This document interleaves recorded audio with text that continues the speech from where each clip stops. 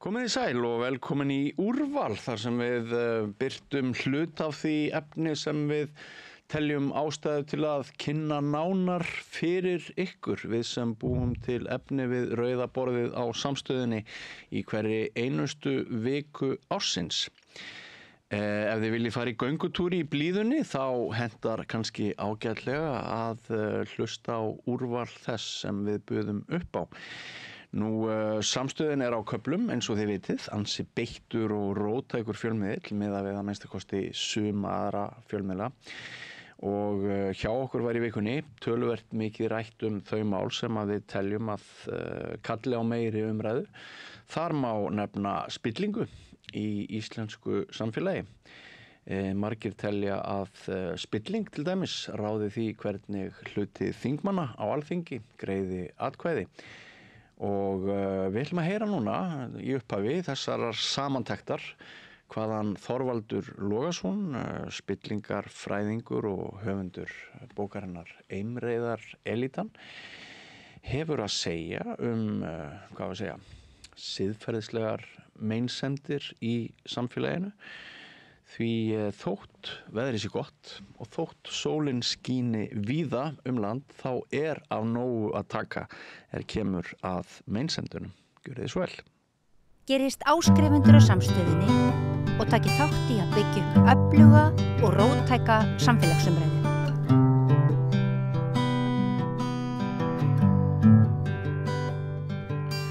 Já, komið þið sæl og blessuð. Ég heiti Björn Þorláksson og á mánudögum þá höfum við svolítið verið að fjalla fjölmiðla, stundum spillingu. Og í dag þá ætlum við kannski að reyna að sameina umræðu þetta, fjölmiðla og spillingu, því stundum nú stutt á milli.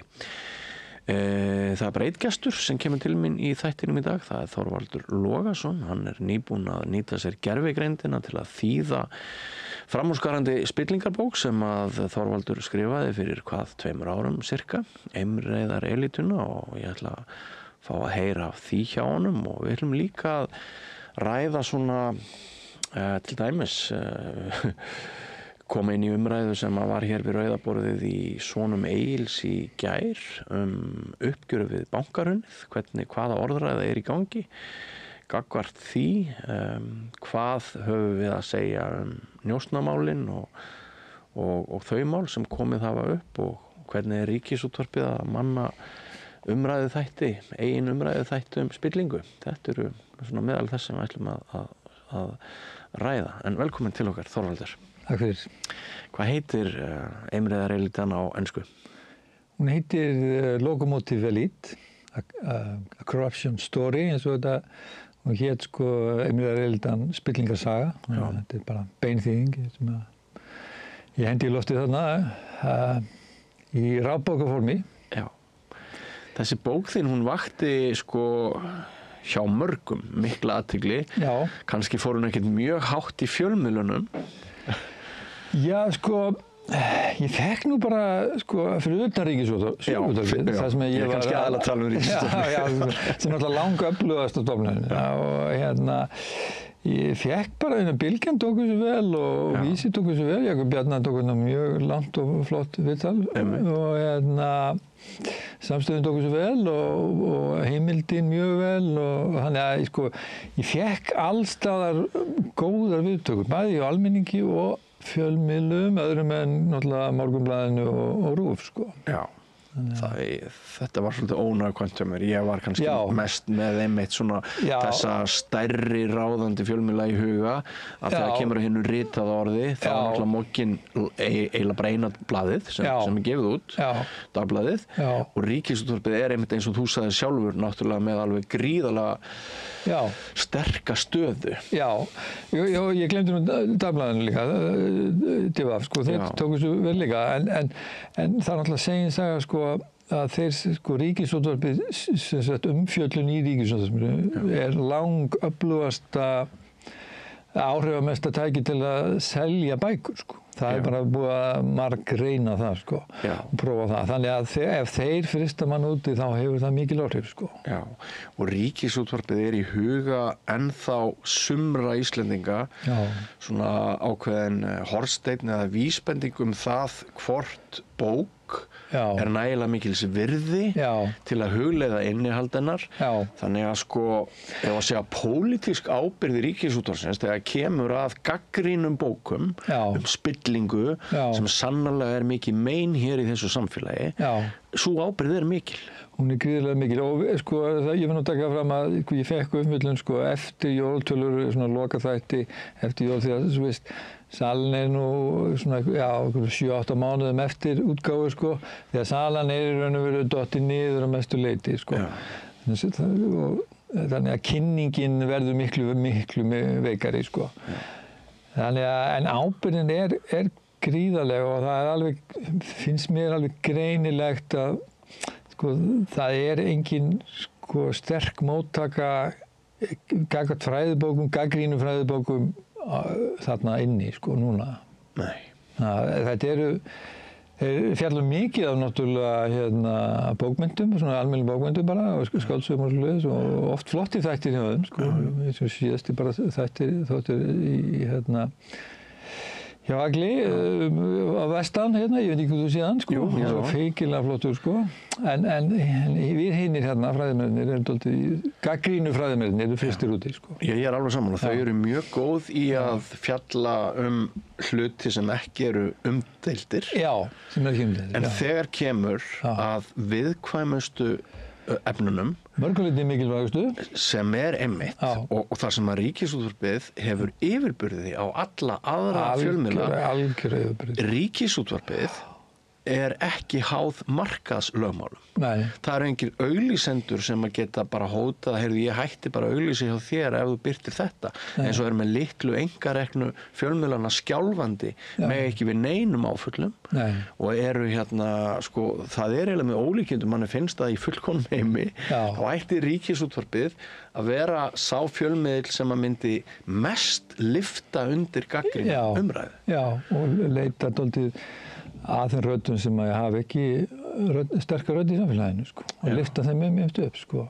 Og ertu sammála mér með það að við höfum séð þróun í þá átt seinni ára að það er eins og þau verða alltaf smeykar og smeykari að fjalla grjóthörð álitaefni. Það var alltaf þáttur spillingu í síðustu viku sem að var samt engin þáttur spillingu. Þetta var hjá Ríkisútvarpinu í Silfrinu á mánudaginn fyrir viku og efnistökin voru svo máttleysisleg og val á viðmælendum það virtist allt miðast við að allt væri öruggt og við myndum svona frekar sko taka pottlokið og þrýsta því niður frekar en að leyfa gufuna að koma upp. Sem var það sem var í gangi fyrir hrun sko. Sem var það. Öll umræðum spillingu henni var haldið niður bara mjög sterkt sko, sérstaklega í Ríkisútvarpinu og Ríkissjónvarpinu sko. Það var ekki vafa það og það var þessi regla sem að kannski við kannski rætt áður með að það mætti ekki fjalla spillingu fyrir kosningar sko, þegar mest liggur á sko. Mikilvægast fyrir kosningar. Mikilvægast umræðum. Að kjósendur fái upplýsta umfjöllun það bara hvaða þingmannsefni séu tengd og spilt. Hvað er skaðlegast samfélaginu eins og við kemur í ljós í hruninu sko. Þannig að og það var sko allstaðar í öllu samfélaginu var þessi stemming að það væri engin spilling og umfjöllunin sko var dálítið skammarlega, það var dálítið glæpur að fjalla spillingu sko. Og hérna síðan kemur ákveðið tímabil eftir hrun sem er mjög öflugt sko, Ríkisútvarpið vaknar og fjölmiðlar vaknar og fáum Kjarnan og svona, það gerist ýmislegt og svo afturför. Blómaskeið. Blómaskeið. Síðan greinilega afturför og menn eru náttúrulega líka að endursemja söguna dálítið mikið sko. Við þurfum að vara okkur verulega mikið á. Við ætlum að koma því aðeins betur á eftir. En ég sem sagt hrósa bókinni þinni, mér finnst bókinni góð, ég las hana á sínum tíma og ég nota hana aðeins hérna sem heimild við mína eigin spillingabók sem mér skilst að ég eigi ekki að ræða í þætti sem ég styrkir sjálfur af hagsmuna ástæðum, sem ég skil alveg. En hérna það er bara svo lítið skrifað spillingu upp á síðkastið, það er erfitt að skilja manns eigin höfundarverk eftir. Maður verður að leita í eigin höfundarverk, það er erfitt öðruvísi. Stundum. Þetta er fræðirit sko. Já. En sko hérna er langt síðan þú fékkst þá hugmynd að þýða hana yfir á ensku? Sko, ég taldi það að ég á enga pening sko, bara með ein útgáfu sem að basla í sjálfur og bara eins og með þessa bók sko. En þannig ég taldi það alveg vonlaust verk sko, að þegar hún það svona fræðilegt eðli, það mikil sig sko, þetta svo stórt umfjöllandi og mjög íslenskt að sumu leyti sko. Þetta hrunið sé eitthvað alþjóðlegasta fyrirbæri sem atburður sem hefur á sér stað og á kannski meiri erindi við heiminn heldur nokkuð annað í nútíma sögunni sko. Þannig að það risastórt sko. En það var sem sagt, ég taldi þetta bara erfitt og ég hafði ekki pening til að ráða góðan þýðanda og svo kemur þessi vitvél, allar þessar nýju vitvélar og ég fer að prófa þetta og þetta náttúrulega, þetta bylting, svo það ekki vafa það. Þetta risastórt, stór byltingi fyrir á svo marga vegu náttúrulega, en fyrir rithöfunda og fyrir fræðimenn sem að hafa ekki sterka útgefendur heima fyrir það úti, þá þetta bara algjörlega einstakt því að þessi vél, hún þýðir, sko, þó því til þessum bara ágætur í ensku, sko, þá treysti mér ekki til að skrifa texta af þeim gæðum sem að við skrifum á íslensku í bókunum, hérna almennt, sko, held ég. En svo prófaði þetta og útkoman bara með ólíkindum, sko. Hann skulle skilja íslensku svona vel, skulle þýða hana svona vel. Það alveg makalust, sko. Þannig að þú byrjar bara á því að henda öllu skjalinu í hana? Nei, það nú, eins og vandi, þetta ekki þannig? Nei, því miður. Það var í draumaveröld, sko. Ef við kendum það, og kannski eru þessar sko, þýðingastofur hérna konum með svoleiðis, sko. Þannig ég velti fyrir mér, sko. Af því að þetta svo eftirsótt tæki, þá hefur maður ekki, svo ég upplýsi nú áhugasamar fólk það, að þá hefur maður ekki aðgang að nema, sko, maður verður að mata hana bara síðu fyrir síðu nánast, sko, bara nokkra síður. Já, það svolítið. Já, og því að jafnvel þó ég sem keypta aðild að þessu, þá tekur hún ekki við ykkur rosa miklu, af því að, sko, hún krassar stundum á heimsvísu, sko. Vélinn, sko, af því að það svo margir sem vilja nota hann. Hvaða forrit nákvæmlega ertu að nota? Ég nota með ChatGPT og það náttúrulega þetta minnstalega sem kom kannski fyrst var stæðst, sko, en svo kínverska síður og það fleiri að koma út allt, sko. En hún algjörlega mögnuð í þýðingunni, sko, og það ég fylgdist bara að vera að þróa þetta, ég notaði fyrst 3,5 og svo þetta ég bara fara aftur, komum 4 og það komum 4 og ég þurfti bara að láta hann aftur því að maður sá mismuninn hvað hann að bæta sig í þýðingum og skilningurinn bara með ólíkindum en maður þarf að mata þetta svona síðu fyrir síðu og fara svo vel yfir því að hún getur stundum sko skálda bara eitthvað sko. Og hún getur bara bætt sko að því að við erum í svo viðkvæmum málum að það þarf að hafa allt upp á 100% sko.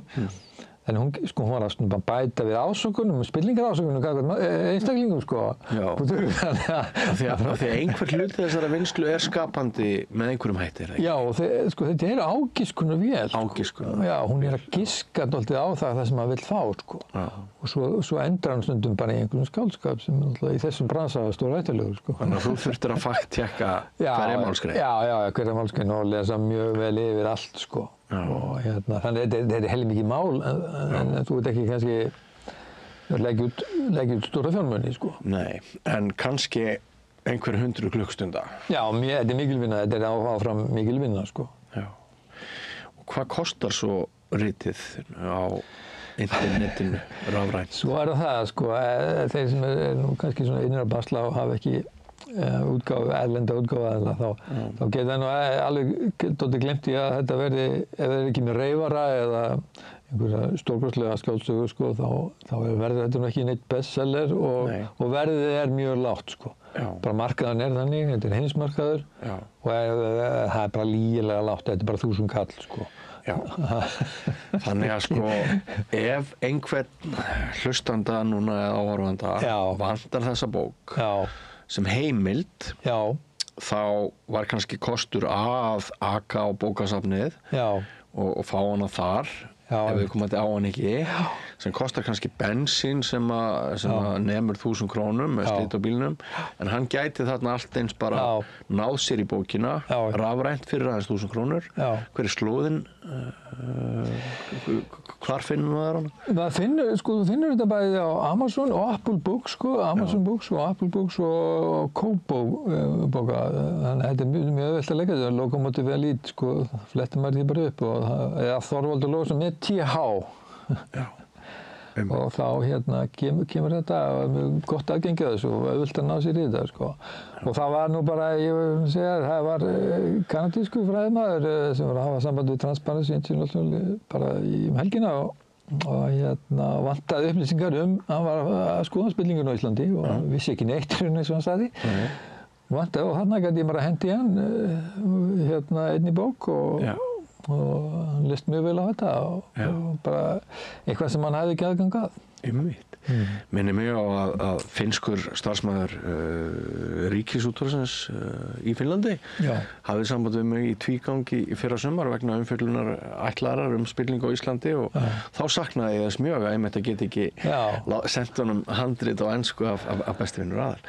Það er kannski mest tilgang þarna bara þetta sé aðgengilegt. Þetta verður ekki stórkvöldið sala en fræðimenn og einstaklingar sem vilja fræðast Ísland, þetta læri mikið af þessu.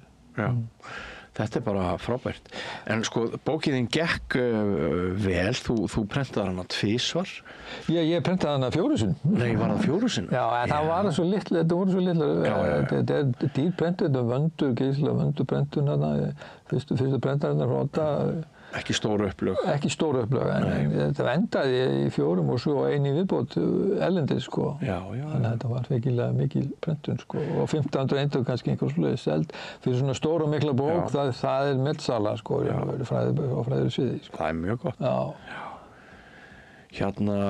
Ertu með eitthvað framhald í kollinum? Ég er ekki með neitt framhald í kollunum. Ég hef ákveðið samband við erlenda aðila sem hafa tekið mjög vel undir að skoða þetta. Bæði í Hollandi, Bandaríkjunum, Svíþjóð, Bretlandi. Ekkert svona til að upplýsa núna. Nei. En Ríkisútvarpið spurði í forundran fyrir slettri viku, er einhver spilling á Íslandi? Og Við erum ennþá þarna, Við erum ennþá þarna. Það er ennþá einhver hluti þjóðarinnar og þar á meðal fólk sem vinnur við fréttir sem vill trúa því að við séum miklu saklausara og betra ríki, geðfelldara ríki heldur en við erum.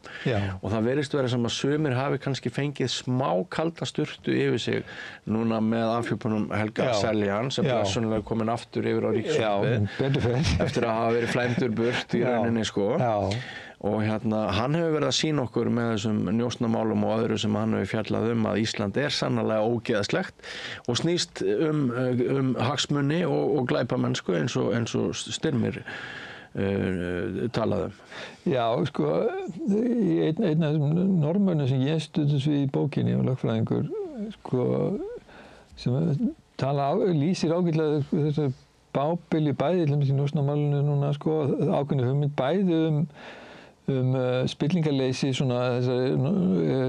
þessari skandinavísku velferðarsamfélaga og spillingarleysi lögfræðinga.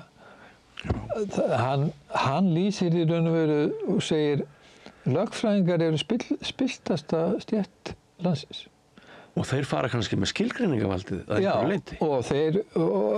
En við heyrum það allir með því þetta í Ríkisútvarpinu, þessu umfjöllun Helga Seljans og viðbröðum við njósnamálinu að lögfræðingar tala dálítið sjálfan sig og þetta sé alveg ótrúlegt að lögfræðingar, lögmenn og það er bara neyslist-tótt eins og látið eins og að þessi stétt sé alveg sérstaklega varkár og heiðarleg. Meðan þarna er norskur lagaprófessor sem segir bara þetta er bara spiltast að stjætla Veit ekki af því kannski? Nei, það er náttúrulega hluta vandamálinu þú horfir ekki það er hluta vandamálinu og þeir sleppa meira minna allir bara í hrunnu og geta tekið dómarasæti þrátt fyrir að hafa afskrifað sér á sjálfum sér gríðarlega skuldir bara í embætti, Kaupþingi og annars staðar Er ekki líka staðreynd að við horfum mjög í gegnum fingur við endurskoðendur? Jú, og ég tók nefnt eftir hérna þætti í samstöðinu að segja öflugum þætti hérna í gær. Já, Sínar Egils. Jú, ég mitt fyrir maður rugglast náttúrulega hérna, sem sagt, þá vorum við að tala endurskoðendur, við vorum að rífast það hvort endurskoðendur hefðu verið dæmdir og það eru tveir dæmdir og aukaaðilega fyrir smábrot sko. Ekki smábrot en fyrir sko, miðað við það sem var að gerast. Já. Og bara til að svara þeirri spurningu sem var að reyna að svara í gær, þá er það bara alveg klárt að meira minna allir, eins og Ásgeir Brynjar sagði, meira minna allir endurskoðendur sluppu ótrúlega sko. Og þarna voru, og það var aðrir endurskoðendur lýst í blaðagreinum að þarna voru gríðarleg brot endurskoðenda á ferðinni og það að allir þeir hafi sloppið gerir það verkum að brýtur niður forvarnir á Íslandi gagnvart slíkri spurning og þeir spurðu, ég man ekki orðrétt, en þeir spurðu bara hvort að menn væru þá ósagnæmir gagnvart meiri háttar brotum á endurskoðunarlögum, lögum endurskoðun sko. Og það er grafalvarlegt mál. Hinn sauðsvarti almenningur slapp ekki. Nei, hann fékk sko allt á herðarnar. Heldur betur. En það eru mjög elitísk það er elitískur munur á því hvaða stéttir sluppu sýnist manni þegar í uppgjöri hrunsins. Þú sem ert sérfræðingur í þessu eftir þína bók, ertu ekki sammála því bara? Jú, algjörlega sammála. Og það eru tvær stéttir til dæmis, endurskoðendur og lögfræðingar, sem er algjörlega ótrúlega sko. Og það er og maður sér það til dæmis að umfjöllunum þetta njósnamál núna. Það er áframhaldandi vandamál af því náttúrulega þeir eru búin að búa til einhverja helga mynda sjálfum sér, lögmenn. Ef menn hefur tekið lögmenn, sko þeir koma að meira minna öllum þessum svikasamningum, markaðssvikunum og öllum þessum liar's loan, eins og William Black kallaði það, lega lán í raunveru sem átti aldrei að greiða tilbaka. Sko lögfræðingar sitja alltaf um borðið. En þeir bera enga ábyrgð á því sem eru að gera sem fræðimenn eða sem lögmenn og svo framvegis. Gagnvart þessum atburðum öllum saman og sjáum bara hversu helga myndir hafa að sjálfum sér. Það er verkið á kafi í þessum spillingamálum. Sko. Já, það er kannski ágætt að árétta það þessum tímapunkti að það er ekki frétt að lögmaður standi sig vel. Við gerum ráð fyrir því að lögmenn eins og aðrar starfsstéttir standi sig vel. Við erum að tala um þann hluta lögmanna sem hreinlega þetta eru fúskarar, þeir eru spilltir, þeir láta glepjast af tíðaranda sem færir þá úr góðum vinnubröðum yfir í vond og jafnvel glæpsamleg vinnubröð. Og við ætluðum að draga mikinn lærdóm af þessu hruni, en af því að þú varst að tala um þáttinn í gær Síni Egils, í seinni hlutanum þá heyrði ég ekki betur, en þar væru bara mættir einhverjir fulltrúar sem væru að endurskrifa söguna sjálfum sér í hag og ákærendum í óhag. Og þeim sem að leituðu réttlætis og vildu réttlæti, nú er svolítið verið að segja okkur þá sögu, þrátt fyrir allt, að það hefur verið gengið allt og langt í norna veiðum.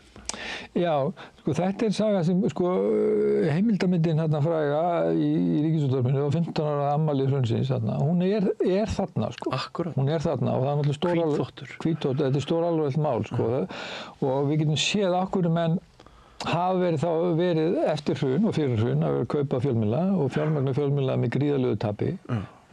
Það er þá bæði Björgólfur Thor og Hann Westman og aðrir náttúrulega útgerðin og svo framvegis. Þannig að menn hafa smá saman og við erum kannski komin á þessu 15 ára afmæli þarna. Þá erum við komin á einhvern stað þar sem menn telja sig geta endurskrifað, komni nóg langt frá, ekki til að gera þetta heiðarlega upp eins og held ég við vorum að reyna að gera það, heldur til þess að endurskrifa söguna. Við erum á þeim staðdóldi núna þess að menn telja sig geta gert það. Á það vegu og ég heyrði það hérna í gær, þessum ágæta þætti, að andrúmsloftið fyrir hrun hafi verið með svona útrásinni og vingar og þessari skuldsetningu og góðæri og þessari of æði öllu saman.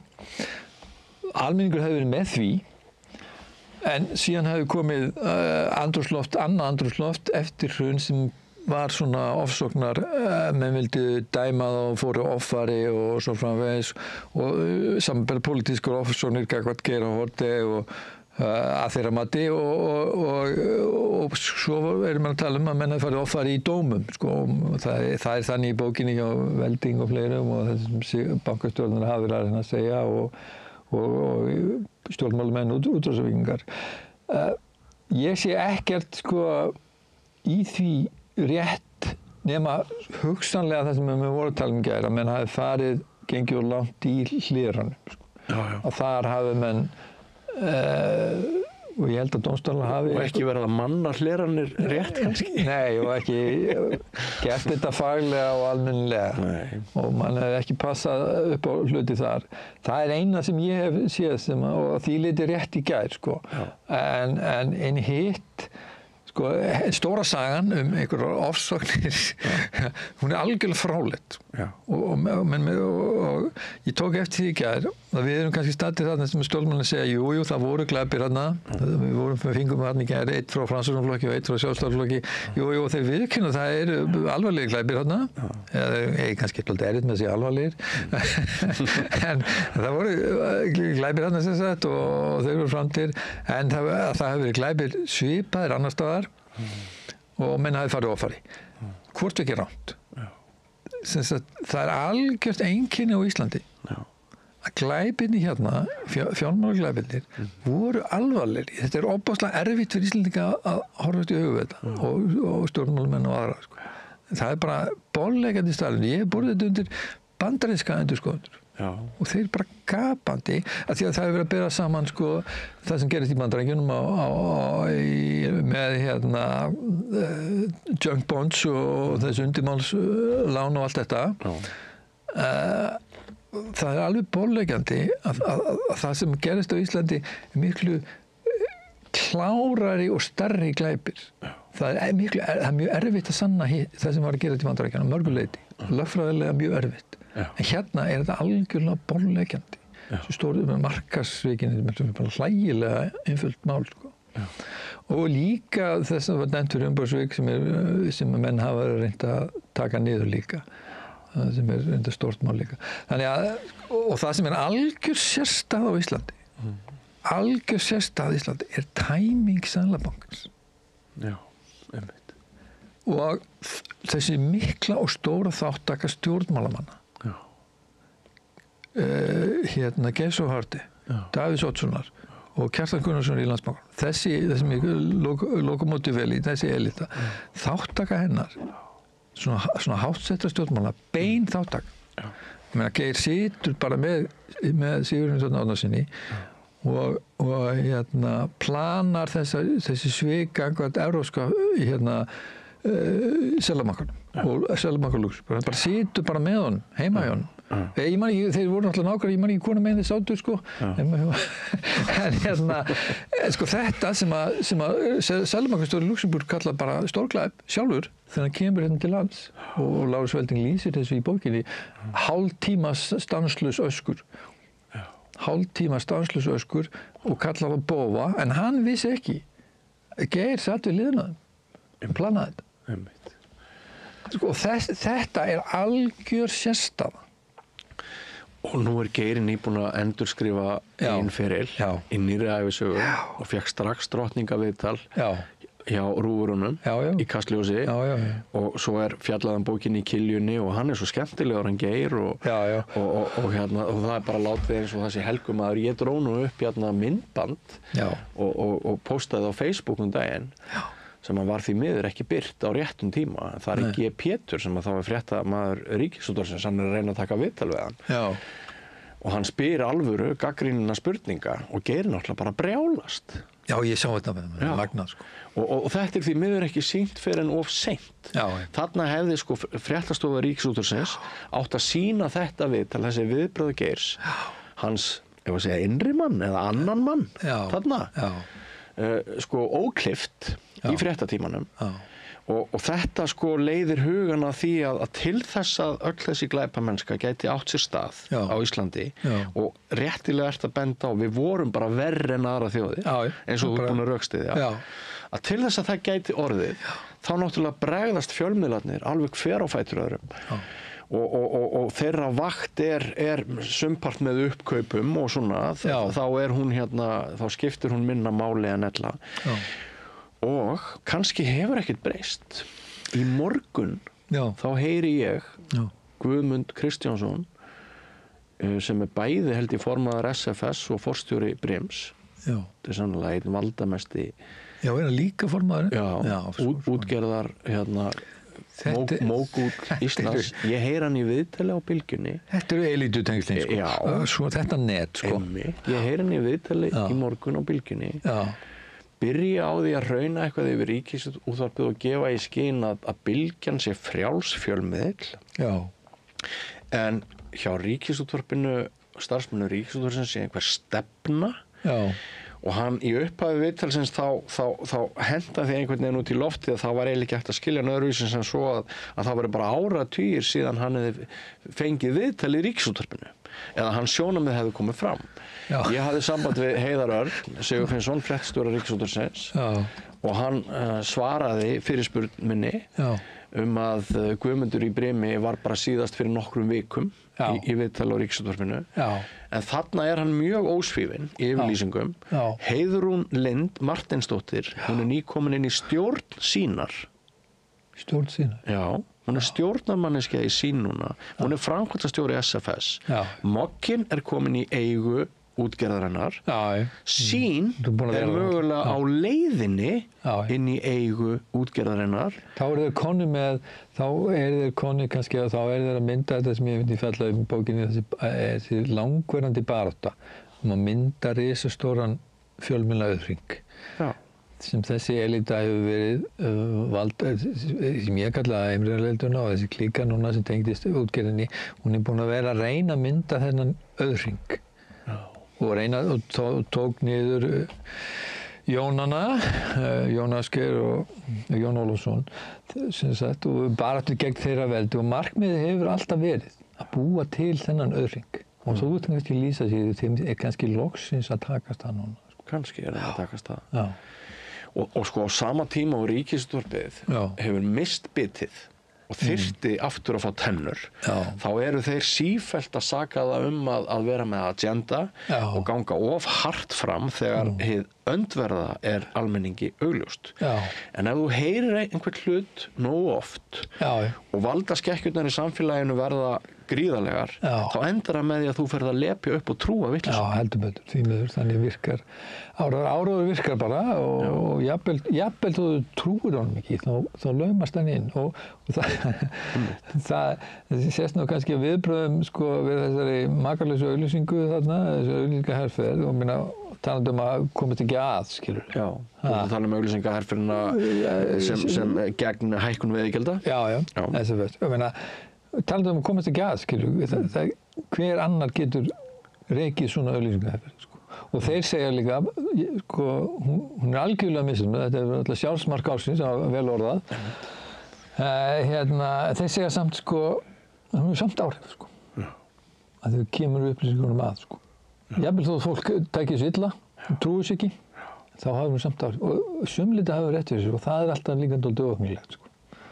Það er líka bara mjög óhugnilegt að sko völd útgerðarinnar sé orðin svo mikil að það sé ekki bara það að sko það séu dæmi að útgerðarmógúlar hundelti fólk vegna skoðana þeirra, til dæmis sá sem að gagnrýnir eitthvað í sjávarútvegi og er starfsmaður hjá stórum útgerðarfyrirtækjum, hann þarf ekki að kemba hærurnar í starfi. Nei.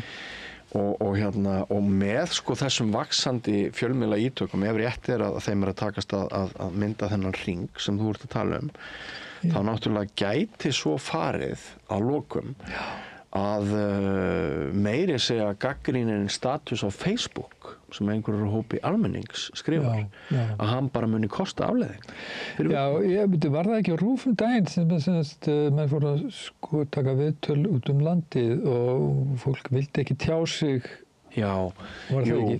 Í sjálfblásum? Jú, það kom fram hjá þeim í svona bara framhjálaupi að vegna hagsmuna og tengsla við útgerðina út úr landi þá er fólk íbúar landsbyggðarinnar mjög tregir að tala um þetta frumvarp.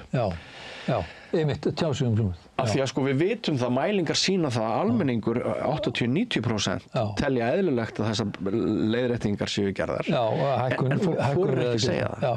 Vegna þess að mókularnir eru með stóran hluta af íbúum landsbyggðanna í vasanum. Ég þekki það ágætlega. Ég bjó 25 ára á Akureyri. Ég heyrði Samherja og fann Samherja náttúrulega anda ofan í hálsmál íbúana. Ég var sjálfur alinn upp í sjávarútvegsplássi og það var nú ekki orðið einhverjum þá sko en maður þekkir alveg aflið sem að þessi fyrirtæki hafa sko og gríðarlegt afl sko yfir samfélaginu og þetta er algjörlega ráðandi aðilar sko. Þannig að og það sem er að gerast náttúrulega Alþingi núna er náttúrulega þetta er það sem menn eru að vera stöðva þingið í sinni vinnu þetta er ekkert annað, þetta er bara stöðva lýðræðislega framgang mála á mjög grófan hátt með málþófi sem er öfgafullt og sko það sem ég rakst á mínum rannsóknum sko sem eftir hrun og lýsir þessu núna sko það er til dæmis margir, ég veit að það eru margir sjálfstæðismenn sem bara sáttir, finnst þetta ekkert öfgafullt þessi hækkun veiðilagjalda og margir framsóknarmenn eru það líka og svo framvegis. En það sem að einkennir þetta og maður tók eftir 2013, það sem þeir gengu alveg ofboðslega langt líka, þeir fóru í sko reyndu í leynilegu samráði að fá verkfallshreyfinguna í allsherjar vinnustöð og þóttust vera í einhverju samráðsveldi það sem að vinstristjórnin lét plata sig í samráðsferli og það því hann skildi ekki andstæðingarna sem er að fást við og það sem ég er að segja, andstæðingarna sem er að fást við, þessi kvótaveldi, lénsjaraveldi í raun og veru, það er ofboðslega forhert. Þannig að sko, þetta sem gæti verið bara sáttatillaga, skilur þessi frekar hófara veiðigjaldshækkun. Alls ekki langt gengið. Það samt ráðist á það af ofboðslegri hörku. Og það er þetta sem að einkennir sko og er pínlítið óhugnilegt þetta eðli sko. Það er óhugnilegt. Að þetta sé svona grimm sérhagsmunagæsla og hún er grimm eins og ég lýsi í bókinni það sem er rángtúlka beita fyrir sér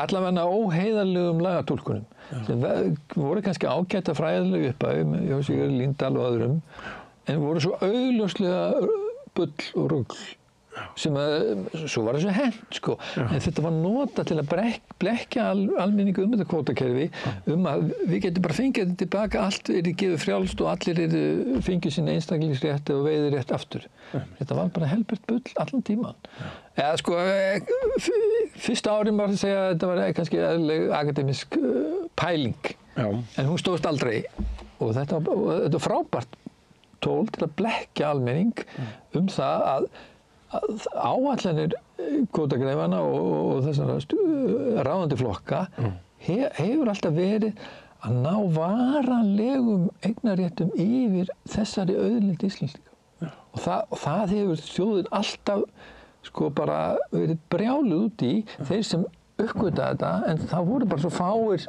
nú að snemma. Og það er sko á einhverjum tímapunkti verður frekjan eiginlega bara skefjalaust ofbeldi. Núna eru þessi gæjar búnir að þeir hafa verið svona untouchable svo lengi. Eiginlega alla götu frá því að þeir sigldu öllum flótanum í land þarna eftir hrun. Og hafa síðan grætt á táfingri núna mörg ár í röð. Alveg brjálaðislega fjármuni á hverju ári. Þeir verða frekari og frekari. Peningarnir sem eignast fara stóru leyti í uppkaup á öðru atvinnulífi en því sem er tengt sjávarútvegi sem skiptir mjög miklu máli vegna þess að þá er alltaf fleiri og fleiri Íslendingar háðir geðþótta þessara gæja. og það brýtur niður samkeppni og það einmitt hluta því að margir sjálfstæðismenn og framsóknarmenn og margir í viðskiptalífinu eru orðnir reiðir, sko. Já. Þeir vita að þeir eru aldrei öryggi með sitt fyrirtæki, þetta er óheiðarlega, því að það er einhver aðili sem getur fengið bara auðlindarentuna og nota hana til að fjármagna meðan þeir þurfa sko lána okkur vöxtum til að reka sitt. En þóttir séu reiðir, þá eru þau líka svo hræddir að þeir þurfa bara svona hvísla, ég er reiður við eldhúsborðið með Magga sína. Ég er reiður, ég þori samt ekki að segja það upp átt. Það kemur ekki mikið upp átt. Nei, sko, vegna þess að staðan er orðin slík. Þess vegna held ég að þetta veiðigjalda frumvarp núna og þessi heljarslóða orrusta sem er í gangi og verður í gangi á milli, ég ætla bara að segja það upp átt, á milli afla sem sumpart virðast hafa spilst verulega á milli þeirra og hins vegar hérna einhverja svona umbóta sinna og hún snýst ekki bara veiðigjöldin, hún er tákgræn. Þetta er svona, þetta er eiginlega síðasta von, síðasta úrræði stjórnmálafólks til þess að segja aðeins til að byrja með bara hingað og ekki lengra. Og ef sko þessi mér líkur við að setja sér tákgrænir peningar sko, sem nást þarna frá þeim, að ef hún vinnst þessi orrustöða, þá getur það snúið leiknum. Og það er gríðarlega mikilvægt að sjá það í Bandaríkjunum, hvað er óhugnilegt, hvað hlutinni gerast hratt, við búum með einhverja lýðræði og lýðræðisfyrirkomulag. Þetta á að vera leiðandi lýðræðisríki í heiminum og augabragði. Allt í bara handaskóla. Og það er bara komin einhver valdshyggju brjálæðingur þarna og hann getur gert eins og með sömu aðferðafræði eins og ég lýsi í raunveruleika það er að brjóta niður checks and balances sko. Brjóta niður allt aðhald, hvort það er ná tökum á Hæstarétti, ná tökum á fjölmiðlum, brjóta niður embættisvaldið og faglega stjórnsýslu og allt þetta. Og þetta gerist, sko, það er bara nokkrir mánuðir, það er bara nokkrir mánuðir, þetta er óhugnilegt og hluta þessu er svo greinilega einmitt þetta, þessi misskipting auðs og það eru menn sem eru og sameiginlegri auðlind okkar allra. Og það eru menn sem eru orðnir svo ríkir, þeir bara missa all tengsl við veruleikann og fara bara að hegða sér bara eins og bóvar út í eitt. Það er það sem gerist og þetta gerist út allt. Og sko það er annað sem er dettur í hug núna að við höfum hneykslast á að hægri hönd Bandaríkjaforseta sé Musk og einhverju svona ríkustu gæjarnir. En hver er staðan hérna heima á Íslandi? Hafa ekki verið ríkustu gæjarnir sem hafa verið næstir forsætisráðherrum hérna liðins tíma? Er ég ómikið? Er hún að laga mikrofónin? En hefur það ekki verið bara þannig hér? Hefur ekki Bjarni Benedikts, var hann ekki sjálfur afsprengi hérna auðmanna og hafi ekki alltaf verið auðugustu móngúlar landsins, meir og minna, þétt við hlið forsætisráðherra hér? Nú trúum maður því að það sé ekki alveg sú staðan með Kristrúnu. Hún ber allavega einhverju leyti ennþá hérna, hún nýtur þess að sko eins og Aston Lauer sagði vald spillir, algjört vald gerspillir. Hún er ennþá það ung í starfi að við getum ætlað okkur það að núverandi stjórnar meirihluti sé minna spiltur heldur en meirihluti sem væri búin að vera óslítið við völd áratugum saman. En sko þeir eru margir möskrarnir hér á Íslandi. Mikil ósköp. Og við náttúrulega, sko, samfélagi hjá okkur, lýðræði samfélagi þróaðist náttúrulega miklu seinna heldur en annar staðar og það sem er náttúrulega einkenni og vaktið kannski furðu mína og marga annara þegar við varum að tala um þetta óspilta Íslanda, þetta einmitt þetta samband sem við erum að tala um milli auðmanna og stjórnmálana, þetta var bara, það var bara engin munur. Það ég meina, hvort maður er Tórsveldi eða einhver Hábeinveldi. Sko, Davíð Oddsson satt bara sem fundastjóri Eimskips sem var höfuð Kolkrabbans, skilur. Og þegar hann er kosinn formaður, held ég, Sjálfstæðisflokksins, þá er hann bara með menn, held ég, sko, stjórnarformann eða framkvæmdastjóra Eimskips held ég við borðið, held ég, ef ég man þetta rétt, sko, og svo Brynjólfur Bjarnason við hliðina á honum sem, sko, sem sagt, valdið er alveg, sko þessi tengsl á Íslandi og þess vegna er svo gott að rannsaka spillingu á Íslandi, þeir eru svo gjörsamlega borðleggjandi augljós og þetta sáu menn í Skandinavíu, sko. menn sá þetta í Skandinavíu, það sem Ásgeir var að gæra hvað menn voru vakandi í Skandinavíu og héldu sig frá eitruðum samskiptum hérna á Íslandi, að þeir vissu alveg þessi nánu tengsl stjórnmála. Ásgeir Brynjar, ritstjóri vísbendingar. Já, hann átti góðan leik í gær. Hann átti góðan leik. Ég ætla að hrósa Gunnari Smára líka fyrir það hvernig þeir voru að reyna að vinda ofan á þessari söguskoðun sem virtist vera að fæðast. Já, hún virtist vera að fæðast. Hún fæddist nú kannski aldrei alveg. Allt snýr á haus. Í eftirmálu hrunsins. Já. Og Íslandsbanka, veist, það var fjallað minni Íslandsbankamáli í gær og það sýnir okkur líka hversu stutt við erum komin, sko. Og hvað við erum endalaust að vandræðast með einkavæðingu.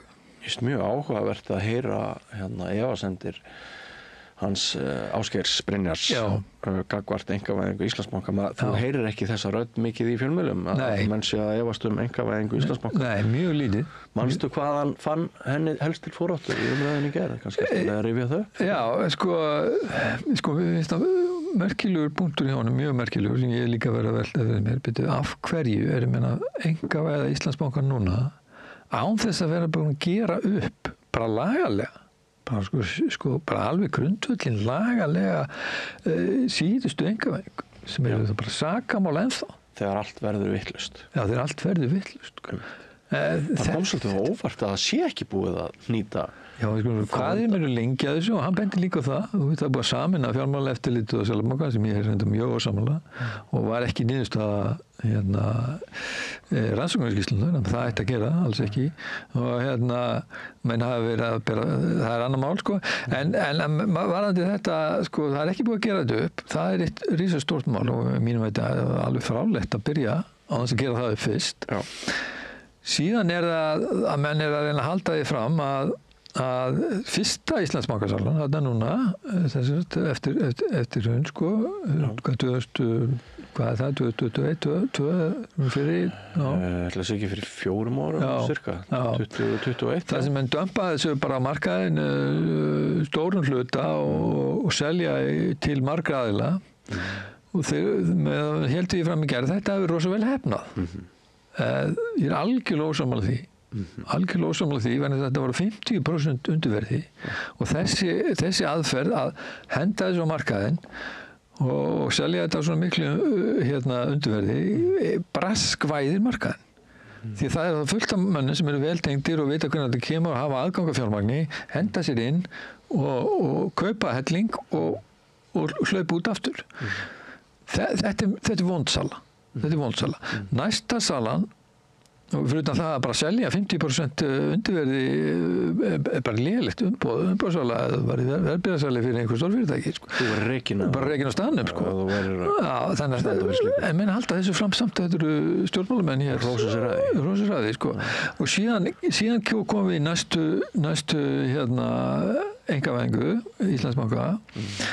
Og þar menn að segja, já, verðið er gott, það er rétt, þetta var mjög gott verð. En þar menn ennþá í svona frösum sem hafa verið í gangi til löngu fyrir hrun. Og líka þessi frasa sem að selja þetta bara að því að svo margir að kaupa, að það sé frábært. Ekkert að þessu stendst, en svo voru menn með þá hugmyndum að það gefa afslátt til að örva markaðinn. Þetta var líka fyrir hrun. Menn notuðu þetta sem afsökun. Til að selja ríkisfyrirtæki undir þeir. Það fyrir bara hrollur niður rykksúluna þegar maður heyrir þessi sömu gömlu rögg. Þú eru að örva markaðinn. Ég skrifaði það í bókinu, þú þarft ekkert að örva markaðinn á Íslandi. Þetta er bara fyrir þróunarlönd. Þetta er, sko, þú þarft bara góðar upplýsingar, heiðarlega sölu og gott fyrirtæki. Og síðan sér bara markaðurinn sjálfan sig. Þú þarft ekki, ríkið þarf ekki að gera þetta afslátt. Nei. Með toppvöru, algjörlega toppvöru, þú veist að allan þvílíkan gróða business sem þú ert að selja.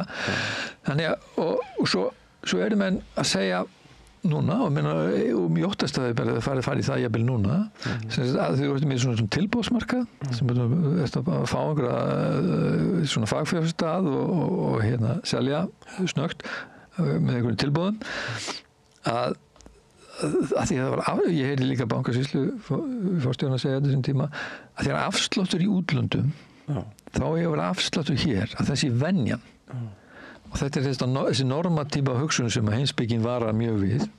Það að segja, þú ert með eina reglu fyrir allan heiminn, raun og veru. Það var að horfa, við erum með mjög sérstaka bankamarkað, bara algjörlega einstakant, því að það er engin almennileg utanaðkomandi samkeppni. Þeir eru með belti og axlabönd, þeir eru með veðtryggingu hérna, stórgræða hérna í vernduðumhverfi. Það þýðir það, þú verður að nálgast þetta þannig.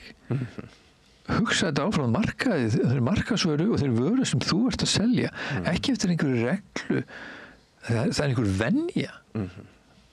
Við með toppvöru, einstakar aðstæður, einokun, hugsa þetta úr því, þá gefur ekki neitt afslátt nema rauðan döðan, sem kemur út að ljósa að þessir erlendu aðilar sem áttu að vera beita fyrir, þeir náttúrulega voru ýmist ekki til staðar, hugsanlega bara gamalt fé úr runnu sem kemur erlends frá, eða bara menn innleysa áhættulausan hagnað sem er algjört no-no í þessu. En það sem mér finnst ekki athyglisvert með Íslandsbankasöluna er að núna eru komin ríkisstjórn sem gerir þetta bara nákvæmlega sem ég lýsi þetta í bókinni, tillöguna sem ég held að sé, ef við tölum spillingarrannsóknir og verðmæti þeirra, svo að það sé ekki formlega sagt hvernig á að segja, spillingafræðum, hvernig á að selja banka. Þá er þetta tillaga sem er núna fyrir, eða var uppalega tillagan allavega, að selja þetta markaði, setja sér, ég held að þið séu með það að þið setja sér ákveðið lágmarksverð og selja þetta yfir dálítinn tíma, ekki henda þessu öll út, ekki selja þetta hratt, heldur selja þetta bara og hætta þá að selja ef verðið er ekki nóg hátt. Ég held alltaf að fara þetta svona, og ef maður verðmæti kannski spillingar að segja þetta veldur stórskaða, við höfum ágæta reynslu af þessu. Og þeir virðist vera að fara í þessa leið núna, en það eru gerðar eins og var gerðist með alla einkavæðingu. Það voru gerðar einhverjar breytingar frá fyrstu tillögunni. Á Alþingi núna, stundum er þetta bara ráðherrar sem grípa inn í, og Bjarni Ben breyti til dæmis upphaflegu bankasýslu tillögunni, virðist vera, í síðustu einkavæðingu til hins verra, þannig að þessi afsláttur kom inn gagnvart eldaðalunum sem var bara fals, hún búk allavega, þannig að það er spurning núna, ég er ekki alveg búin að átta mig á því hvað felst í þessum breytingum þennan tilboðsmarkað sem var ekki inn í upphaflega. En ég ger mig vonur við þurfum að fá svar í því, og almenningu þarf við þurfum alltaf að fá svar af hverju er þetta breytast, hver er komið með puttan í þetta. Og en grundvallar hugmyndi þarna held ég að sé það langbesta sem við séð í einkavæðingu hingað til, og þetta sé rétt aðferð.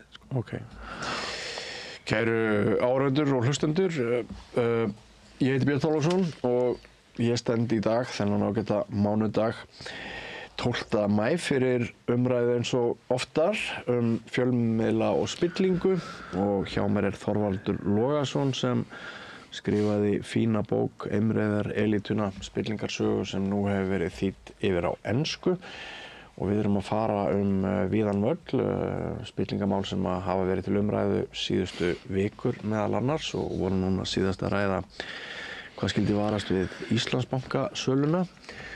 En Þorvaldur, það sem hefur verið kannski nýtt, getum maður sagt, í spillingarmálum þjóðarinnar svona á götuhorninu umræðulega, það eru spilltar löggur. Auðvitað höfum við alltaf vitað að það eru spilltar löggur á Íslandi, en þetta eru svona dálítið svona svakaleg dæmi sem að hafa birst okkur, að jafnvel bara lögga einhverju umferðavakt, hún sé á milli þess sem hún lyftir einhverju gylfu og sektar þig fyrir ofraðan akstur, þá sé hún bara í einhverju njósnastarfsemi fyrir einkafyrirtæki, og þetta er sannarlega ógeðslegt. Það er eitt sem að mig langar til þess að vara við, og það er að við erum að tala á hann að leiðrétta umræðina. Já. Ég held að þessi atvik sem hafa verið dregin fram, þau mega ekki enda einmitt í því að þetta séu einhver algjör undantekningatilvik sem að við ættum ekki að taka neitt mark á. Ertu ekki sammála því að þetta er bara hluti af íslenskum veruleika sem aldrei hefur verið neitt skárri heldur en annar erlendur veruleiki í öðrum erlendur ríkjum, þrátt fyrir að sumir okkar séu alltaf að reyna að lyfta okkur á kostnað annarra þjóða. Ég held reynda samkvæmt svona þessum mælingum og könnun þá hefur þetta verið yfir skára á Norðurlöndunum almennt. Mennur lögregluspilling? Já, lögregluspilling. Bara spilling lægri settra embættismanna. Þessi maður á götunni. Embættismaðurinn á götunni og það er ástæðan fyrir því að menn hafa lifið þeirri blekkingu að við verðum miklu minna spilt þessi embættismaður. Hann er minna spiltur samkvæmt svona könnunum. Af því við erum með aðra tegundaspillingu, við erum ekki með mútur, við erum ekki með peningaumslög, ekki mikið af því. En þetta er reyndar mútur, sko. Já, reyndar. Þetta er mútur, sko. En við erum ekki með mikið af þessu. Samkvæmt könnunum. Það er frekar lítið, sko. Þetta er frekar lítið þarna. Þannig að við getum hrósað okkur af því, en þetta er gríðarlega alvarlegt og viðbrögðin líka voru mjög merkileg. Þess að hlupu í vörn og fyrir með mikill vörn fyrir lögreglumannin og menn alltaf voru fyrst alltaf að tala þetta bara svona sem svik við lögregluna og þetta á ekki vera svona eins og var sagt inn í gær. Nei, við vitum öll að þetta er svik, við vitum öll að þetta á ekki vera svona en af hverju segja mann ekki, halló, þetta er mútur. Það er verið að múta lögreglumanni. Hvenær kom það? Hvenær kom þetta orð mútur fram? Það búið að fellum þetta heilengi en menn veigra sig að nota orðið mútur sem blasir við. Og þetta er vandan við umræðinu spillingu og viðurkennu spillinguna. Menn fara við sást nú viðbröð lögreglumanna bara, ég var ekki hvort það var félag lögreglumanna eða það var mistök. Já, og svo fara menn í einhverja tilfinningar, sorg í hjarta. Sorg í hjarta, jú. Málun og draumi. Það er alveg eðlilegt í sjálfu sér, en fyrstu viðbrögðin verða að segja, bara, þannig er brot, þannig er bara mútur. Og þannig er mjög gríðarlega alveg inngripin í líf manna og brota á persónuvernd og persónuverndarlögum. Það hefði átt að vera fyrstu viðbrögð. En það var ekki, sko. Svo var annað sem ég hef aldrei skilið í íslensku samfélagi. Að ég trú á það að allir eiga að fá annan séns. Algjörlega. Afbrotamaður. Alveg, klárlega. Geta komið út úr fangilsi og fengi vinnu og allt það. Endilega. En það er oft hér í þessu ríki okkar allt og mikill séns gefinn gagnvart siðleysi. Og þú færð aðeins og mörg tækifæri sem siðleysingi. Nú ætla ég til dæmis allavega gegnum alvarlega allavega gegnum hvítflipaglæpum allavega. Já, í gegnum þá en það nær líka neðar sko.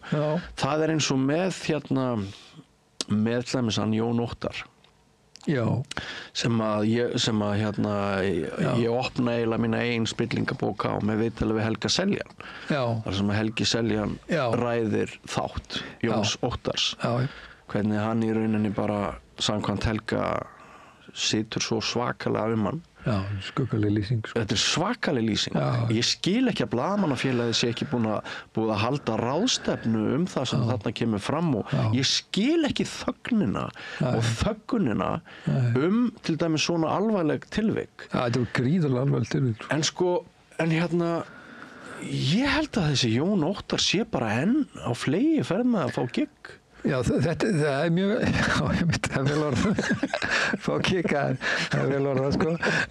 Ég skil ekki neitt. Nei, og ég var gáttaður strax, þetta var reyndar, kennarinn minn í afbrotafræði. Var hann? Hann var kennarinn minn í afbrotafræði. Það er ekki að grínast? Nei, bara dagsatt og hann var góður kennari og ég átti þetta merkilegt samtal við hann, ég var svona að reyna, ég var komin dálítið á sporið með alla spillingu og var að reyna að átta mig á umbóðsvikum. Hann hefur kannski ekki verið besti laupirlandi. Já, hann þekkti þetta greinlega svona svolítið vel. Og ég var að spyrja, ég tók eftir ákveðin túlkun hjá honum á umbóðsvikum sem var mjög væg og var eftir svona dálítið sem Jón Steinar var með sömu túlkun og þessi túlkun hefur verið notuð til þess að segja að bankamenn hafi ekki svikið umboð sitt þegar voru til dæmis með öllum þessum markaðssvikum. Það hafi verið markaðssvik en ekki umboðssvik. Af því að þetta svona dálítið fræðilegt, en það var það að gömlu umboðssvikarlögin, ég veit ekki hvað það ennþá að segja ásendingur að skaða fyrirtæki og menn hafi túlkað þetta mjög bókstaflega. Túlkun sem að mínum að þetta gengur ekki upp. Ég var svona að reyna að spyrja út í þetta. Hæstiréttur túlkar þetta sem betur fer þannig að þetta hafi verið umboðssvik líka. Þú ert ekki viljandi í beinu, þetta er ekki einhver sadískur illvilji, það túlkar þetta ekki þannig, heldur sem sagt með gjörðum þínum, með þess að brjóta lög eins og markaðssvikin eru, þá ertu að skaða fyrirtækið og þú átt að vita það, skilur. En þarna er hann semst, þarna hitti ég hann þennan merka mann og var mjög skemmtilegur og fín aðbrotarfræðingur og svo sé ég hann þarna bara einmitt fyrir að tjá sig umboðssvikatúlkunina í Milestone-málinu og þessu og svo sé maður þess að fréttir hann hefði verið að taka gögn, og maður var bara alveg gáttaður, svo er þetta bara þakka niður og þetta virkaði risamál á sínum tíma, þetta er bara sjálf hrunmálin, risastóru hrunmálin, hann er lögreglumaður, sakaður af sérstökum saksóknara að hafa stólið gögnum og maður sagði þetta er risamál. Svo kemur bara ríkissaksóknari og tekur þetta mál og það bara deyr einhvern veginn á þess að maður skynji að það hefði verið sett að stað einhver stór rannsókn sem maður hefði haldið að ætti að gera. En það virðist aldrei hafa verið gert. Og það er oft þannig að ríkissaksóknari vill bara fá til sín eitthvað ofta tíum gera lítið, hafa lítið frumkvæði að einu, fá til sín einhvern gögn, líta og segja að þetta, eins og þetta lítur út þarna, er ekki líklegt til sakfellingar. Á meðan, það sem er órannsakað, allt sem er órannsakað, það bara, það gufur upp. Það er bara látið og talið, Þannig að ég held að það sé margir að spyrja sér því, af hverju var þetta ekki tekið almennilega fyrir á sínum tíma. Það er mjög furðulegt. Og eins og þú segir, hefur engar afleiðingar seinna. Nei. Þú bara heldur áfram gigginu, fær bara ný gigg. Já, einhvers staðar er hægt að ganga of langt í umburðarlyndinni. Gagnvart síendurtekinni skaðlegri hegðun sem bitnar á góðum borgurum og jafnvel bara eyðileggur geðheilsu, mikilvægra manna, eins og dæmir og þarna þetta, eins og þú segir, þetta hefði átt að því að það menn væri ekkert að þessi menn hefði ekki átt að fá verkefni þarna fyrir þrotabú.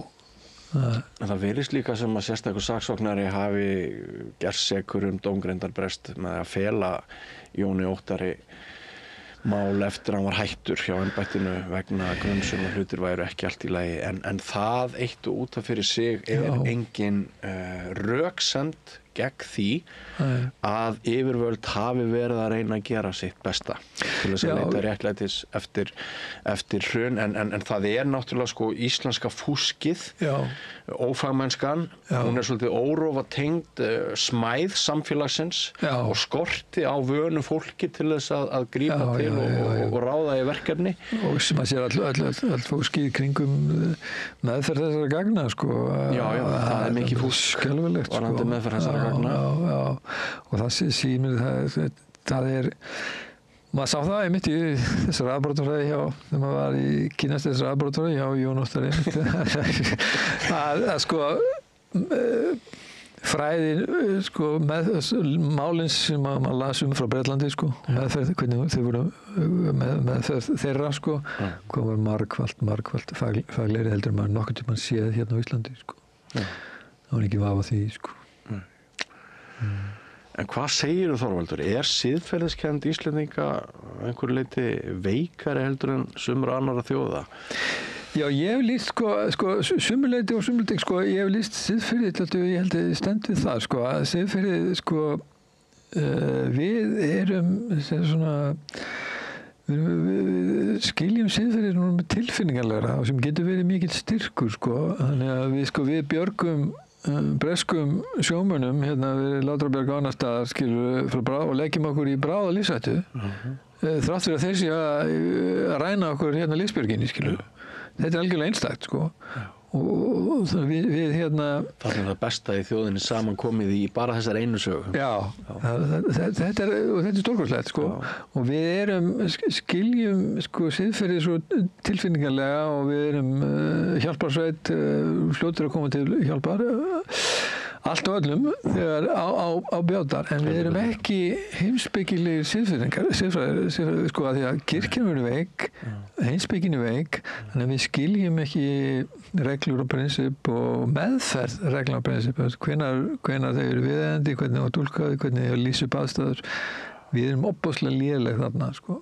Og erum við ekki svolítið, hættir okkur ekki svolítið til að stilla siðferðisskilningi okkar upp að einhver leyti tengt hagsmunum? Jú, svo erum við svo tengt og við lendum í svona eilífum flækjum með hagsmuni sko, allt viðskiptalífið, alls að spagetti í samkvæmlífi stjórnmál og þannig að við lendum í eilífum flækjum frændi og vini. Og það liggur við að svokallaði svona prinsipistar, að það sé bara hlegið af þeim. Já. Þegar manni finnst að þeir ættu að lýsa veginn, vísa veginn ætlaði ég reyndar að segja, en að vísa veginn getur stundur þýtt að maður líka lýsa veginn, lýsa götuna, að það stundur hlegið af þeim og þeir eru sakaðir hræstni, þeir sem vilja tala fyrir prinsipum. Eitt dæmi, þegar Jóhanna Sigurðardóttir í hrunstjórninni ákveður að lækka eigin laun til að koma á móts við bara bláfátækt samfélag sem að riða til falls. Að þá heyrir strax úr ranni mjög margra Íslendinga að hún sé populisti, að hún sé hræstnari, að Guðni forseti hafi fengið þetta líka þegar hann ætlaði að láta einhvern hluta launan sinna ganga til góðra mála eða eitthvað. Og bara það er eins og eins og það sé í huga ofmargra, segi ég, gengið út frá því að við séum alltaf eigingjarnar, gráðugar verur sem erum ekki með mikla siðferðislega samkennd. Já, þetta alþjóða vandamál og ég held að þetta sé hluti af nýrfrjálsvíkinu, þetta gríðalegur áráður alþjóðlega. Þessi sko árás á góðu manneskjuna stundum sagt sko, þetta góða fólkið sagt með svo niðrandi tóni. Þetta er einmitt þessi, þú lýstir þessu vel, þetta er þessi heimsmynd sko, menn séu, þetta frumskógar myndin sko, við séum öll í slagsmál, þetta er Hobbes sko, og við séum öll eigingjarn og sko, og þetta var innprentað fyrir hrun sko, við séum bara eigingjarn og það séu gott, ekki góð sko. Og þetta er hluti af þessu vandamáli, en síðan getum við sagt og að við höfum vókað aðeins yfir okkur sko, og við eins og hún orðaði þetta ágæðlega Tóra við erum með fullt af frábærum hlutum sko, Úkraínustríðið, veist að það standa móti því og standa móti Gaza og standa móti og í COVID þó að menn hafi gengið allt og langt þar, þá þetta gott að fá samstöðu þar gagnvart þessari veiru og með aðgerðum ríkisstjórnarinnar og allt þetta og ofbeldi gagnvart konum og allt þessi barátta, hún í eðli sínu frábær sko, málstaðurinn frábær, en einhvers staðar fóru minn ég held að Facebook dálítið þannig í svona persónulegum fordæmingum og pólitískum réttrúnaði hafa menn farið yfir og það hefur skemmt málstaðinn dálítið mikið held ég. Ég sammála, menningarstríð sem í rauninni skiptu engu máli. Endalaus rifrildi hvaða fornafn við ættum að nota hér eða þar, öll orkan í það og þá ekki hugað hennum stóru brýnu málum sem verið að véla bak við tjöldin og meðan. Og við sjáum til dæmis bara transfólk sem aftur góðu málstaður skilur.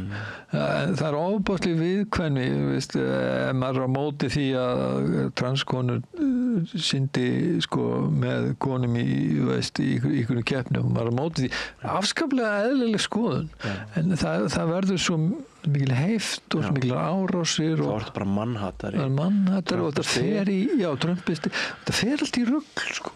Og þetta finnur bara gegn málstafnum sko. Maður fara svo oft yfir hinum menn og þarna menn að vóka yfir sig sko. Ég held sko að það sem kunna skýra hluta af þessu svona hjálparleysi gagnvart því sem skiptir mestu máli í heiminum að þá förum við að setja alla okkar orku í eitthvað sem að við förum að trúa að skipti alveg óbærslega miklu máli og við ætlum að nota það til þess að aðgreina góða og vonda fólki og við ætlum að upplifa okkur sjálf á einhverjum í rauninni ekkert allt á stórum skoðunum oft. Nei, einmitt. En við látum eins og bara allt sé undir. Já, einmitt.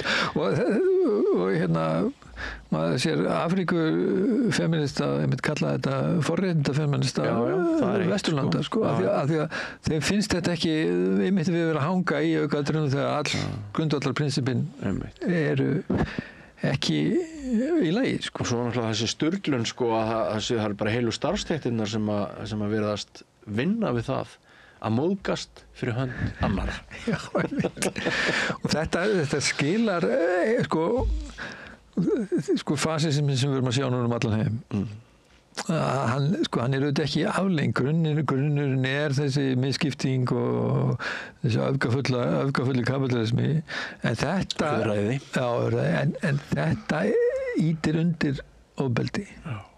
Þessi Ibsen fjallaði þetta í Villöndinni skilur. Það var karakter þar sem var svona réttrúnaðar og Nietzsche fjallaði þetta líka sko. Þegar að vera að vara við þessum réttrúnaðar konformisma og þessar fordæmingar áráttur sko, persónulega. Í Conclave og nýju myndinni Páfakjörið segir einhvers staðar að ekkert sé hættulegra en að vera viss alla hluti. Já, einmitt. Þannig að það tengist líka þessu. Það tengist þessu sko. Já, þetta sko, það að mörg að hyggja og gaman að geta rætt aðeins svona heimspekilega álitaefni við þig því að þar þú sérfræðingur en sko leiðin út úr þessum leiðilega kafla sem að sumir orða þannig að við höfum vókað yfir okkur. Já. Við vitum svo mikið hvort það tekur eitthvað skárra við. Nei, við erum með heimurinn á undarlegri siglingu núna og við erum náttúrulega að sjá í Bandaríkjunum og út allar með Ungverjalandi, þannig tala ekki Ísrael sem er allar hryllingur sko, að Rússland náttúrulega, við erum að sjá þessar elítur sem við hefum kannski verið að fjalla og það er svo ofbáðslega hættu, ég meina, ef ég hefði að skrifa eitthvað forspárlit hættunar og elítum, almatur hvað er að gerast í Bandaríkjunum núna, bara nákvæmlega svona og ég fjallaði einmitt upplýsingar elítur.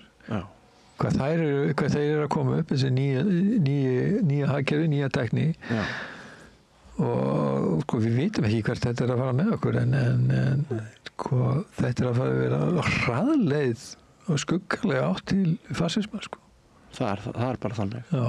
Og spilling og það er merkilegt sko, með Transparency International var að vara við spilling að spilling væri sko meginorsökin fyrir mengunar vanda heimsins. Já. Og sjá nú hvað afleiðingarnar hefur í pólitísku vanda sko, það er vel hægt að segja að þetta sé aðalmál heimsins. Það sé spilling. Og fátækir greiða gjald spillingarinnar sagði Frank Pái nýlátin. Já. Það er svolítið, ég vitnaði til hans í upphafi minnar spillingabókar. Fátækir greiða gjald, góð orð sko. Já, mjög góð orð og það er ekki allir sem að átta sig á því. Nei. Að hér viljum við kannski tósa okkur upp í öllum þessum menningarstríðum, við látum eins og við séum hluta einhverju elítu sem við erum ekki neitt. En okkur langar til þess að vera það og þá tölum við niður almannahagsmuni og okkur langar til að vera í einhverju deildarna fyrir ofan okkur sem við komumst aldrei í en okkur sagt að við kannski komumst í að við hegðum okkur og tjáum okkur ákveðnum hætti. Og mér finnst ég sjá á Facebook-feedinu mínu að alltaf svona fleiri og fleiri hópi almenning séu farin að tala svona skuggalegri röddu auðræðis og fasisma ef ég bara segja annars vegar. Já, og það er sko, við erum náttúrulega lifum, sko, þetta eru ótrúlegu tímar og það er náttúrulega verið að fjalla þetta allstaðar að sko við fyrsta skipti erum við að horfa frá stríðslokum og horfa á bara þjóðamorð og við erum að horfa á þetta fyrst skipti í beinni útsendingu og þetta gjörbreytir sín, það var talað að heimspekingar hafa talað það, menn föndu nú bara sjálfsmorð hérna, margir frægir heimspekingar, Stefán Zweig og Weiss, hérna, Simon Weiss, Simon Weil, já, hérna, af hverju, að því að það var engin von. Já, þeir horfðu lengi niður í hyldýpið. Já, þeir horfðu lengi, já, þú veist, það er engin von, sem sagt, síðasta þjóðarmorð breytti heiminum, breytti síninni, það er engin von, þetta er algjört siðferðilegt hyldýpið, það er ekki hægt að fá svör við neinu hérna, Nú erum við að horfa á endurtekninguna í beinni útsendingu,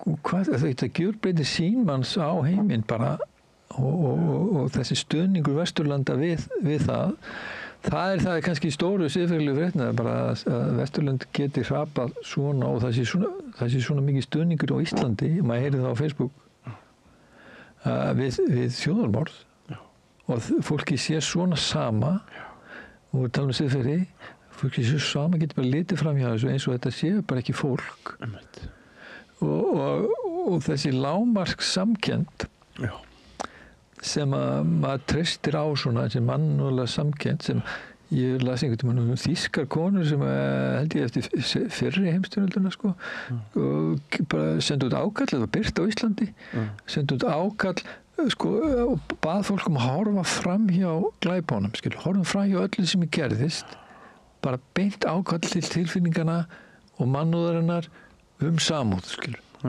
sína okkur samúð, ég veit að það er stórkostlega glæpir framtíð en burtið frá öllu sem er að gerast þetta er ekki fyrir hendi hjá þessu fólki einhvern veginn og þetta er svo stór hópur í heiminn En ef ég skil siðfræðinga og heimspekinga rétt þá er það er ekki eining í ykkar röðum það hvort siðvit sé mannskepnunni gefið.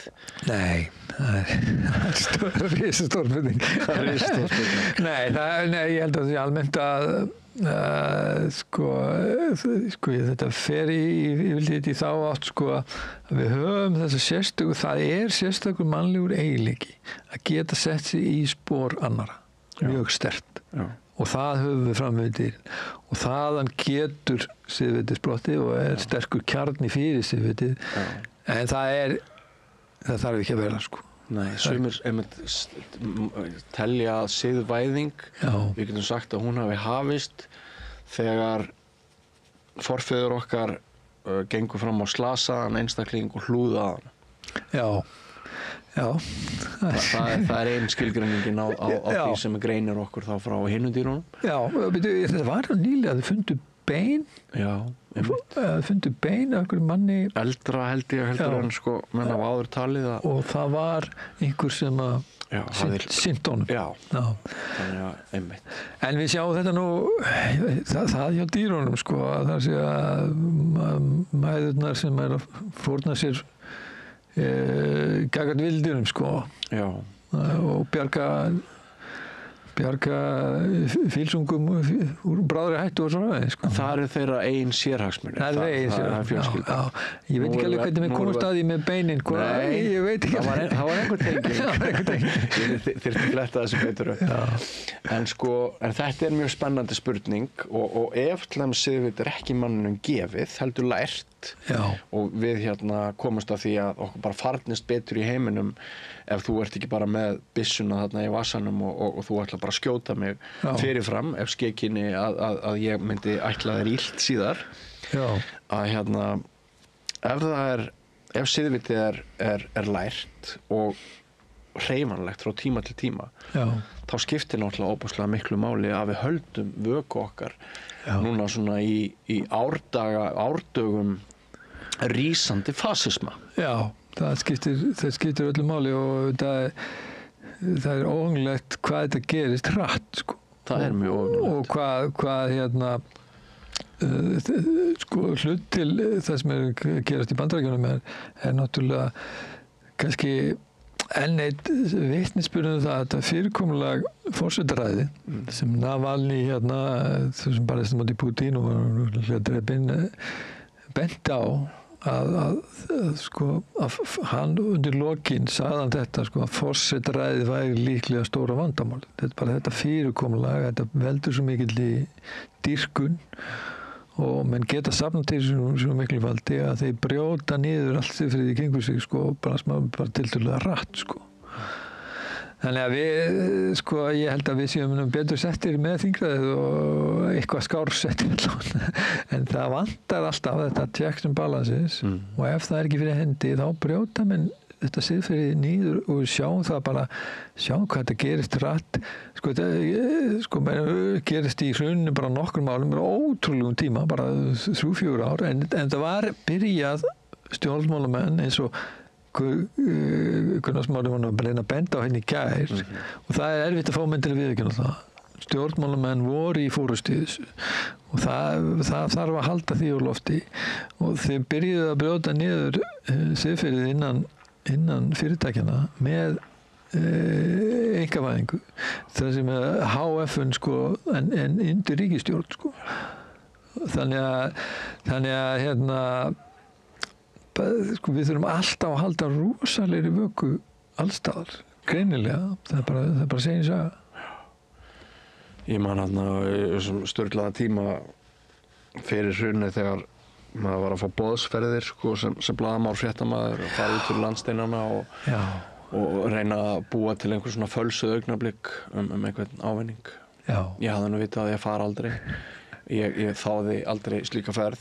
Nei. En sko tímarnir urðu svo skrýtnir á tímabili að það lá við að maður væri sko að stefna eigin atvinnuöryggi hættu með því að standa í lappirnar, siðferðislega.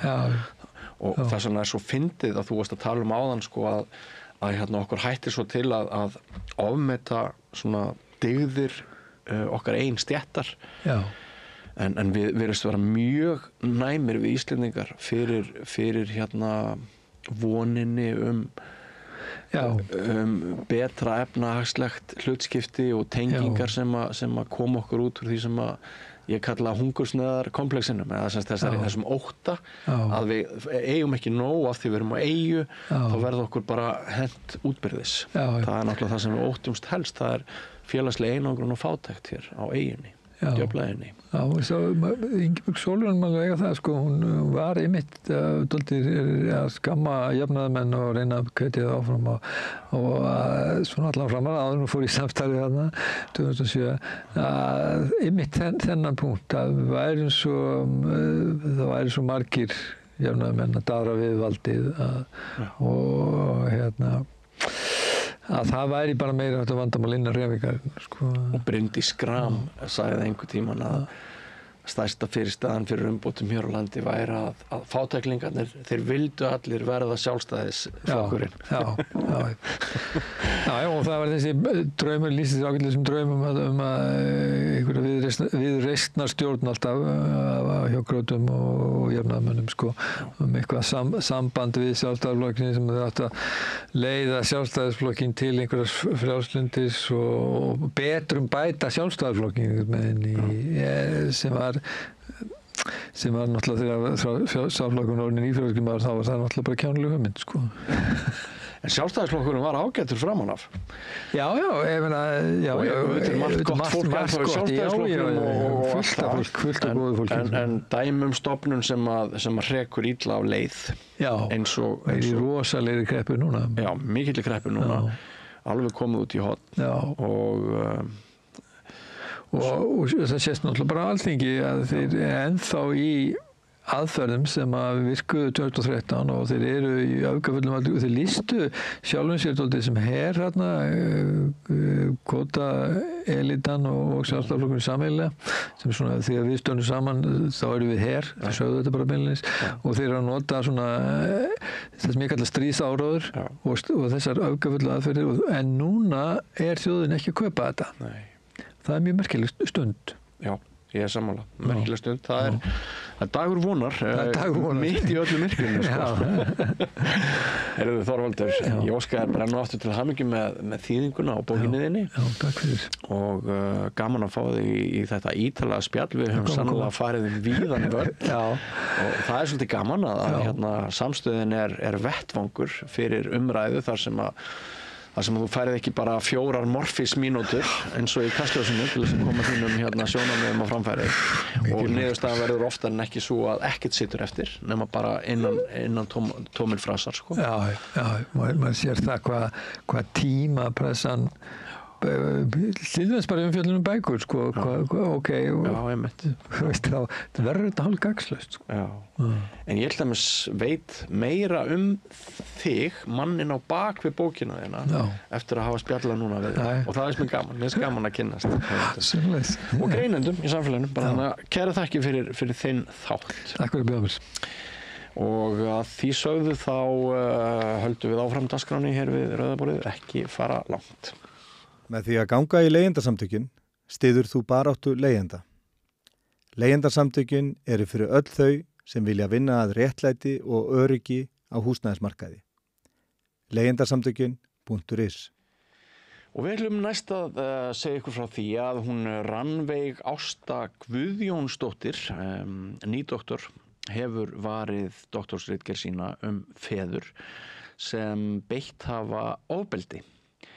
Margir sem telja að heimilisofbeldi og ofbeldismál á Íslandi séu að nokkru leyti hulið mein og hún ætlar að segja Gunnari Smára núna næst hvers hún varð vísari þegar hún rannsakaði þessi mál.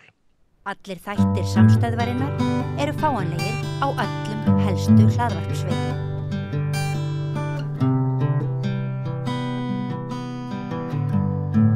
Við ætlum að tala núna ofbeldi sem er samfélagslegt mál. Sumir getur ekki sagt að það væri bara faraldur sem að samfélagi ætti að bregðast við. Gert það mýmsum hætti hérna við Rauðaborðið en núna ætla ég að tala við Rannveigu Ágústu Guðjónsdóttur sem er nýdoktor og varði doktorsritgerð sem að hét Feður sem beitt hafa ofbeldi. Er það ekki? Jú. Og hvað maður verður fyrst forvitið bara yfir þessari yfirskrift. Ertu að rannsaka feður sem að beita börn sín eða maka ofbeldi? Já, sko, einmitt. Eða ofbeldi almennt, já. Ég er að skoða einmitt feður sem hafa beitt þá maka og eða börn ofbeldi. Bæði út frá fjölmiðla umfjöllun feður sem hafa beitt ofbeldi og svo tók ég viðtöl við feður sem hafa beitt ofbeldi og ég nálgast ofbeldi í nánum samböndum þar sem börn eru á heimilinu með þeim hætti að það hefur oft verið gerð svona greinamunur á því hvort að það að verða vitni að ofbeldi sé ofbeldi líka en ég nálgast allavega þannig að það sé í rauninni sjálfkrafa bara ofbeldi gegn barni að alast upp við ofbeldi. Þannig að ég er ekki með ég er ekki mikið að fókusa á það hvort að þau urðu fyrir líkamlega ofbeldi sjálf eða eitthvað neinn þannig. Þannig að, já.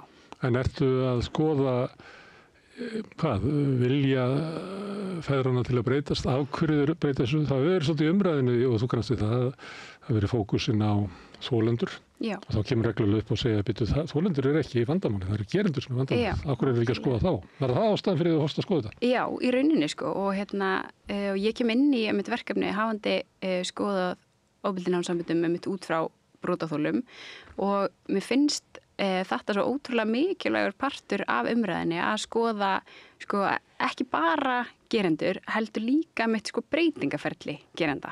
Ég held að það sé svo ótrúlega mikilvægur partur af umræðinni sem við þurfum að kannski bæði læra meir og eiga fleiri flókin samtölum af því að ég held að bæði fyrir forvarnir og úrvinnslu sé það ótrúlega mikilvægur partur. Breytingaferli það bati eða? Já. Það er líka breytingaferli að maður fer og beitir ofbeldi.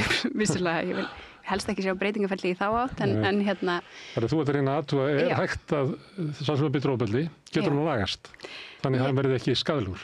Einmitt og hvað svona felst í þeirra, að þessir feður sem ég ræði við að þeir eru, þetta er auðvitað sérstakur hópur að því leita að þeir eru tilbúinir að viðurkenna að þeir hafi beitt ofbeldi og vilja gera eitthvað í því og þess vegna finnst mér líka mikilvægt að skoða breytingar sem ferli, að það sé eitthvað sem ekki endilega þessi svona línulega leið fram á við með bara þú byrjar hér og endamarkið eftir x mörg skref eða x marga tíma þá ertu læknaður.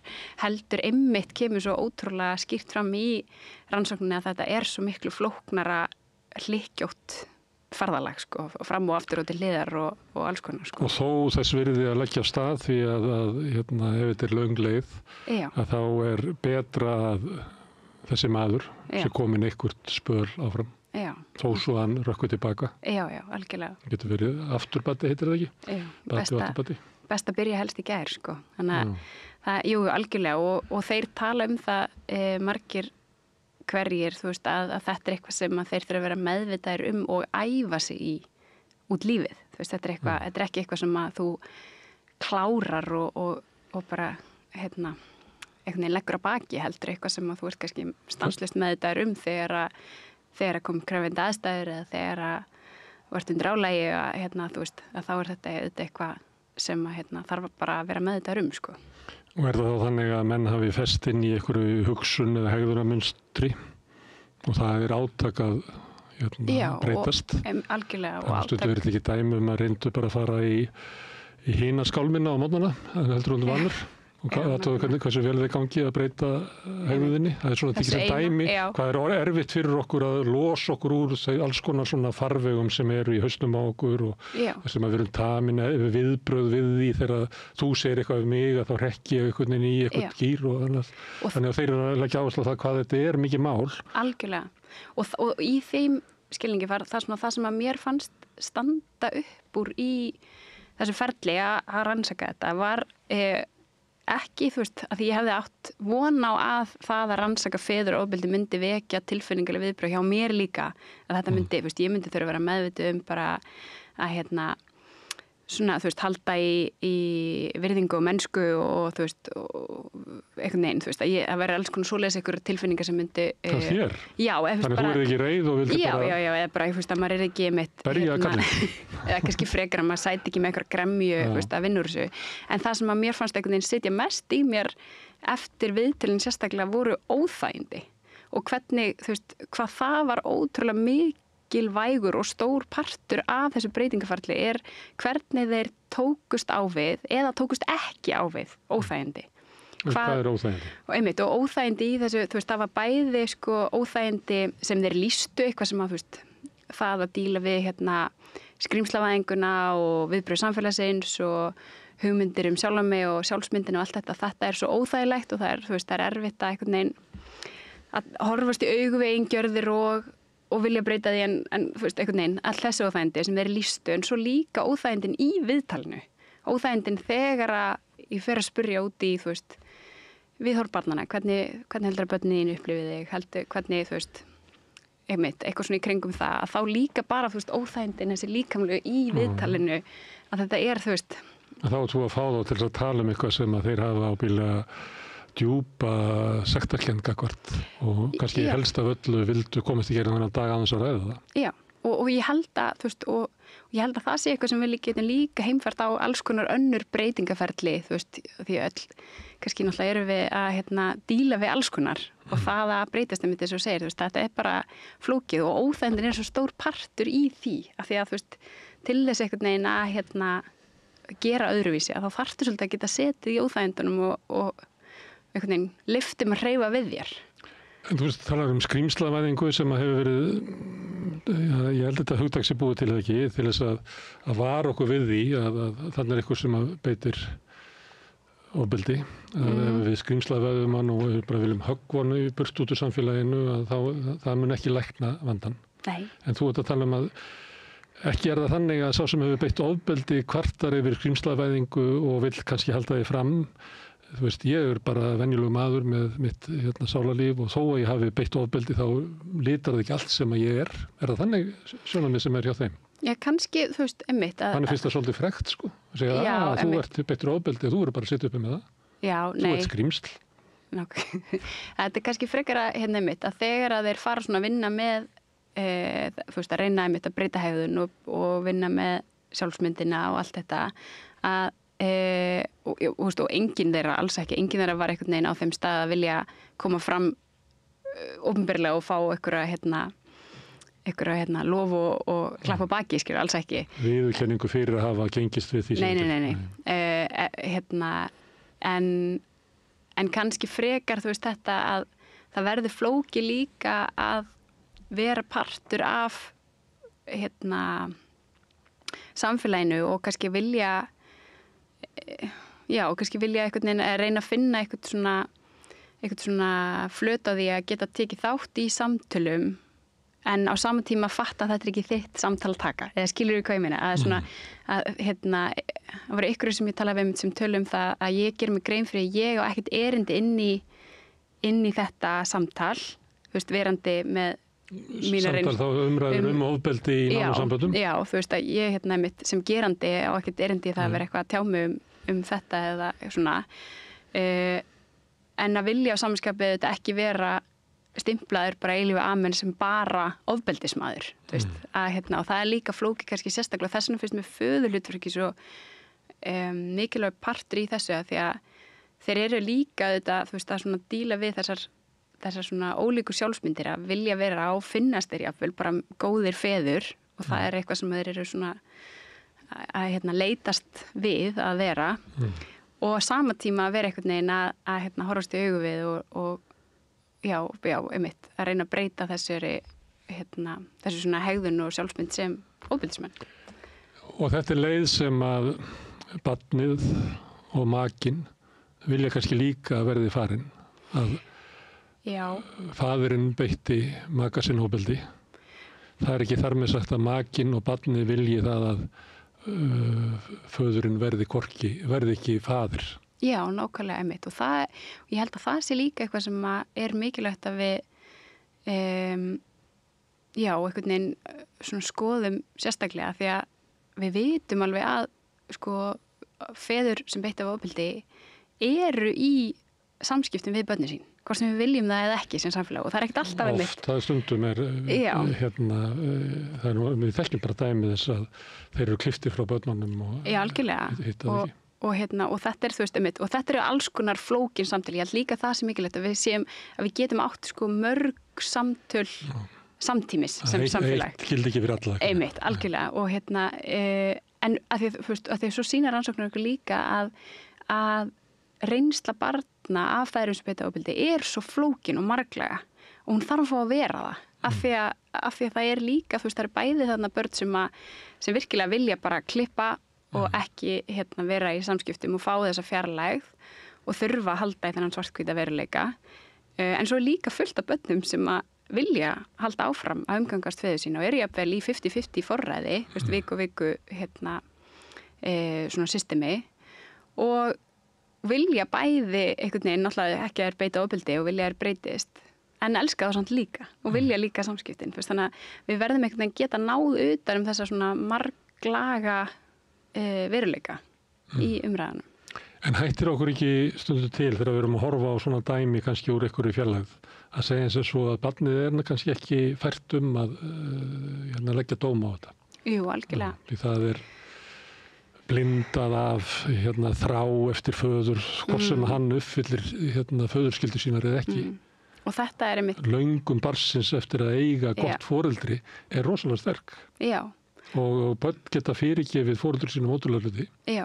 Og hvað ert þú að segja? Eigum við að leyfa þeim að gera það eða eigum við bara kannski að ræða þetta aðeins? Já, ég held þessi meira komin þangað því að að því mitt þetta er svo marglaga og mörg samtöl en ég held að með því að beina sjónum að feðrum og breytingaferlinu þá séum við kannski svolítið að búa til allavega samtal og mögulega samfélag þar sem að það er allavega líklegra að það geti gerst, þú veist, einhvern veginn að við erum einhvern veginn meðvitaðri og meira að ræða þessi breytingaferli og kannski þannig kannski að svona stýra þeim möguleika og einhvern veginn í átt að feðrum sem beita ofbeldi að þá séum við á sama tíma líka kannski auka líkur á að börn geti átt meira að segja og að það sé verið að hlusta eftir þeirra sjónarmiði bæði þannig við séum að vernda þau en líka þannig að þau hafa eitthvað mála að segja. Af því að það er þessi svona umræða hvað barninu fyrir bestu og svona barnavernd, að hún miðar oft svolítið út frá því sem að foreldrar eiga rétt á. Foreldrar eiga rétt á samskiptum við barnið sitt, bæði feður og mæður og fjölmiðla umræðan sem við lesum. Það reyndur orðað þannig að barn á rétt á samskiptum við foreldrar sína. Já, og það nefnilega er eitthvað sem að sko allavega, þú veist, í praktíka þá eru viðurlögin óskup lítil við því að við erum ekki með mikla refsingar eða einhvern veginn, það er ekki mikið sem gerist ef að barn krefst þess að fá að eiga samskipti við foreldra sitt. En foreldri vil ekki hitta það, að þá er einhvern veginn voru lítil viðurlög við því og meðan að það getur alls konar kerfi farið í gangi ef foreldri vil hitta barn sem ekki vil hitta það. Og það eru margir, þetta er kallað eitthvað ekki, svona feður sem eru bara fjarlægir sem að sinna ekki skyldu sínum. Já, einmitt, það er alls konar. Tölur af fólki sem hefur gert það. Einmitt. En í baku þetta er svona trú á að fólk geti breyst og bætt sig. Já. Það er ekki alveg ríkjandi hugmynd í okkar samfélagi. Mér er svolítið svona, þetta er bara drullusokkur og við bara afskrifum hann fyrir út úr samfélaginu. Það var nú sem algjörlega ótengt mál sem að til dæmis mér fannst að vera svolítið koma fram í máli Ástulóu, það sem að var eitthvað sem gerðist fyrir 30 árum. Þá fannst mér koma svona ólík sjónarmið fram, að sömuleyti skipti þetta kynslóðum, það sem að einhverjir sögðu eitthvað sem gerðist svona fyrir valla aftur að því hún getur verið ráðherra 30 árum seinna. En sumir sögðu nei, þetta er þannig mál að þetta, þú kannast, ég er bara að vísi þetta til þess að vera eitthvað annars þar. Að það er þessi svona hugmynd í samfélaginu okkar að ef einhver fremur eitthvað af sér þá gera það vegna þess að hann er slæmur maður drullusokkur og ekki halda að hann batni Já, og umræðan einmitt sem ég greindi fjölmiðlaumræðan, að hún barði svo trúlega sterkt merki að skipta svolítið í þessa svona fókusin var svolítið á þessi einstaka mál þar sem að virtist vera einhvern veginn svona svolítið annarkvort eða umræða að feðrum skipti fyrst þeir eru annarkvort góðir virkir nútíma norrænir feður eða ofbeldismenn og það einhvern veginn snerist á svona pínu undirliggjandi markmið að finna svona einhver karaktereinkenni, eitthvað sem er hægt að hengja á það annarkvort þessa góðu virku feður eða þessa slæmu ofbeldismenn og það sem gerist líka er að þetta verður svona pínu útilokandi annað útilokar hitt og þetta finnst mér líka svolítið áhugavert af því þetta birtist svo líka í þessum viðtölum sem ég tók að þeir eru greinilega mjög meðvitaðir þessa orðræðu að þú veist að vilja já, af því það sem að gerist ef þetta er annarkvort eða þá þarftu svolítið sem manneskja ef þú situr uppi með ok, ég hef beitt ofbeldi að ég vil ekki vera bara þessi ofbeldismaður og þá þarf ég að finna eitthvað til að hengja mig á góði virki af því ég vil vera þar í staðinn einhvern veginn og veist, sem er ekkert endilega alltaf slæmt, skilur, þetta viljum við að fólk kannski að leitist þangað frekar en það sem að getur líka gerst er að þá ef að vera með á pappirum fólk sem að er þessi karakter eða típa að vera góður virkir feður að þá einhvern veginn verður líka svolítið þessi undirliggjandi hugsun kannski að þeir séu ólíklegri þá til að beita ofbeldi. Sem er ekki í raunin. Sem er ekkert endilega raunin. Því ofbeldi er eiginlega fer ekki svona manngreiningar á lit. Nei. Og sá sem að virkar sem virkur faðir og birtir mikið af myndum af sér með fjölskyldinu og börnunum á Facebook. Það er ekki þar með sagt að þess að við séum að leggja til að við séum bara tortryggja eitthvað öllum. Þá er það þannig, það er ekki þannig. Nei, og það líka mér finnst svona, ég svolítið hugsa þetta líka eftir á það kannski líka pínu bagalegt ef við hugsum feður sem beita ofbeldi sem eitthvað svona endapunkt. Að það verður að vera, sem samfélag verður að geta haft svolítið og hvað svo sem hugsunarhátt eftir að því að fólk hættir ekki að vera partur af þessu samfélagi eða vera til. Og einmitt, og það er ekki einhvern veginn svona kannski raunhæfur möguleiki að henda öllu fólki sem hefur brotið af sér á eyðieyju eða þú veist, það einhvern veginn, það leysir óskup lítið ef við ætlum að halda áfram að vera með samfélagi og að klippa fólk út. Já. En þetta er bæði svona einkanlegt mál og samfélagslegt. Samfélagið getur gert eitthvað, en kannski þegar uppi staðið þá þetta einkanlegt mál þess sem að breytir ofbeldi og ég býst við að beita ofbeldi sé svipað og önnur svona siðferðisleg hnignun. Ef þú stígur yfir eitthvað þröskuld þá á hann hættu að hverfa. Ef þú byrjar að stela í vinnunni þá heldur áfram að stela, það mjög líklegt. Ef þú byrjar að beita ofbeldi heima þá mjög líklegt að gera það aftur. Og þegar þú hefur einu sinni orðið fyrir svona siðferðislegri hnignun, þá er það svolítið svona kunst í að byggja aftur upp þröskulda sem þú er eyðilagt. Nefnilega.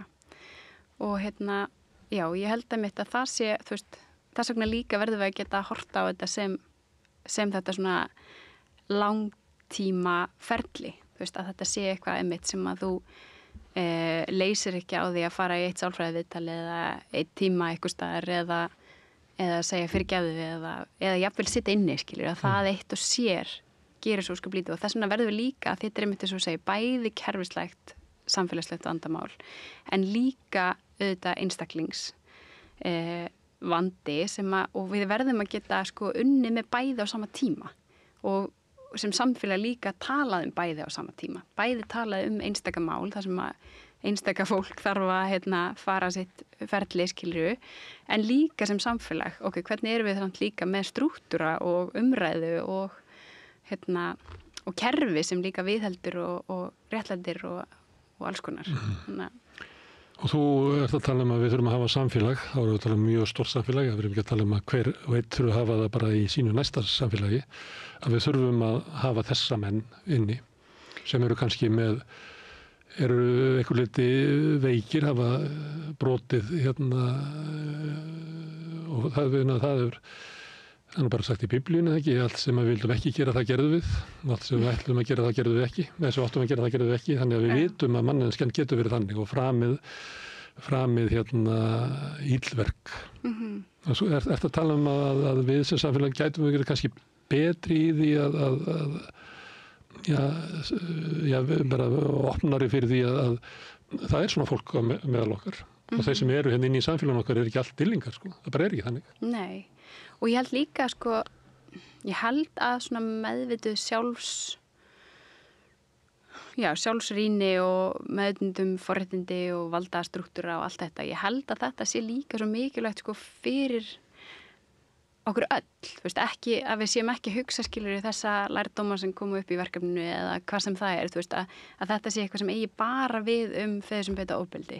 Að það séu þeir bara sem þurfi að geta setið í óþegjandum og lagast. Heldur þurfum við kannski líka svolítið að geta verið meðvitið valdastruktúra milli fullorðinna og barna.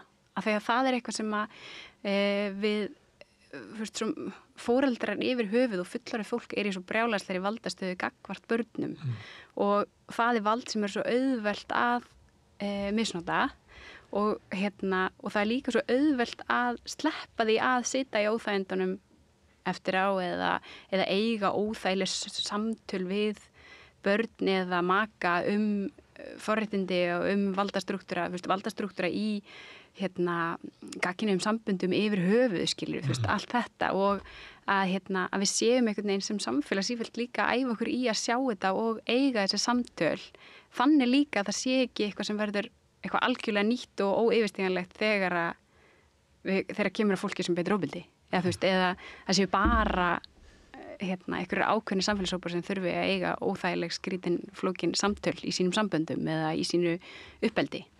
Að heldur sé það eitthvað sem að fólk kann eða æfi sig í.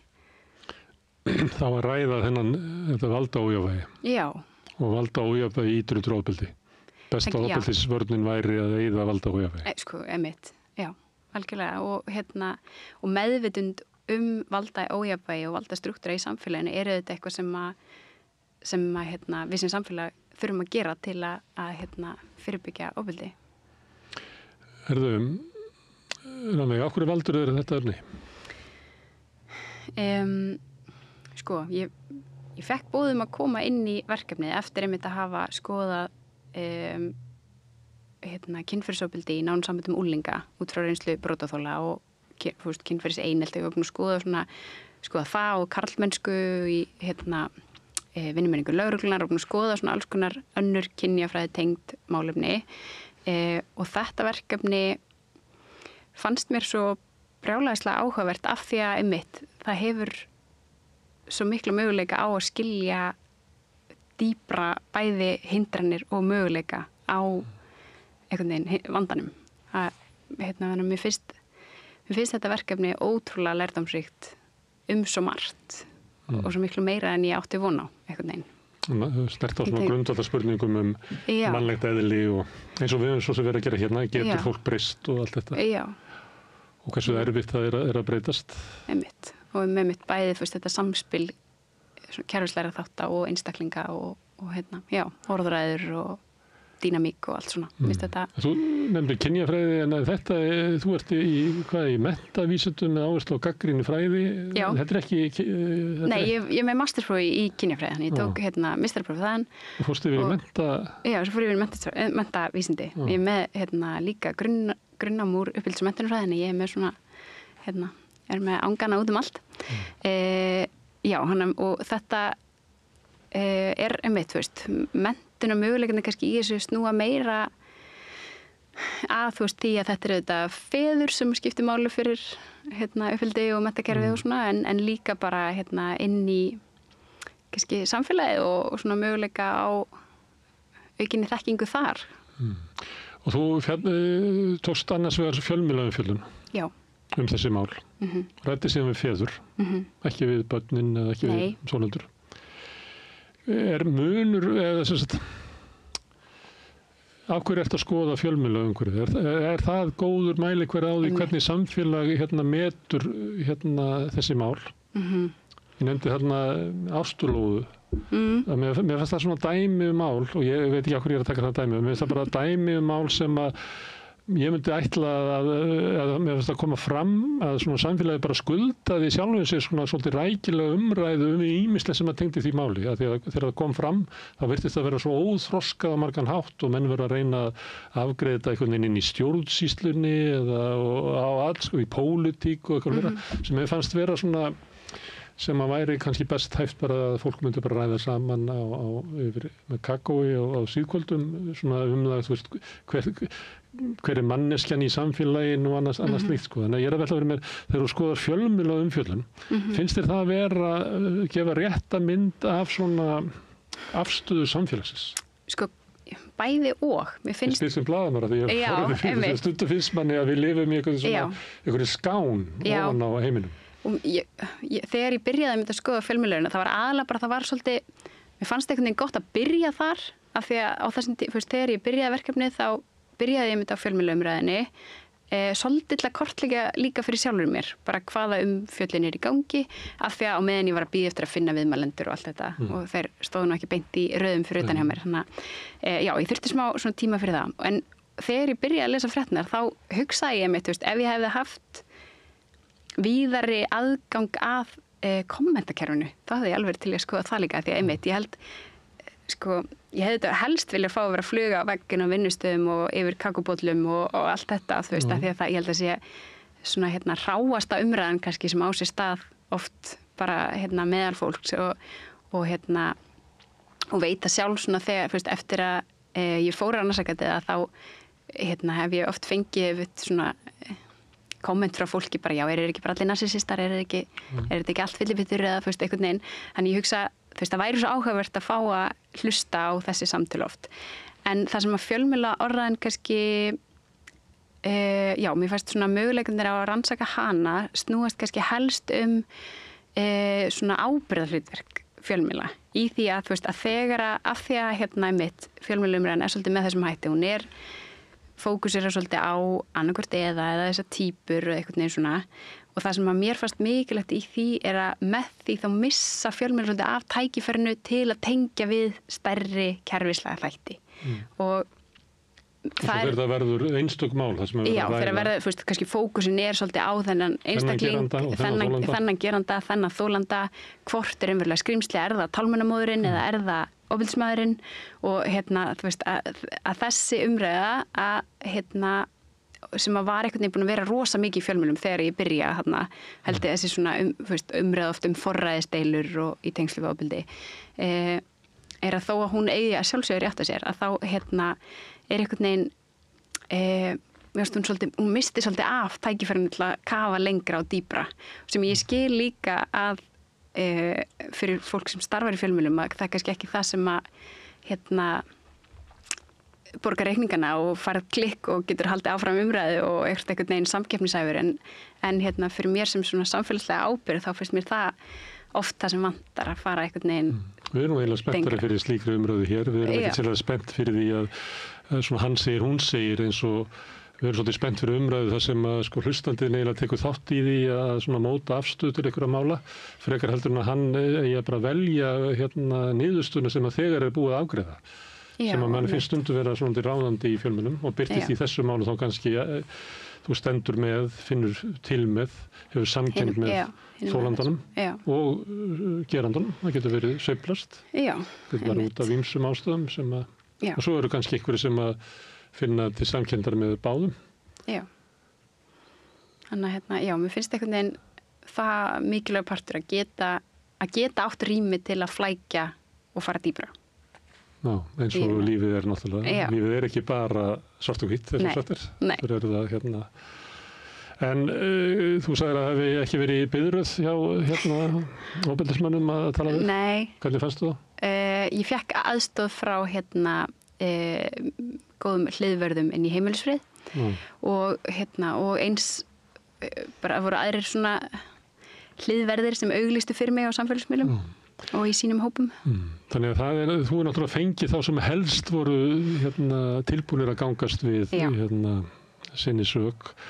Voru kannski búin að stíga skrefum að það sé mikilvægt að þeirra sjónarmið komið fram. Já. Búnir að ganga í gegnum svona einhverja meðferð.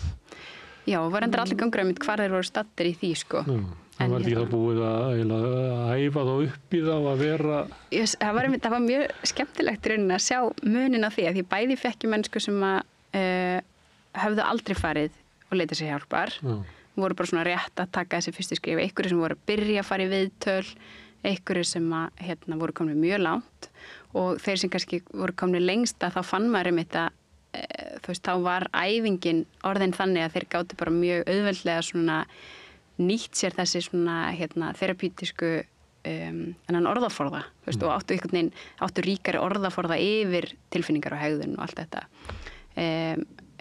sem að var mjög áhugavert að sjá líka hvar þeir voru stattir á þessu svona í þessu ferli að vera að byrja að horfast í augu við sjálfa sig og eigin gerir. Ég sagði í upphafi að ofbeldi inn á heimilum og í nánum samböndum væri stórkostlegt samfélagslegt vandamál, jafnvel faraldur. Hvernig, ef þú lítur upp úr ritgerðinni og skoða svona málaflokkin, hvar eru við stödd í þessu? Er það skána, er samfélagið að ná einhvern veginn að eiga við þetta? Það har verið gríðarleg framþróun á síðustu 40 árum eða svo. Við getum farið að fyrir kvennaatkvæði var stofnað, hvað er ekki 40 ár síðan þar? Já. Það eru gríðarleg framþróun, en samt einhvern veginn er þessi tilfinningum að eins og við setjum uppi með eitthvað eins og eilíft vandamál stundum, heyrið maður svona eiginlega, þetta getur verið bara aukast. Kannski út af auknu ójafnvægi í samfélaginu. Það er og svo bakslag eins og í kvennabaráttunni. Hver er þín svona, nú spyr ég þig sem bara borgara? Þetta er ótrúlega ótrúlega góð spurning og svo marglega. Það er svo margt í sem ég fer að hugsa. Ég bæði fer að hugsa út í hvernig við mælum ofbeldi og gefur auglið sem svona eiginlegur rannsakandi að þá hef ég, fyrst mér mínum fókus betur varið þar, að því líka að það er svo ótrúlega flókið að mæla ofbeldi og að mæla, einmitt, hver er þróunin í fjöldanum, að því að það er tölur sem við höfum, sérstaklega kannski á Íslandi, að þær eru, oft frá lögreglu og við vitum að það er ekki, og við vitum bæði að það er ekki allir sem tilkynna og það er ekki öll mál sem komu upp eða mitt frá kvennaatkvæðinu og það er nú heldur betur ekki allir sem fara þangað og svo þegar við erum að skoða svona erlendar tölur oft frá meðferðarúrræðum að þá er líka svo áhugavert að þeirra vera að skoða mitt breytingar og hvort að breytingar hafa átt sér stað og það er svona kannski svona rannsóknir sem að ég pínu gagnrýnin á er þessi svona fókus á hafa þeir breyst, virkar úrræði já eða nei, af því að þá verða eru þær tölur sem verða að styðjast við oft kannski frá annarkvort meðferðar aðilanum sem getur þá metið, virka þetta já eða nei, eða hefur hann breyst, eða frá mönnunum sjálfum, hef ég hætt að beita ofbeldi, já eða nei. Og sjaldnar í einhverjum tilvikum þó, er verið að spurja brotaþola hvort að breytingar átt sér stað, og í næstum engum tilvikum börnin sem búa samt við þetta andrúmsloft. Þannig að mér finnst svona þetta er eitt svona, hvernig mælum við ofbeldi, en svo líka svo mikill munur á fjölda tilvika og fjölda tilkynninga, af því það líka við getum séð að er aukning í fjölda tilkynninga sem er oft jákvætt, af því við viljum að það sé verið að tilkynna, en hefur ekkert endilega alltaf, ekki endilega samansemmerki á milli þess að sé fjöldi tilfella. Það getur verið lægri þröskuldur fyrir þolendur. Já, sem er gott, að það er, við viljum helst að það sé meiri meðvitund ofbeldi, meira verið að tilkynna, og svo samt á saman tíma held ég að það er að verða ákveðið bakslag og við erum að sjá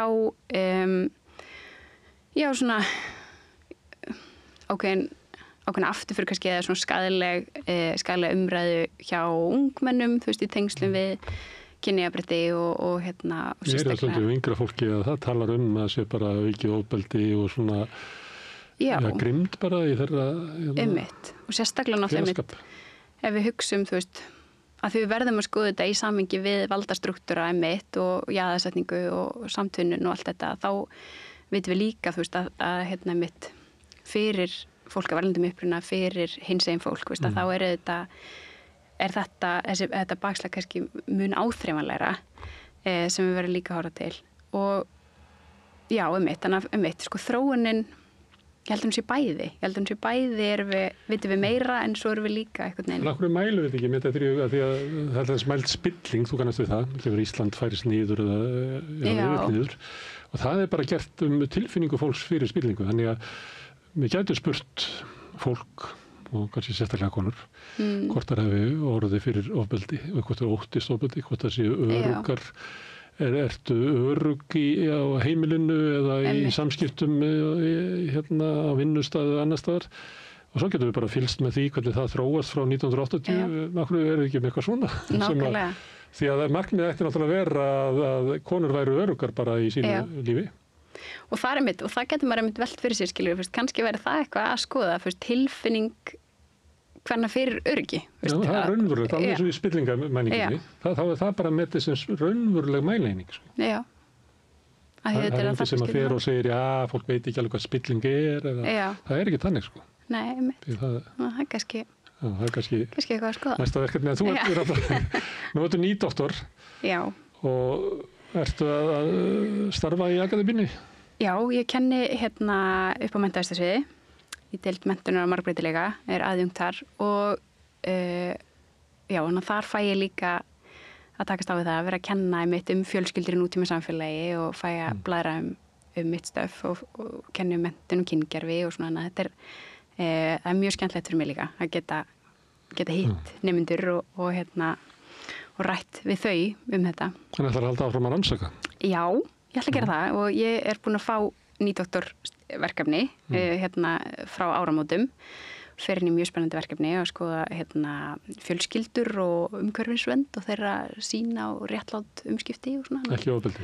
Ekki ofbeldi núna, nei. En ég veit ekki hvort ég hef alveg sagt skilu við það. Mér finnst bæði þessi málaflokkur og feður finnst mér bara ótrúlega áhugavert, Já, jafnvel, Þetta er efni sem er svo mitt, það er flókið að fá viðmælendur og það er flókið að finna leið til að nálgast gögn án þess að sitja upp með að gera ekkert annað en að leita viðmælendum og eitthvað neina. Þannig að mér finnst þetta áhugavert, Ragnheiður, kæra þakkir fyrir að koma hingað og til hamingju með doktorsnafnbótina. Takk fyrir. Doktor Rannveig Ágústa Guðjónsdóttir. Já, takk fyrir. En við ætlum að vera áfram með rauðaborðið, við erum alltaf að reyna að skilja þennan heim og þetta samfélag sem við lifum í. Næsti kafli eftir augnablik. Þarftan að tala borgarfulltrúa. Borgarfulltrúar Sósíalistaflokksins eru með viðtalstíma alla mánudaga klukkan 13:30 til 14:30. Það þarf ekkert að bóka tíma, endilega kíkjum við í Bólholt 6, 105 Reykjavík. En það þarf ekki alltaf að vera ómstrítt og þjóðfélagslega ádeilukennt. Við tökum mörg, húmanísk viðtöl hér í viku hverri. Ræðum hið mannlega sem sameinar okkur og það má segja það að við lærum ofta á því að heyra í fólki sem ekki fætt á Íslandi, heldur kýs að búa á meðal okkar og tekur með sér menningu frá öðrum heimslutum þar sem að kannski það hefur fæðst í. Og hún Jasmína Vajčović sem að fæddist í Bosníu, hún flutti ung til Íslands vegna stríðsátaka í hennar heimalandi og hún féllst í vikunni á að ræða við okkur það hlutskipti að vera innflytjandi, koma frá Austur-Evrópu, hvernig Ísland kemur henni fyrir sjónir, hvaða tilfinningar bærast í hennar brjósti, hvað var þar heimþrána gagnvart heimalandinu og kannski mestur fengur í því fyrir okkur að heyra hvað hún hefur að segja þetta svona táknkerfi okkar Íslendinga, hvernig við mælum hvort annað út jafnvel án orða sem getur verið ansi snúið fyrir útlendinga eða innflytjendur að átta sig á. Þannig að við skulum heyra hvað Jasmína hefur að segja í húmanísku og einlægu viðtali. Ertu á leið heim úr vinnu? Stilltu á FM 89,1.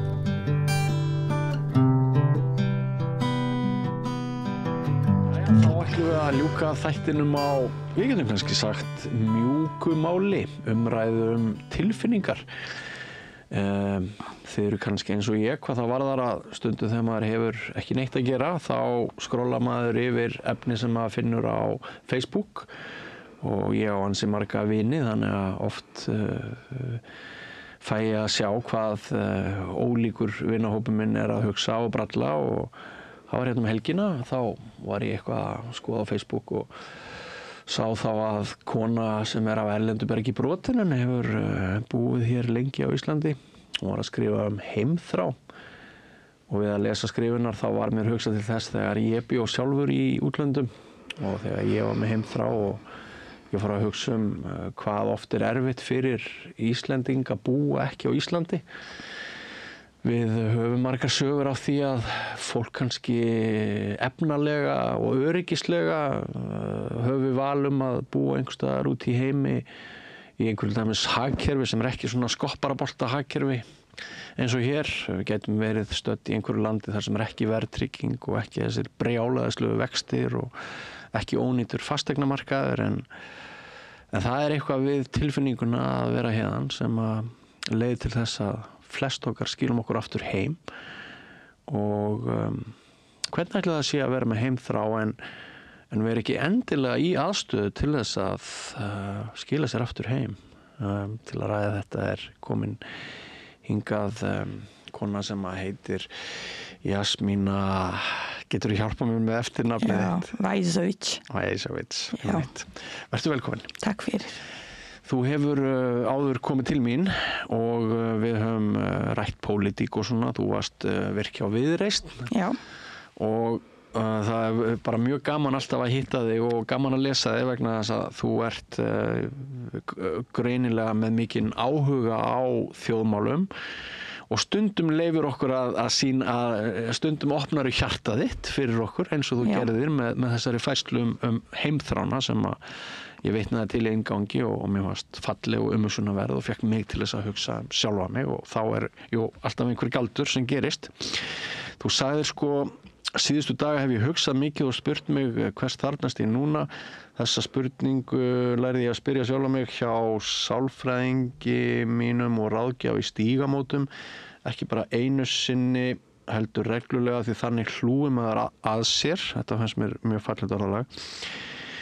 Og svo segir og nú þegar áföldinni aftur yfir okkur og nei, ég ætla ekki að ræða þau. Þá kemur svarið við spurningunni fyrir eitthvað skýrt. Þú heldur að þú þurfur að fara heim. Já. hvað þú ætlar ekki að ræða hvað þú átt við, en segðu mér aðeins meira svona hvað að brjótast í þér og hvað að vera ekki innfæddur Íslendingur á Íslandi. Já, ég skrifaði þetta eins og ég segi, þegar maður ég ekkert rosalega dugleg í raun og veru fyrir ári síðan vissi ég ekkert hvað þýddi í raun og veru að hlúa sér. En ég þurfti svolítið fara inn á við að því ég manneskja náttúrulega sem bara búið að ganga í gegnum ýmislegt og alltaf gera þetta bara á hörkunni og Þú lærti sem barn í stríðinu í Bosníu. Akkurat. Og ég þannig ég hugsaði bara ekkert endilega hvað þarf ég að gera til að hlúa að mér.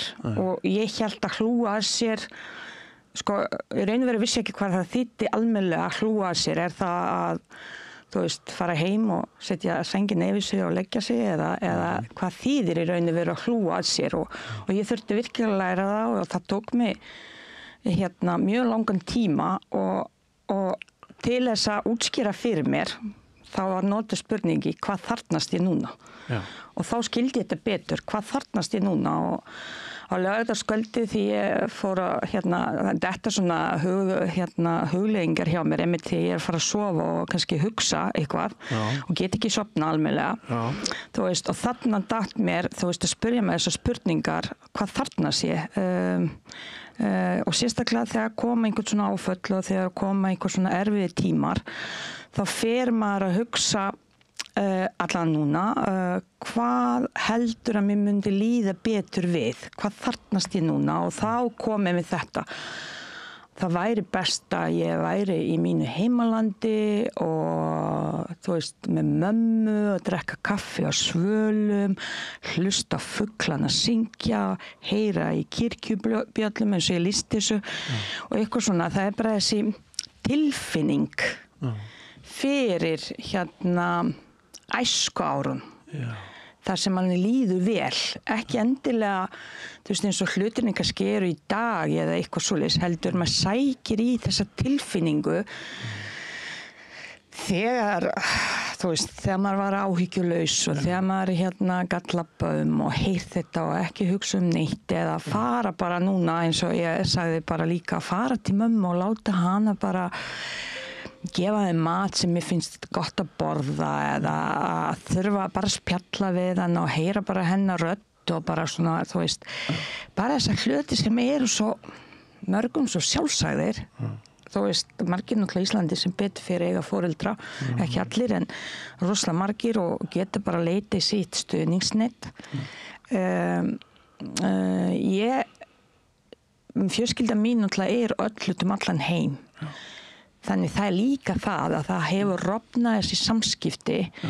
Þannig maður vill einhvern veginn fara tilbaka og fá þetta allt saman. Og þá hugsa maður bara lykt, þú veist, úti eða lykt af maltnum hennar mömmu eða konuna sem í búðinni sem segir alltaf hæ og maður hefur alltaf alist upp að þið fólk vill líka, það svona öðruvísi menning og svo þessi samskipti líka sem ég finnst stundum geta verið flókin og þau eru mjög flókin fyrir allan að ég búið að greina mjög vel hjá mér, þau eru flókin vegna þess að menningaheimar eru öðruvísi og sérstaklega í samskiptum. Við í Bosníu-Hercegovinu eigum mjög hreinskipt samskipti. Þú veist, ég get alveg sagt við þig, herðu, í dag þú ekki búið að standa þig vel í vinnunni og það þetta og ég gef þér viku til að laga þetta og svo eftir viku ef þetta lagast ekki eða mánuð hvað sem þá verðum við að taka næst skref. Á Íslandi þetta ekki svona beint samtal. Þú þarf til að giska og vera rosalega fær að lesa milli línana. Þetta mjög góðbundur. Vegna þess að þér verður aldrei sagt þú stendur ekki vel. Ekki nú orðið, en þetta var öðruvísi í fortíð minni. Já. En þetta þarna er komin ný stefna. Akkurat, og það meira svona pakka inn, þú veist, hlutunum og svona, að meðan eru svona hreins samskipti og, þú veist, og það ef fólk ósagt, þá kemur það til þín og segir bara, þú ert bara búið að ganga ofur langt núna og þetta gengur ekki hafa þetta svona. Á Íslandi þetta, veistu hvað þú hefur fólkið. Á Íslandi þetta allt svona einhvern veginn, og þetta getur verið líka rosalega flókið að lesa í þessi samskipti og stundu verður maður bara svo þreyttur. Já, orkulítil. Akkurat, það kostar orku. Akkurat, og það það sem ég að segja, þú veist, það einmitt þetta. Og ég á laugardagskvöldi einmitt hugsaði þetta. Þegar þú ert svona orkulítil og búin að eiga erfiða tíma og þú þarf kraft og svona, þú veist, hvernig getur spara orku, og þá hugsa maður, já, ef ég væri úti núna, þú veist, þá gæti ég alveg sagt bara, veistu, þetta bara gengur ekkert svona, þú veist, bara afgreiða þetta bara á 2 mínútum í staðinu fyrir mörgum tölvupóstum eða mörgum samtölum og svona, en samt miðar þér ekkert áfram, skilurðu, eða eitthvað, en nú ég að taka bara eitthvað svona dæmi til lofti, sko, en það allt þetta sem ég svona stundum hugsa bara, já, nú ég með heimþrá að því ég vil hafa þessa hluti hér, en þeir eru ekki hér. Og hjá mér ekkert valkostur að snúa heim. Aðallega vegna þess óstórleiki rosalega mikið. Við erum hérna, það frið út í Bosníu, það gaman að fara í frí. En óstórleiki snýst bara hérna, þú getur kannski lifa hægara lífi, en atvinnum möguleikarnir eru litlir. Ég bý á svæði þar sem hérna hvað maður segir, þar sem Bosníu serbar eiga, þar sem heitir serbneska lýðveldi. Það litli möguleika fyrir mig sem Bosníu múslimi ennþá, kannski hérna finna vinnu, að því þetta allt hérna í svona, hvað maður segir, útluta kvóta, fjölda prósentar. Þú ert múslimi? Já. Og hérna, og allt þetta, þú veist, þannig það ekki, svo annað óstöðuleiki, pólitísku óstöðuleiki, það alltaf einhver togstreita á milli þessa þjóða. Það að segja vegna þessa pólitísk strúktúr, hvernig uppbyggingin á kerfinu hann mjög flókin, og hérna, og þetta allt bundi í kvóta, svona mörg prósent með að gera þetta, eða að því þú ert Bosníu múslimi eða Bosníak og Bosníu serbi og Bosníu króati, þú veist, þá þú veist, samkvæmt þeim fjölda sem býr á hverju svæði, áttu rétt á þess, þetta mjög flókið. Þannig ég hugsa með mér, þetta ekkert kannski valkostur, og svo náttúrulega fjárhagslega hérna, hvað maður segir, stöðleiki ekki. Já, ég gæti örugglega haft mjög gott, sko. Það að segja, ef ég væri að vinna á Íslandi og hérna fá tekjurnar héðan út, það hefði verið örugglega mjög gott að búa þarna. Miklu hærri tekjur hér en miklu dýrar að lifa hér? Já, akkurat, og miklu ódýrar að lifa þar úti, og tala ekkert fólk sem á íbúð, eins og við eigum hérna, foreldrarnir og mínir eru svo gjaldmildir að þau hugsa fyrir börnunum sínum, ég veit ekki af hverju, en það bara þessi stefna, og ég býð svo vel við að við eigum íbúð þar sem foreldrar minni keyptu. Þannig þau eru íbúð niðri og við erum íbúð uppi, og þetta í sömu blokk og ég ólst upp og allt þetta, þannig þetta hérna. Já, og svo stundum mitt ég að tala þú veist, svona viðhorfið, þú veist, foreldrarnir okkar eða menningin úti, foreldrarnir oft svo fornfúsir fyrir börnin sín. Finnst það að vera síður hér? Hér eru svona, fólk hér kannski endilega að hugsa, já, því ég alltaf degja, þá þú veist, ég alltaf að tryggja sonum mín á hús, að dóttir mín á hús og barnabörn, þú veist, úti eins og mamma að hugsa þetta, að hún skilur eftir bæði íbúð fyrir mig og svo íbúð fyrir bróður minn. Og ef hún hefði átt 3 börn í viðbót, þá hefði hún hugsað alveg eins. Kannski meiri einstaklingshyggja hér en meiri fjölskylduhyggja í því landi. Það alveg klárlega, það meira, já, mjög mikið að fólk mjög mikið saman, fjölskyldur mjög mikið samheldnar. Já, það eitthvað sem okkur skortir svolítið. Já, og þú veist, ég oft hissa sko, til dæmis þessi hlýja sko að hugsa foreldrana, það er svona byrði oft tala það að það þarf að sinna öldrum foreldrum að verða eins og byrði en úti er þetta svo sjálfsagt. Þetta er svo innbyggt inn í okkur að hjálpa öðrum og vera einhvern veginn og margir ennþá búa saman, tengdaforeldrarnir, börnin og barnabörnin í sama húsi og borða sama kvöldmat, þannig það er öll fjölskylda, ömmur og afar og sýnir og dætur og þú veist, þannig þetta er ennþá óbáslega mikið sterkt í okkar þjóðerni. Þannig þegar ég að hugsa heimþrá, þá stundum þú mér finnst margt, eins og ég sagði einmitt við vinnufélaga mína í hádeginu, ég samsama mig betur við Íslendinga upp á mörg gildi sem ég kann að meta á allt þetta. Sem dæmi? En til dæmis til dæmis þjónustu á Íslandi. Segjum það hjúkrunarfræðingar eða þegar þú hringir einhvers stað. Það er alltaf reynd að finna út úr, það er hægt að vera sveigjanlegur, það er alltaf með brosi, hæ, góðan daginn, hvað séu gott. Út í Bosníu er ekkert endilega þannig. Nei. Þú lendir oft í að fá svona leiðinleg svör og það mun enginn bjóða sig til að leysa úr þessu. Þetta er rosalega fastrammað. Þú veist, það er mjög líklegra að ég fá í íslensku stjórnsýsluna frekar að sveigja, sem er bara mjög skrítið, heldur að einhverju mannesku sem vinnur í pósthúsi út í Bosníu. Skilurðu, að því hér er þjónustulund ábáslega mikið. Það er talað að Íslendingar séu hrókafullir, ég er algjörlega ósammála því, vegna þess að úti er rosa mikið stéttaskipting eftir menntun. Og ég er alveg forréttindamanneskja að klára og vera tala eins svona, hvað maður segir, hvernig maður orða þetta. Þú veist, fólk horfir upp til mín og ber einhvern veginn óbeðin virðingu fyrir því sem ég er bæði búið að gera og því sem ég er búið að mennta mig. Þetta þýðir að ég sé herri en hinnir, sem ég er algjörlega ósammála. Það er miklu meira jafningagrundvöllur á Íslandi að það sé tala við alla út frá jafningagrundvölli. Ég ber til dæmis mjög mikla virðingu fyrir því hvað að tala góða íslensku. Já, takk fyrir. Og ég vandi mig rosa mikið og ég fæ mikið hrós fyrir það. Og að því líka þessi fjölbreytni, eða hvað maður segir, orðanotkun mín, orðin eins og ég fikk síðustu viku þú notar svo fjölbreytta orðaforða, þú veist, man ekki hvað orð ég notaði, en skapandi persónuleiki og þú ert alltaf að leita líka. Ég er að leita, ég vill læra og ég tela svona lærdumur að maður hættir aldrei að læra.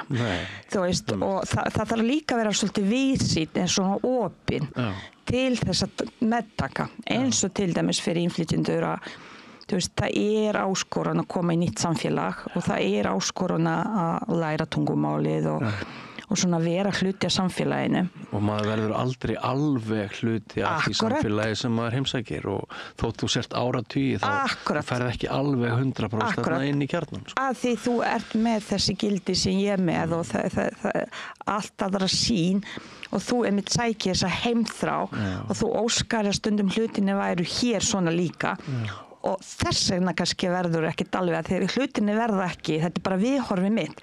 En það er ekkert endilega sagt að viðhorfið Íslendinga, þú veist, sé einhvern veginn, jú, það er alveg þannig til fólk á Íslandi eins og annars staðar að kannski er ekkert samþykja innflytjendur eða eitthvað, þú veist, eru hrædd við þau eða hvað sem er, veldur því að þau kannski ekkert umgangast og leyfa þeim ekkert einhvern veginn vera hluti samfélaginu. En flesti held ég sé opnari fyrir því að leyfa þeim að vera hluti samfélaginu, en það þýðir ekki líka, þú veist, eins og ég oft sagt og skrifa þetta er ekkert einstefna. Þú veist, ég þarf að vera tilbúin, einmitt, læra nýgildi, samþykja það að við erum hér á jafningagrundvelli, samþykja það að hér er lýðræði, mjög mikið lýðræði, samþykja það að konur vinna ekki heima eða ekki alveg algengt í dag að það sé rosa mikið á vinnumarkaði og samþykja alls konar svona, hvað maður segir, gildi að hér eru haldin jól og ég veit ekki hvað, ég get bent orgla slatta af einhverjum svona gildum að sem, þú veist, hér skorti aga til dæmis, ég mikið fyrir aga. Já, þá hlýtur að vera erfitt að búa hér. Já, það getur stundum verið mjög flókið, en það þýðir það ekki að ég get ekki lært inn á þetta og veit þessu tillitssemi. Ég þarf ekki þvinga mínum aga inn á þig. Þú veist, að því þetta einmitt snýst það og ekki frekar en Íslendingar þurfa að þvinga eitthvað upp á mig, eins og ég hef alveg sögur að ég skreytt ekki fyrir jólin að því ég ekki búið aðlaga mig nóg mikið fyrir á Íslandi eða eitthvað svoleiðis. Ég fengið þetta var svona sönnsaga og það var ekki kritík á það. Já, en það var ekki það var bara hreinlega því maðurinn minn nennti ekki skreyta og ég var svo lengi að koma þessu upp og eitthvað svona. Og ekki maðurinn fæddur uppalinn hér á Íslandi? Jú, núverandi, þetta var fyrirverandi maður og eitthvað svona, en þá var fólk búin að álykta eitthvað og en eins og ég sagði, þú veist, aðlögun snýst ekki bara það að ég verð, þú veist, hluti samfélagi, þú þarf líka að hleypa mér inn samfélag. Já. Þannig við bæði berum ábyrgð á því. Alveg rétt. Svo annað sko að bara þótt maður verði 98% góður í erlendu tungumáli, þessi 2% sem vantar upp á, að maður geti tjáð sig jafn vel allt sem maður vill segja öðrum á manns eigin móðurmáli. Mér eru alltaf fundist það mjög frústrerandi þegar ég bý lengi í útlöndum að ég get aldrei miðlað nema 98% max af því hver ég og það sem ég langar til að segja heiminum, það verður aldrei nema í besta falli 98, kannski er ég bara þannig 70-80, ég vil bara trúa þessi 98 af því að maður vonast til þess að maður sé betri í erlendu tungumálum heldur en maður en þú tengir við þetta líka. Jú, ég tengi við þetta, en ég tengi þetta líka, þú veist, að því fólkinu, þegar ég að tjá mig, þú veist, eins og ég segi, þetta gengur alltaf í báða áttir. Þú veist, menningarnæmni fyrir hvernig innflytjendur tala. Þannig þú getur skynjað, skilurðu. Ég skynjaði miklu fyrr hvað Íslendingar meintu með hlutunum áður en ég fór að skilja í raun og veru tungumáli sjálf. Já, þú sást á með látbragðinu. Já, einmitt. Og það er það sem ég finnst oft skortir og frústrerandi kannski því ég að segja eitthvað og fólk sérstaklega eldra fólk sem ekki vant að umgangast innflytjendur. Þeim skortir þetta næmni fyrir tungumálinu og þá stundum við til að fólk misskilur. Og það getur verið einmitt frústrerandi fyrir mig að ég get ekki komið þessu til skila almennilega en líka hinn aðili skuli ekki átta sig á því að þú ert að tala innflytjenda sem mjög líklega ekki 100% á íslensku en það fer að lagast vegna þess að íslensbörn að vera nákvæmlega eins. Þú veist í framtíðinni að því að setja barninu 13 ára barninu mínu hvað hann ekki góður í íslensku þrátt fyrir að hann talar, þú veist, við tölum bara íslensku á heimilinu og íslenska bara móðurmáli hans fyrsta og þú veist, og hann á auðveldur að skilja ensku heldur íslensku orðin. Þannig að við höfum kannski öll eftir að saminast og verða á jafnaðargrunni í Broken Icelandic. Já, ég held, þetta tækifæri líka, en ég hugsa þetta svona bara, þó ég sé rosa mikið íslensku talandi, þú veist, og tala fyrir íslenskunni og tela allir innflytjendur, þú veist, eigalega íslensku og að því þetta svo mikið tækifæri fyrir þau, það að segja koma í veg fyrir að þeir eru misnotaðir af vinnuveitendum eða lenda í einhverjum hremmingum að því þau skilja ekki tungumálið. Þannig tungumáli í raun og veru valdeflandi fyrir þau. Þannig ég tala mjög mikið fyrir því en ég sé það stundum þegar ég einmitt útskýra að segja og ég lendi ennþá þó ég tali svona góða íslensku, þá lendi ég ennþá daginn dag og fólk misskilur mig og næ ekki alveg það sem ég að segja og Það ennþá þannig með okkur Íslendinga að við rífumstu það innbyrðis, við sem erum fætt hérna, það eins og merking hlutana skipti ekki alltaf öllu máli. Heldur hvort við getum hangað hvert annað á rangri beygingu, einhverju málfræði, einhverju svoleiðis. Við erum endalaust að eltast við titlingaskít, eitthvað sem skiptir engu máli. En þegar ég hlusta á þig, þá er alveg sama hver málfræðin er. Ég er að hlusta á merkingu orðaðina. Akkurat. Og við eigum að gera þetta þannig. Auðvitað eigum við að gera það, sérstaklega þegar við erum að tala við fólk sem kemur frá öðrum löndum. Akkurat. Og það er einmitt þessi, kannski svona pirringur líka, kannski svona í innflytjendum, er einmitt þetta, er alltaf sett út á svona smámna. Það skiptir engu máli. Nákvæmlega. Kannski er það bara til þess að svona lækka því í sess. Ég hef alveg fengið það að ég tala 90% íslensku og og 98? Já, einmitt. 90% íslensku. Ég ennþá velti fyrir mig hvað þetta þýddi en vantarlega þýddi það að þú veist, einmitt að gefa mig til kynna að ég sé aðeins lærri heldur viðkomandi.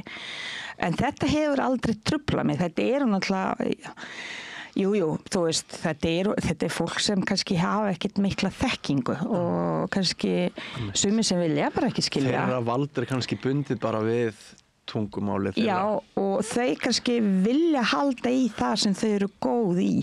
Og það er ekkert mín réttur heldur að gera kannski lítur úr því heldur.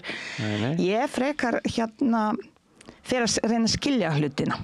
En hugsaðu hvað er mikilvægt að við eigum samtal, við sem erum fædd á djöfleginu hérna og gestir eins og þú sem ert náttúrulega á löngu orðin íslensku ríkisborgari og ert hluti af okkar samfélagi, að þegar ég var að telja upp það sem væri vont við að búa á Íslandi og ég er eins og svo margir aðrir oft búin að velta því fyrir mér að flytja til útlanda vegna þess að ég þoli ekki efnahagsstefnu Íslendinga, ég þoli ekki þessa vexti, ég þoli ekki húsnæðismarkaðinn út frá þörfum barnana minna og svona, ég þoli ekki verðtryggingu, ég skil ekki hvernig við getum verið eina þjóðin ásamt einhverjum Hebreum í Ísrael held ég sem eru með price index og verðtryggingu og það er svo margt í hagkerfinu sem ég algjörlega fyrirlít og ég fer að hugsa að hverju fer maður ekki bara til útlanda en svo kemur þú og þú ert til að tala um mig og þú ert að segja mér hvað Ísland er samt á mörgum sviðum svo miklu betri staður að búa á í alls konar öryggislegu og efnahagslegu tilliti heldur til dæmis í Bosníu. Þú rættir atvinnumálin. Við gleymum því oft, hér hafa eiginlega allir tækifæri á atvinnu. Það er ekki 20% atvinnuleysi hér. Nei. Þú veist og ég held bara að við myndum fara yfir að við allt Ísland væri með 20% atvinnuleysi. Já. Þú veist og það er líka óstöðuleiki sem veldur því og fullt af ungu fólki frá Bosníu er að fara úr Bosníu vegna þess að þau hafa ekki framtíða fyrir sér. Já og ég skil núna mitt eigið samfélag aðeins betur og sé það í öðru ljósi við að hlusta á þig tala um það. Þannig eigum við endurspegla. Þannig eigum við, já. Það er akkurat málið og þetta er ég hef oft sagt málfrelsi á Íslandi til dæmis. Sérstaklega því ég ber saman, við vorum náttúrulega kommunistaríki einu sinni, gömul Júgóslavíu og það er ennþá svona ákveðnir leifar af því. Já. Þú veist, hér getur þú tjáðið það sem þitt eftir í hug og ég skrifa rosalega mikið. Það er ekki sjálfgefið til dæmis, þú veist, í mínu heimalandi. Þú gæti alveg fengið einhvern til að banka heima hjá þér og segja bara... Það er Já, þetta er bara... Á þá vegum ríkisins? Já, bæði og svo getur sagt eða hagaðir einhvern veginn ósæmilega þar sem öðrum aðla finnist þú gerir það, þannig þú veist, þetta er ennþá svolítið svona, já, hér getur þú farið til læknis, það er rosalega mikið kvarta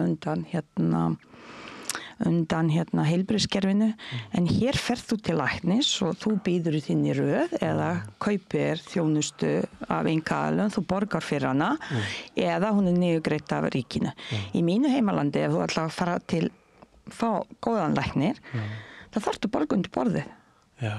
Vegna þess að þá ferð þú bara að bilist og kemst aldrei að.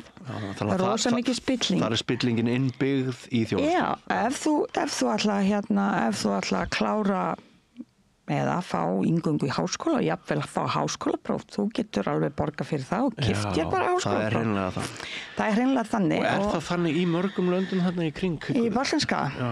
Já, það er rosa mikið spilling í mjög mörgum löndum og það er mikið tal um þetta bæði í sjónvarpi, útvarpi og þú veist, og þetta er bara að reyna að uppræta þetta að einhverjum með einhverjum móti en þetta er ennþá til staðar, skilurðu hér til dæmis þú sækir vegabréf, þú fær það bara daginn eftir, þarna sækir vegabréf, býður einhver mánuð, en þú getur borgað einhverjum til að flýta fyrir. Og kannski færið ekki vegabréfið á grundvelli pólitískra skoðana Já, gæti alveg verið, ég gæti alveg trúið. Ef þú búin að vera róttæk og Já, alveg klárlega.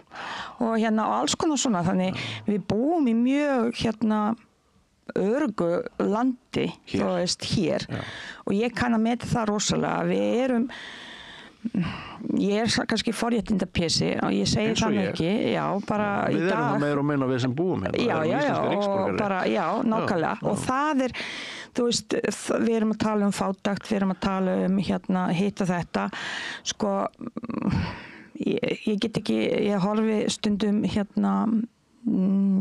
hvað maður segir, svona heimildarþætti sem eru mínu heimalandi. Þú veist, við erum að tala um fólk býr í húsum sem eru byggt úr moldi, ennþá. Það sem er engin rafmagn og ekkert vatn. Og þetta er ekkert 1 dag 2, þetta er einhver prósent. Þetta finnur þú hvergi á Íslandi. Nei. Og þarna erum við að tala að mikið fólki er að svelta bókstaflega, er að deyja hungri. Á Íslandi deyr fólk ekki hungri. Nei, fólk deyr ekki hungri. Já, þú veist, og þannig, þú veist, ef ég á að bera þetta saman, þú veist, þarna erum við að ræða, þú veist, mjög ólík samfélög. Og jú, við getum bætt ýmislegt á Íslandi. Þú veist, sjálfsagt bara gera betur. Mitt motto er alltaf að vera betri manneskja í dag heldur í gær. En við getum alltaf gert betur líka í stjórnsýslunni og allt þetta. En lífsskilyrði hér eru miklu betri. Ég þarf aldrei að óttast að það sé ekki sýnt umhyggja og börnunum mínum í grunnskóla, alveg saman hvað uppruna þau eru eða hvaðan þau koma. Ég veit, kennari mun reyna allt sitt besta til að veita þá þjónustu sem þarf. Ég veit það að mínu heimalandi er ekki þannig. Nei, og kannski skiptir þessi þáttur í starfi kennaran sem þú ert að tala um, kannski skiptir hann þegar allt kemur saman, jafnvel meira máli heldur en það hvernig okkur gengur í starffræði í PISA-prófunum. Já, og þú veist, allt þetta... Þóttu viljum auðvitað hafa hvort tvekja. Já, þú veist, en ég get líka, þú veist, ég get svarað, þú veist, hvað er eðlilegt við það að kennarar, þú veist, eins og þú veist, ég veit alveg í mörgum tilvíkum úti, bæði viðhorfi til þú veist, það er ennþá viðhorf til dæmis til barnanna sem eiga í erfiðleikum með að læra. Það er horft niður á þau, bæði á kerfinu og svo öðrum einstaklingum, þar að segja foreldrum og börnunum. Er þetta í Ísland núna? Nei, ég er að tala um Bosníu. Já, tala um Bosníu. Þú veist, hér, það er engin að pæla, það fer engin að spyrja börni mín og hefa aldrei spurt, náður prófinu? Þetta er það sem fyrsta sem krakkarnir spyrja í grunnskólanum úti og svo foreldrarnir og svona kollakolli. Þannig ef þú nær ekki prófunum þá þarftu að endurtaka bekkin, að heilan bekk. Skilurðu? Ég meina, hvað heldur þú sé gera gott fyrir börn að endurtaka alltaf allt? Nei, ég veit ekki. Það er alls konar svona og ýmislegt annað, þú veist, það sem ég get talið upp sem ég tel fyrir utan náttúrulega fjárhagslegur öryggi, þú veist, og hvað er allt miklu betra og heilbrigðara hér heldur úti og En samt fær maður heimþrá af því að það eitthvað í menningu mann sem að eins og þú nefndir áðan, það lyktin, það maturinn, það eldamennskan, það minningarnar. Akkurat, sem svona kalla á mann. Það hljómurinn í kirkjuklukkunni. Já. Þetta bara þessi huglægt, þú veist, þegar þú fer að hugsa og þegar þið líður svona, þegar þú ert svona, hvað maður segir, viðkvæmur.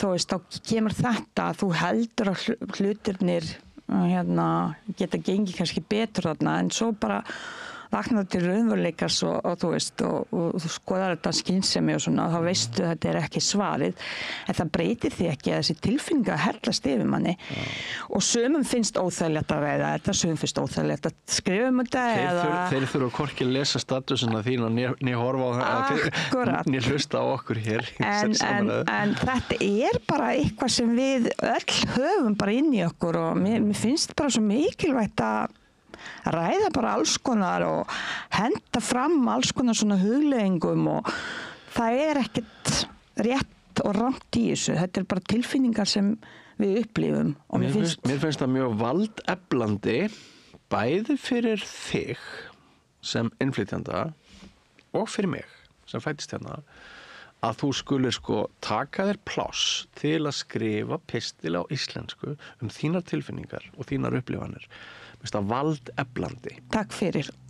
Fyrir báða hópana. Ég sammála. Það ekki? Jú, ég sammála. Það kannski pointið með þessu að hluta til. Ég fengið ég fæ þetta mjög oft, þeir sem lesa pistlana mína og eru bara Þú segir, hér ég. Akkurat. Og ég lærði þetta mjög fljótt á Íslandi að taka mig pláss og ég svona extrovert og hef gaman að spjalla við fólk og svona og óhrædd þögg sé minni sjálfsmyndinni sem kemur frá Bosníu óhrædd við að tjá mína skoðanir og tjá mig alls konar mál. En ertu ekki líka stundum hrædd en þú gerir það samt? Nei, ég aldrei hrædd. Ertu aldrei hrædd? Ég aldrei hrædd. Ég mér stundum sett mörk út á starfinu sem ég kannski starfa við og eitthvað svona. Ég get ekki rætt sumt. En mér finnst það ekkert sem á ekki heima í umræðinni vegna þess ef ég ekki hlusta hvað þú ert að segja, ef ég heyri ekki, ef ég les ekki, þá veit ég það ekki. Þannig ef við erum ekki að ræða allt þetta eins og við erum ekki, þú veist, ef við værum ekki að ræða þetta hér og nú, þá veit fólki ekki að það sé tilfinning sem heitir heimþrá, þú veist, af því það hefur aldrei pælt í því og hafa alltaf kannski búið á Íslandi. Þess vegna svo mikilvægt og það eins og ég oft sagt, það ekkert til neitt og rangt í þessu heimi eða umræðinni eða það sem við getum ekki rætt vegna þess þannig fræðumst við, þannig vikum við sjóndildahringin, viðsýni okkar kemur út frá samræðum með því að hlusta og svona, en það þarf að vera virkhlustun. Það þýðir ekkert bara hlusta og gleyma þessu eða veita ekki athygli. Þú þarft að hlusta og skilja. Ég þarf ekkert vera sammála til dæmis fólki sem á móti innflytjendum og ég hef lent í þessum samræði ansi oft.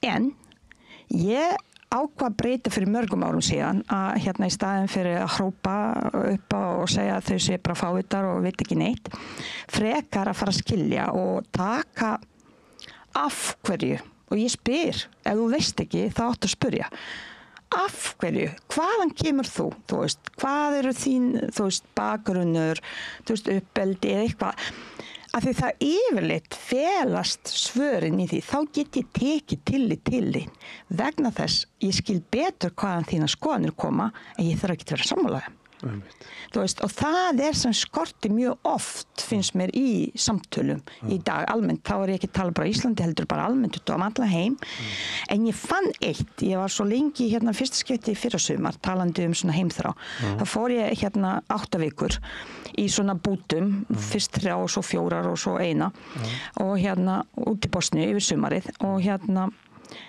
og þegar ég kom tilbaka þá fattaði ég eitt einmitt, það sem ég að tala sem ég stundum sakna á Íslandi, það þessi heimþrá.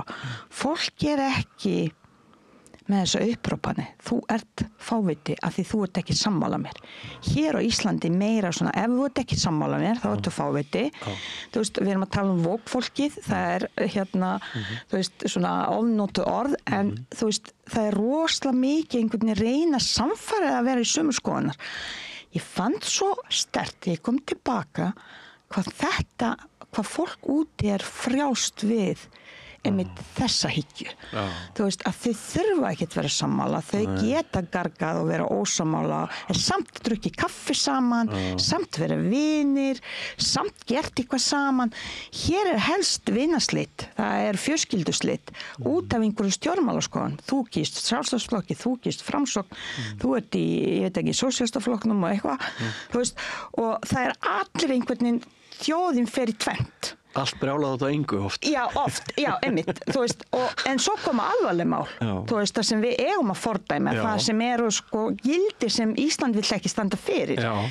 Nei, þá kemur einmitt, nei, þá ætlum við ekki að ræða þetta, það svo viðkvæmt eða, já, ég þori ekki að tjá mig þetta, við erum samt, þú veist, þú ég tjá mig eitthvað hluti, það ekki þar með sagt að ég hata þig eða ég þarf að berja þig eða hvað sem en stundum einmitt tekið svona sterkt til sín en það alls ekki meiningin bak við þetta. En það svo fyndið þú skulir akkurat nefna þetta vegna þess að fyrr í dag tók ég annað viðtal við Þorvald Logason sem skrifaði bók spillingu og þar voru við einmitt að tala þessi einskisverðu menningarstríð sem Íslendingar eru sérfræðingar í að heyja og skiptir engu máli hver vinnur það stríð vegna þess að stríði sjálft skiptir engu máli á sama tíma og allt þetta mikilvæga sem við þyrftum að vera að huga að það bara í höndum örfára kalla sem að spila á sína eigin þjóð eins og fábjánar. Sammála og þetta fann ég mikið frelsi í því þegar ég kom tilbaka þegar ég var svo lengi í burtu einhvern veginn eftir sumarið að hvað þetta óbáslega áberandi á Íslandi sem ég tók svona og að nelt, þetta það. Þú veist, ég fann alltaf fyrir þessu en svo hugsaði með mér, já, kannski þetta bara allstaðar svona, en svo fann ég svo sterkt fyrir þessu, þetta eitthvað sem bara ég veit ekki hvort maður kalla þetta sér íslenskt ég verð ekki viss það örugglega fleiri þjóðir sem kannski fara þetta örugglega eitthvað svona træpskilur við erum náttúrulega bara nokkra fjölskyldur það ekkert langt síðan hér voru 2 fjölskyldur sem réðu öll á Íslandi bara 2 ættir sem réðu öll á Íslandi og við erum öll meira og minna skild hver undan öðrum og þú veist þetta stór furðulegt samsafn af fólki Íslendingar og með því ekki að segja að þetta sé vont samsafn af fólki alls ekki en bara frábært samsafn af fólki en mjög sérstakt samsafn af fólki og við erum með alls konar sérviskur og dularfull á ansi mörgum sviðum miðað við mjög margar aðra þjóðir. Og það getur verið mjög flókið að lesa í það og fyrir mig, þú veist, var mjög flókið að lesa í þessi óskrifu mál. Þú veist, þannig þú veist, þú þarft að vanda þig, þú veist, ég var mann einu bara, þú veist, dæmi þegar mér var sagt, já, annað kvöld, við sjáumst bara annað kvöld og ég fór heim og hugsa með annað kvöld. Hvað þýðir það? Þýðir það á morgun? Annað kvöld eða einhver annað kvöld í vikunni eða annað kvöld og ég var alveg bara guð minn góður að ég þurfti að spyrja þú veist, til að vera viss að verða ekkert misskilningur vegna þess og bara það, þú veist það sama með þegar þú segir ekki orðin en Íslendingar, eins og ég segi augráðin, hvernig þú talar þú skilja hvort annað að menn ég stundum labba á fundum í vinnunni og þurfti að spyrja samstarfsmennina hvað myndi hann með þessu? Sagði hann já eða nei? Þýðir þetta já eða nei? Þú veist, að því ég ekkert stundum, þú veist. Einmitt, skilaboðin sem við sendum hvort öðru innfæddir Íslendingar eru minnst í hinu talaða orði. Já, en ég úti í Bosníu einfaldlega bara sagt nei. Þú ert ekkert fá launahækku núna og máli bara dautt, alveg sama hvað þú tala og fær alltaf nei, en hér alveg bara skoðum þetta sjáum til, tölum saman eftir mánuð, tölum aftur eftir 3 mánuði, þú veist, þegar við erum farið vita, þú fær aldrei svar, já, við gerum þetta svona, nei, við gerum þetta ekki svona. Þú veist, og ég elska svörin já og nei og ég hef verið stundum hrósu fyrir það, einmitt, að það mjög skýrt, þú veist alltaf hvar þú hefur mig vegna þess að ég bara svona. Og þetta til dæmis reynist mér mjög oft mjög erfitt þrátt fyrir 30 ár, þrátt fyrir ég reperandi íslensku, ég skil hana 150%, ég hef gengið í skóla hér, þú veist, ég hef gert svo margt, samt þessi smávægi hlutir, þú veist, þegar þú ert svona orkulítil, þú veist, þá þetta bara, ég nenni þessu ekki eina ferðin enn, skilur, þá kemur þetta, þannig maður vill hafa svona smúð, já, nei, bara áfram, þú veist, og svo líka eitt, þú veist, það sem ég finnst þægilegt í mínu svona heimaumhverfi og myndi vilja yfirfæra þetta í Íslendinga það, þú veist, þegar þú ert í vinnu og yfirmeðar eru að tala hitt og þetta á Íslandi, og ég segi það, ég vil aldrei sitja 20 manna fund, það bara 5 menn og þú veist, það bara helst bara hámark vegna þess, það hafa allir skoðun og þurfa allir tjá síðan skoðun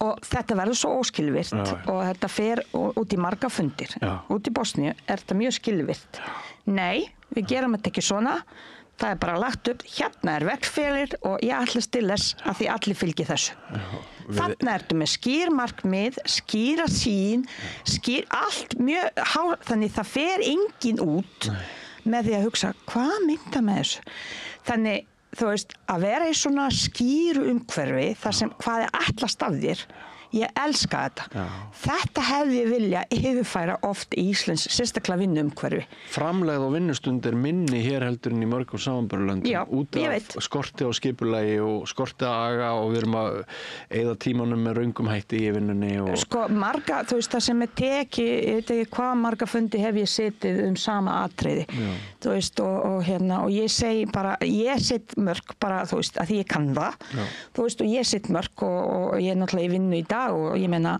þú veist, ef ég ræða 3-4 fundi sama atriði, þú veist, þá ég kem bara mjög fljótt, sko, eftir fundi með 3, þá ég bara, ok, nei, nú þurfum við að setja mörg línu og ég ræði þetta ekki meir og ég vísa bara í, þú veist, við erum búin að ræða þetta, þú veist, ég ætla ekki að taka þessu umræði aftur. En þetta skortir, þú veist, ég veit ekki í þessi 30 ár hvað ég seti marga fundi sem eru mjög óskilvirkir. Ég trúi því vel. En þú ert bardagamanneskja og þú vilt sko berjast fyrir bara betri veröld og þú ert óhrædd eins og þú segir við að láta þér heyra, þú ert aldrei hrædd. Aldrei. Þess við búum í öruggu landi. Einmitt, og það mikill fengur í því að heyra þig tala og heyra hvað þú hefur að hugsa. Og ég hélt kannski upp að við erum meira svona í einhverjum mýkri tilfinningum en við höfum verið en þetta búið að vera fyrir mig mjög lærdómsríkt spjall að heyra sko með samanburði þá fær maður alltaf einhverja svona nýjar hugmyndir sína eigin stöðu og landsin sem maður býr í og heiminn og allt það og sko, ef það eitthvað sem ég hef lært á okkar spjalli núna þá það að við þurfum að vera duglegri að hittast, ekki endilega ég og þú, heldur fólk sem kemur úr ólíkum áttum og spjalla saman og sameiginlega leiðum við okkur að bestu niðurstöðu með ólíkan menningar bakgrunn sem vopn. Ég algjörlega sammála því og tek undir það og takk fyrir að bjóða mér og nenn alltaf að spjalla við mig ýmislegt að því mitt eftir ýmislegt í hug. Ég er rosalega hundarík og eins og þú segir. Er þetta ekki bara þriðaskipti sem að kemur til mér? Já, allavega, mér finnst eins og ég sagði áðan við ykkur, mér finnst ég fast og gestur mér kemur reglulega og ég er mjög þakklátt fyrir það vegna þess að það er ekki og ef einhver svona, hvað maður segir, lyfta svona mest, hvað maður segir, innflytjendu fólk að erlendum uppruna á svona ólíkum skoðunum og þá eru það þið í samstöðinni, sko. Ég hlusta og og Takk fyrir að auðga okkar heim.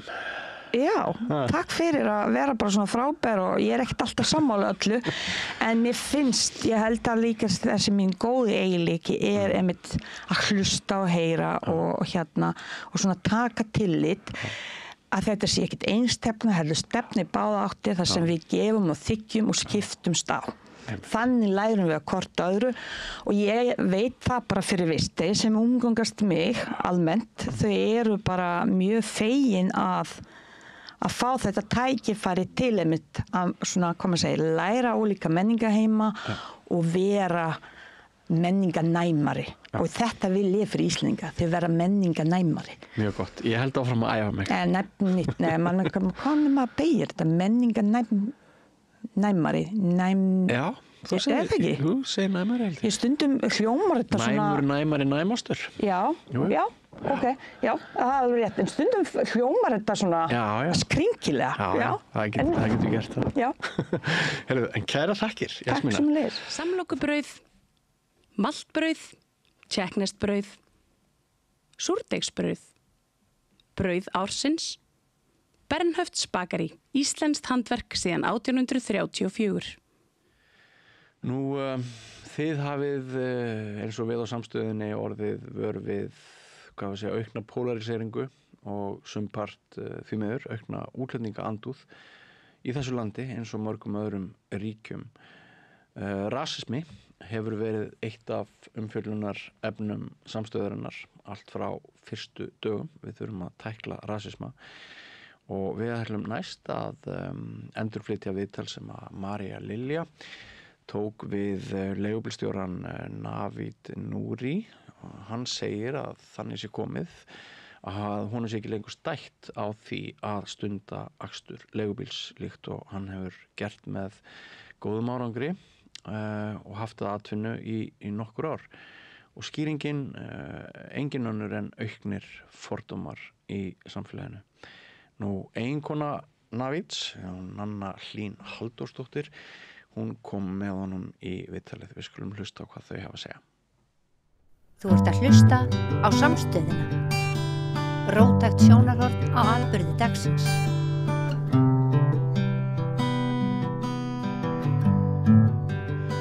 Komið sæl og velkomin aftur að Rauða borðinu. Ég heiti María Lilja og hjá mér eru hjónin Navid og Nanna. Verið velkomin. Takk fyrir. Takk. Navid einn af leigubílstjórunum okkar hér á Íslandi. Hann hefur orðið fyrir miklum fordómum og konan hans, Nanna, hún vakti máls á þessu á Facebook-síðu sinni í gær.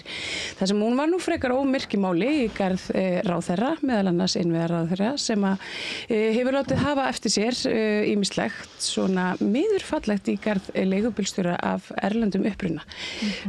Ertu kannski svona til í að byrja bara á að segja mér bara hvað var það sem að hérna svona rak þig til þess að setja fram þennan status í gær? Akkurat. Já, ég bara í raun og veru, þetta er búin að vera okkar tilvera, Navid er búin að vera að vinna sem leigubílstjóri og þannig að ég er búin að fylgjast ágætlega með þessu og svo svona síðasta árið hefur umræðan orðið verri og verri og orðið svona rosalega mikið íslensku leigubílstjórnir gegn þessum erlendu og einhver svona rosalega furðuleg tensjón í gangi. Og síðan bara núna síðustu vikur hefur komin þessi umræða sem betur fer var Navid í Íran hjá fjölskyldunni sinni vegna þess að ég var bara hrætt og svo bara varð ég eiginlega orðulaus þegar sjálfur ráðherra þessa mála, samgönguráðherra kom og sérstaklega þar sem hann kom á hótelsögu hvað heitir þarna útvarpssögu á útvarpssögu og kom með þetta komment að kaffistofan væri nyrsta moska í heiminum eða hvað það var. Mér finnst þetta bara, þetta er athugasemd sem er fulla fordómum og ég held að þau lönd sem við berum okkur saman við myndu alltaf gera það miklar athugasemdir við þetta að ráðherra þyrfti alla vegana að biðjast afsökunar á að hafa sagt svona ef ekki segja af sér og mér fannst bara svo ótrúlegt að það er ekki búið að vera nein umræð þetta. Það er einstaka manneskja kannski búin að koma á Facebook og vera bara, var hann í alvörun að segja þetta.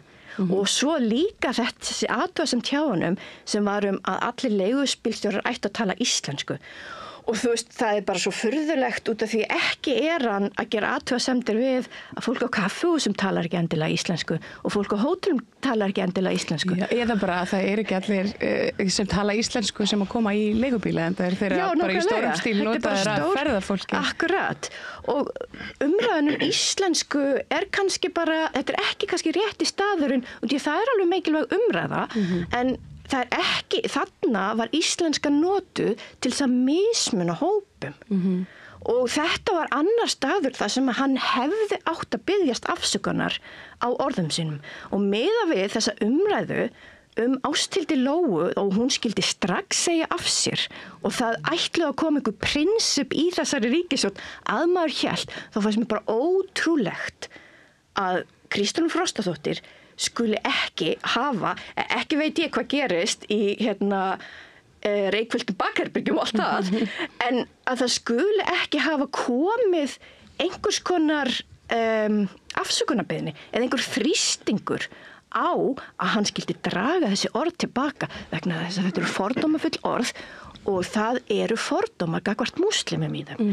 Og það sem er mest líka mjög furðulegt, þú veist, nú til dæmis þekki ég ágætlega til trúarbragða vegna þess að ég vinn sem fræðikona og ég hef líka bara verið á ýmsum stöðum í heiminum eins og við náttúrulega hjá fjölskyldunars Navids í Íran og maður er bara orðinn vanur því að múslimar, þeir biðja þar sem að þeir eru. Það er bara í þeirra menningu og munurinn á Íslam og kristni er að kristni, sérstaklega þessi svona mótmældakristni, hún varðar rosalega prívat trúarbrögðum.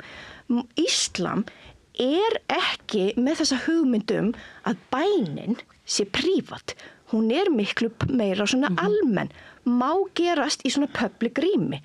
Og þú veist þessi umræða þessa kaffistofu og hún sé orðin einhver moska, þetta er bara svo skrítið og líka vegna þess að þú veist, ef ég skil þetta rétt þá var kannski bara einn og einn að biljast eða hvað það var, ég veit það svo sem ekki, þú veist, ég er ekki á þessum stað en þetta er bara umræða sem að maður sér að MBL er búin að taka upp og það er eins og að sé einhvað áróður stríði gangi og jafnvel Bylgjan sem er svona tiltölulega mikill meginstraums fjölmiðill er líka að taka þetta upp og enginn er að koma með þetta gagnrýna sjónarhorn á ráðherrann sem er að beina þessu gagnvart einum hópi innflytjanda sem er í raun og veru brúnir kallmenn og enginn talar fyrir brúna kallmenn og núna eins og ég,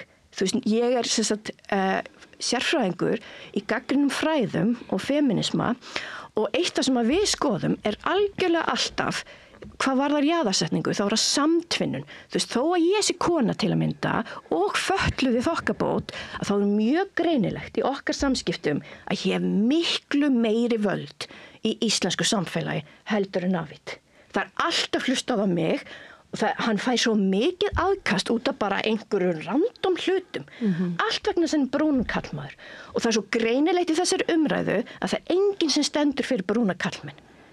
Og auðvitað eru þessi leigubílstjóðar þú veist ekki bara brúni kallmann, þetta er bara alls konar hópar en þetta er stór hluti af þessum hóp og þetta er hópur sem er í frekar viðkvæmri stöðu og jafnvel þorir ekki að segja neitt og það er það sem er svo greinilegt og þess vegna höfum við bara fylgst í raun og veru það sem ég myndi kalla réttlát reiði righteous anger that we have. Yeah, so Navid, can you tell me over the last few weeks how you felt like there was something like brewing or happening in Icelandic society pointed towards brown-skinned men, Muslims and people of like Persian and Arab origin? Yeah, I can tell you like I just came from Iran. I was not here for like 3 weeks something. And I can see the difference between when I went to Iran and then when I came back. Like we could get like some racist comments inside the car, like maybe once or twice per night. But this weekend when I went to work, I got 5 racist like a comment and talk, you know, like okay, they were like rude people that like you not belongs to here, and then these nice people that they say it in a nice way, like okay, I drove these people to to their home, and this guy, he was like talking nicely. I just want to know, like, you know, I was a pilot. I was, you know, flying, you know, to Middle East, blah, blah. I was flying many places in Middle East. And in the end, he was like, listen, you know, we have different value. You know, we have this European value. And it's not going to work out with you guys, you know. Like, what is not going to work out? It's work out now. I just drove you to your home, right? This is like a race is coming, but in a nice way. And all of my friends, they are experiencing like a big wave of, you know, racist people coming in, and like it's like the same people. I don't know what's happened. Like we should, you know, I'm not telling like, you know, all of us are good. You know, it's just like all kind of business. There is like a bad people, like a good people. There are some rotten apple. And they're not bad because of the color of their skin. Yeah, it's like in any other business. It's just like that. There are always those rotten apple. And yesterday I was I have like a gathering, you know, with my friends, and we were all like furious, like why this government or Samgöngustofa, when somebody does you know, some cheating or some what they call it, like hurting the business, why they don't cancel their you know, taxi license? That's like a best way. Just you know, aim the target. Not like, okay, let this guy go, and we all gonna blame all the taxi driver, all the brown taxi driver. No, just take that guy's license, and it's much easier. Like it's like doesn't make any sense. En, Já, Navid, hann velti fyrir sér, hann hefur fundið fyrir auknum fordómum og hann velti fyrir sér hvers vegna Samgöngustofa sinnir ekki hlutverki sínu á þann veg að hreinlega taka leyfi þeirra leigubílstjóra sem hafa gerst brotlegir í starfi í stað þess að það ná einhvern veginn svona smita út í allan hópinn. Hann hefur fundið fyrir miklum og auknum fordómum frá því hann kom frá Íran, þar sem hann var í 3 vikur og hann finnur fyrir miklum mun og núna eru þetta fólk sem svona venjulega var almennilegt en kannski sagði ekki mikið. Það svona farið að pakka inn fordómunum í svona fínni umbúðir. Þetta er svona kurteisislegur rasismi sem hann er að verða fyrir í bland við svo ljótari og dónalegri rasisma borð í bílum. Yeah. So you have decided to stop driving a taxi. Yeah. You know, this business is a jungle business right now. Like in this weekend, like last weekend, all of this foreign taxi driver, they got this message. Like people verbally tell them that you're not welcome here. We all got this message. Like everybody just waiting to tell you that you're not, you know. I got this customer. He just sit inside the car and he was okay, you're not gonna rip me off. I said, why are you saying that? And I'm a taxi driver. Why are you saying that? Yeah, because I know someone who being ripped off by some taxi drivers. Okay, I was like, listen, you know someone being ripped off by some taxi driver, but me personally being attacked 3 times by Icelandic, you know, passenger. It's just is it not like make more sense that I tell you, hey, don't stop, don't attack me, you know? Yeah. But I don't say that. How you can tell me that?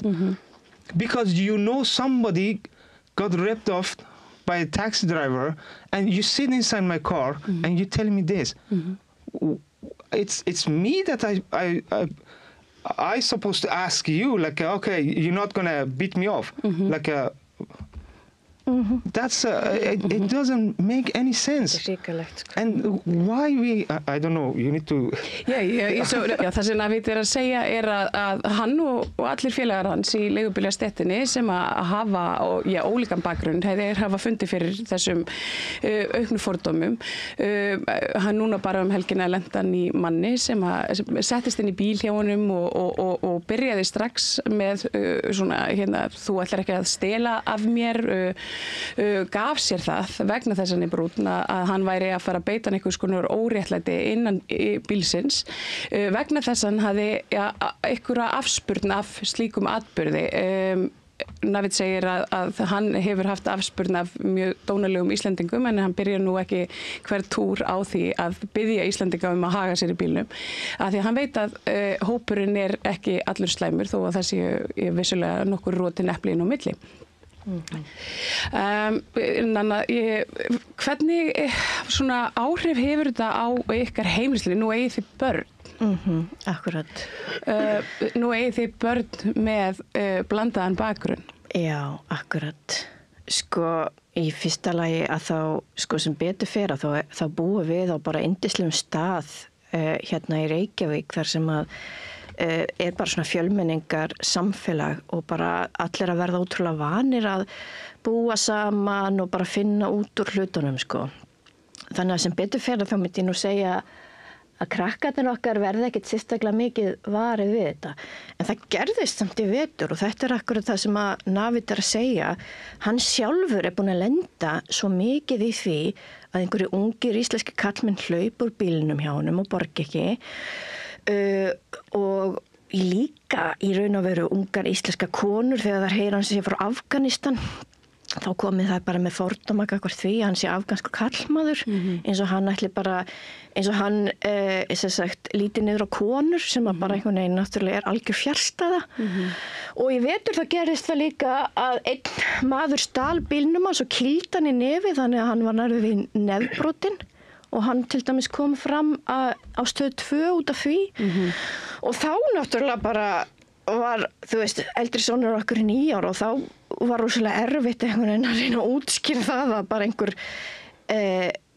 einhver maður niður í bæ hefði kýlt pappans í vinnunni bara þegar hann einhvern veginn að reyna að sinna sinni heiðarlegu vinnu. Þú veist, þannig að dæmin sem að Navid hefur lent í, þau svo fjöldamörg og í raun og veru ef við ætluðum að taka einhverja tölfræði þá finnst mér alveg líklegt hér og nú að tölfræðin væri bara miklu verri hvað Íslendingar að gera við leigubílstjóra sérstaklega verði að segja ungir íslenski karlmenn sem finnst bara allt í lagi að hlaupa úr bílunum til dæmis og þú veist mögulega gera það sérstaklega hjá einhverju ákveðni típu af leigubílstjóra. Ég veit ekki, nú ætla ég ekki að fara að gefa mér eitthvað út af því að sko, þetta svo erfitt it's difficult for you Navid to do something about it when people run out of your car because if you chase them.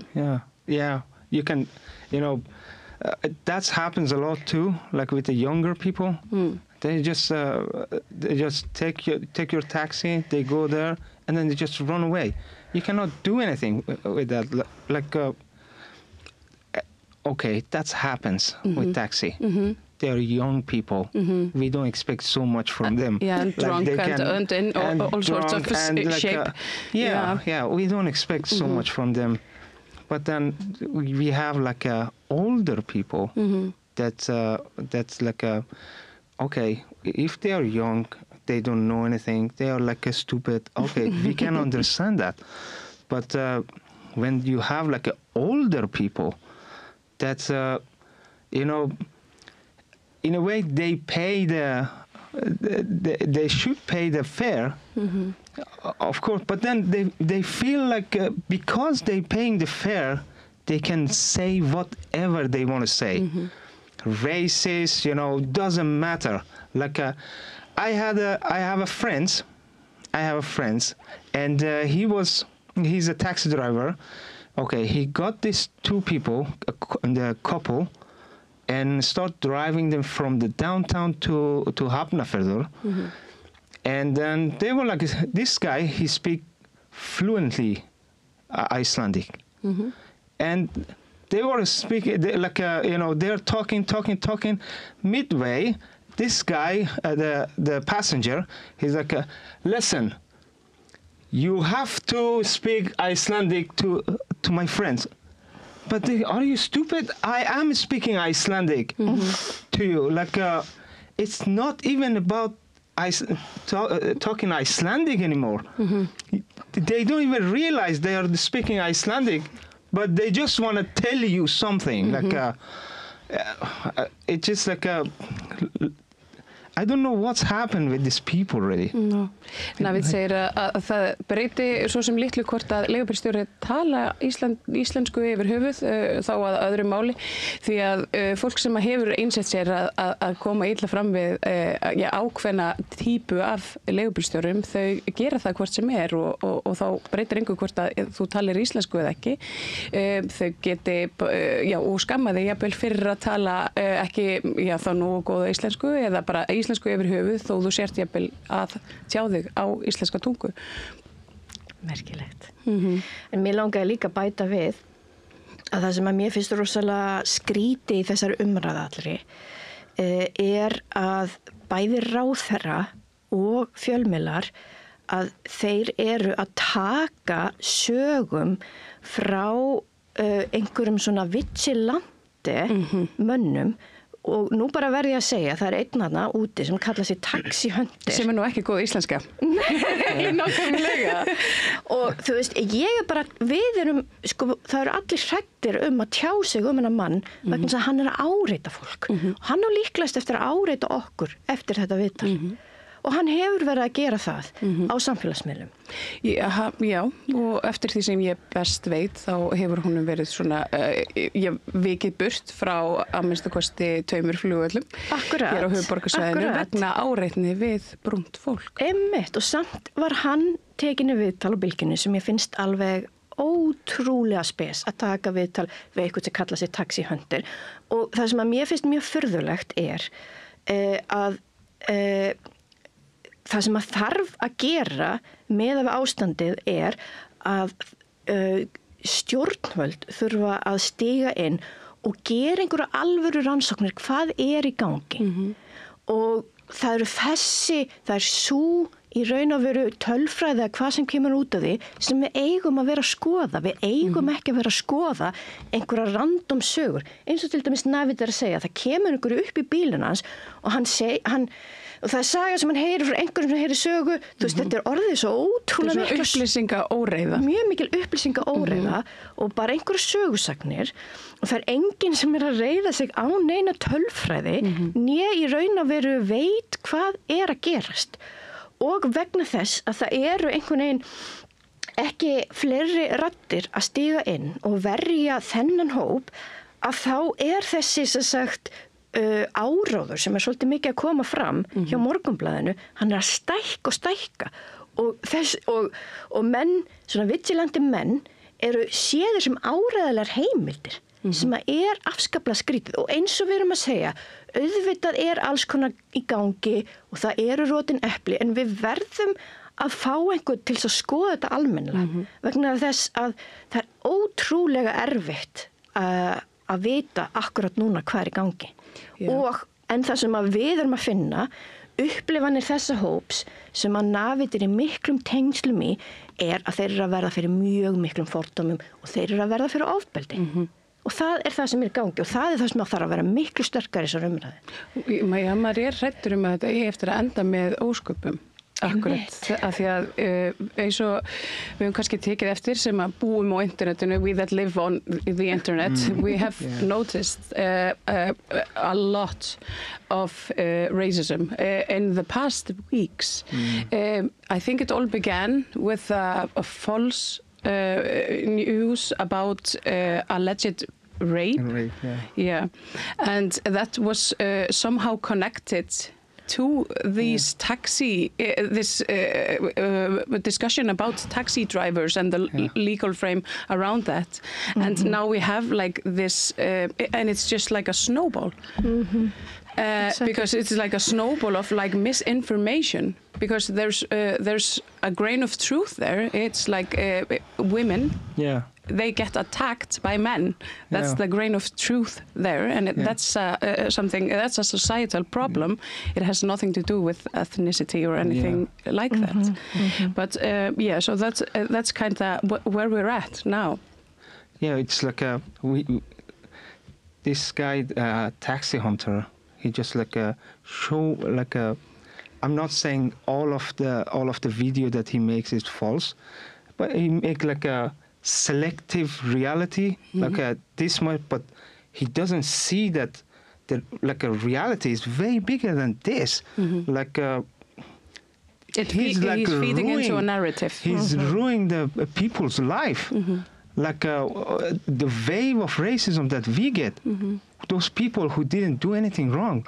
Like I just go to work and then come back home to see my wife and kids. Why my life should be ruined? Why? Okay, there are some people cheating in the system. Take their taxi license, not punish all those brown people, or just to make it complicated, complain to the station or something. Some need to come, forward. Like they are good at giving taxi license. They should be as good at taking back those taxi license from those people who make. Yeah, or like have some kind of surveillance or something, some kind of system to like keep this in order. Neutral civilians, like not like a one-sided. Okay, if somebody did something wrong, take their taxi license, no matter if it's like a white Icelandic guy or a brown brown Icelander. So it needs to be like this, like a neutral, and they need to come forward. Like we should not like sit there. Okay, we whatever happened, we're just gonna give license. No, you should be good at taking back license from those who breaking the the law of taxis. Like it should be like this. Of course. Og Navid, hann innrar á þessu með samgöngustofu að það ætti auðvitað að vera einhvers konar bara rammi utanum kerfið það sem að brotlegir leigubílstjórar, þeir missir hreinlega leifið bara leið og samgöngustofu ætti að sinna eftirlitum í því, en hann nefnir þar á óður að ástandið eins og það núna orðið til þess að bara eyðileggja hreinlega líf fólks og hann vísar þá til dæmis í umfjöllun manns sem að kalla sig Taxi Hunter og hann hefur það svona að hvað hefur að segja, atvinnu? Nei, það svona hliðarstarfi einhverju að vera TikTok stjarna, þar sem að hann áreitir brúna leigubílstjóra og hann svona gengur á það og fer mjög harkalega að, en umræðan í kringum þennan mann og þessi vídeo sem að eru mjög klift og skorin til þess að þjóna svona ákveðinni narratífu, þau verða til þess að fólk sem að horfir og tilbúið að svona kaupa sig inn í þessa sömu narratífu, það gengur fram með mjög hatursfullum hætti og ég ætla að fá að sjá hérna nokkur dæmi hvernig fólk tjáir sig á internetinu. Maður að nafni Dóri Löllusson segir: eigum við ekki bara að taka okkur nokkur saman og panta þennan bíl og láta hann rúnta með okkur í 2 tíma og sjá hvað hann gerir og klappa honum svo hressilega og sýna honum að hann bara 0 og nix. Maður að nafni Ásmundur Ove Jóhansen mælir með því. Jóhann Bergmann segir akkurat það sem ég hugsaði. Dóri Löllusson segir: ég til. Held að það sé tími til komin að hætta með ræðurnar á Facebook og fara að hjóla í verkefnið. Þar að segja, ef menn eru bara meira en bara ræðumenn á Facebook. Ekki illa meint, svo ég móðgi engan hér inni. Inga Jóna Traustadóttir segir: látum hann hverfa í skjóli nætur. Dóri Löllusson svarar: Hvar og hvenar hittingur í verkefnið að fara rúntinn með þessum bílstjóra? Hverjir eru til? Dóri Löllusson segir aftur, greinilega bara ræðumenn á lyklaborði hér inni, enginn sem þorir að láta knéfylgja kviði. Inga Jóna Traustadóttir svarar, nei, ekki alveg. Ef ég byggi í bænum myndi ég hiklaust slá til, en svo aftur á móti spurning hversu gáfulegt þetta Dóri Löllusson segir, ekki gera yfirvöld neitt, þannig að ágætt að beita smá þrýsting, þannig að þeir verði að gera eitthvað. Þarf kannski ekki að senda rotturnar á spítala, bara hrista þá aðeins til og hræða úr þeim hlandið. Inga Jóna Traustadóttir segir, þetta alveg freistandi hugmynd. Maðurinn Frank Norman Eyþórsson segir, þetta verður aldrei hægt að leysa af í orðaskiptum. Þetta fólk allt og frekt fyrir það. Það eina sem mun fá það til að hætta ógnun, eins sorglegt og það að segja það. Þá það eina sem mun fá það til að stoppa að valta yfir Íslendinga og aðra venjulega ferðamenn. Á aldrei eftir að enda friðsamlega og verður mikið verra innan nokkura ára ef við gerum ekki eins og Danir. Inga Jóna Traustadóttir svarar, það löngu komið í ljós, þetta veður uppi eins og það eigi heiminn, enda það ætlun þeirra. Ólafur Ragnar Ólafsson segir, djöfulsins helvítis aumingjar þetta lið, væri gaman að lenda á þessum gæjum, leyfa þeim aðeins að finna fyrir því. Inga Jóna Traustadóttir segist sammála, en mér sýnist á öllu að þessi lögreglumaður sé alveg á okkar bandi sem frábært og við þurfum fleiri svona. Sigurður Haraldsson segir, við þurfum að fara að taka upp annað en bara potta og pönnur. Inga Jóna Traustadóttir segir, ég hef alveg hugsað það sama. Já, þetta ljót skjáskot. Já. Og þetta ljótdæmi orðræðina sem einhvern veginn og hefur verið normaliseruð núna undanfarið með tilkomu manna eins og Taxi Hunter og fréttin.is sem svona í því að deila falsfréttum. Þú hefur, og þið hafið fundið fyrir þessu, Navid, you were in an interview some months ago about hate speech and like racism. Following that, did you like run across these types of comments on yourself? Eða þú, Nanna, hefur þú fundið fyrir þessu? Well, in the taxi, you mean? Or just online? Yeah. Online? Yeah, I don't... Sorry if I switch to Icelandic. Ég sá þegar að hann virtist fréttum hann að það var mjög mikið að slæmum kommentum undir þeim fréttum og við vorum svona að reyna bara að lesa þau ekki. En síðan gerðist það líka, ég með eitt skjáskot þar sem einhver var að svara Taxi Hunter á Twitter eða X og þá kom þetta bara upp þegar ég var að googla sjálfa mig og nýdoktor sem var staða sem ég var með og þá kemur þetta bara upp alveg hrikalega ljóta athugasemd sem ég vil ekki endurtaka hér hún svo ljót og það sem að við bæði þetta bara meiðir ekki akkvart okkur báðum og sérstaklega og líka það vera að grafa undan mér bara sem fræðikonu og ég raun og veru þessi svona vísindakerfi og þess að maður sér að þetta svona sömu öflin og trú ekki lengur á þessa svona kerfisbundnu þekkingu sem að reyna að koma á fót og þróa bara gegnum áratugin og aldirnar í vísindakerfinu. Og þetta einhvern veginn kemur þarna fram og ég líka íhuga að kæra þetta meiðir vegna þess að þetta bara, þú veist, þetta hatursorðræða og við eigum ekki að leyfa þessu að ganga í raun og veru og við þurfum líka að setja afskaplega skýra gagnrýni á fólki í valdastöðum og hvað það að gera vegna þess að leið og manneski í valdastöðu tekur undir svona að þá eflist þetta til muna. Þetta auðvitað bara fólk auðvitað trúir á stjórnmálafólk. Já, akkurat. Og það auðvitað fylgir því sem að stjórnmálafólk segir að því að það áhrifafólk. Akkurat. Og það mjög alvarlegt að það taki undir svona. Það alltaf ákveðið áhrifavald og kennivald í því að vera ráðherra og það í raun og veru þetta, það þarf að hafa aðhald með þessu valdi og það enginn búin að hafa aðhald með Eyjólfi Ármannsinni. Sem alveg bara ótrúlega furðulegt og virðist rosalega vera vegna þess að stendur enginn upp fyrir hennan hóp. I was just saying, já, ok, kannski.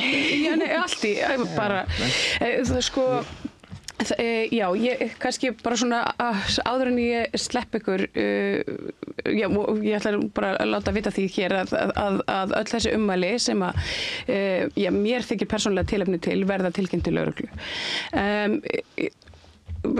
Hvernig mætir lögreglan þessum málaflokki og hvernig stendur lögreglan? How do you feel the police is reacting in these cases? Do you feel that you're safe to go to the police? I have to ask. Well, in this case, the taxi driver are like most in need of police, really, because we have so many crazy people in downtown, and we kind of need the police a lot.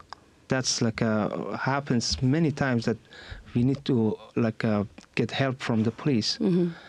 And it's just with the police also you can see old-timey 2 years ago you could stop in some places and when the police comes they give you you should not stop here. And you could just drive on, everything fine.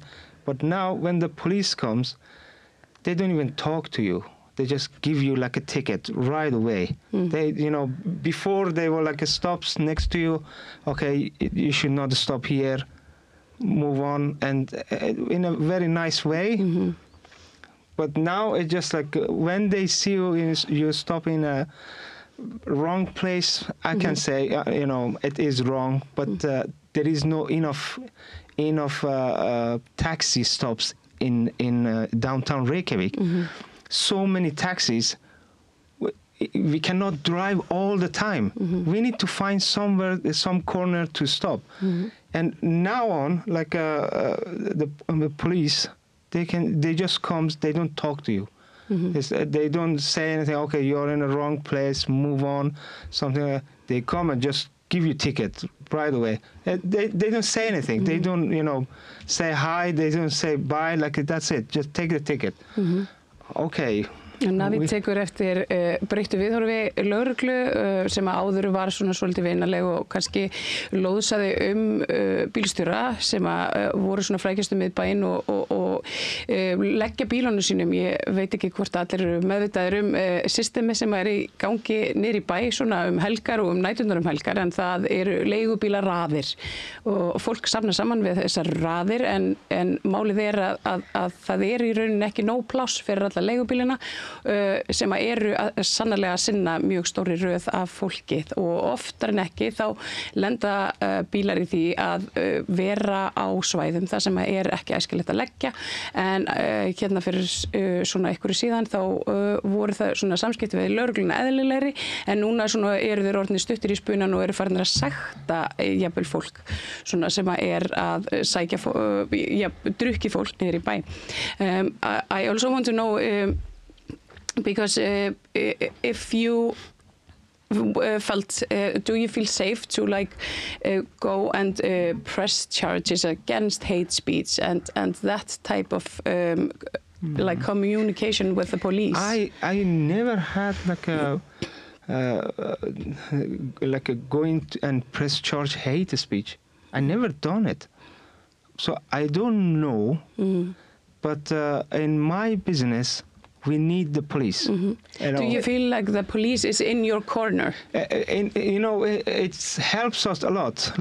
Sometimes by just being there. Okay. I remember I pick up this guy. He was a very big guy, sit in the back, and he was so drunk. He said, "Okay, drive." I said, "Where are you going?"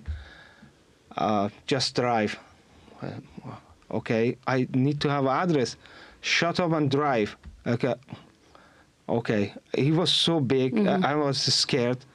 And I drive a little bit, and then the police car came right in front of me.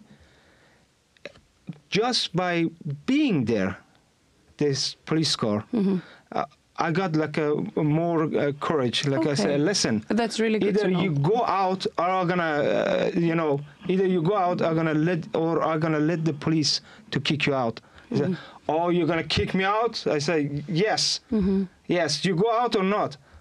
Oh, the guy, he realized that the police are in front of him. Yeah, that's why he went out. But this guy, this guy was like a very big guy. Basically the taxi drivers, they can ask for a fare beforehand if they deem that people are not going to pay it. And because so many people are not paying the fare, you can't do this. And obviously they sometimes don't wear the seat belts because they're scared of the passengers. So basically like the presence of the police is very important. It's positive. I also wanted to say that Navid has pressed charges because of people not paying the fare, and of course he has pressed charges for the person that assaulted him. And the police, it is a due process that is helpful for taxi drivers, but we also have a lawyer that helps us out with this. Já, þannig að þau, Navid, hann segir að það sé óbúslega mikilvægt fyrir leigubílstjóra að vera í góðu sambandi við lögreglu, þó að hann hafi svona fundið fyrir viðhorfsbreytingu hjá lögreglu á svona sumanmáta, þá hefur lögreglan samt sem áður reynst honum vel í önnur skipti, og þannig þurfi hlutirnir í rauninni að haldast, því að það svona ákveðin frumskógarlögmál sem gilda í þessum bransa á næturnar helgar í miðbænum, og það eru ýmsar hættur, og þá gott að hafa stuðning lögreglunar. Yeah, like we feel safer when the police are there. Like especially with this wave of racism that's coming, we feel like if the police is the presence of police not there, we're gonna have like a big problem, because there are some angry people who just like the comment that you just showed, that waiting for the moment to do something wrong to the taxi driver, especially the brown taxi driver. We feel safer when we see them, like when they are there. They're present. Og Navid, hann svona imprar á mikilvægi sýnileika lögreglu og svona viðvera þeirra og svona viðvarandi gæsla á þessum svona hitasvæðum sé góð, og samstarf sé gott. Þetta sé bara spurningum. Ég ætla nú að bæta því við svona líf og dauða, því að maður óttast auðvitað bara að hreinlega eitthvað hræðilegt geti gerst. Nanna og Navid, þakka ykkur kærlega fyrir að koma og svona segja ykkur sögu hér. Navid, I hope you find another job. I'm really sad. I'm looking for it. Hopefully, I'm just gonna go out of this business, this monkey business. I hate this. And just remember, 3 years ago, like I'm talking to the people. 3 years ago, you need to stop for the taxi. You need to wait for the taxi for 2 hours. Remember those times. And that's done. That's now you don't need to wait for 3 hours or 2 hours. It's just right there. Taxi is there. It happens because of these fucking brown people. That's absolutely right. Og það alveg rétt sem Navid segir, það vegna þess að það eru fleiri leigubílstjórar af ólíkum uppruna, þá hefur þjónustustigið hér bæst til muna. Það veit ég sjálf. Ég tek leigubíl oft og iðulega, og ég verð að segja það að þjónustustigið hefur hreinlega, það hefur bara svona bæst til muna. Þakka ykkur kærlega fyrir að koma hingað að rauðaborðinu og gangi ykkur vel. Takk fyrir. Takk fyrir, thank you. Og tókið við því að það meira hér handan við auglýsingar. Þarftan að tala borgarfulltrúa. Borgarfulltrúar Sósíalistaflokksins eru með viðtalstíma alla mánudaga klukkan 13:30 til 14:30. Það þarf ekkert að bóka tíma, endilega kíkja við í Bólholt 6, 105 Reykjavík. Nú, Jón Þórisson arkitekt var eitt sinn í eftirmálum hrunsins á allra vörum. Hann ætlar næst að koma til okkar og segja okkur frá, stríðinu söguskýringar. Orðræðuvaldið í tengslu við hrunið og ásakanir á nú síðast á hendur sérstökum saksóknara. Hann ætlar að ræða njósnir og spillingu og segja okkur af samstarfi við Evu Jolie eftir hrun og það Oddný Eir Ævarsdóttir sem ræðir við Jón. Allir þættir samstæðuverinnar eru á YouTube.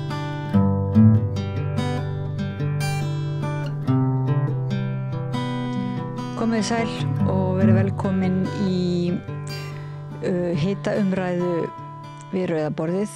Við viljum að greina málin aðeins. Við erum ekki að segja fréttir, en við viljum frekar eiginlega greina fréttir sem eru svona nýliðnar og eru samt að það ekki búið að vinna úr þessum fréttum.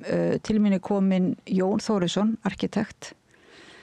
Takk fyrir að koma og svona fara í gegnum þetta mál sem dálítið snúið, sem eru svona núna ásakanir á hendur sérstökum saksóknara og sem langar til að biðja þig aðeins að ræða að því að þú varst nú aðstoðamaður Evu Jolie þegar hún var að aðstoða sérstakann saksóknara rétt á undan það ekki, áður en þessir atburðir hafa gerst. Jú.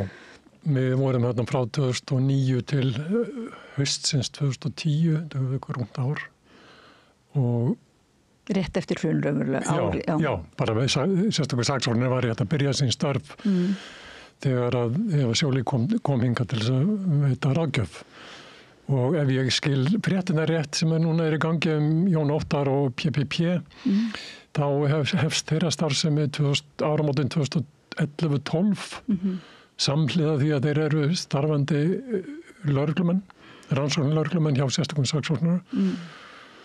Þannig að þetta svona, já, þannig að þú ert raunverulega farin úr þessu stöðu þegar þetta gerist. Þannig, en ég bara velta fyrir mér fyrir þá til dæmis hlustendur og áhorfendur ef einhver skildi ekki vita hver Eva Jolie sem náttúrulega heimsþekkt manneskja, en svona í hverju starf hennar felst. Getur þú lýst því bara örstutt? Já, hún var náttúrulega gat sér orðið í Frakklandi sem rannsóknardómari sem embætti sem nú ekki til held ég í mörgum löndum, en það sem dómari með rannsóknarheimildir. Og hún rakti upp eitthvað stærsta spillingamál 20. aldarinnar í Frakklandi sem fjallaði Elf, franska olíufélagið og hvernig þeir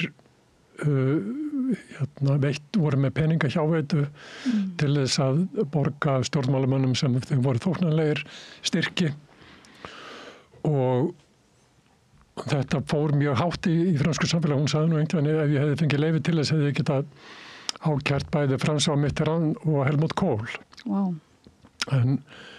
En það fékkst nú ekki og þetta var bara stutttímabili franskri sögu þar sem að það voru kringumstæður sem gerðu það að verkum að þetta var hægt.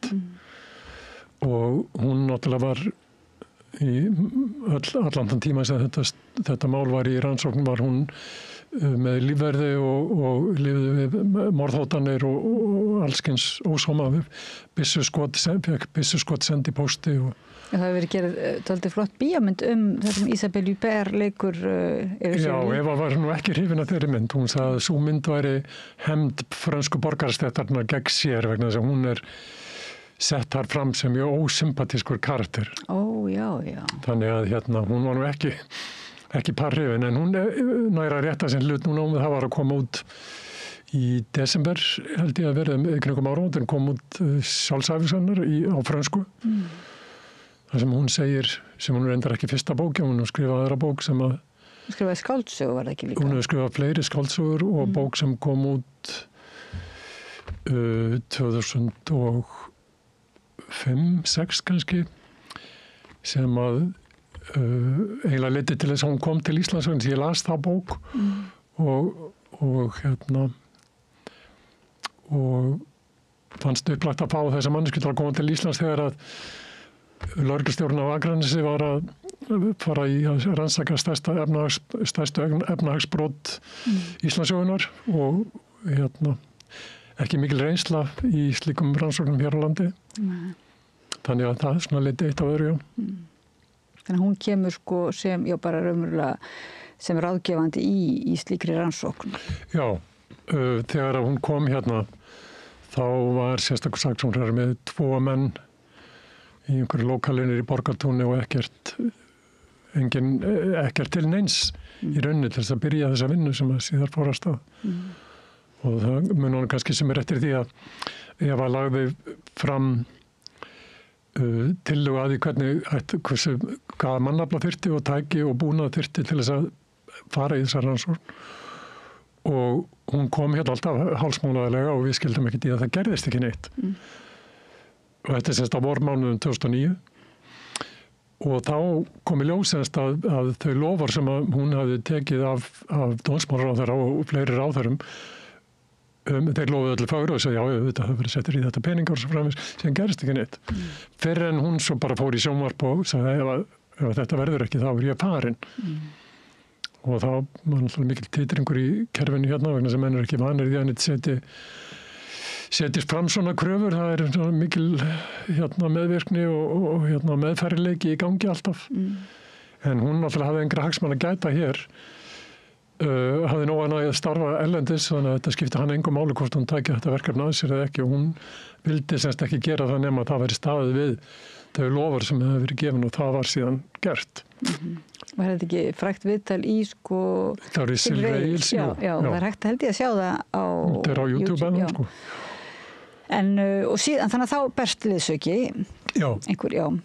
Og síðan eru þessir liðsmenn sem að seinna koma til sögunar líklega sem að reynast vera svolítið kannski furðulegir. Ég var aðeins að veltaði fyrir mér sko þótt að þú sérst þess að þú ert ekki inn á sviðinu þegar þessir atburðir sem núna eru til umfjöllunar gerast. Þá var ég eitthvað spöggri að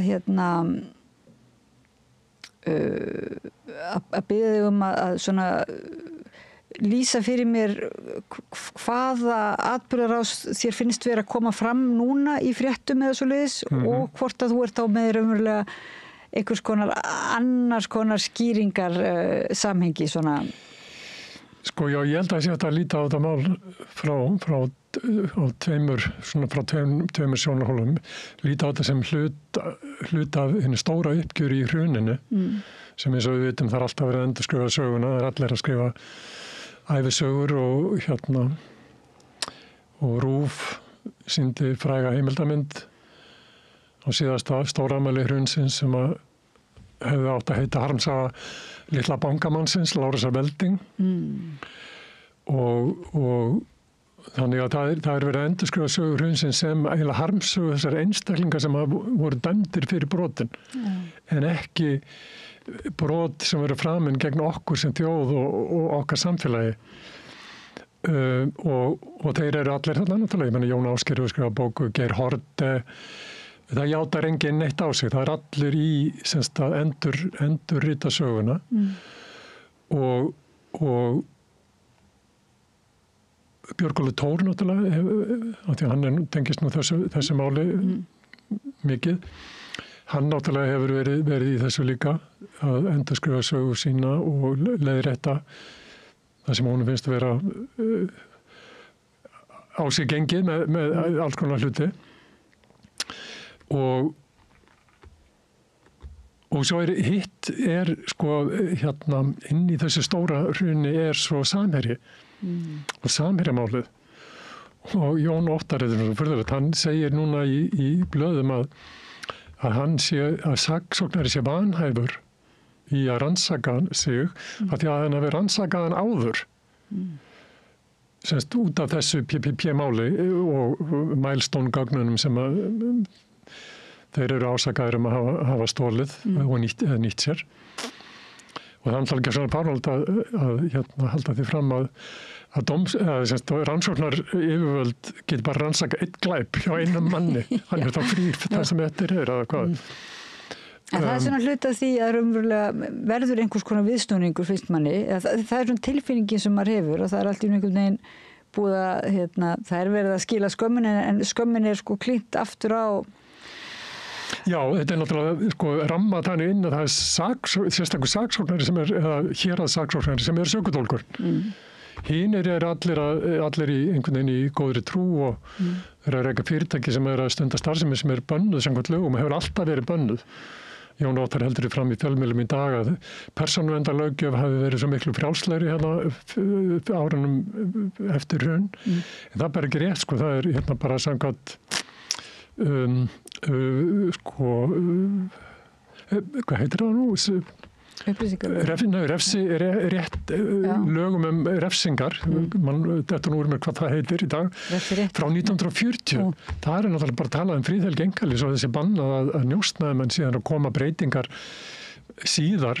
Ég var að skoða lögin í morgun og það er alveg svona kapli, bara breytingar skráðar, þar sem að kemur inn komin ákvæðis sem að eiga við alls konar tækninýjungar sem orða síðan 1940. Ekki líka bara fyrir ekki núna nýverið, var ekki bara í fyrra sem var búin svona aðeins að lögreglan mætti sem sagt njósna að fylgjast með fólki sem að teldi ógna öryggi án sérstakra heimilda? Jú, þetta nú ekki alltaf fallegt Það er náttúrulega ríkið tegir arma sína eins langt á það getur og kannski oft of langt. Ég ætla ekki að berja það. En ég held að ein leikfléttan sem ætti að sjá í þessu er að það er verið að rannsaka Jón Óttar fyrir myndbrot í starfi og nýta sér gögn sem að hann hafði ekki heimild til þess að nýta sér og hann fyrir gegn að í fjölmiðlum í dag hver hafi getað lekið þessum gögnum. Það er bara einn maður sem hann nefnir ekki og það er hann sjálfur. Af því þetta gæti líka verið hans leikur til að dreifa athyglinni frá samherjamálinu. Það sem hann hefur stöðu grunaðsmanns fyrir eitthvað sem við vitum ekki og það má nú eiginlega kvarta yfir sérstökum saksóknara eða héraðssaksóknara framgöngu hans í samherjamálinu sem finnst mér algjör skandall að þessu skulle vera haldið undir loki öll þessi ár og við vitum ekki neitt. Við erum engu nær nokkuð hlutamálsins. Við vitum ekkert hverjir hafa verið yfirheyrðir, hverjir hafa stöðu grunaðsmanns, hverjir hafa verið á hvaða mönnum rannsókn hefur verið hætt og svo framvís ólíkt því sem í Namibíu þar sem þessi mál hafa öll verið upp á borðum og það búið að menn voru settir í fangelsi og þeir voru dæmdir og þeir sitt inni og það voru sektir greiddar og svo framvís. En hér hefur Ólafur Hauksson lagt sinna dauðu hönd á þetta mál sem er stórkostlegt hagsmunamál fyrir okkur sem þjóð. Og það má furðu heita að hann skulle komast upp með þetta og að hann haldi að þetta gagnist honum. Þetta er náttúrulega gagnast engum öðrum heldur en þeim sem eru í rannsókn. En er það bara í sjálfsvald sett, ef einhver ætlaði að fara fram á birtingu þessara gagna, hvernig er það mögulegt í okkar kerfi? Ég held að það er náttúrulega, ég ætla ekki að fara að gera með sérfræðingi í því hvað má og má ekki í birtingu gagna í opinberum rannsóknum. En það er náttúrulega bara augljóst mál að þjóðin og Eva Sjóli, hún talaði þá á sínum tíma, hún ráðlaði Ólafi að vera opin hvað var í gangi, hverja var að vera að rannsaka og svo framins en náttúrulega ekki þannig að það kæmi illa við nokkurn mann, en bara þjóðin ætti rétt á. Við búum í svokölluðu lýðræðissamfélagi. En er ekki svolítið merkilegt að sé þá engin raunverulega, ekkert kannski engir flokkar eða aðilar á þingi sem að fara fram á þessar upplýsingar eða Eða það ekki þingsins eða erum við komin út í flóki kannski? Já, ég veit ekki alveg, kannski ættum við ekki að fara á langt í þessu en þú veist, mér finnst það bara þú veist, en það á Íslandi virðist vera reglan, það all leyndamál nema annars ákveðu en rauninni þá ætti alltaf vera opinbert nema annars ákveðu og lögreglan gefur ekki upplýsingar einföldustu sakamál, þú veist, bara til dæmis úr dagbók lögreglunar sem að birt í fjölmiðlum helgar, þetta eins og véfréttir. Það aldrei aldrei sagt frá neinu sem hönd á festir. En það náttúrulega, eins og það komið svolítið fram hérna við Rauðaborðið í umræðu fjölmiðla, að það kannski þarna sem að stór munur að einhvern tíma þegar að rannsóknarblaðamennska var og kannski aðeins meiri en núna hefur kannski aldrei verið mjög mikil á Íslandi, náðu aldrei kannski sérstakri fótfestu á Íslandi en er raunverulega í umhverfi þar sem að rannsóknarblaðamennska virk, þá ætti þetta vera mál blaðamann það ekki raunverulega að bara sækjast eftir þessum upplýsingum og íta á birtingu þeirra. Ég meina það þeirra hlutverk, það var einhvern hlutverk þeirra að halda okkur upplýstum gangverk samfélagsins og hvað væri að gerast og það í svona stóru máli eins og Samherjamálinu sem hefur angaði til 3 landa og stórar fjárhæðir undir til stærsta fyrirtæki landsins, valdamesta fólk landsins að það skulle ekki engar fréttir berast af því hverjar niðurstöður eða að hverju saksóknari hefur komist í málinu. Það mjög fyrulegt. En þetta sami saksóknari og það ekki og núna þú ert að gagnrýna hann í þessu máli en þú vilt meina að hann sé ekki kannski gagnrýni eða það sé ekki sanngjörn gagnrýni samt núna? Nei, mér finnst ekki hægt að snúa þessu upp á að hann sé einhvern veginn þessi að ásaka hann fyrir eitt þess að hann með 2 starfsmenn sem eru opinberi starfsmenn þegar þetta og ef þeir hafa tekið gögnin ófrjálsri hendi þá það ekki saksóknara að kenna kannski það ekki hægt að segja hans í sökudólkur.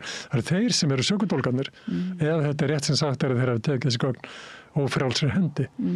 En svo finnst mér nú orka tvímælis að sérstakur saksóknari hafi gert samning við þessa menn á meðan þeir voru að vinna fyrir embættið að rannsaka og jáfnvel sama mál og þeir eru að vinna hjá honum að rannsaka sem einkafyrirtæki.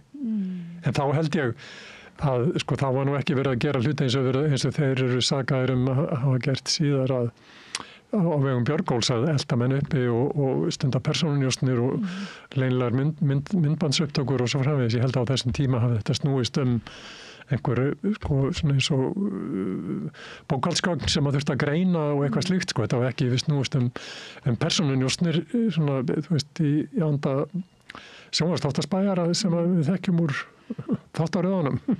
En hvað verður núna í framhaldinu til dæmis? Er það ekki svolítið dæmigert á Íslandi að þetta bara verði þessar ásakanir og það viðtal við Jón Óttar og það er svona smá umfjöllunarmáli náttúrulega. Já. En hvað fá við síðan eitthvað að vita og verður einhver eins og rannsókn á þessu, getur maður treyst því svona? Nei, mér sýnist blaðamenn ekki standa sinni sérstaklega vel hafa ekki gert í mörg ár og muni sjálfstældur ekki gerið þessu máli þó ég útilokki nú ekki neitt en mér finnst allt og oft okkur þvælt fram og aftur blindgötuna þannig að það veit enginn hvort hann að koma eða fara og það einhvern veginn allir orðnir segir eða enginn segur og svo þetta sérstaka íslenska vanhæfi einhvern veginn sem að það smurti yfir allt og endanum breytist ekki neitt.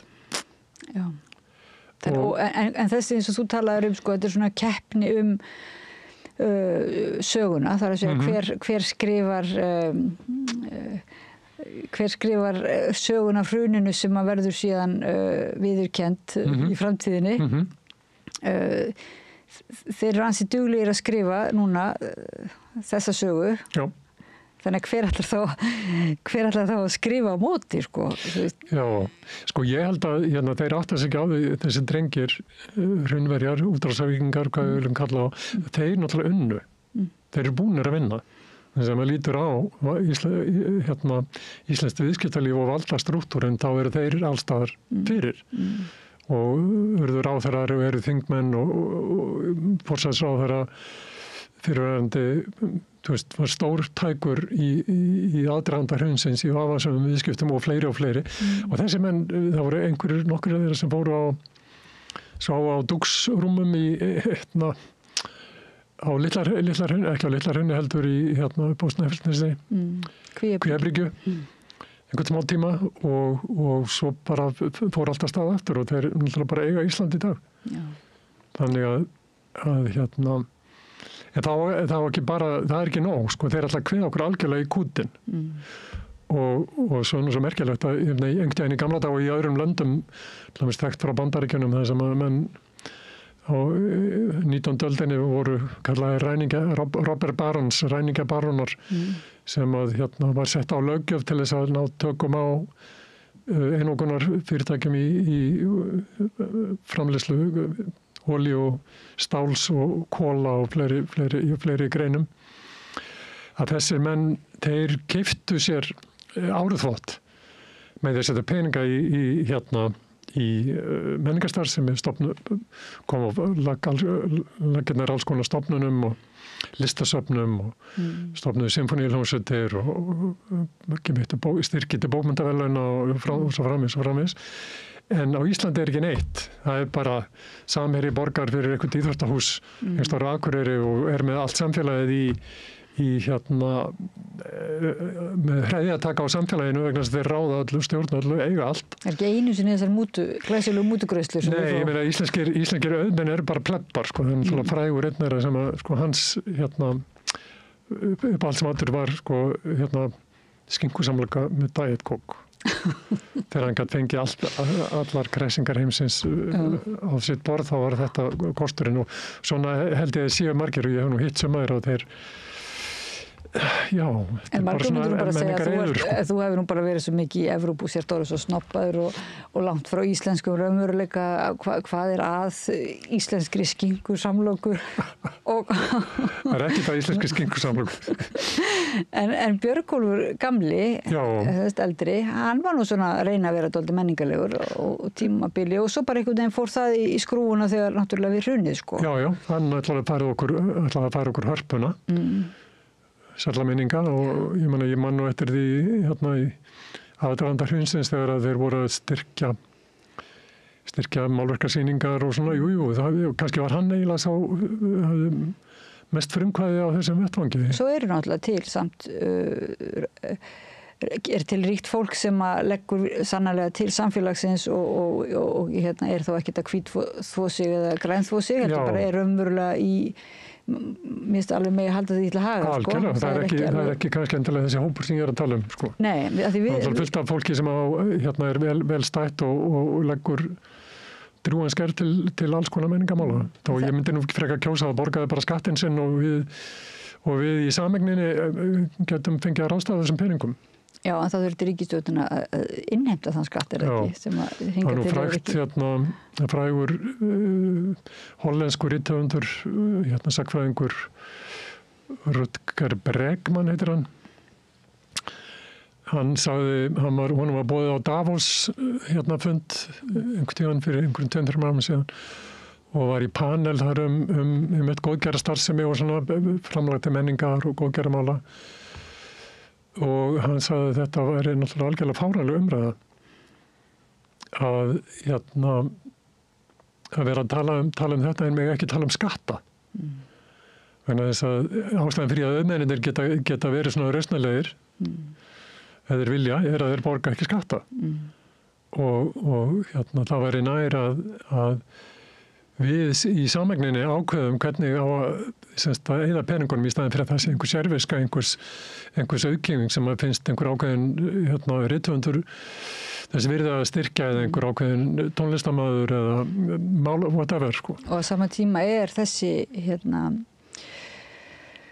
menntaði eða ómenntaði millistétt og lágstétt í menningunni er oft svo sem sagt skattpínd að þar með verður oft svo mikil þörf fyrir þessa styrki það er hluti af skekkjunni. En myndir þú segja ef við vindum okkur aftur þarna núna þetta saksóknaramál og svona þú veist, manni finnst stundum heimildin stendur sig stundum með forsíðu greinar og svo eru fjölmiðlar með einhverju umfjöllun en einmitt þetta með áframhaldið sko, þetta maður getur treyst í að að þetta mál muni fara í einhvern veginn réttan farveg. Mann finnst svolítið svo það sé afhjúpast hérna að einmitt hrunmálin fóru, það alveg ljóst að þau fóru ekki alveg í réttan farveg. Það er mitt mat allavega. Já.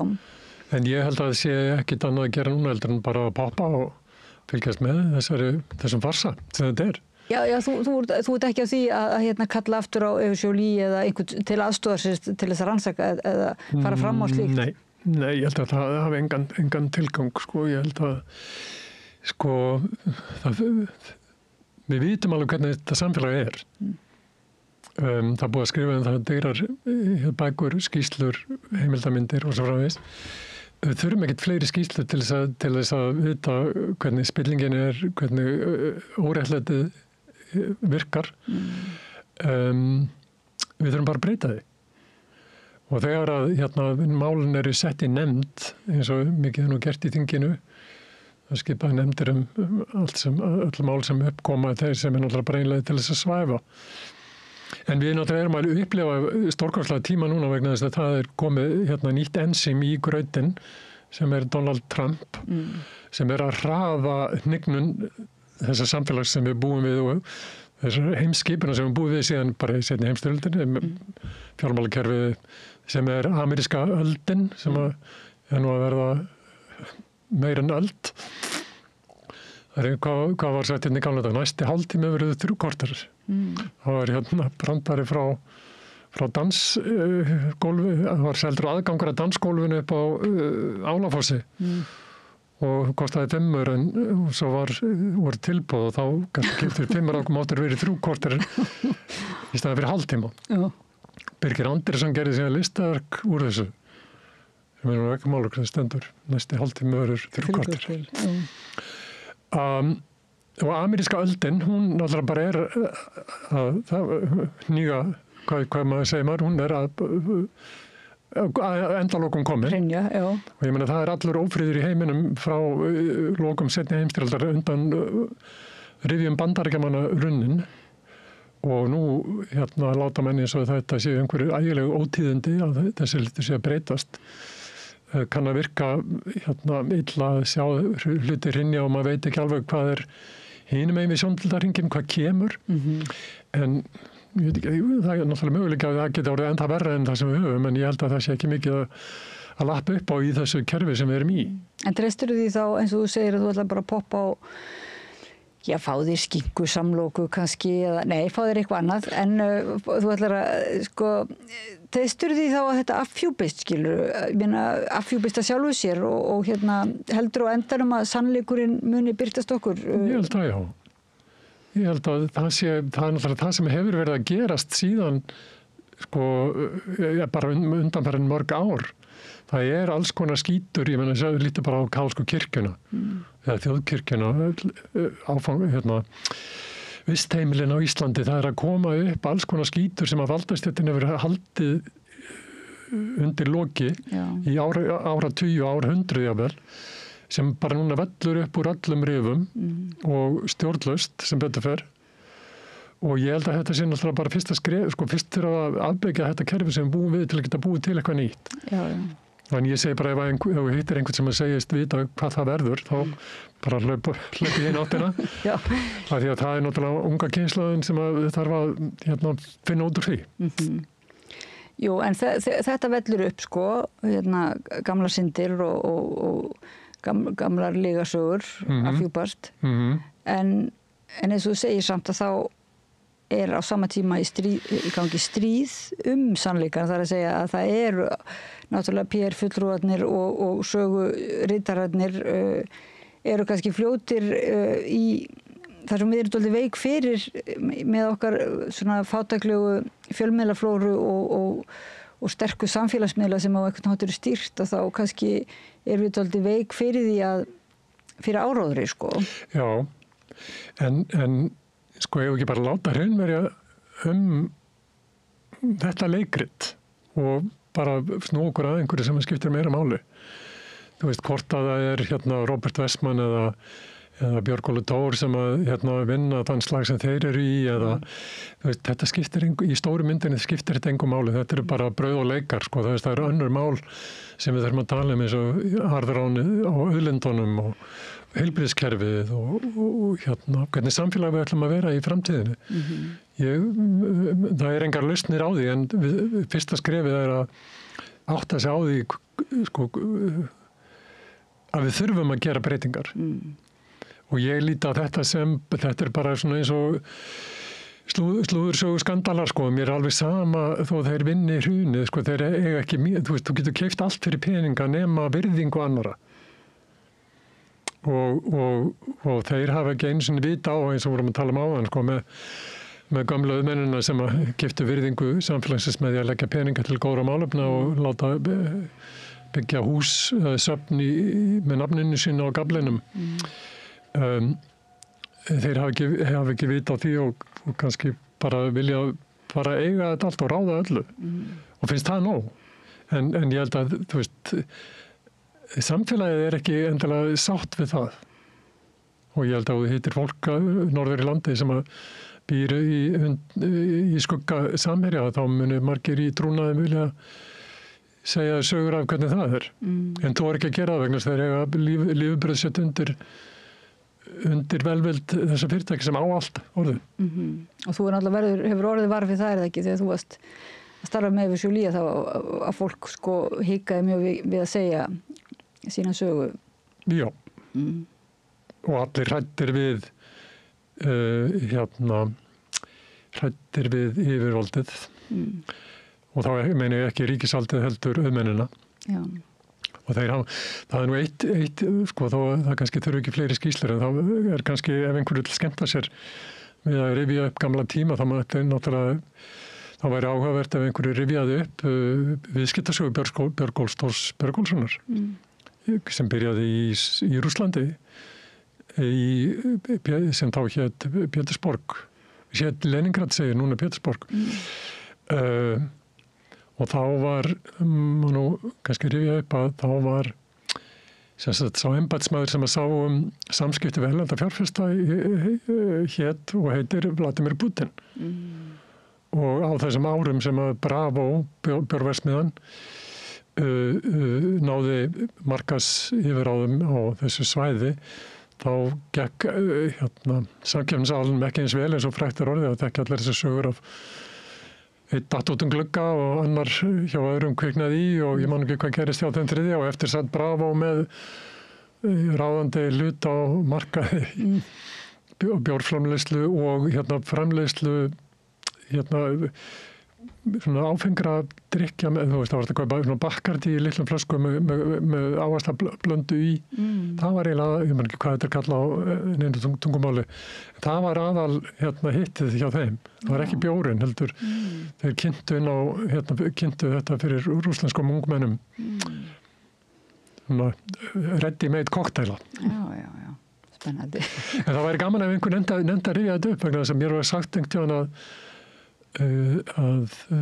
þetta hefði fyrir deilurnar hvernig þeir eignuðust bjórverksmiðjuna og er sagt að hafi stólið af viðskiptafélagi sínum, Ingimarsinni, að það hafi farið fyrir dóm í Rússlandi og þeir tapað. En á þenn tíma var ríkisvaldi í Rússlandi ekki mjög sterkt. Þetta eru strax eftir fall Sovétríkjanna og það voru bara annarlega mál sem að gildu. En það er náttúrulega kannski, þú spyrir hvort enginn hafa áhuga að segja það sögu, það er svolítið mörgluti vanþakklátt starf að vera svona fréttaritari spillingarinnar að því að bara beinlínis hættulegt, má segja og þú sjálfst hefur upplifað það að vera ekki vinsælasti maðurinn í partíinu ef þú varst svona tilbúin að vera að vinna með manneskju eins og Eva Jolie sem að kannski bara óttast mjög óþægilegar uppljóstranir. Ég kannast við það. En þú þorir nú samt að koma hingað að rauða borðinu og svona? Ég hef ekkert óttast. Í dag og hef alltaf verið valdalis maður. En ég kann ekki að segja það sem ég finnst hlutina. Nei. En við kynntumst þegar við vorum að rannsaka þetta svo kallega magmamál. Ég ætlum ekki að fara út í það svona, en þá samt man ég eftir þessari tilfinningu að það voru svo mikið af upplýsingu sem maður upplifið að þyrfti að fylgja eftir, eða það voru svona, þú veist, raunverulega eru svona mál svo flókin að það þarf töluverða vinnu að leggja töluverða vinnu í að eiginlega skilja samhengið, sko. Og þú náttúrulega varst mjög góður að skilja samhengið og rannsaka nokkra þræði og við komumst að því að þetta var alls ekki eiginlega, það var verið að selja okkur það sem þjóða þetta væri svo glæsilegi samningur og glæsilegi kaup þegar var verið að selja þriðja stærsta hitaveitufyrirtæki landsins fyrir spottprís samkvæmt útreikningum okkar og síðan leit Eva Jolie á þetta mál og sagði að þetta væri svona í fljótu bragði samkvæmt hennar reynslu og þá væri þetta, sagði það opinberlega á blaðamannafundi að það virtist þetta vera þannig mál að það væri ekkit ólíklegt að væri glæpamál að væru einhver glæpamál í því, sko. En til þess að afhjúpa það eða svoleiðis, þá hefði þurft gríðarlega mikla vinnu sem að síðan hvorki henni þú lögðum í eða það og kannski það á endanum það að fólk eiginlega bara þreytist og leggur niður. Og kannski leiðir það ekki til neins vegna þess að þegar að brotavilji stjórnvalda jafn einlægur og hann var í magmamálinu þá eiginlega engar upplýsingar, sko, sem þú leggur á borð og við gerðum það sannarlega, við sýndum fram á þetta var sýndargjörningur sem var bara, þú veist, þetta var bara pólitísk ákvörðun, það bara átt að gera þetta alveg bursi frá og maður getur velt fyrir sér hvers vegna. Qui bono, þú veist, hver græðir annar en sá sem að fekk fyrirtækið á silfurfati. Hvað fengur stjórnmálamennir? Ég meina Stengurumur Sigfússon var fjármálaráðherra í mannrétt og Jóhanna Sigurðardóttir var forsætisráðherra. Og ég man það eftir, ég var í ritdeilum við skrifuðumst á í Fréttablaðinu, ég og Stengrimur, út af upplýsingalögum. Ég var að biðja upplýsingar þetta mál sem hann mátti og gat af henni, en hann bara vildi það ekki. Vegna þess að hann vildi bara að þetta mál færi í gegn með sem minnstum minnstri opinberri umfjöllun. Þetta átti bara að renna í gegn á þess að nokkur talaði það. En fyrir mig, sko, ég líti, magmamáli var fyrir mér eitt af mörgum málin sem ég hef svona fylgst með haft einhverja aðkoma sem að sér að það skiptir ekki máli þó að maður hafi rétt fyrir sér. Til dæmis í magmamálunum við höfum rétt fyrir okkur, það var verið að gefa þetta fyrirtæki og nota þetta sem enn einu sem dæmi svona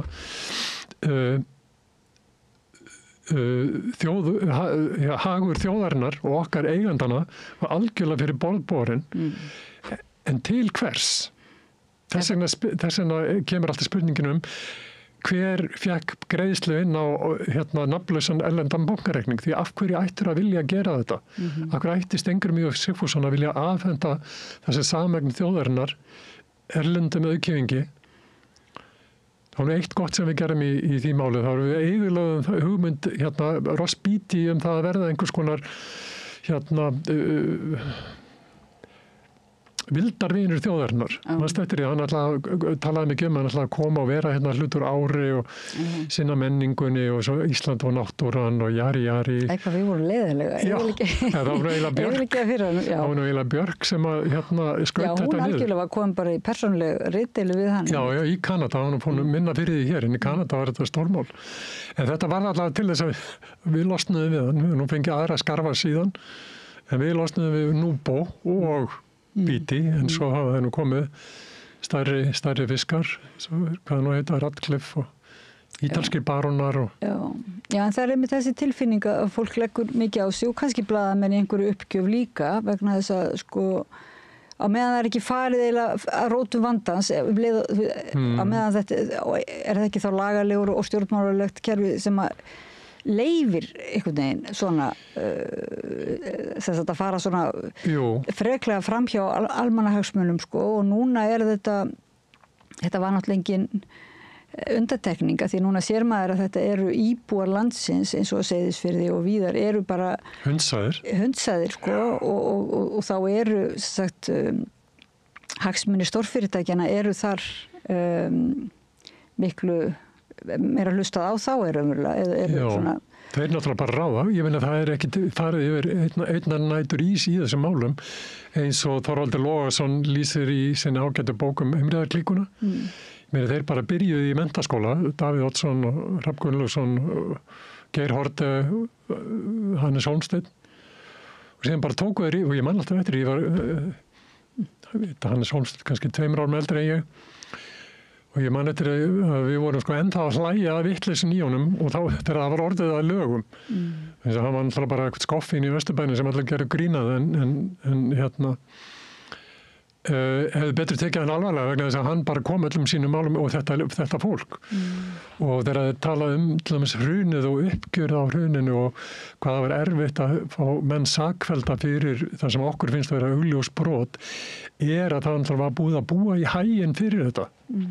Í áratugi með breytingum á öllum á lögum bankaviðskipti svelta eftirlitskerfi þetta náttúrulega þekkt nýfrjálshyggju aðferð og í rauninni sko þá ætti að skila skömminni heim og það til Alþingis, til stjórnmálmannanna. Þeir búa til það umhverfið, það ekki hægt að ásaka úlfana fyrir að veiða á lendunum sem þeir eru úthlutaðir. En nú náttúrulega talað það eftir hrun, þá fór nú ekkert smávegis púður í það að ræða hvernig væri hægt að komast hjá öðru eins og hvernig mætti tryggja öryggi almennings með lagasetningum og þar kemur auðvitað stjórnarskrámálið inn að þar, þú veist, var hugmyndin raunverulega þyrft að fara í og breyta stjórnarskráni sem síðan var eiginlega svikið og hefur verið svona saltað og dregið og kannski hefur aldrei þá orðið til þessi það hefur aldrei verið gerðar þessar breytingar sko, Ég meina það sko þú veist, þú getur ekki beðið sjúklingar að gera aðgerða sjálfur sér og sjúklingurinn valdastéttin stjórnmálamenn viðskiptalífið ég meina þetta bara inngróin klíka sem að ræður öllu og það þú veist stöð streymi manna og milli stjórnmálana og alls konar opinbera stofnana og viðskiptaráð og lobbyistarnir þeir skrifa lögin og forstjórarnir, ég meina það nú nýleg dæmi, ég man nú ekki nákvæmlega, nú eitt dæmi sko hvað þetta saman súrrað allt saman til dæmis að Sigurður Kári Kristjánsson, lagfræðingur, fyrirverandi alþingismaður Sjálfstæðisflokksins og fyrirverandi ræðismaður Ísrael á Íslandi núna ég man ekki hvað hann kallaður forstjóri eða stjórnarformaður mannréttindastofnunar og menn fara úr sko útgerðinni og inn í fiskistofu og svo framvegis ég meina þetta alltaf einn kærleikskeðja. Þannig að þú meinar það að þegar ég spyr hvort það væri gott að eins og í hruninu að hringja í vin og fá Eversjólí eða eitthvað til að hjálpa það sé raunverulega bara vandi sér aðeins of stór núna. Það dugir ekki bara elda upp í einstaka mál og rekja þau sem glæpamál. Það komið raunverulega miklu en verði ekki samt góð byrjun eða hvað? Eða verði það ekki gott með? Þetta allt gott hvað með öðru, sko, ég meina, ég ætla ekki að fara að draga úr mikilvægi þess að rannsaka svona mál, en ég held bara, þú veist, að lausnin ekki þar. Og við það er kannski erfitt að sjá það í okkar litla umhverfi, en maður horfir á stóru myndina sem að gerast í Bandaríkjunum og í Evrópu. Ég meina, það verið að leysa upp heimsmynd sem búin að vera í ákveðnu frosti og undir ofurvaldi stofnana eins og Alþjóðagjaldeyrissjóðsins, World Bank og hvað nú heita þessar stofnanir sem öllum stjórna af Bandaríkjunum sem hún kalla ameríska öldin 20. öldin og enn í gangi og þetta að líðast í sundur og ég meina sko hrunið 2008 það var það ekki í raunverulegt hrun vegna þess að það var öllum bjargað öllum, já, ekki almenningi ekki almenningi en ég meina viðskiptaheiminum var bjargað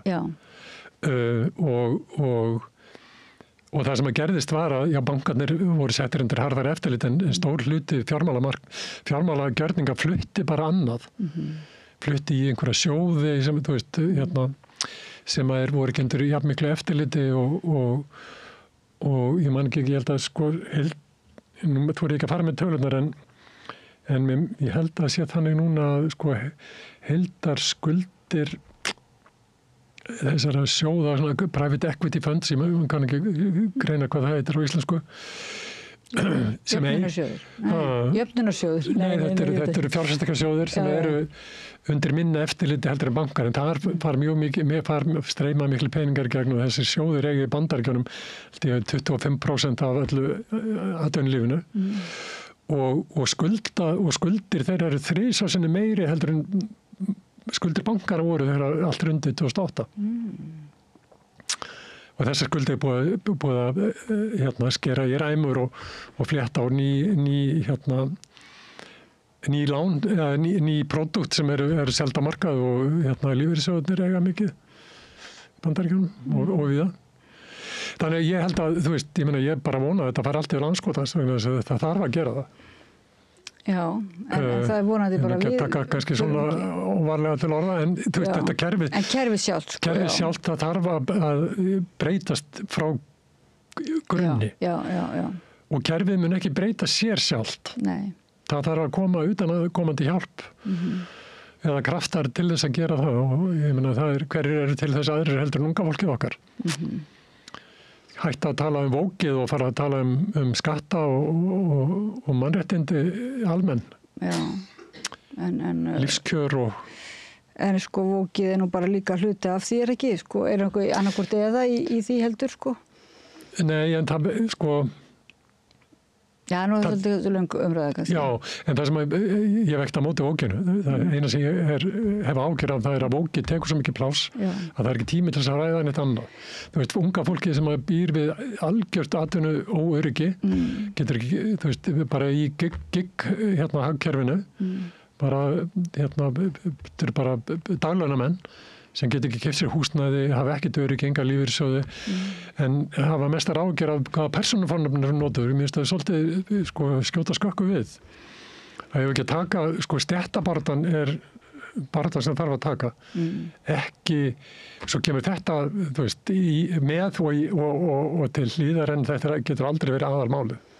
Nei, en svo kemur það samt bara, hver sagði að þetta væri aðalmáli? Það er líka svolítið ósanngjarnt finnst mér að ætla eins og það sé stór hópur ungs fólk sem að sé bara að pæla í persónufornöfnum og sé ekki að pæla í neinu öðru. Því ég hef ekki fundið þann einstakling, sko, sem er bara, þannig að mér finnst það líka vera hluti af einhverju áróður í gegn, skilur, en sannarlega hefur þetta vókdeila, sko, náða afvega leiða okkur, sko, frá því, og sjálfsagt... Og þá getur maður enn og aftur spurt og hver hagnast á því? Hver græðar á því? Því að það er mikið af því sem er í gangi í fjölmiðlum er bara, hvað kallaði Davíð Oddsson, þetta er smjörklípur. Það er sko sett á flot einhverju vitleysa sem allir fara að tala og meðan er verið að gera á bak við tjöldin einhverjar ráðstafanir sem enginn tekur eftir.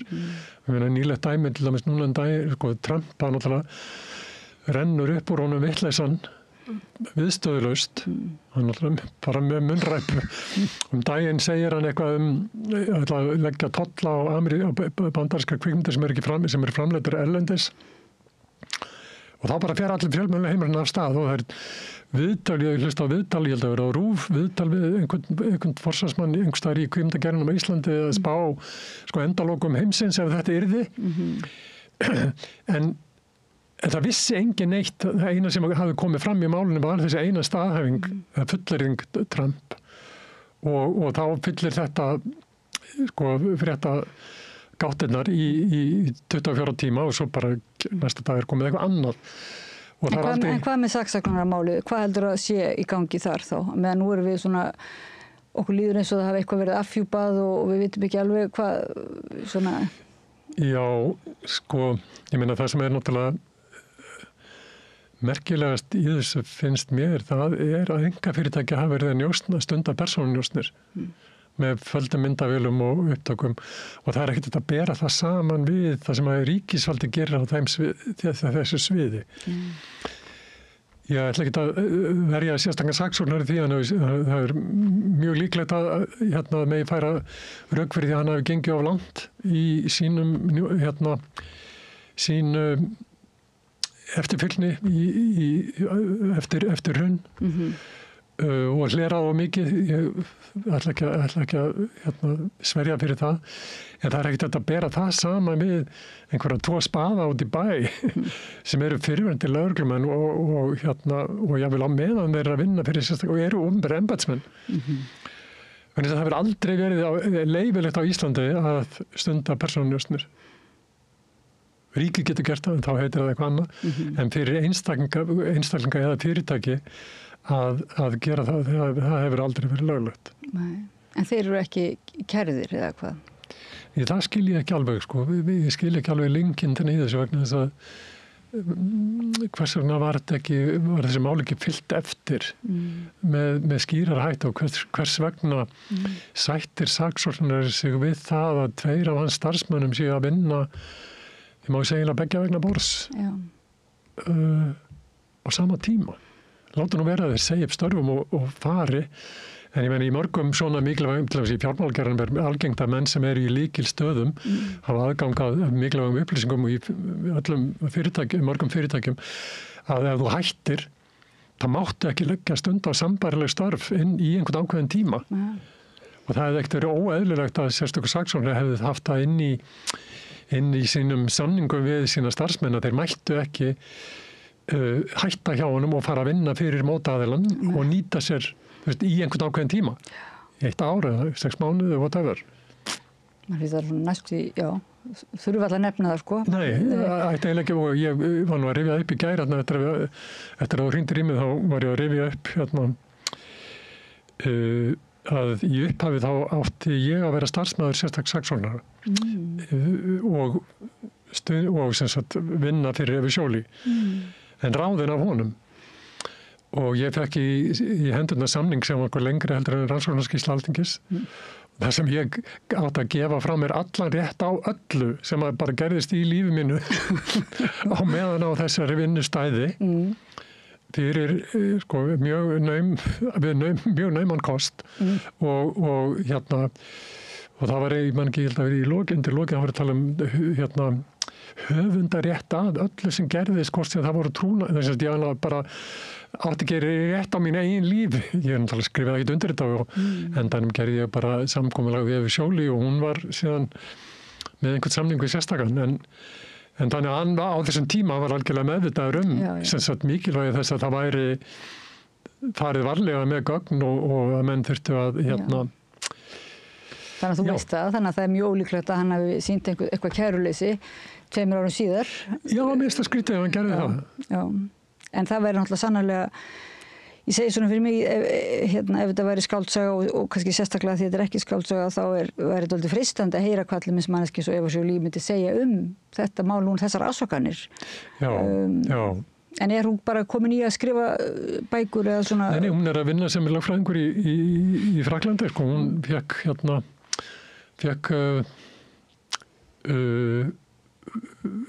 lagmannsleyfi sitt aftur og vinnur á dóttirinn er lögfræðingur í París með stóra stofu þar sem er með svona, eins og hún sagði, ég er í skotinu hjá dóttur minni og er að reka einhver mál. Ég kann nú ekki segja frá því nákvæmlega, ég hef ekkert verið að vinna með henni síðan upphafi samherjamálsins þegar Jóhannes Stefánsson kom og hitt okkur í París. Og já, það var nú ég læsis. Ég held að það hafi verið á eftir, var það ekki eftir dómin í Landsbankamálinu. Ég var það setna. Ég var einhvern margar vikur í París þegar Landsbankinn í Luxemburg var fyrir dómi út af fasteignalána svindlinu sem þeir voru dregnir fyrir dóm fyrir og meðal annars Björgólfur Guðmundsson var mættur í dómsal en það er kannski það er kannski efni annað spjall. Já, þetta er nú alveg mjög mikið greinlega spennandi, þetta er alveg sería. Já, það verður kannski að maður að skrifa einhvern eina hliðin á sögu hrunsins. Já, ég skora nú eiginlega á þig sko, talandi þetta sögustríð að skrifa þína hlið og kannski fá þér lífvörð þá. Já, ég held að ég sittir nú ekki á þannig upplýsingum að ég þurfi lífvörð. Nei. En, nei, eins og þú segir, það liggja alveg örugglega ljóst fyrir en það er bara spurning hvað er gert með þær. Já, ég meina það er náttúrulega fullt af opinberum gögnum sem aldrei hafa verið skoðuð almennilega og já, ég meina ég veit ekki alveg hvernig réttlætinu verður borgið í þessu. Ég held að einhverjum tíma þá sé bara best að fara í sko við náttúrulega getum alveg okkur hvaða slagi við tökum og við getum látið sko hraunverðina slást í sinni litlu grifju og það er að sjá allir, ég meina alltaf þáttur sjónvarpsins á afmæli hrunsins þar sem að Lárus Velding var aðal sögupersonan og eins og ég sagði þetta og það heita harmsaga Lárusar Velding bankamanns sem var sagan hrunið en hann var aðal fórnarlambið, ekki þjóðin, ekki réttlætið og það sér náttúrulega þjóðin hvers konar vitleysa þetta er. Alveg eins og það sjá allir hvað þetta er allt saman ómerkilegt þetta er líð, hvernig samherji ópererar í þessu samfélögum sem þeir eiga, kaupfélag Skagfirðinga og fleiri. Sem betur fyrir þá til dæmis eins og sá íslenskur almenningur svolítið í gegnum þessa herferð stórútgerðarinnar er það ekki eftir að veiði? Jú, mér skilst það sé bara skoðanakannanir sem ég var svo sjokkeraður sko, ég hugsaði mér að kæra þetta til fjölmiðlanefndar eins og nefndi ég ekki ég hugsaði mér, nei, þetta bara dæmir sér sjálft og það hefur reist rétt þessar auglýsingar það þarf ekkert að fara en sko ég svolítið ég hugsa stundu sko, ok, þeir segja að það sé réttlæti í samfélaginu sko, láta hann reyna á það er fjölmiðlanefnd, það er bannað að vera með áróður í auglýsingum það er bannað að ljúga í auglýsingum ok, við skulum láta reyna á það sendum fjölmiðlanefnd kæru en svo nefndi ég ekki Þetta er mikil vinna og ég er ekki á launum hjá neinum sko, ég meina og við þekkjum þetta bæði að skrifa til dæmis kæru til ábendingu til umboðsmanns Alþingis er gríðarlega vinna að safna gögnum og gera þetta og jafnvel eins og jafnvel þó maður hafi rétt fyrir sér þá er maður feldur á einhverjum tæknilegum smámunum. En maður kannski hugsa með sér að það sé jafnvel mikilvægt einhvern veginn fyrir framtíðina allavega að það hafi verið borist einhver ábendingar og einhver hafi spurt spurninga en það er að segja, það er alveg rétt hver ætlar að fórna en við kannski getum treyst þér núna eins og þú ert að segja, það þarf kannski að minna á það er þetta sögustríð þannig að þessi svona ef að samúð okkar á að fara með þeim sem voru fórnarlamb saksóknar þá þurfum við svona aðeins að bara staldra við sko, að vera meðvituð að hér að við vitum nokkuð málið og við getum vel ekkert vita og getum ekkert fullyrt en kannski bara við séum meðvituð þetta eins og þú ert að segja að það er verið að Það er ekki allt sem sýnist. Það er ekki allt sem sýnist. Jón Þórisson, arkitekt og ég verð nú titlaði fyrirverandi aðstofamaður yfirsjóli og kæra þakki fyrir að koma og ræða sögustríð og spillingu og bara Ísland. Takk fyrir mig. Og hlustendum og áhorfendum þakka ég fyrir að vera með okkur niður í þessari djúpu laug og Laufey Líndal Ólafsdóttur þakka ég fyrir að varpa samræðin yfir til ykkar. Ég heiti Oddný Eir og förum í frímínútur og höldum svo áfram að pæla í málunum við rauða borðið. Með því að ganga í leigjendasamtökin styður þú baráttu leigjenda. Leigjendasamtökin eru fyrir öll þau sem vilja vinna að réttlæti og öryggi á húsnæðismarkaði. Leigjendasamtökin.is Og við ætlum næst að leyfa ykkur að heyra smá umræðu vímuefnavanda. Erla Björg Sigurðardóttir, hún er lektor í félagsráðgjöf og framkvæmdastýra áfangaheimili fyrir konur. ætlar að koma hér og ræða málin ásamt Helenu Gísladóttur, dagskrárstjóra meðferðar Krísuvíkursamtökanna. Hún líka M&M í félagsráðgjöf og Sara Karlsdóttir, hún löggiltur áfengis- og vímuefnaráðgjafi og dagskrárstjóri meðferðar hjá Samhjálp. Þessar 3 góðu konur ætla að ræða við Gunnar Smára og segja frá því hvernig félagsleg staða fólks með vímuefnaraskanir getur grafið undan möguleikum á bata. Ertu á leið heim úr vinnu?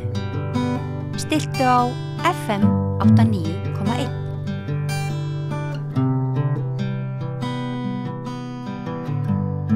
Já, nú langar okkur að ræða ákveðin hlut. Það þannig að sumi sjúkdómar eru þannig að þeir draga niður í svona félagslegri stöðu sjúklingana og þegar fólk kemur og leita sér meðferðar og að rata út úr kannski sínu ástandi að þá félagslega staða mjög veik og til þess að fást við vanda þessa fólks að þá getur það verið blanda af alls konar hlutum heilbrigðismálum en ekki síður svona félagslegum málum og það vil svo til að það var málstofa sem að félagsráðgjafafélagið og félagsfræði deild HÍ hélt daginn og þar komu saman 3 konur sem að þekkja vel til þessa mála og það eru hingað konar, Erla Björg Sigurðardóttir sem lektor í félagsráðgjöf og framkvæmdastýra á áfangaheimili fyrir konur og Helena Gísladóttir sem dagskrárstjóri meðferðar Krísuvíkursamtakanna og líka M&M í félagsráðgjöf og Sara Karlsdóttir, löggiltur áfengis- og vímuefnaráðgjafi og dagskrárstjóri meðferðar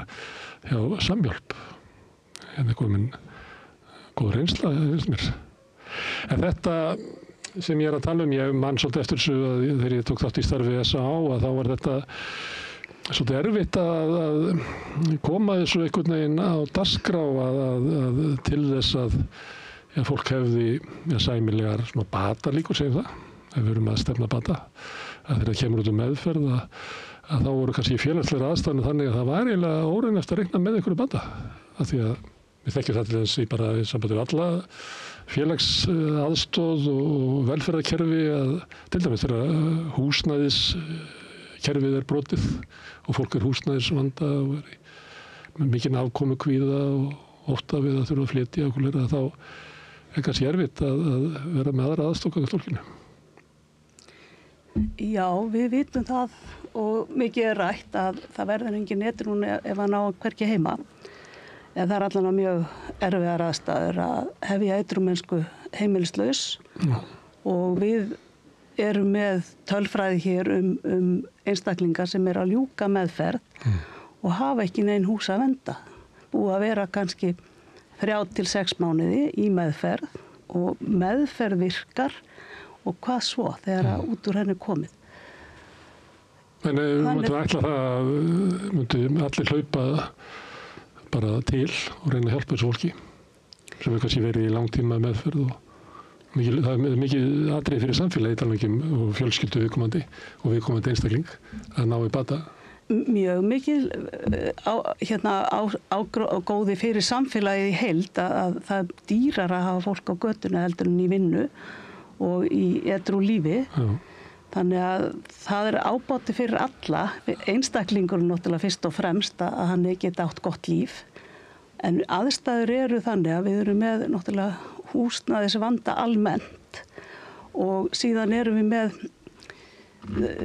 fjöldanallan að plássum á áfangaheimilum. Við erum með 194 pláss á áfangaheimil í dag og það eru biðlista þar inn. Bara áfangaheimili tengt vímuefna röskun? Já, eingöngu það. Þannig að það eru fjöldi plássa en það dugar ekki.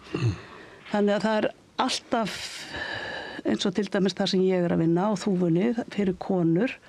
Þar hafa verið 10 konur á biðlista núna alveg frá því ég byrjaði eiginlega fyrir 2 árum.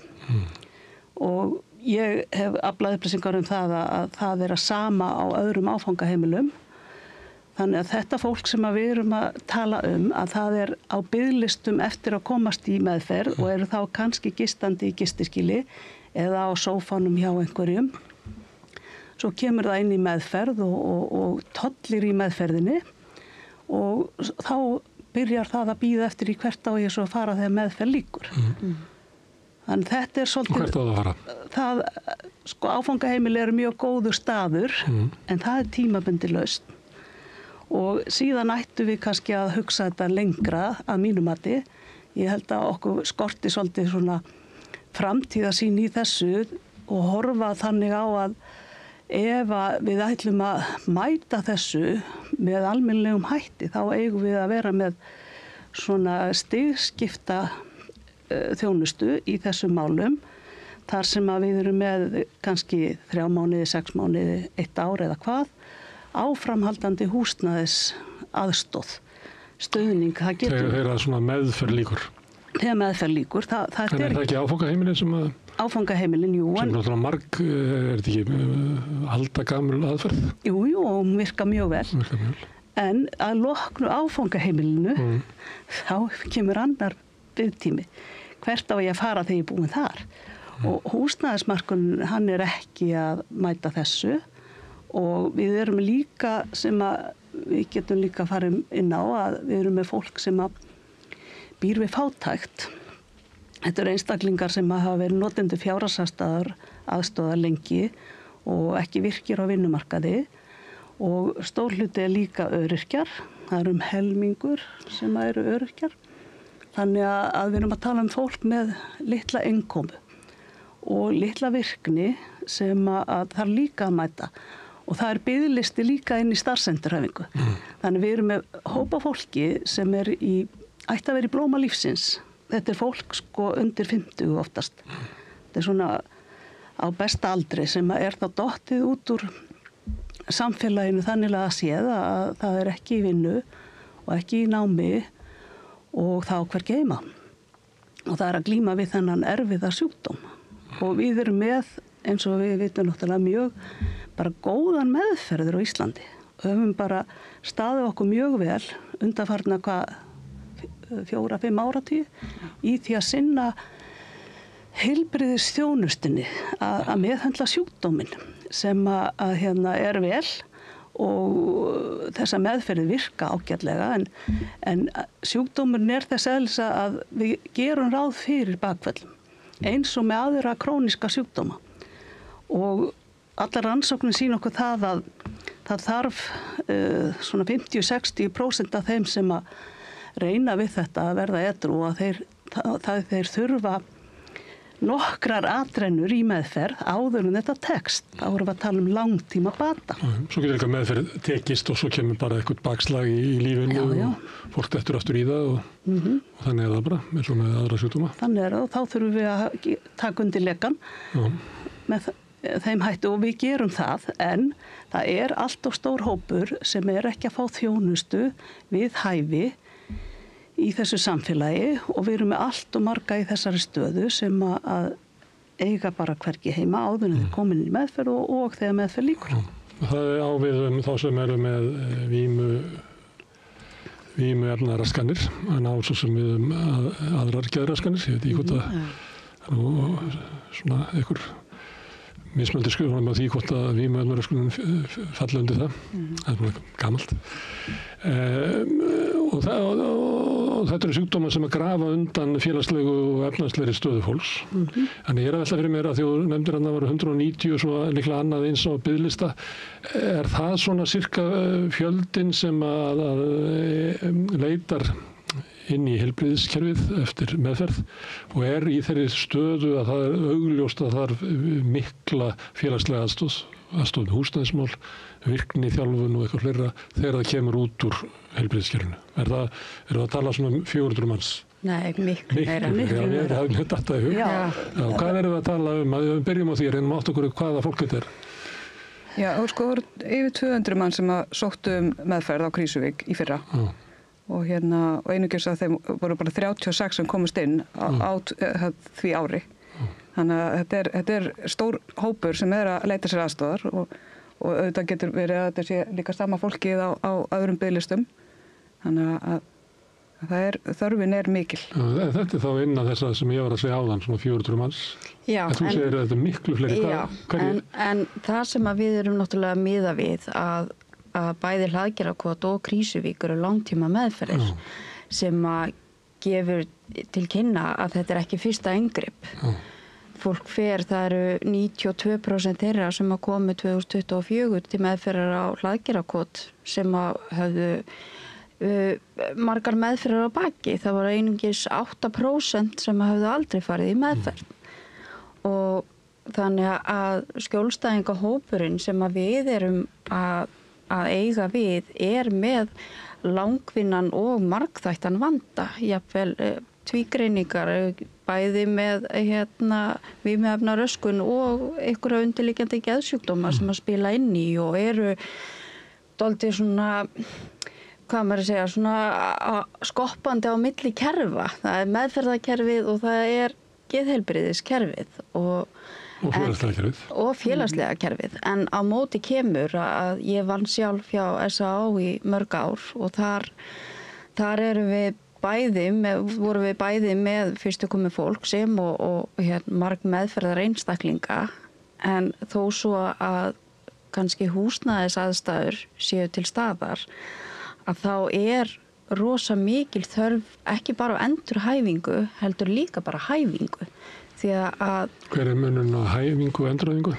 Einstaklingar sem hafa til dæmis aldrei verið út á vinnumarkaði. Þá virkar ekki endur hana. Nei, já, þú veist að það er munur á einstaklingi sem hefur atvinnu eða menntasögu og veikist að þessum sjúkdómi og strögglar í einhver ár og hefur þennan bakgrunn, hefur þessi gildi, hefur þennan grunn.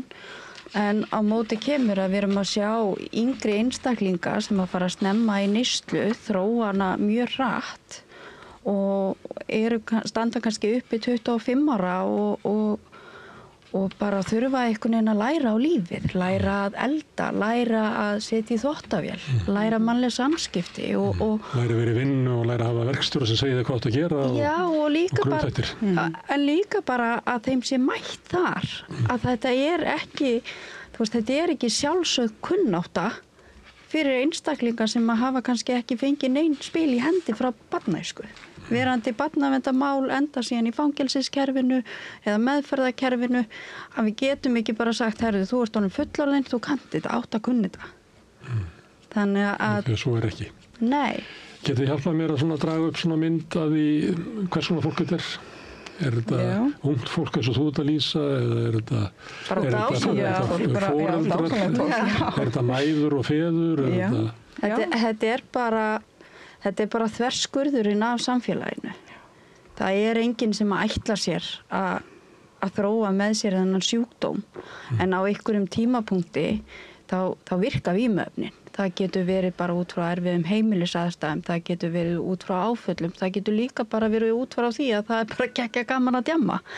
Og svo bara á einhverjum tímapunkti missir einstaklingurinn hæfnina við að sporna gegn fíkn og þá kemur þetta stjórnleysi bæði í hegðun og í samskiptum. Þarna kemur líka inn bara minnka streitu þol eftir því sem að einstaklingar þróa sjúkdóminn lengra, því meira minnkar streituþolið, og þegar að einstaklingar fara inn í bara umheiminn eftir meðferð og að miða sig við hvernig þau voru áður, að þá verður alltaf skellur. Þannig að við erum með yngsti einstaklingurinn sem að leitaði til okkar í fyrra var 18 minnum mig og elsta 76 ára. Þannig að þetta er ekki bara þessi típa, sko. Þetta eru mömmunar okkar, þetta eru pappanir, þetta eru dætunar og syninir og ömmunar og afanir og á mínum ferli að meiri segja fólk með langvinnan vanda og sögu í fangelsum, að þegar að þú horfi bak við sjúkdóminn þá er þetta bara fallegustu sálir sem þú finnur. En kerfið þarf að geta hort á það með þeim gleraugum. Erla sagði að við verðum með góða meðferð, hún byggir á áratuga þróun sem hefur orðið sprottið upp úr bara frelsisbaráttu alkohólista. Þeir hafa kontról á eigin meðferð, við erum ekki undir geðlæknunum sem voru alltaf að pína þá. Þannig þeir náðu því. Og suðuleyti og árangurinn á því var kannski náttúrulega góður, Þannig að sumir hann tengdur svona eins og þú varst að segja að sumir þurfa hæfingu frekar en endurhæfingu. Þannig að hugmyndur áfengismeðferð var eitthvað sem hefði verið eitthvað sess í samfélaginu, féll niður til heljar og var reistur aftur við. Fór kannski í þakherbergi á Barónstíg, einhverju áfangaheimili og náði sér en átti svo innkomu í lífi sem hann hafði tapað. Einhver leyti myndi maður að segja þess að kannski þurfum við eitthvað að endurhugsa þetta því þetta náttúrulega alls konar öðruvísi aðstæði núna. Að sumu leyti voru karlarnir hann í þakherberginu vegna þess að þetta var á þeim tíma þegar karlar svona sniðgengu föðurhlutverki sitt. Eitthvað áfangaheimili þar sem gert ráð fyrir að móðir geti verið með börnunum sínum eða faðir með börnunum sínum eða einhvern veginn svona annars konar form á áfangaheimilinu og endurhæfingunni heldur en við erum kannski með í þessari árangurssögu áfengismeðferðarinnar. Já, ég held að við þurfum að endurskoða það mjög og stokka það algjörlega upp. Það er töluvert breyttur hópur sem við erum að vinna með í dag. Það er miklu þyngri og fjölþættari vandi og aðstæður fólks, það eru miklu fleiri í þessum aðstæðum sem kannski ykkur 10 voru þegar ég man eftir þegar ég var að byrja í þessu 1983. Og þá sá maður... Þessu fleiri í alvarlegum áfengis vímuefnavanda núna heldur en var... Nei, ekki vímuefnavandanum, heldur félagslegum vanda. Mér sýnist það vera orðið miklu þyngra og fleiri þannig og svona, meira langvarandi og fjölþættari og mikið á ungu fólki sem er bara orðið mjög illa statt, mjög snemma. Af hverju það eru efnin sterkari þannig að þú keyrist fljótar niður í þetta ástand eða er samfélag okkar kannski orðið grimmara þannig að ef þú dettur vagninum að þá ertu frekar skilin eftir? Ég get ekki svara þessu. Ég átta mig ekki alveg á því hvað kemur undan þannig eða hvað er í raun og veru orsökin. Allavega þá erum við komið með þessa stöðu og það er neysla númer 1, 2 og 3 sem veldur þessu. Það er augljóst að ef við stöðum neyslu þá eru möguleikar á að breyta stöðunni. En þá þurfa líka að vera úrræði sem að grípa og ég held að okkur vanti að grípa með, eins og ég sagði áðan, svona þrepaskiptri þjónustu. Það er MA-nemi í félagsráðgjöf skrifaði ritgerð í fyrra, skoðaði ofan í málaskrá hjá velferðarsviði 18-24 sem hefðu verið í gistiskýlunum hjá Reykjavíkurborg og það voru 80% af þessum einstaklingum voru sem sagt þá, þeir voru undir 24 ára, höfðu verið í höndunum á barnavernd fyrir 18 ára aldur. Og eins og það er komið hérna inn á að við erum með þetta fólk í höndunum. Ég segi niður á kennitölu og í fanginu frá blautu barnsbeini liggur við í sumum tilfellum og okkur er einhvern veginn ekki að takast og að fanga þetta þannig að við getum, af því að við erum með svo góð tækifæri held ég, við erum með svo góða þekking og við erum ríkt samfélag, að við getum ekki gripið börn og ungmenni þannig að við getum skilað þeim betur af okkur og síðan erum við náttúrulega líka með fullorðið fólk sem að við erum heldur ekki að grípa nógu vel. Að okkur vantar svo einhvern veginn að fjármagna hlutina, áfangaheimilin til dæmis sem að ætti að vera mikið fjölþættara starf. Þetta er ekki bara eitthvað hús með 3-4 í herbyggi. Við höfum að vera með einstaklingsherbyggi og við höfum að vera með endurhæfingu og hæfingu. Það sér maður, og þetta kostar pening og við erum ekki með fjármagn til dæmis á þessum áfangaheimilum til að geta gert þetta almennilega. Við erum að gera vel, eins vel og við getum, en við getum gert mikið betur og fylgt fólki mikið betur eftir og síðan þurfum við áframhald þegar áfangaheimilinu líkur. Það er ekki nóg. En Helena, nú ert þú í krísuguðsandökunum, þar langtíma meðferð. Hvað er fólk lengi að neini? Það lágmarkstíminn er 6 mánuðir. En það ætti það ekki að vera tími sem að væri öll þessi endurhæfingu í því, þannig að fólk kæmi frá þér bara tilbúið í slæðin? Það væri óskandi og ég tek alveg undir það. Það er ákveðin hæfing sem fer fram á Krýsuvík. Þau koma þarna inn og taka þátt í dagskrá og sjá húsverk og það er svona ýmislegt sem að þau eru að gera og fara í nám og svona. Tengjast samfélaginu meira eftir sem á líður? Já, akkurat, fara í bæjarleyfi, hálfsmánaðarlega, hitta fjölskyldur sínar og tengjast inn í AA-samtökin og þannig að það er margt gott sem er gert á Krýsuvík en ég tek líka undir það eins og með streituna hjá þessum einstaklingum. Við sjáum það bara, þeir sem eru að koma og sækja það er bara streitustigið er bara gríðarlega hátt og langflestir sem eru að koma að sækja þau eru heimilislaus. Þau eru með fjárhagsaðstoð frá sveitarfélagi, þannig að þau standa bara mjög illa. Það vil náttúrulega enginn koma til þín með allt þrjóti bara. Þú heldur það? Það er ekki þannig að þeir sem fara til Krýsuvíkur eru í alvarlega miklu vanda. Þetta er svolítið svona, þetta er eitthvað mýta. En þetta er svo loður svolítið við. En það er alltaf ykkur sem koma í fyrstu meðferðina sína. Og við erum líka með skjólstæðingahóp sem er bara frá 18 ára og upp í 60 pluss. Þannig að þetta er alveg fjölbreyttur hópur, en það er akkurat þetta, svona streitustigið fer niður, þau eru hjá okkur í 6 mánuði, en við sjáum það alveg svona þegar líður að útskrift, að þá fer streitan aftur upp.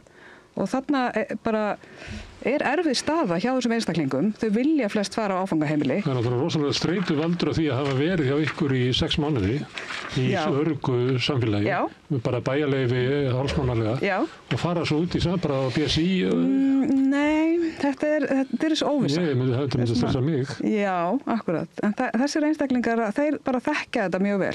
Þeir eru búin að fara kannski áður í meðferð og vita hvað það er sem tekur við þegar meðferð er líkur. Já. Og það er bara þessi óvissa. Það er streituvaldandi. Já, það er það. Já, alveg gríðarlega.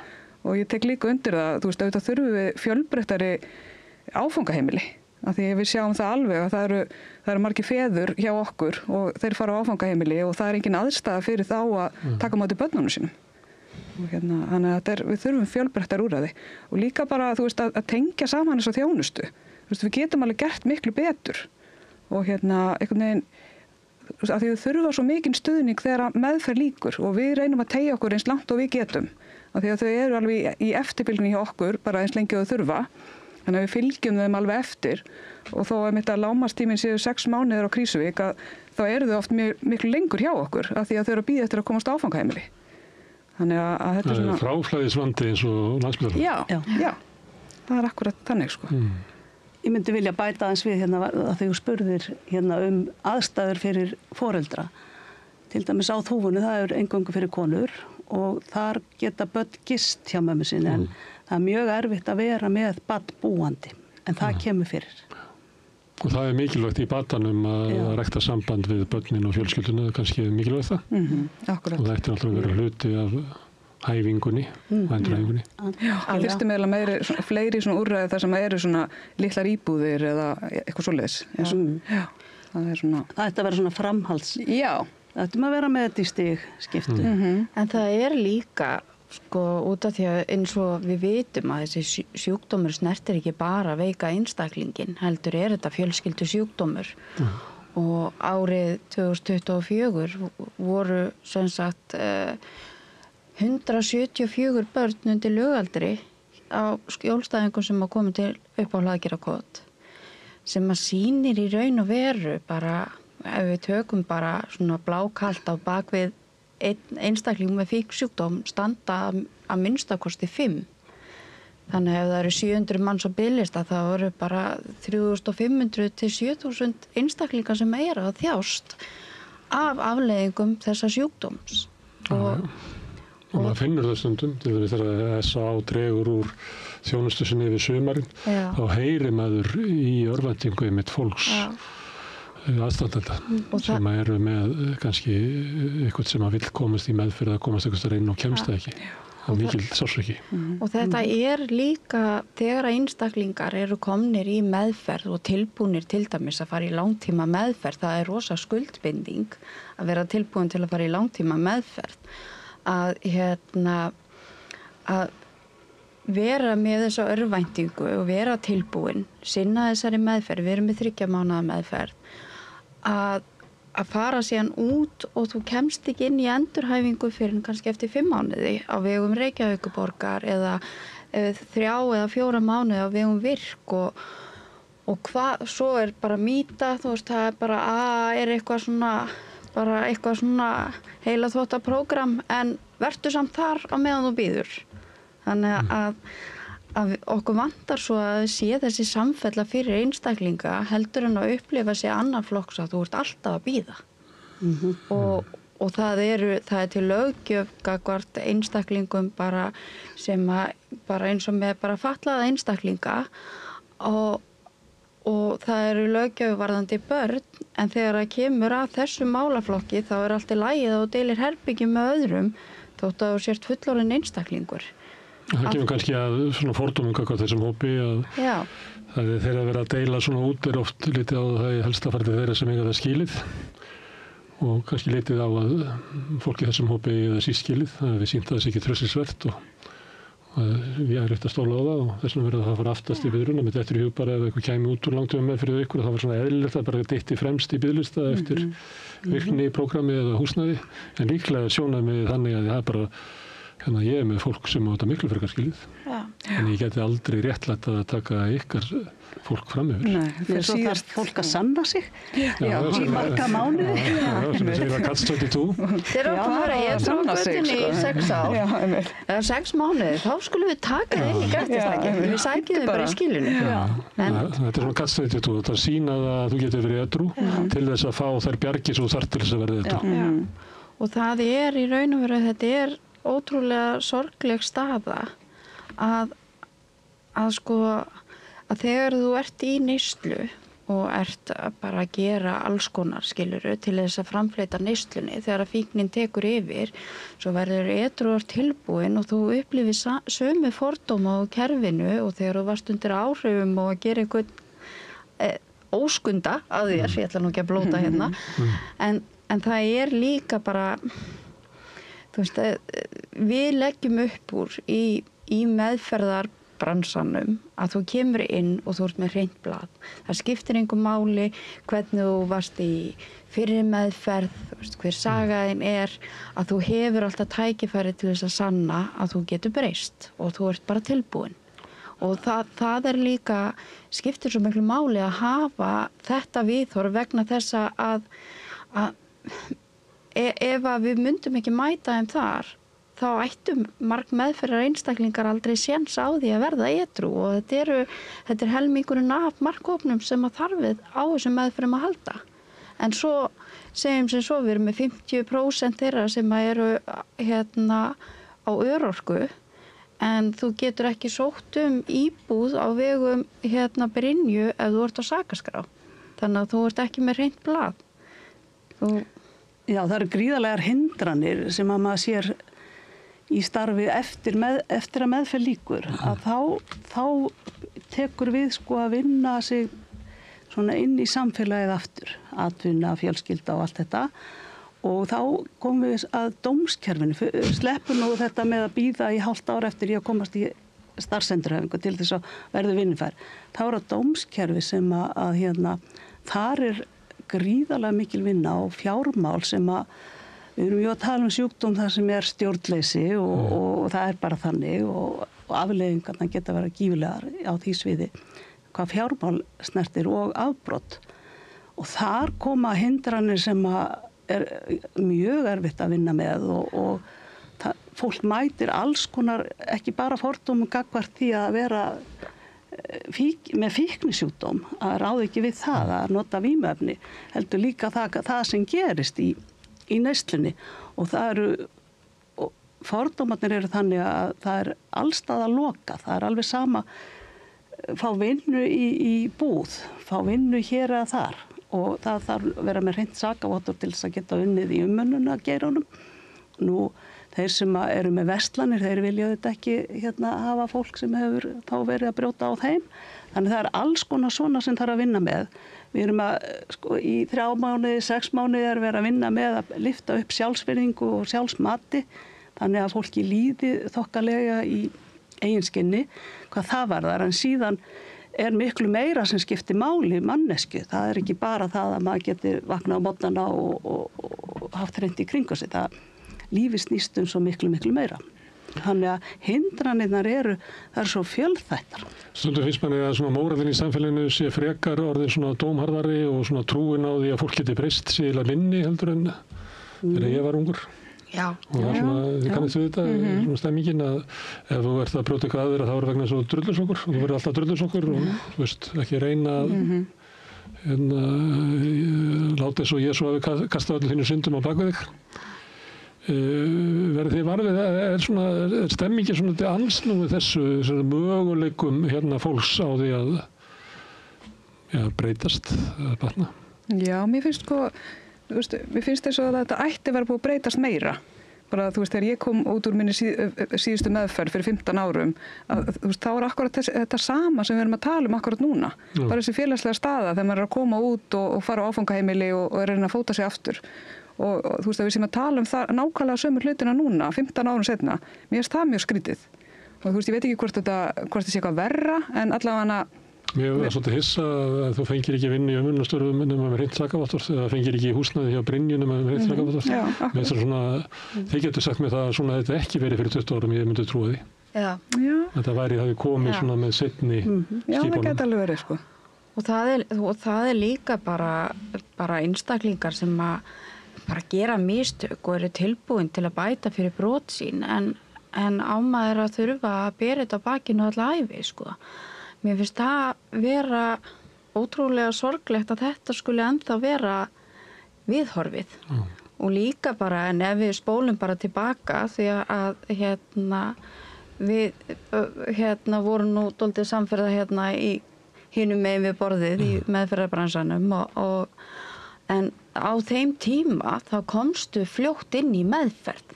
Það var ekki 8 til 10 mánaða bið eftir því að komast í afeitrun. Það voru fleiri afeitrunarpláss þá heldur en í dag. Samt eru hvað margir búið að fjölga á Íslandi.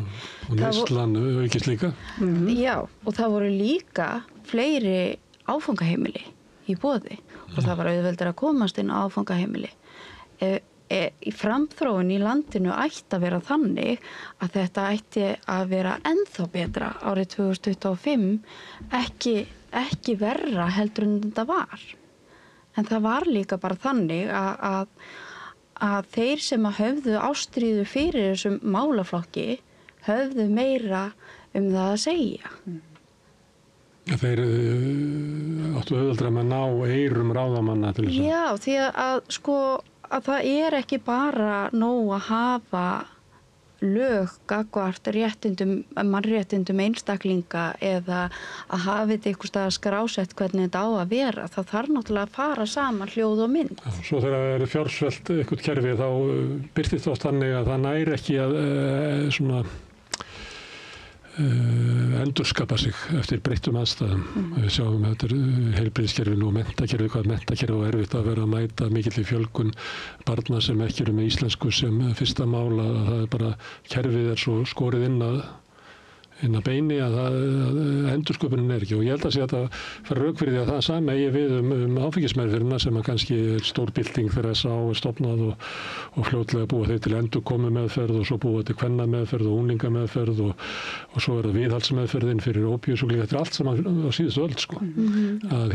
Og krísuga komin og þetta var allt saman komið. Ég meina það er ekkert svo margt sem við getum bent á svona í nálægt okkur í tíma sem eitthvað svona merki þess að svo meðferð og þjónusta sem þessi sjúklingahópur eða þessi hópur fær að sé eitthvað svona endursköpun í gangi. Það er kannski helst svona sem hefur verið svona áherslur á skaðaminnkun og fleira sem að hins vegar kannski svona líka ódýrari aðferðir. Það er svona að mæta fólkinu svona utan borgamúrana, undir brúnni eitthvað staðar gefa því teppi og nálar og heitt kakó og skilning sem kannski ekki, þú veist, kostnaðarsöm meðferð og aðstoð og endurhæfing. Já, nú langar mér nú að grípa inn. Þannig að það sko ekki... Ég ekki að tala gegn sko skaðaminnkun. Nei, ég ekki heldur, en það er miklu dýrar að vera með skaðaminnkandi nálgun heldur batamiða. Og það eru bara tölur sem að segja algjörlega það. Já, þjóðhagslega? Fjárhagslega fyrir Reykjavíkurborg til dæmis.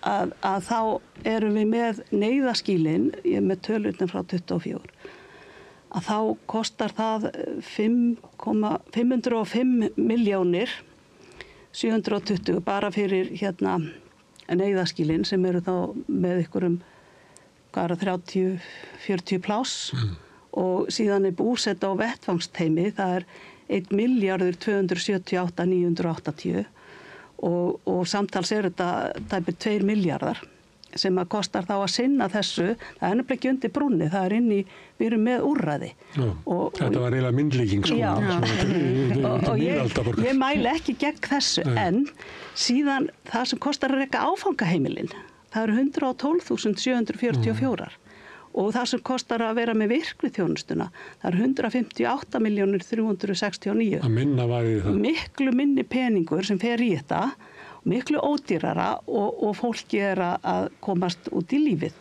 Hitt er nauðsynlegt en ég held að við gætum nýtt peningin betur með því að vera með þrepaskiptingu þarna á milli.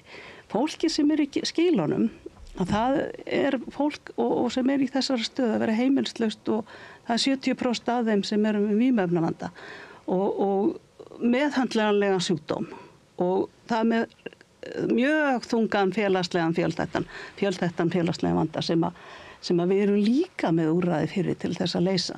Og ég held að við getum, ef að vilji er fyrir hendi, að vera með þrep þarna á milli, þannig að við séum að lyfta undir þetta fólk, notum peningin í það og þannig að þau fari bataleiðinni. Ég held að við gerum á lítið af því. Sýnist mér, verandi á í þessum bransa. Já, en mér finnst það að hafa verið svolítið óvinsalt í umræðinu núna að veita þjónustu ef það í henni felst eitthvað svona skilyrði að þú leitir bata. Já, það má helst ekki nefna það. Nei, maður er bara, þetta tala um þetta bara þingsölum og... En það þarf það ekkert að vera þannig. Það þarf ekki að þvinga neitt. Ég er bara að nefna þetta í umræðinni. Já, það þarf ekki. En það er líka bara, einmitt, bara mjög eðlilegt að þegar þú ert á götunni og þú ert að harka frá degi til dags, að sko vonir þínar gagnvart því að komast út úr þessu umhverfi eru engar. En það er munur á því að þvinga og veita þeim tækifæri. En það er líka, sko, það er ekki nóg að þú veist að segja fólki bara já, ok, þú veist, við ætlum að bjóða þér í meðferð og það þarf ekkert að vera að það heppnist að viðkomandi fari út, en það er líka bara búið að vera langvarandi neysla, að það er bara mjög eðlilegt að þú fari bakslag í meðferð, en þá þurfum við að hafa grundvöll til þess að grípa á fólki þegar þessi pínkulitli gluggi opnast. Þegar ég hef séð bara kraftaverk, þar sem að fólk er búið að vera fast í skaðaminkandi og blautum úrræðum, er hent út úr þeim, út af því að það er ekki borgarleigu eða eitthvað, kemur inn í meðferð og búið að vera edrú lengi. En á meðan þarna, og það er svo frábært starf sem að til dæmis vorteimir vinnur fyrir einstaklinga sem eru heimilislausir og þau styðja við batan. Þau gera það ef að einstaklingar eru tilbúnir, en svo er bara spurning, er það að fara að taka 2 mánuði eða 3 mánuði eða 6 mánuði, því að kannski var viðkomandi bara í neyslu í síðustu innlögn á Vogi, að þá kannski getur það verið fyrirstaða að þau komast inn þegar glugginn opnar. Já, sem er mjög nauðsynlegt að hafa gluggann opinn, því að þetta er næstuð í eins og fyrir náð, allt í einu opnast einhver möguleiki í huga fólks, þannig að það vill fara, svo getur hann lokast og verið lokað árum saman, sko. Og enginn skilur þetta örgulega. Nei. Og fólk með þess að skilur þetta ekki í eigin sögu, sko. Hvað gerðist, akkur það var allt í einu meðtækilegt fyrir hann. En að sumu leyti að því að við vorum að tala um þetta svona þrepaskipt, ég held að sé nú bara eitthvað starf á 19. öldinni þegar hjálpræðisherinn þegar engi vildi sinna áfengissjúklingum. þá búið til gistiskýli.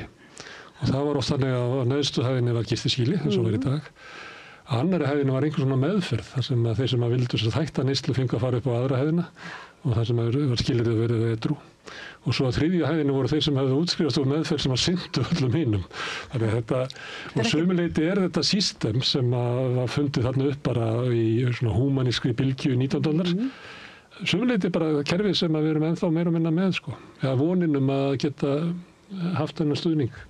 Og náttúrulega fólk stranda ekki á þriðju hæðinni, þannig urðu allir bara starfsmenn í batteríinu, þannig einhverju fóru bara út í lífið. Já. Þannig þetta eiginlega systemi sem við ættum að vera að búa til, ekki bókstaflegri merkingu? Við ættum að fylgja einhvers konar svona systemi og þetta er bara mjög vel þekkt inn í alls konar félagslegri þjónustu. Á Norðurlöndunum er mjög þrepaskipt þjónusta, ekki endilega við þennan hóp, heldur bara í félagsþjónustu þar sem er verið að virkja fólk út í lífið, sami hver vandin er, en félagslegi vandin getur verið náttúrulega mörgum öðrum ástæðum heldur en vímuefnaneyslu. Og þannig að þetta er ekkert nýtt og ekkert sérstakt við þetta þannig. Þetta er bara eitthvað sem við þurfum bara að taka upp, finnst mér, og ræða. En þú sagðir áðan að kennitölur og maður stundum heyrt þetta talað að til dæmis fólk sem að leita til ykkar, þið hátt hlutfall sem eru verið hjá barnavernd, verið einhver afskipti af foreldrunum. Og maður heyrði oft talað að við gætum alveg séð þarna 8 ára sem að miða við stöðuna inn í fangelsónum og inn í meðferðum og svona. Þá er hann útsettari fyrir því að lenda bara á glapstigum í lífinu. Og auðvitað er þetta þannig. En samt finnst manni alltaf svona, maður skilur ekki almennilega sko hvernig getur þorpið sem eru við brugðist við til þess að bjarga þessum 8 ára stúlku eða dreng sem er þegar stuttir ævi komið með þá stöðu sem er miklu algengari á þeim sem eru þróa með sér alvarlega vímuefnaraskanir í fangelsum. Nú fyrir nokkrum árum ég held að því ég er með félagsráðgjafi hérna. Já, en 2021 þá voru innleidd lög samþættingu í þjónustu svokölluð farsældarlög og þau eru, sko, ef okkur tekst að framfylgja þeim og öllu því sem þau boða, það er bara lög það að við eigum að vinna svona, við eigum að samþætta þjónustu og við eigum að vera með snemmtæka íhlutun, við eigum að grípa börn strax í móðurkviði og okkur, sem sagt kerfinu ber þá að gera þetta og þá er samstarf heilsugæslu, félagsþjónustu, grunnskóla og framhaldsskóla og þessir aðilar sem eru þá með börnin og fjölskyldurnar auðvitað eru með fólkið eða börnin og þessu fólki ber að vinna saman og grípa inn og veita þá þjónustu sem er þarf og ef okkur tekst að vinna svona þá held ég að það sé björt framtíð en þetta kostar pening og hvort að það sé vilji til þess að láta peningin í þetta eins og þarf á eftir að koma í ljós. Þetta högtir ennþá svolítið og ég tók þátt í innleiðingu, ég var félagsmálastjóri út á landi í litlu sveitafélagi og þá vorum við hefja þessa innleiðingu og kerfin þurfa að tala saman og þjónustan þarf að vera samþætt og félagsráðgjafar eru þar í megin hlutverki, eru svokallegi málstjórar og ég held nú ef okkur tekst að gera þetta og grípa inn í að þá ættum við að geta grípið þessi börn og strax á, eins og ég segi, bara í móðurkviði þá eins og barnavendinni ber að gera og úrræðin þurfa að vera alveg hreint eins og í hinum málaflokknum þegar fólk er orðið eldra þau þurfa að vera til staðar og þau þurfa að vera fjármögnuð og við þurfum að leggjast svolítið saman í það að vilja eyða peningum þarna og það sveitafélögin eru kannski ekki með fjármagn til þess að gera þetta, þá þarf ríki að koma að. Nú við erum bara 400.000 manns í þessu landi og kannski fjármunir takmarkaðir þess vegna en þá getum við kannski fara í aðra umræðu hvernig við nýtum þá fjármunni sem við gætum. Þetta persónubundin þjónusta sem það er engin, það er ekkert hagkvæmur að gera það í stóru samfélagi, þannig að það ætti ekki að trufla okkur og þá myndi ég segja bara að við erum bara ríkt samfélag. Við ættum helst efna á þessu allra samfélag. Já, og þess vegna segjum við, þetta er alveg hægt, en þá verðum við að vilja setja peningin þarna. Og dæmi til dæmis að við erum með lög sem málefni fatlaðs fólks, sem að sveitafélögin vinna auðvitað samkvæmt og í þjónustu við börn, og ef að greiningin er ekki fötlun, en það er samt sem áður svipaður vandi hjá barninu og hjá þessum fatlaða, að þá er ekki settur peningur í það, þá er þjónustan ekki veitt af því að hann fellur ekki undir greininguna, en vandin er alveg nákvæmlega sá sami hjá barninu eins og þessu fatlaða til þess að geta átt möguleika í lífi. Barnið eða barnið fallara foreldra? Barnið er fallað og hitt barnið er með eitthvað vanda sem að birtist mjög líkt og hjá fatlaða barninu. En að því að fatlaða barnið er með greiningu þá er það rétt á þjónustunni sem er vel auðvitað. Ég er ekki að gera lítið úr því, en hitt barnið sem á við bara samskona vanda til þess að geta átt gott líf á ekki rétt af því að það er ekki þessi greining.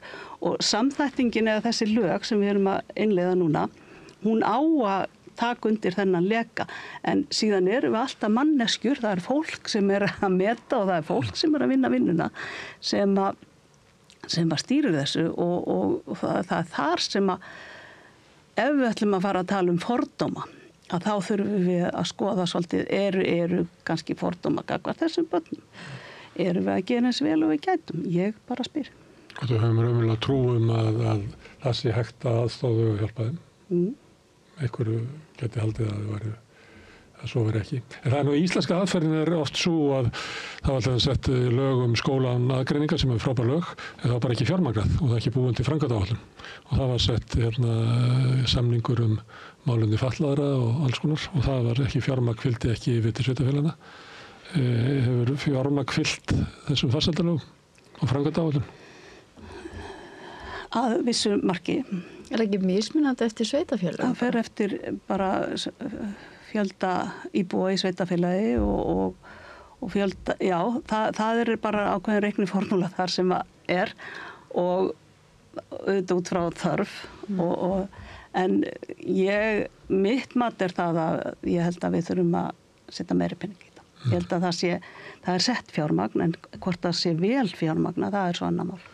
En svo er líka bara það sem að við höfum orðið var við í meðferðarkerfinu. Við erum að tala ógrynniða börnum sem að tengjast bara beintengjast þessum vanda að það er ekkert nóg að barnavernd sé í málinu. Það er líka rosalega mikil bara hvað er talað um? Er ekki talað svona 14 mál per ráðgjafa? En ég held að það sé overflowið er bara yfir 20 mál sem að hver ráðgjafi ætti að geta sett 14. Og það er í raun og veru þegar þú ert með svona rosalega mikla verkefnastöðu að hvernig átti að geta fylgt í eftir.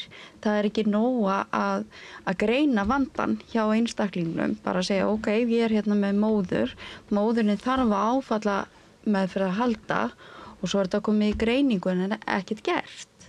Það þarf að fylgja þessu eftir og við sjáum það mikið og við rætum það einmitt á málstofunni að félagsráðgjafar og svona fólk sem að stendur á bak við einstaklingur eru mjög dugleg að ýta á eftir umsóknum og hjálpa þeim að komast inn, en svo minnka afskiptin á meðan að meðferð stendur. Þetta er svona dálítið svona, jæja, komið að ykkur, í staðin fyrir að fylgja málunum eftir til að tryggja þessa samfellu sem að yrði einstaklingnum til bóta sem og fjölskyldu þeirra.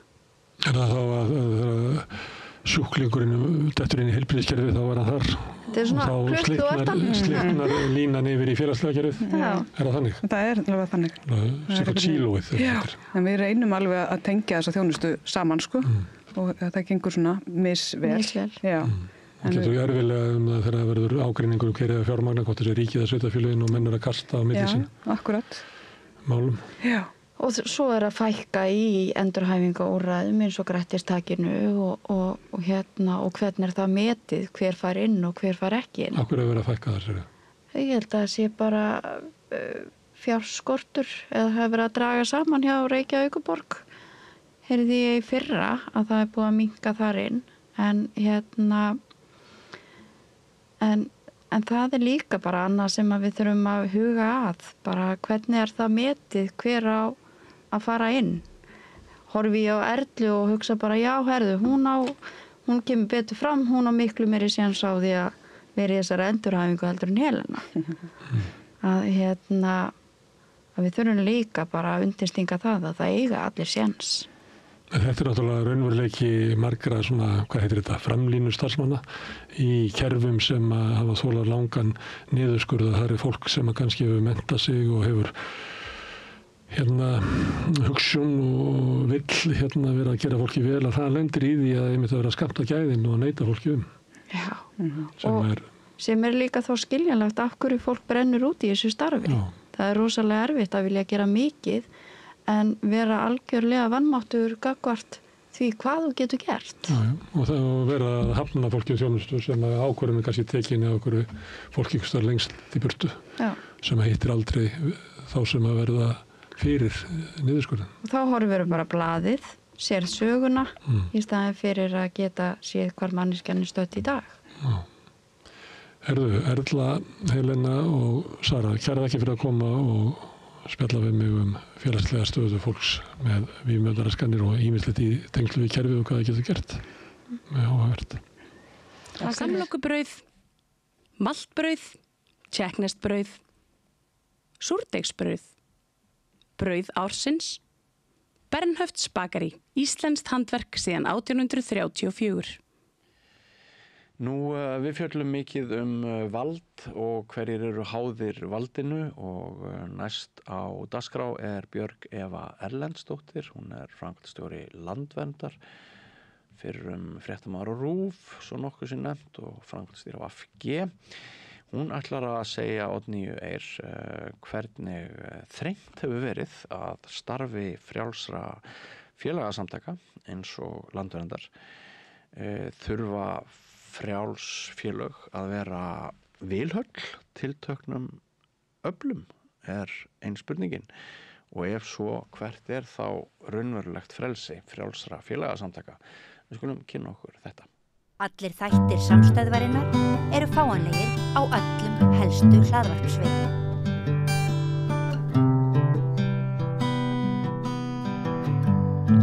Komið sæl og verið velkomin að Rauðaborðinu. Ég heiti Oddný Eir og til mín komin góður gestur, Björg Eva Erlendsdóttir, framkvæmdastjóri Landverndar. Ertu velkomin. Takk fyrir það. Mér langaði til að biðja þig að segja mér frá þínum störfum eiginlega og það ýmislegt að frétta bara af Landverndi sjálfu sér, en þú varst að koma af stórum samráðsfundi norrænna náttúruverndarsamtaka í Finnlandi, þar sem var verið að ræða svona þessar þrengingar eða svona að það sé þrengt að náttúruvernd. Er það svo? Er þetta eitthvað nýtt að það séu þrengingar í náttúruverndar baráttu? Það náttúrulega hefur alltaf borið við að náttúruverndarfólk sakað öfgar og þess áttar, en svo þannig að það eru svona betri tímar og lakari tímar, en það sem kom kannski pínlítið óvart að því maður heldur alltaf að hlutirnir séu sérstakir heima hjá mann sjálfum, að hvað þetta er svona sterk og stór hættumerki í starfsemi svona samtaka núna, og maður hefur náttúrulega heyrt það mjög mikið hinsegin samtök og það bara þetta bakslag í lýðræðinu almennt, að það kom svo sannarlega sterklega í ljós að náttúruverndarsamtök var ekki hlut af því. Nei. Og jafnvel það bara mjög mikið þar. Og þannig að þetta var nú eiginlega aðal umræðu efnið á þessum fundi.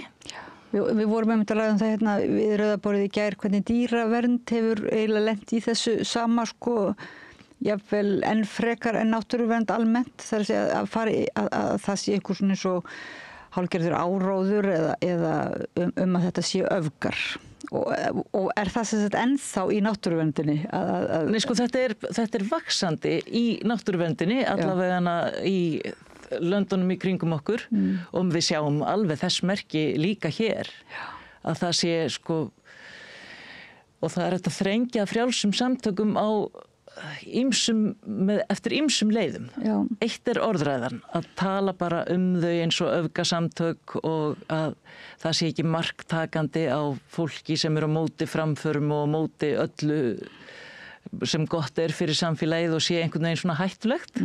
Það er eitt svona frekar að mínum að öfgakend umræða sem að fólk þá kemst að með í fjölmiðlum. Já. Það er svona eitt af því sem að getur veikt svona samtök en svo er hægt að þrengja að þeim líka á fjölbreyttan hátt. Það er hægt að þrengja að svona lagalegri aðkomu þeirra þannig að þau get ekki auðveldlega farið í mál eða hafi ekki sveigrúm til þess og ýmislegt svoleiðis líka.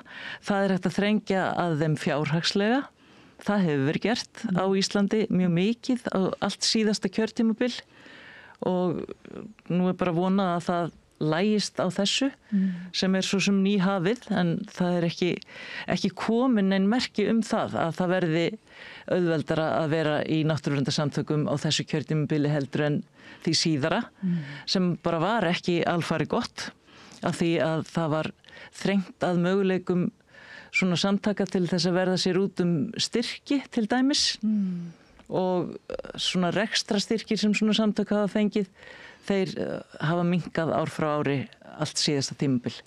Nú sko virðist manni sem þessi svona félagasamtök sem að ég veit ekki eru búin að starfa í mörg ár og þar sem hefur eiginlega safnast upp þekking líka og verið að þróa aðferðir til rannsókna og bara eftirfylgni að þetta sé svo gríðarlega mikilvægt fyrir ríkisvaldið til dæmis og sem sagt og auðvitað fyrir almenning en þetta sé eitthvað sem að ríkisvaldið ætti að líta á sem gríðarlegan kost að þarna hafi bara að meira og minna í sjálfboðavinnu safnast upp þessi þekking og þetta sé svona þetta séu liðsmenn þú veist þetta ætti að vera saman í liði sko en það var mikil vonbrigði með í fyrra þegar allir ekkert af þessum náttúruverndarsamtökum hafi verið kallað til vegna nýrar stefnu hvað var það aftur áætlanagerðar ríkisstjórnarinnar að það voru bara samtök iðnaðar eins og samtök atvinnulífsins verið kölluð að borðinu sko.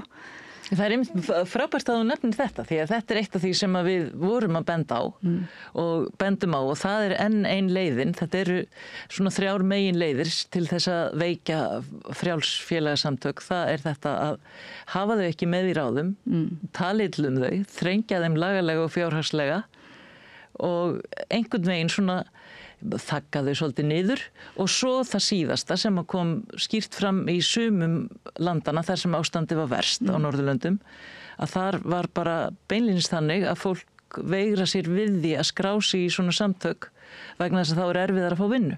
Já. Og þá ertu komin dálítið langt sko. Og ég myndi nú alls ekki segja að það væri svoleiðis hér en það eru hættumerki og þau bara frekar mikil sko. En manni finnst sko eins og að þú nefnir Norðurlönd sko, manni finnst þess að bara sé eitthvað svo skrítið að fólk veigri sig við að skrá sig í náttúruverndarsamtök á Norðurlöndum. Nú er maður kannski bara með einhverja fordóma eða svona einhverja óskhyggju að þar sé það bara einhvern veginn víðast hvar, það hafi áunnist að manni finnist það vera bara sko jákvætt og styrkur og maður veit að svona yngri kynslóðin sko Greta Thunberg þeirra svolítið hetja margra allavega og maður hélt að það væri orðið svona líka við sko almennt. Þetta er bakslagið og ég held raunar að á Íslandi þá sé í huga margra mjög gömul mynd uppi af sko Svíþjóð sérstaklega. Að þar sé eitthvað svona mikið sósíaldemokratist ríki þar sem allt er mjög akkurat og svolítið þungt í vöfum og mikið kerfi og en mikið eftirlit en líka mikil velferð og það er svona en þetta er bara alls ekki svona og það er náttúrulega á öllum þessum Norðurlöndum þá hefur verið uppgangur flokka sem að eru frekar grimmir í innflytjendamálum, grimmir í náttúruverndarmálum og líka grimmir gagnvart fjölmiðlum og þeim finnst bara að ég þoli ekki vel mótmæli, getur maður sagt. Það er eins og í Finnlandi, það eru sannir Finnar og svo eru það svíþjóðademókratar í Svíþjóð og þetta eru í það sem mig myndi langa til að kalla öfgahægri flokkar og populískir og þeir eru í ríkisstjórn.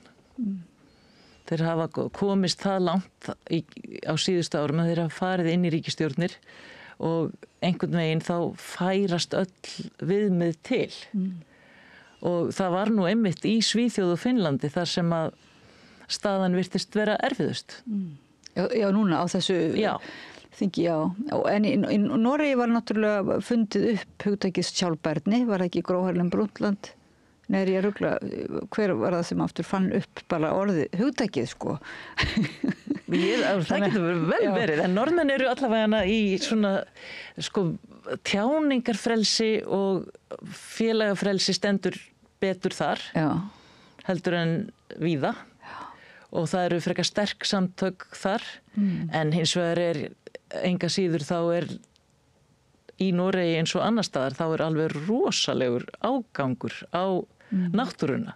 Og við sjáum það nú mjög mikið hérna að þeir eru með eiginlega öll mál sem að við erum núna stöndum frammi fyrir. Það er alveg saman hvort það er sjókvíaeldi eða vindorkuver. Þetta er allt saman eitthvað sem er búið að gerast fyrir 10 árum í Noregi. Og yfirleitt með mjög miklum látum og það eru mörg mistök sem hafa verið gerð í Noregi sem að væri nú alveg ástæða til þess að læra af á Íslandi en þótt að manni sýnist nú stundum að fólk vilji bara frekar gera þau mistök öll aftur bara með opin augu.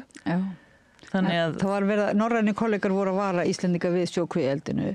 Já, í myndinni góðu sem að var sýnt hérna og allir ætti að sjá. Hvað hét hún aftur?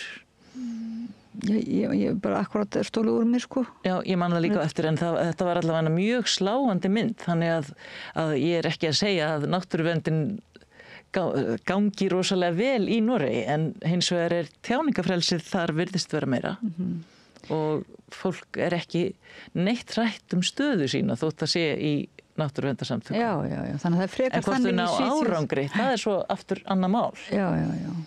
En hvað er það, sko, hvað með vinstriflokkana, sko, getur eitthvað sagt svoleiðis að þú segir að það sé raunverulega svona hægri slagsíða og þetta fylgi henni?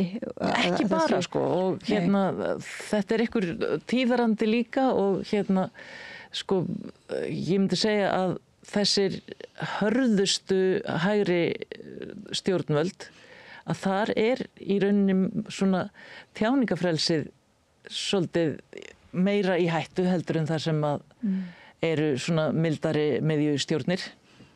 Vinstri stjórnir eru nú almennt ekki neinstaðar þannig lagað en þar sem að sósíaldemókratar stjórna þar ekki þar upplifir fólk sig ekki þannig sett að það get ekki verið í samtökum eða tjáð sig. Það er svolítið merkilegt að því í þessari umræðu bókið og allt það sem verið svona eins og að bendla það við vinstri hreyfingar, sko, svona hvað er það, svona slaufunar menningu og stýringu á hvað megi segja og hvað megi ekki segja og hvað er rétt að segja og hvað er ekki rétt að segja. En það afvegaleiðir að mínum mati mjög því raunverulega, eða þetta ekki raunverulega, það er náttúrulega einhver leiti á rétt á sér, auðvitað sú gagnrýni, en mann finnst það bara sú gagnrýni ef það er innblítt á hana er svolítið afvegaleiðing frá því hvað er hefð fyrir því einmitt að að gera aðför að tjáningafrelsi í hægri pólitík, sko, og hvað svona svartir listar eru almennir og þessi hræðslu, þessi svona duldi eða ótti fólks við að setja sig, að tjá sig, það er enginn kannski sem svara fyrir það eða hvað, það er enginn sem að segir, þú ert að segja vitlaust, en það er bara, þetta er eitthvað sem gerist, að þú ert settur á svartan lista og færð ekki vinnu eða... Já, þetta var allavega það sem kom til tals þarna að þetta getur verið svona, að fólk þyrði ekki að vera í svona samtökum út af því hvernig talað þau. Ég held ekki að það sé svoleiðis hér og upplifi það ekki. Nei. En hins vegar þá upplifi ég ýmsa svona framkomu þeirra sem stjórna eða stakra þingmanna og fólk sem að talar náttúruvernd. Það alveg talað náttúruvernd eins og öfga hér. Og það var nú svolítið merkilegt í fyrra sem komst nú aldrei í hámæli þá svo sem svo að þá var verið að endurmeta í orku umhverfis og loftslagsráðuneytinu styrki eða átti að fara í vinnu við endurmat á úthlutunum styrkja til svona samtaka og þá átti að horfa til þess hvernig þau innu með stefnu stjórnvalda og þetta bara mikill misskilningur að það sé hlutverk svona félagasamtaka að vera að vinna að stefnu stjórnvalda með þeim.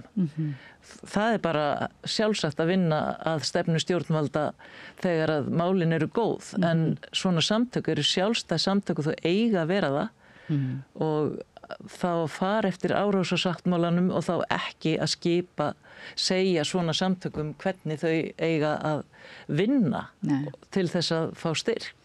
Þetta alveg eins og að segja við fjölmiðla þeir eigi bara ykkur ber að vinna með stefnu ríkisstjórnarinnar. En þá koma margir og segja af hverju verið að veita styrk til einhverju fjölmiðla sem eru bara gagnrýna og dreifa umræðunni eða og af hverju verið að veita styrki, opinbera styrki til samtaka sem eru bara eitthvað með einhverju mótmæli og vesinn.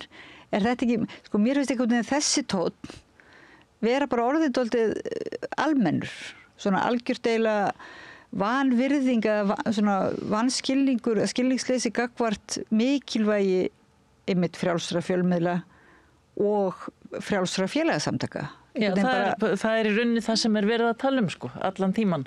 Að þetta er hættulegt og það sjást þetta merki í öllum þessum löndum, mislangt komið þó, en við sjáum þetta sannarlega líka hér.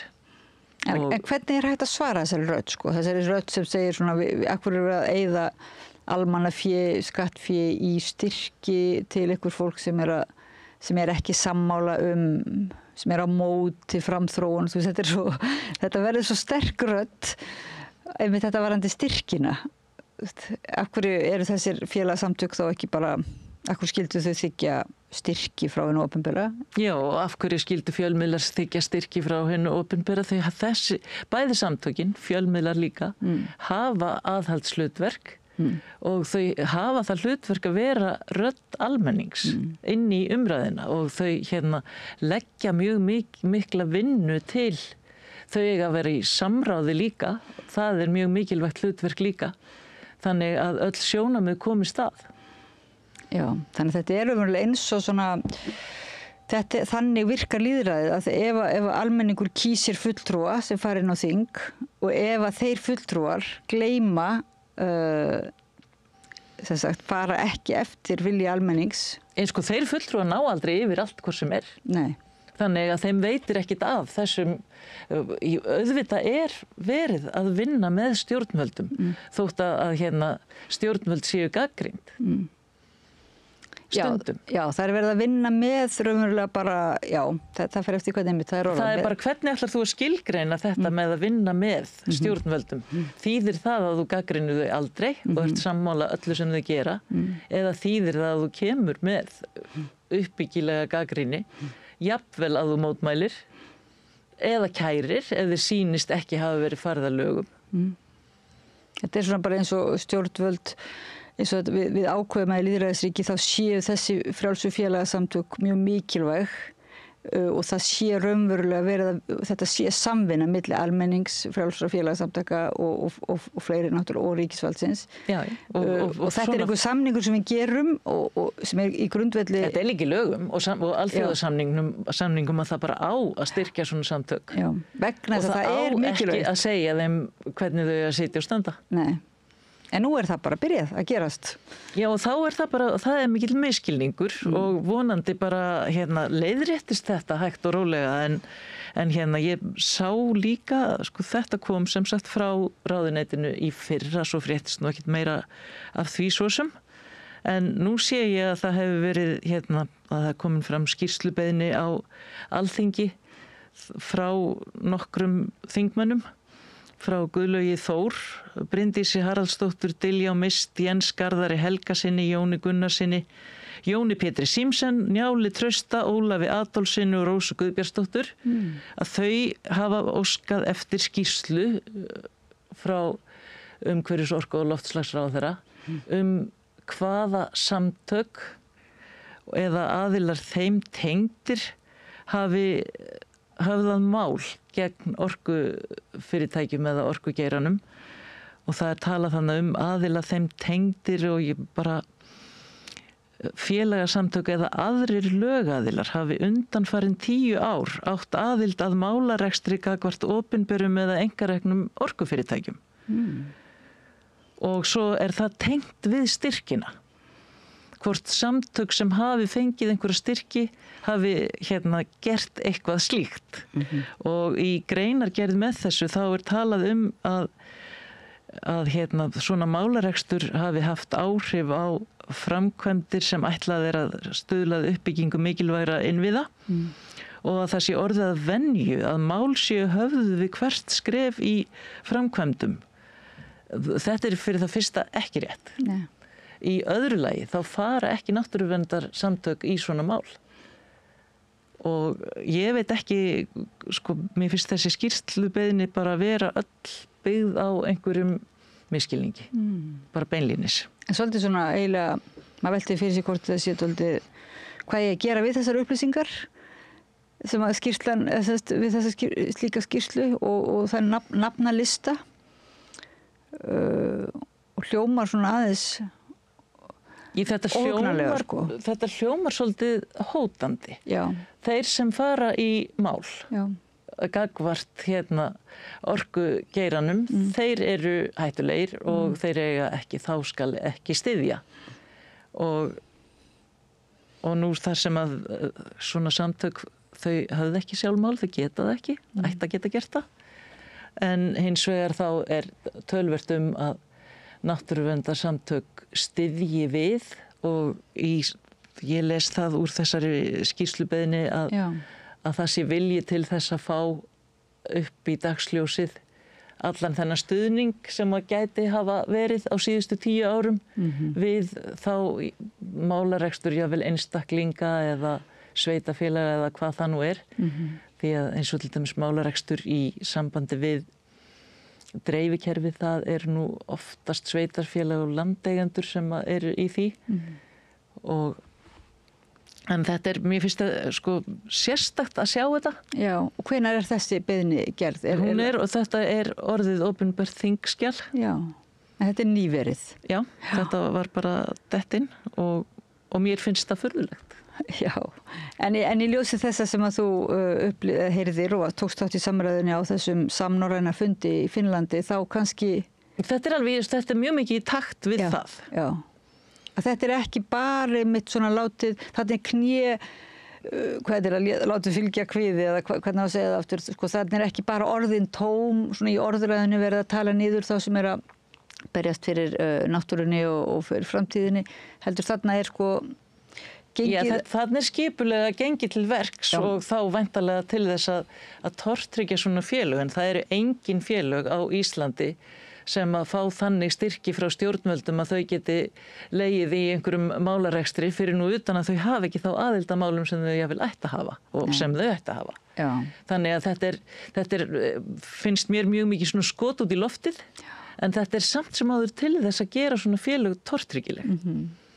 Og ákveðin kannski hótun mitt gagvart styrkveitingum og svo náttúrulega þegar það er farið út í mann finnst stundum vanta bara almenna umræðu þessa opinberu styrki því þeir eru alltaf gerðir svo tortryggilegir þeir eru til frjálsra félagasamtaka en það er ekkert kannski rætt styrki til stórra fyrirtækja og jafnvel einhverju nýsköpunarstyrki til Samherja sem stærsta fyrirtæki á Íslandi eða eitt af þeim. Já, og það er náttúrulega til dæmis ein breyting sem varð mjög sterklega á síðasta kjörtímabili að verkefnastyrki sem að frjáls félagasamtök gátu áður sótt fóru bara svo til fyrirtækja. Já.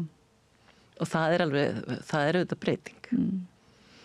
Þannig að á kjörtímabilinu þar á undan í tíð Guðmundar Inga Guðbrandssonar að þá var miklu meira aðgengi að svona styrkjum og fleira og maður sér það sko í gegnum tíðina að þá sveiflast þetta og samtök eins og Landvernd eru eins og Harmonika, þeir geta verið alveg frá bara 1-2 starfsmönnum og ég held að það farið mest í 16 og núna hefur þetta verið svona frekar að síga niður út af svona en hins vegar erum við fjármögnuð sko að lang mestu leyti á styrkjum frá einstaklingum. Já. Sem sýnir að einhverjum finnst þetta að vera mikilvægt starf. Já, það er bara eins og samstöðin sem er eins og þessi stöð hérna, hún er náttúrulega bara styrt af lágbæstu stærstun hluta af bara þeim sem að finnst einstaklingum sem finnst mikilvægt að vera eiga eitthvað vettvang. Já, í rauninni þá væri ekkert óeðlilegt þegar að miða við að það er lögbundið hlutverk stjórnvalda að styðja við svona samtök að þau myndu í það minnsta jafna. Já. Svoleiðis stuðning. Já. En er þetta ekki líka, ef við tölum svona bara mikilvægi, ég meina getur þú ímyndað hver er eiginlega tilgangurinn? Sko, ef þú setur því í spór hinna, þeirra sem eru að gera þetta tortryggilegt. Ef ég set mig í spór til dæmis þeirra sem eru að biðja þessa skýrslu? Já. Já, sko, þá náttúrulega í rauninni búin að vera yfirlýstur tilgangur stjórnvalda í langan tíma núna að það þurfi að ryðja úr vegi hindrunum og allt það sem frestar og tefur framkvæmdir. Já. Og það sé þessi orkuskortur sem mikið er talað og sem Landvernd sko vill ekki kalla skort. Þetta er vilji til þess að selja öllum sem vilja kaupa orku eins mikið af orku og það langar í og það er alveg sama hver er. Og við erum búin að segja mörgum sinnum en það er ekki nógu oft sem við komumst ekki jafn oft að eins og hinir til að segja að það verður að forgangsraða orku. Það er ekki hægt að selja öllum allt og það er ekki heldur rétt að það sé kyrrstaða og ekki heldur orkuskortur þegar að 80% er selt til stórnotenda en ekki almennings. Þá er það eitthvað annað heldur en orkuskortur. En hagsmunirnir sko, þeir sem að raunverulega að tala þetta að það sé þessi mistök að tefja framfærirnar og tefja verkin og svoleiðis, þetta er alltaf opaslega samfærandi, sérstaklega fyrir svona þjóð eins og Íslendinga sem er svo duglegir og þú veist þetta er alltaf mjög neikvætt að vera alltaf með eitthvað tuð og tafir en svo kannski vantar ofta að sýna bara beinlínis samhengið, þú veist, þessar framkvæmdir eins og þú segir, þessi hugmyndum orkuskortin er þetta almenningi til hagsbóta? Er þetta þjóðinni til hagsbóta og almenningi og er þetta er þarna verið að selja til eru orkukaupendurnir eru þeir örugglega með sjónarmið almennings og heildarinnar og náttúrunar í huga? Þá, ef það er aðtúa, þá því miður er það ekki svarið nei? Ég held að það sé bara engan veginn þjóðinni til hagsbóta að reisa til dæmis þau 42 vindorkuvera á landinu sem núna eru á teikniborðinu. Það er alveg útilokað að það geti allt verið til hagsbóta en samt sem áður er þetta allt saman komið í einhvern ferli og það bara blasir við að við þurfum einhvern tíman að ákveða hvenær nóg er nóg og í hvernig ætlum við að verja náttúrunum. Við getum ekki bara ákveði hvernig ætlum við að nota hana og sem hraðast af því þetta snýst líka að skilja eitthvað eftir fyrir framtíðina. Þannig að ég held að sé nú allur almenningur sé á bandi þeirra félagasamtaka sem eru nokkuð mörg sem hafa verið að svona standa upp í hárinu á sjókvíaeldinu. Að ég held að engum myndi finnast það gott ef það væri komið sjókvíaeldi í alla þá firði þar sem það hefur verið planað. Miðað við hvað sá vöxtur hefur verið hraður og hvaða er margt sem er að.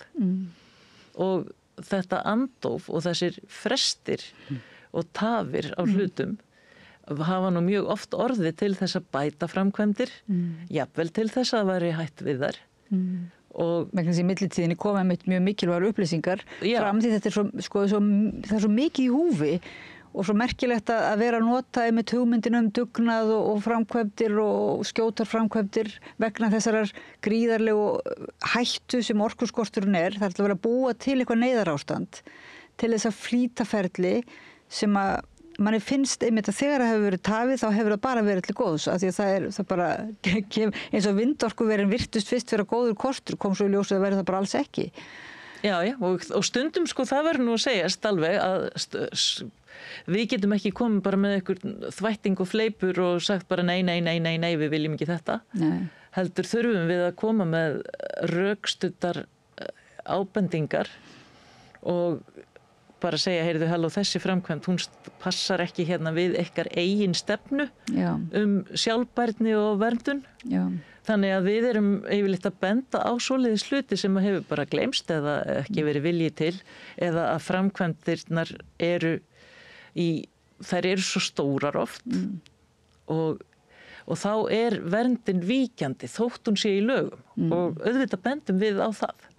Og það er bara mjög gott fyrir stjórnvöld að fá þær ábendingar og vinna með þær. En þeim finnst það bara ekkert alltaf samt. Nei, sérstaklega líka, það er dálítið ögrandi núna hvernig náttúruvernd út land, Ísland, hvað kannski er ekki orðið skýrar en áður hvað hún tengist einmitt byggðaþróun og atvinnuþróun og bara raunverulega hvort að þessi samfélög lifið af. Þú veist, það er meiri svona meðvitund að kvótin hafi leikið samfélögin illa og að þetta sjókvíaeldi mun ekki vera gott fyrir samfélagið og byggðina. Þannig að íbúarnir sjálfur finnst mér vera orðin miklu virkari, ekki bara út af náttúruverndarsjónarmiðum, heldur líka svona bara sem sagt félagslegum sjónarmiðum. Ég held að það sé að hluta til út af því hvað framkvæmdir eru líka stórar og groddalegar og áður voru þegar það komu framkvæmdir sem voru af allt annari stærðagráðu í gamla daga. Að þá þýddi það velmegun og einu sinni þýddi það rafmagn. Og það þýddi að fólk á svæðunum fékk vinnu og það voru byggð félagsheimil og skólar og ýmislegt svona gott gerðist. Já. Núna þá bara koma vinnupallar og vinnuskúrar alveg í massavís og ótrúlega mikið af fólki sem vinnur í stuttastund og svo er það farið. Og þannig að það er miklu meiri þrýstingur á samfélög þessar risaframkvæmdir sem eru núna og það er gott dæmi til dæmis úr minni sveit þar sem að stendur til að byggja Hvammsvirkjun og jafnvel byrja á því núna þótt að virkjanaleyfið hafi verið fellt úr gildi. Já. Og sem er mjög skrítið og hérna hefur nú verið nefnt að sé hugsanlega stjórnarskrárbrot, þá liggur mönnum of mikið á mínum mati og það ætti bara alls ekki að líðast. En þarna á þessu svæði er líka verið að byggja eitthvað sem heitir Fjallaböð sem er risastór svona spa- og baðlónsframkvæmd.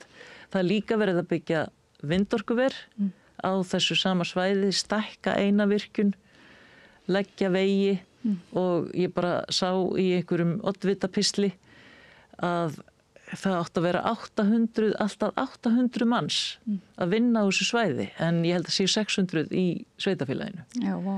Þannig að það er rosalega mikið álag á lítið samfélag á stuttum tíma. Ég er ekki viss að öllum finnist það svo gott. Nei, en vantar það ekki líka oft það sem vantar ekki oft umræðu valkostina. Þú veist það að segja að ef að þú ert í náttúru, ef að fólk eiginlega bara verður fyrst og fremst að segja nei eða mótmæla aðgerðum ríkisstjórnarinnar þá hefur stundum vantað síðan framhaldið að það sé hægt að hlusta á félagasamtök en líka íbúa og ræða það hvað er hægt að gera annað þú veit, í staðan fyrir að það sé bara það er annarkvort þetta eða ekkert þú veit, annarkvort byggjum við hérna upp alveg gríðarlega stórfelld eitthvað iðnaðar uppbyggingu og annars munu allir missa vinnuna, samfélagið, sko það er einhvern veginn eins og, það vantir svona eins og teikna oft bara, já en það er líka eins og þannig ertu að segja á þessu svæði, þá eru nokkrar hugmyndir í gangi. Já og meir en hugmyndir þetta sumt komið á framkvæmdastig, þannig að þarna er bara, þarna breytist eitt samfélag í risavaxið iðnaðarsvæði í nokkur ár hvernig það verður eftir það á svo eftir að koma í ljós. En hefur eitthvað verið rætt hefur þetta samfélag náða náð vopnum sínum og rætt það byrju, ef það myndi hafna þessu, hvað geti það gert annað til þess að halda sér við og endurnýja sig? Sko það hafa verið haldnir margir kynningarfundir að ég hef nú ekki farið á þá alla en mér sýnist svona yfirleitt þegar það verið að kynna til dæmis öll vindorkuverin og ég farið á nokkra svoleiðis fundi að þá sumir eru auglýstir sem samráð, sumir sem kynningar en þetta eiginlega bara verið að dempa á fólk einhverjum glærusýningum og stundum ekki eins og íslensku og þetta ekki stefnumótun íbúana sjálfra. Nei. Og það kannski það sem að væri betra. Að fólk fengi, mér finnst hérna sko, kjörnir fulltrúar hafa tekið það mjög til sín að þeir eigi að vera alltaf svona að búa til vinnu. Hvort sem fólk hefur beðið það eða ekki og búa til peninga. En talandi þessa beiðni skýrsluna hvaða aðilar hafa verið með vesen þarna, sem þú varst að vísi áðan, að þeir sem vilja fá núna það uppgefið, hvaða fólk hefur verið með vesen og verið með tafir, það ekki? Hvaða náttúruverndarsamtök? Nei, sko þarna í þessu tilfelli þar var dómsmál, þá voru landeigendur sem höfðuðu það, en það hafa náttúruverndarsamtök ekki, það geta það ekki. Nei, en ég voru að hugsa það mætti þetta líka bara íbúar, mættu biðja svona, ekki bara eitthvað glærusjó, heldur sko að fá upplýsingar það, byrju hverjir eru hérna inn í þessu spili, hvaða stórfyrirtæki eru sem sagt framkvæmdar við hverja verið að semja, ég meina vantar ekki bara oft svolítið mikið gagnsæi í þetta allt saman, í staðan fyrir að menn fái bara eitthvað svona áróður kynningarherferð að það sé hægt að fá Jú, bara... Jú, ég held að þetta á sérstaklega við sko, vindorkufyrirtækin. Það svona ofta á huldu svona hverjir það eru sem standa bak við það allt saman. Það eru mjög gjarnan erlendir aðilar þótt að séu líka Íslendingar sem að svona fronta þetta eitthvað. Að þá eignarhaldið á þessu oft þannig að fólk hefur ekki hugmynd hverjir það eru sem að fara í framkvæmdirnar, hvaða ábyrgð taka. Hver þeirra samfélagsábyrgð. Þetta ekki svona í sambandi við þessa framkvæmdir í mínu sveitarfélagi, þar það nú Landsvirkjun að verulegu leyti sem töluvert öðruvísi.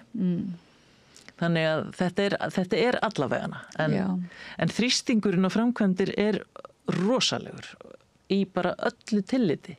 Það ekkert bara virkjanir og sjókvíaeldi, það bara margt annað líka og það nýjasta núna útflutningur á fjöllum og bara hérna sandurinn, að moka út alls konar sandi. Nú síðast einhver rosaleg þannig útflutningur í Mýrdalnum og þar á að byggja einhverja risabryggju og moka bara út Kötluvikri úr landi í mjög svo stórum stíl og þekkt nú Heidelberg dæmið í Þorlákshöfn. Já. Þannig að allt sem gert virkilega stórt. Og svo það vatnið náttúrulega líka, ekki? Það ekki til almennilega, eller lagarammi kannski til þess að... Svo það vatnið og það og svo það náttúrulega landeldi líka sem að núna bent á sem einhverju svona allserja lausn og það gera náttúrulega þeir sem eru sko að verja þetta fyrir villalaxinn bara. En þetta náttúrulega líka náttúran og landeldi ekki gallalaust heldur.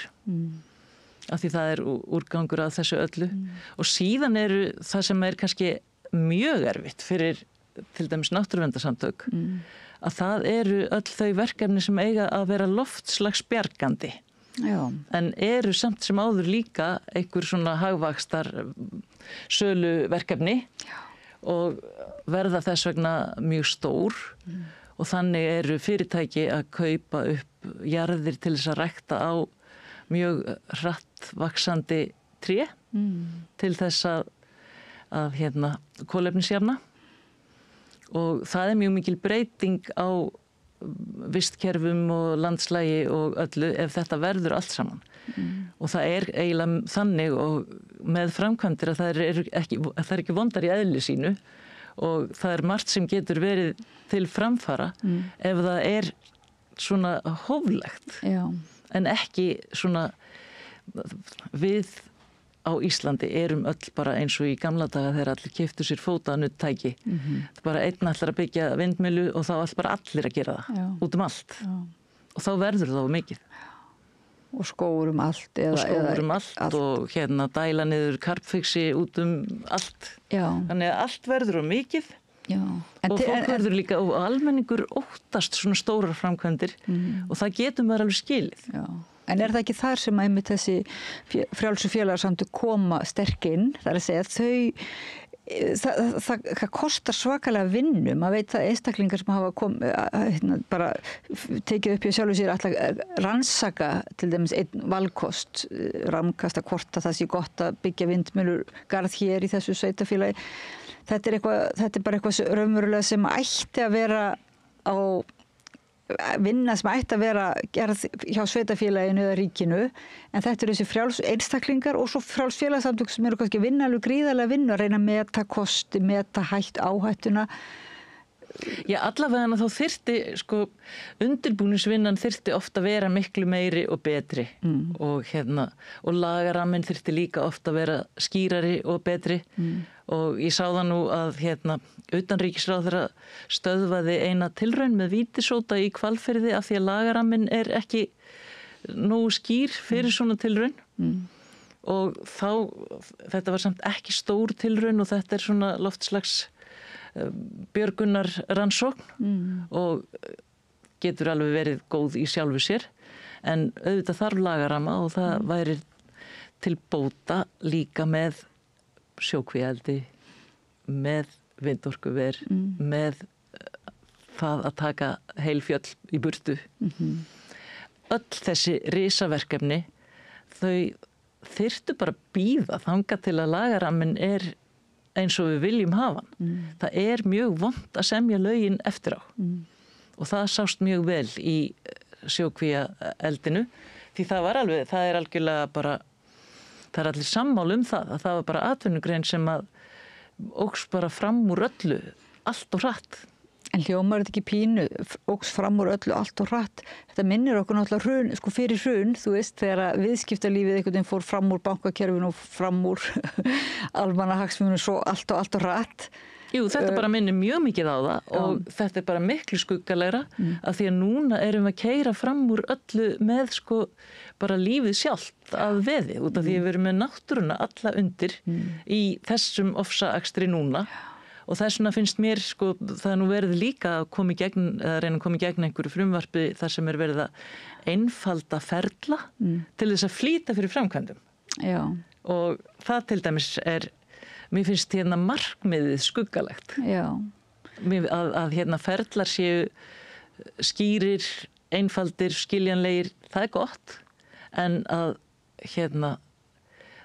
það sé fyrst og fremst gert til þess að flýta framkvæmdum þar sem að framkvæmdir hafa verið mjög hraðar og mjög miklar. Og þar sem kannski rannsóknir hafa sýnt mjög oft á tíðum að er ekki gott að flýta framkvæmdum eða jafnvel yfirleitt ráðast í þessar framkvæmdir þannig að það er náttúrulega ekki verið mikið að hlusta á svona rannsóknir og staðrendir heldur oft, ég meina af hverju verið að flýta framkvæmdum er ekki bara verið að flýta gróðamyndun, af því að þessi trú á það að búa til pening er svo þykir svo rosalega jákvæð bara í sjálfu sér. Hlýtur það ekki vera... Jú, það er verið að flýta hagvexti.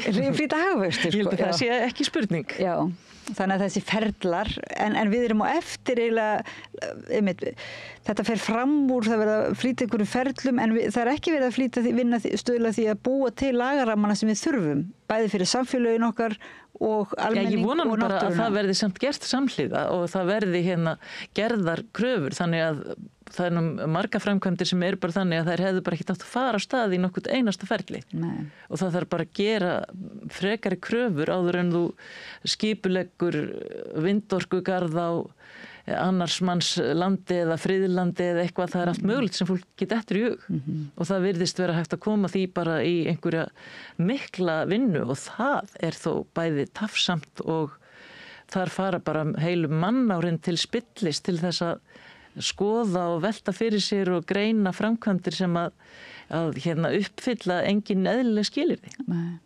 Það er mjög slæmt. Já. En það aðalfundur landverndar framundan, er það ekki? Aðalfundur landverndar núna 23.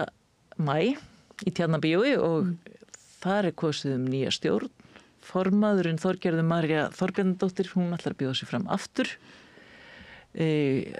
Nokkrir hætta, 3 hætta í stjórn og svo það kosið halva stjórnina.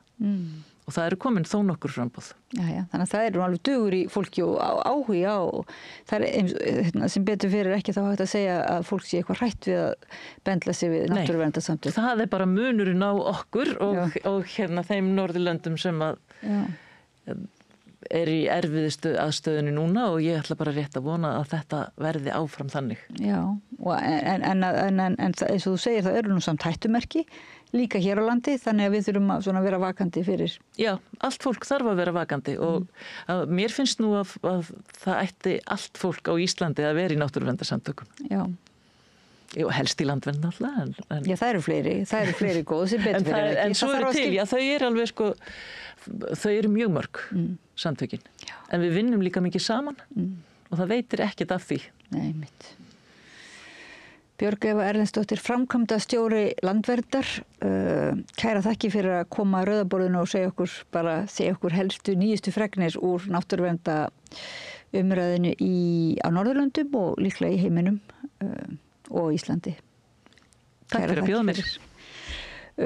Hlustendum og áhorfendum þakka ég fyrir að vera með okkur í þessari mikilvægu umræðu sem varðar bara framtíð okkar allra, náttúruna, lýðræðið og alla framtíð. Ég þakka Laufey Líndal fyrir að vera með okkur og varpa spjallinu yfir til ykkar og við höldum áfram að ræða málið við Rauðaborðið eftir smástund, farið ekki langt, tökum bara örstuttar frímínútur.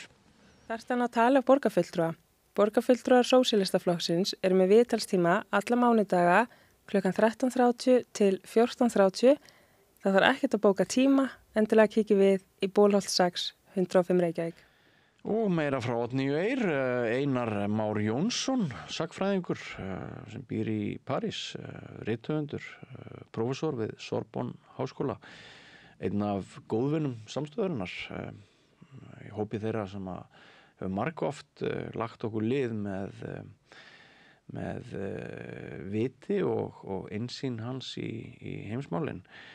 Hann ætlar að ræða núna möguleikana á vinstri breiðfylkingu í pólitík dagsins. Það eru margir sem eiga þá vona að vinstrið saminist í meiri mæli en verið hefur. Stundum talað sundurlyndi, persónubrestir, gerir það verkum að það sé erfiðara markmið en ella. En við skulum heyra hvað Einar Már hefur að segja. Allir þættir samstæðuverinnar eru á YouTube.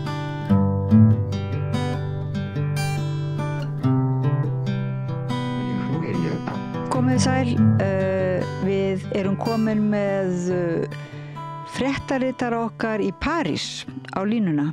Rauðaborðið í París, við það situr Einar Már Jónsson, sagnfræðingur og rithöfundur, fyrrum kennari í Sorbonne Háskóla og komdu blessaður og sæll. Komdu blessuð. Takk fyrir að koma hérna að Rauðaborðinu og ræða eiginlega vandræðamál sem vinstri pólitík í heiminum í dag. Ég ætlaði eiginlega að byrja á því að við fengum að tala við þig eftir kosningarnar í Frakklandi og þegar það var mynduð þessi breiðfylking vinstri flokkana og síðan fréttum við nú eftir kosningarnar hjá þér að það hefði eitthvað svona aðeins byrjað að riðlast til þessi samstaða en mér langaði núna til að heyra í þér bara hver staðan á þessari breiðfylkingu og að því að til dæmis á Íslandi núna það svo, og kannski heiminum virkilega þörf á því að mynda eða vinstri pólitíkin endurnýi sig og endurnýi erindi sitt þar sem svo svakaleg hægri sveifla í pólitíkinni. Má ekki segja það? Vissulega má segja það og það eina sem hægt að segja vinstri fylkingun í Frakklandi er svo að hún ekki lengur til. Þetta var mikið kraftaverk sem enginn bjóst við þegar vinstriflokkarnir gerðu þetta bandalag fyrir kosningarnar síðast og sameiginlegt prógram þar að auki og það var ástæðan fyrir þessum sigri sem þeir unnu þá. Svo er að sjá að Macron hafi alls ekki búist við þessu. Þess vegna hafa hann farið út í kosningarnar. Hann bjóst við því að vinstri menn myndu ganga sundraði til kosningarna eins og allt harði til, benti til. Og svo náðu sem sagt þessu sambandi, gerðu bandalag og sameiginlega stefnuskrá. Þess vegna unnu þeir mikinn sigur og Macron beið mjög mikinn ósigur þetta hefur. En sigur vinstriflokkanna var þó ekki nógu stór til þess að fengja meirihluta. Nú er staðan einhver svona pattstaða í franska þinginu, það eru þrjár fylkingar, svona það bil jafnstórar og enginn getur haft reynan meirihluta. En vinstri fylkingin, hún sundraðist mjög fljótlega og það eru engar horfur á því að hún geti myndast aftur og vinstriflokkarnir geti náð saman.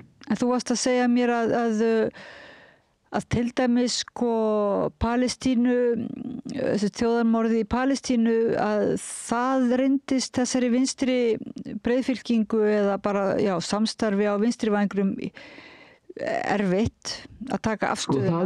Það er einn þátturinn, en það nú bara hluti af málinu. Þannig eru 3 flokkar vinstra megin, það eru umhverfissinnar, sósíalistar, 4 reyndar, sósíalistar, flokkur Mélenchons og svo kommunistar. Og það er mikil óánægja í garð Mélenchons. Mélenchon er orðin eins konar dragbítur á vinstrimönnum. Öll hans stefna miðast að því að verða frambjóðandi vinstrimanna í næstu forsetakosningum og þá er það í kannski 3. skipti sem hann er frambjóðandi vinstrimanna og hann gerir flokkin eiginlega tæki fyrir sig og þess vegna og það er mikið kvartað af því flokknum að hann drottni yfir honum og allir sem að séu honum einhver liti ósamála að verða höglast úr flokknum eða séu hreinlega reknir og brott.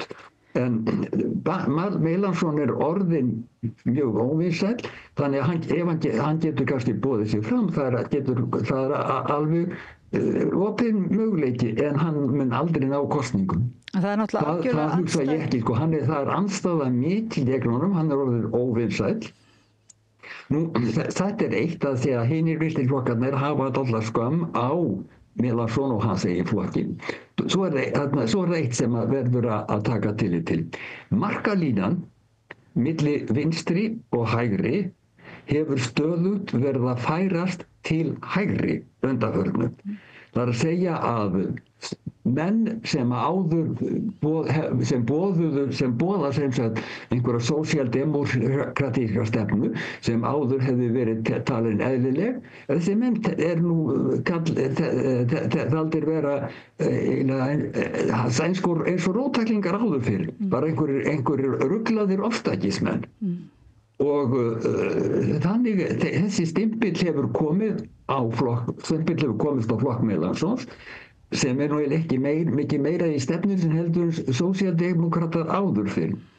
Nú, svo er þetta þannig að menn hafa einhvern veginn fengið skömm á honum og það rárist gegn honum. Það er búið að koma á hann þessum stimpli að hann sé eiginlega róttæklingur eins og menn töluðu máista áður fyrir. Svo er það gamli allir rígur milli sósíalista og flokks Mélenchons til vinstri. Sósíalistar hafa alltaf reynt að forðast það sem á hverjum tíma hefur verið kallað ofstæki. Og þess vegna vilja þeir forðast þessa stefnu Mélenchons. Svo er það enn annað. Mélenchon hefur verið harður í gagnrýni sinni á framkomu Ísraelsmanna í Gaza og kannski tekið dálítið stórt upp í einstaka sinnum. Sósíalistar hafa þá byggja á þeirri gömlu hefð að styðja við Ísraelsmenn. Þess vegna er alltaf verið að kenna Mélenchon við gyðingahatur. Hann kallaði þessi flokkur hans er bara kallaði flokkur gyðingahatara. En þó er sósíalistar í vondri stöðu að sjálfsögðu þessu leyti vegna þessa vinstri bandalags þá fengu þeir miklu fleiri þingmenn en þeir hefðu annars fengið. Og svo náttúrulega eru umhverfisverndarsinnar. Það vill svo til að þessi mál ekki á dagskrá, eins og heimurinn núna ástandi í heiminum, þá eru menn eiginlega búin að gleyma umhverfismálum. Þau alls ekki á dagskrá og sko mönnum finnast eiginlega einhvers konar óþarfi. Það búið að líka, nú mjög harður áróður allstaðir í heiminum gegn umhverfisvernd. Og maður sér það á netinu alltaf stöðugt vera að ráðast á þá og það eiginlega búin að koma einhverju þeim stimpli á að allt sem að stuðlar að því að vernda náttúruna sé til að gera alþýðunni verð fyrir, gera lífi hennar erfiðara. Og þess vegna hefur þessi umhverfissinna flokkur sem var stór og tímabili, hann hefur minnkað mikið, dregist saman.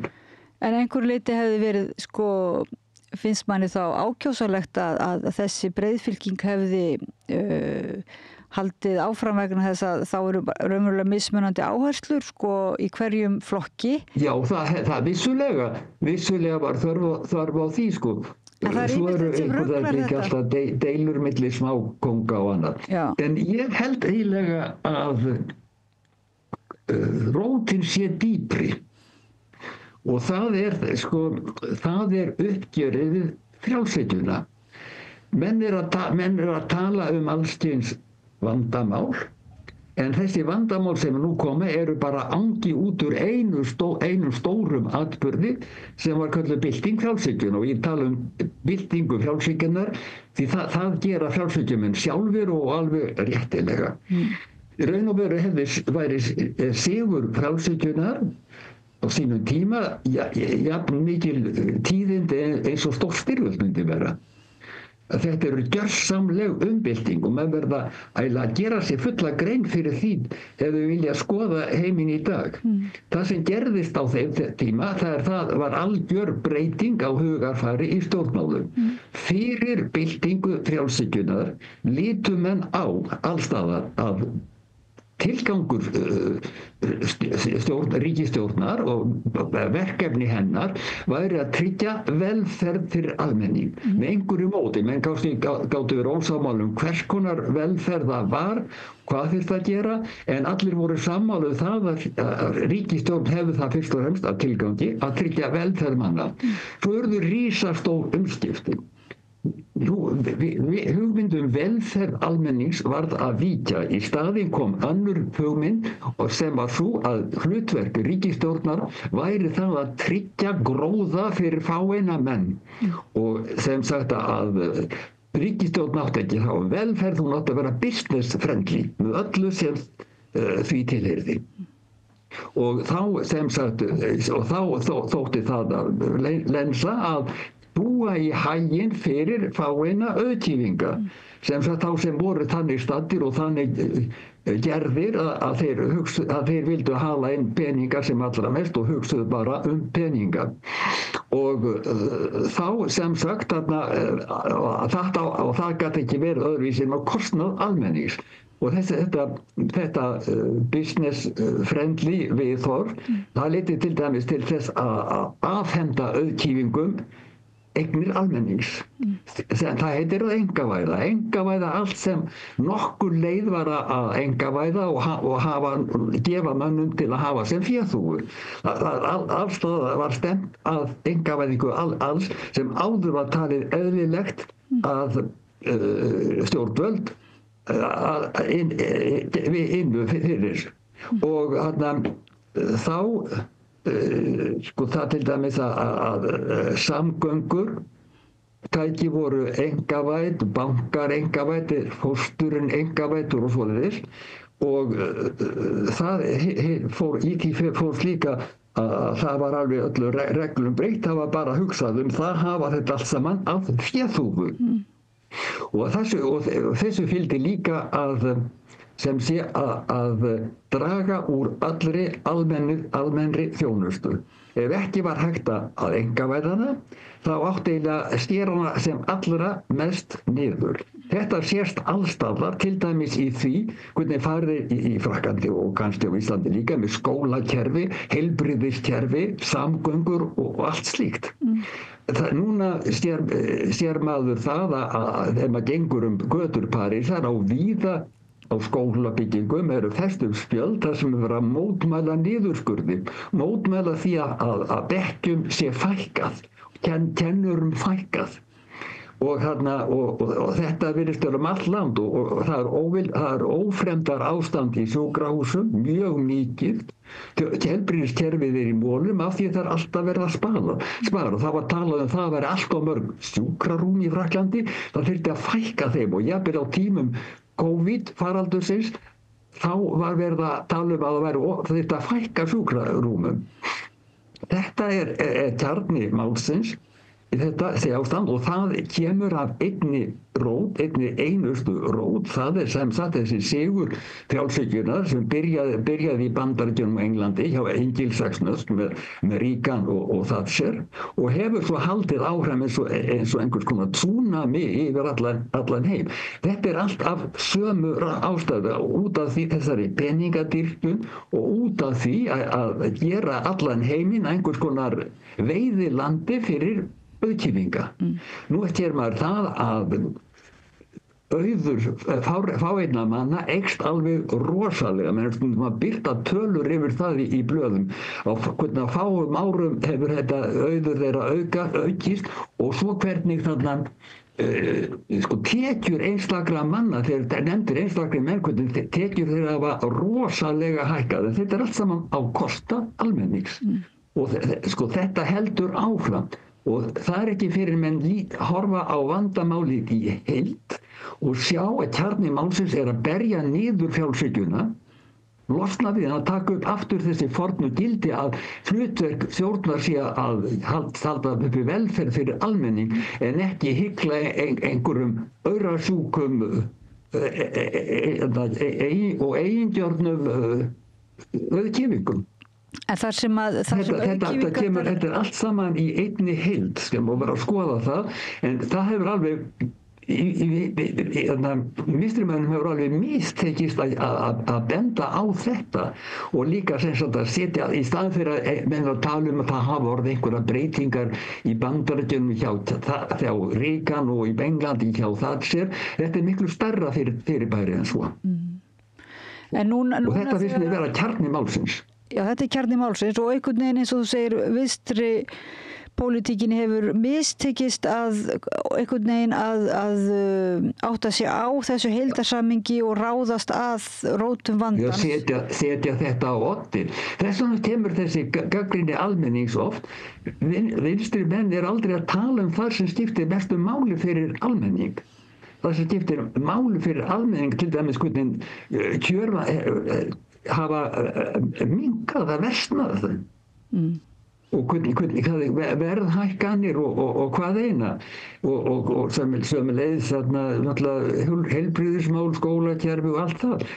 Og svo líka hvernig póstþjónustan hefur stórlega versnað.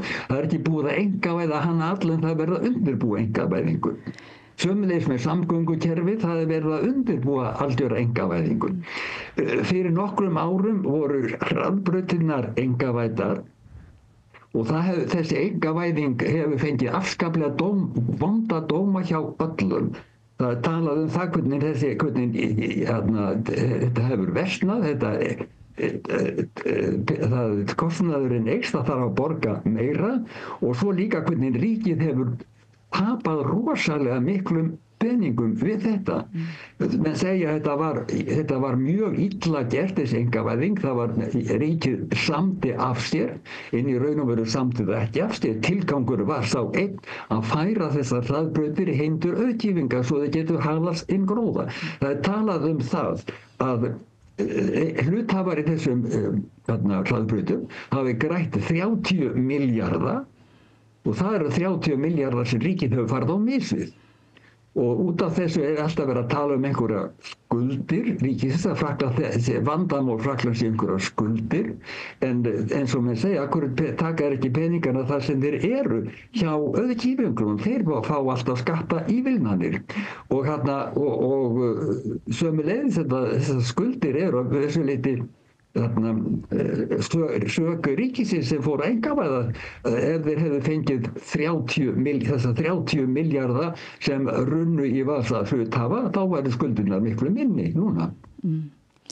En þannig að það raunverulega, þegar að vinstri pólitík að raunverulega reyna að lappa upp á kerfi sem handónýtt, raunverulega alltaf á forsendum þessara nýfrjálshyggju, þú veist, og átti sig ekki á þessari byltingu sem varð og það verði raunverulega algjörlega afnema þetta kerfi og fara yfir í annað kerfi. Það verður að berjast gegn því fyrst og fremst. Aðalatriði að berjast gegn frjálshyggjunni, senda hann aftur til föðurhúsana. En það kannski, þá kemur þetta með vinsældirnar að sko, kannski þeir vinstri flokkar sem að tala algjört afnám frjálshyggjunnar verða óvinsælir og það kannski eitthvað líka og þarna kemur að það að fjölmiðlarnir hafa líka verið meirihluta einkavæddir og svo það háskólafólk sem hefur kannski ekki verið nógu vakandi fyrir því að hjálpa þá vinstri pólitíkinni að endurnýja orðræðuna. Það er rétt, sko, það vantar mikið.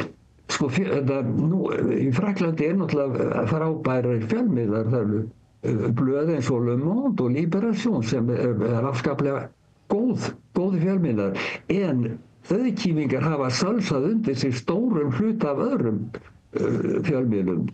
Sko, það fáeinir auðkýfingar svo Bolloré einn af þeim sem á útvarpsstöðvar, sjónvarpsstöðvar og blöð og núna það var mikið hvellur út á því þegar hann keypti sunnudagsblað sem var mjög vinsælt. Mjög vinsælt sem að menn lásu mjög gjarnan og leið og þegar hafa búin að kaupa það, þá voru eiginlega flestir blaðamenn við reknir að þeir fóru hrökkluðu spurtur og nú þetta bara orðið að málgagni fyrir Bolloré og hann sko, markmið hans eiginlega að koma Le Pen til valda. Eða hann stundum reyndar fyrst Zemmour sem var enn lengra til hægri en Marine Le Pen, en hann fór háðulega út úr forsetakosningum. En það sem kannski jafnvel þótt að séu til, góðir fjölmiðlar og ríkisfjölmiðlar og bara, faglegir, þá virðist vera eins og dagskrárvaldið sé enga síður hjá nýfrjálshyggjunni. Það er eins og stundum eins og einhvern veginn vinstra fólk sé alltaf eins og að svara fyrir sig eða réttlæta. Já, það er alveg rétt, sko. Svo bætist annað við og það er netið. Og það er vettvangur fyrir annað sem er kannski ennþá verra, það eru samsæriskenningarnar. Að það er flæða yfir netið, samsæriskenningar. Og ég orðið var við, það er alveg ótrúlegt hvaða áhrif það getur haft. Sko. Þeir sem eru lengst til hægri í Frakklandi eru gjarnan pútínistar líka. Þeir fylgja Rússum að máli í stríðinu gegn Úkraínu. Það er ömurlegt að heyra þann málflutning sko, sem ég hef orðið var við það og heyrt það sjálfur. Er það ekki líka þannig að sumt vinstri fólk eru orðin trumpistar? Það er einhver þarna umpólun sem hefur orðið? Ég veit ekki hvort það er vinstri fólk, en hægri menn eru gjarnan trumpistar líka. Sko. Þeir geta verið, það er svona bæði að þeir styðji Pútín og þeir styðji Trump og voru afskaplega ánægðir þegar Trump virtist vera komin á band Pútíns. En er raunverulega, samkvæmt þínum svona skólabókum, er þá ekki vinstri pólitík og vinstri hugsun er kannski í grunninn á móti slíku svona einræðistilburðum, sko, eins og má segja einkenni bæði þá trumpismann og Jú, vinstri menn náttúrulega algjörlega á móti Trump og yfirleitt eru þeir náttúrulega á móti Pútín líka. Reyndar eru einstaka mammútskálfar vinstri sinnaðir sem eru skriðnir upp úr freðmýrum kalda stríðsins sem eru að styðja Trump, en það er nú afskaplega hjárófa. Það eru menn sem að líta svo á að NATO og Bandaríkin séu upphaf alls ills í heiminum. En það er þannig, til dæmis eins og á Íslandi, þegar kannski hugsunin kemur núna það vanti svona málsvara vinstri pólitíkur á Alþingi, í stjórnarandstöðunni jafnvel, og að það sé bara vinstri hreyfingar séu meira og minna strókast út af kortinu og það eigi mjög erfitt uppdráttar og það sem kannski gerir þessu vinstra fólki á Íslandi erfitt fyrir kannski ekki svo mikið eins og þú segir í Frakklandi til dæmis þetta hræðslan við að vera kallaðir gyðingahattarar í afstöðu sinu til Palestínu, hér kom upp Vogue umræðan, það koma samt upp alls konar svona hvað er það, svona deiluatriði sem að maður skilur stundum ekki alveg upprunan, eins og til dæmis kannski það gamalt andstæðan við vinstri eða menntaelítu og eða stilla því sem sagt menntaelítunni gegn að menntaelítan og vinstriflokkarnir hafi yfirgefið verkalýðsstéttina, það er eitt dæmið og svo er það Vogue-umræðan og svörtulistarnir og rétthugsunin og það eru svona nokkur mál sem að bara reyna skreinlega vinstri hugsuninni eða vinstri hreyfingunni á Íslandi erfið. Og ég held að þetta muni vera ein afleiðing af því hvernig þessi markalína milli vinstri og hægri hefur færst langt til hægri, Það sem áður hefði þótt eðlileg vinstri stefna mörgum talið bara einhver óskaplegar öfgar. Og það er eitt og svo náttúrulega það að vinstri menntamenn hafa oft verið að fara yfir á svið sem að almenningur sér ekkert sem neitt vandamál og hefur ekki áhuga á. Þessi Vogue umræða nú hreinlega mannskemmandi. Þetta byrjaði afskaplega vel, það voru sem sagt Vogue var það að hafa tilfinningu fyrir vandamáli sem náttúrulega fyrst og fremst í Bandaríkjum, það meðferðin á svertingjum og það var afskaplega jákvætt. Svo fór þetta eins og gjarnan gerist meðal vinstri manna, það fór alltaf út í meiri og meiri öfgar og fáránlegri. Og núna svo komið það veit enginn hvað orðið Vogue þýðir.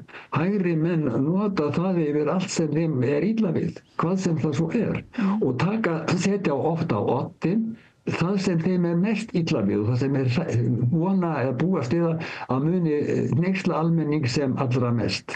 Og þannig að það ekki nokkur leið með geta það að vera með eða móti Vogue alveg merkingarlaust nú orðið. Svo finnst það til dæmis þannig að upphaflega Vogue, þessi stildu Vogue, þeir vildu taka burtu styttur af stjórnmálamönnum og suðuríkjum Bandaríkja sem stundu þrælahald á sínu tíma og út af fyrir sig ekkert við það að athuga ef menn fyndu stytt af Hitler í einhverjum garði í smáþorpi í Þýskalandi, þá myndi menn vera fljótir að taka hana burtu. En svo fóru þeir alltaf að ganga lengra og lengra og ef kannski einhver maður sem var ekki á nokkurn hátt fylgjandi þrælahaldi öðru hafði einhvern tíma sagt í æsku eitthvað sem að menn gátu mistúlkað, þá þurfti að taka stytturinn að burta af honum líka, sem tek alltaf lengra og lengra. Þetta minnir mann dálítið á róttækningunni í Frakklandi eftir 68, þegar hver einn reyndi að ganga lengra en nágranni. Þannig að þetta hefur mjög spilt fyrir. En það ekki líka einmitt bara kannski svo franska byltingi þegar nú alltaf þetta slókan að byltingin étur börnin sín, það að segja byltingin étur börnin sín, það má kannski búið því, það voru alltaf aðrir tíma. En sem sé, ég kynntist Vogue persónlega á einn hátt þegar átt að færa upp í Sorbonne forngrískt leikrit sem hefur verið kallað bónarkonurnar á íslensku, en það mjög vond þýðing, það bara rétt að kalla það flóttakonurnar. Þetta forna gríska leikrit segir frá því að konur frá Egyptalandi leitað skjóls í Grikklandi vegna þess að það var gifta þær nauðugar. og biðlarnir sem að þær voru að flýja koma á eftir þeim með hervald og spurningin í leikritinu er svo á að veita þeim skjól í Gríklandi eða ekki á að taka þá hættu að þessi her geri árás og niðurstaðan svo þá að veita þeim skjól. Þetta nú eins mikið á dagskrá og frekast getur verið. Leikstjórinn tók upp þann sið þann hátt annarkvort að mála andlit leikara kvennanna stökkt eða setja stökka grímu til þess að undirstrika það að þær væru komnar að sunnan frá Egyptalandi og þess vegna sennilega aðeins dekkri á lit heldur en Grikkir sjálfir. Þetta var til þess að einhvern undarlegt vóklið fór að finna það út að þetta væri sama og blackface í Bandaríkjunum fyrir 100 árum eða meira. Blackface var það þegar menn lituðu á andlitið svart og fór að herma eftir sertingjum til að hæða þá. Ég er alveg fullviss það að hvorki leikstjóri né nokkur einasti af leikurunum hafði minnstu hugmynd þetta blackface. En sem sagt, þetta vóklið kom á vettvang og kom í veg fyrir sýninguna. Ég heldur meira að segja beitti eina konu ofbeldi. Þannig að sýningin féll niður. Og þó getur maður sagt að það væri að eins og maður segja grísk leikrit þær höfða undarlega mikið til nútímans og þetta fullkomið dæmi það og virkilega athyglisvert fyrir okkur 2500 árum síðar. Þannig að þetta var mjög ljótt mál og þetta er ekkert einsdæmi, svona kemur fyrir. Þetta endaði það með því að þetta vakti almennan hneykslun og leikriti var sýnt í Sorbonne í hátíðasalnum að viðstöddu stórmenni. En Einar, þú talar hérna vókliðið og þetta sé svona, já, þetta birtingamynd einhvers konar pólitískra rétthugsunar sem að kannski pínulítið miskilningi byggð, virðist manni í þessu. Hún gengur alltaf lengra og lengra. Já, en þarna finnst manni þetta líka bara kannski tekið úr samengi og það fer ekki hjá því að svona aðgerðar sinnar kannski í einhverjum þarna, ég veit ekki, þarna er þetta ekki eins og í stórum hópi, þetta er einhver lítill hópi fólk sem tekur sér fram og gætur Þetta er eins og með róttæklingarna í gamla daga sem að þeir gengur alltaf lengra og lengra þangar þetta allt saman hrundi niður. En þegar þú segir þetta, þá náttúrulega hljómar þú eins og argasti hægri maður eða nýfrálshyggjumaður sem er að gagnrýna bara eins og þú segir heiðarlega vinstri stefnu fyrir að vera öfgafólk sem að gengur alltaf lengra og lengra. Þannig að það vill svo til núna á okkar tímum snýst að þannig að þeir sem eru svona anti-vók, að þeir einhvern veginn snúast á sveif með þeim sem eru bara móti sem sagt því sem að margir telja vera merkingu vók sem er bara að vera með mannréttindum. Jú, mikil ósköp. En það að vaða upp og stoppa sýning og leikriti í Sorbonne er ekki það að sýna minnihluta hópum samúð. Þá er þetta bara farið út í rugl. Og þetta hefur maður oft séð gert og þetta er mjög skadalegt fyrir vinstrópa. Það er sagt svo að eitt vandamál í stjórnmálaflokkum, hverjir sem þeir eru, það er að hafa hemil á rugludöllum sem að skaða málstaðinn. Þetta tókst kommunistaflokknum í Frakklandi mjög vel, það reyndar var erfitt og kannski fór þetta út í illt. En þetta er ástæðan fyrir því hvað kommunistaflokkur var áhrifamikill og hvað hann leiddi margt af sér sem er að teljast mjög gott. Þetta dæmið þetta gríska leikrit og sem sýninguna sem var stoppuð, þann dæmið það hvernig þetta fer út í öfgar og þetta gefur bara afturhaldsmönnum vopn upp í hendurnar. Já, en má ég þá segja eitt? Segjum sem svo að vinstri flokkur ætla að fara að fordæmi franska kommunistaflokksins og hafa hemil á rugludöllum og þá er kannski líka beinast við að úthýsa vók, eins og þú segir, þessu vókliði. Nei, ekki úthýsa því, alls ekki, segjum það bara binda það við það sem var upp að þess. Já, en ég meina, þetta ekki á endanum rugludallar, það ekki hægt að setja vókstimpilinn á þá eða rugludallar eru bara þeir sem að raunverulega ekki eru kannski bara að vinna mannréttindum og vinstri hugsjóninni mein í staðin fyrir að vera vinninni bót á einhvern hátt. Já, það er vissulega rétt, sko. Og það er kannski... Þessir menn fá hægri mönnum vopn upp í hendurnar. Já. En þess að segja, menn segja að vinstri menn eigi að halda sig við það sem að almenningur hefur mestan áhuga á og vissulega í leiðinni að halda upp í vörnum fyrir minnihlutahópa. Það eitt kemur ekki veg fyrir annað. Það þarf að gera það. Til dæmis að það er alveg sjálfsagt líka að halda upp í vörnum fyrir innflytjendur kannski frá Norður-Afríku sem í úthverfum Parísar. Það er alveg sjálfsagt og eðlilegt og vinna á móti, einkum og sér í lagi á móti þessu útlendingahatri sem einkennir þetta fólk sem uttalega til hægri eins og í flokki Marine Le Pen.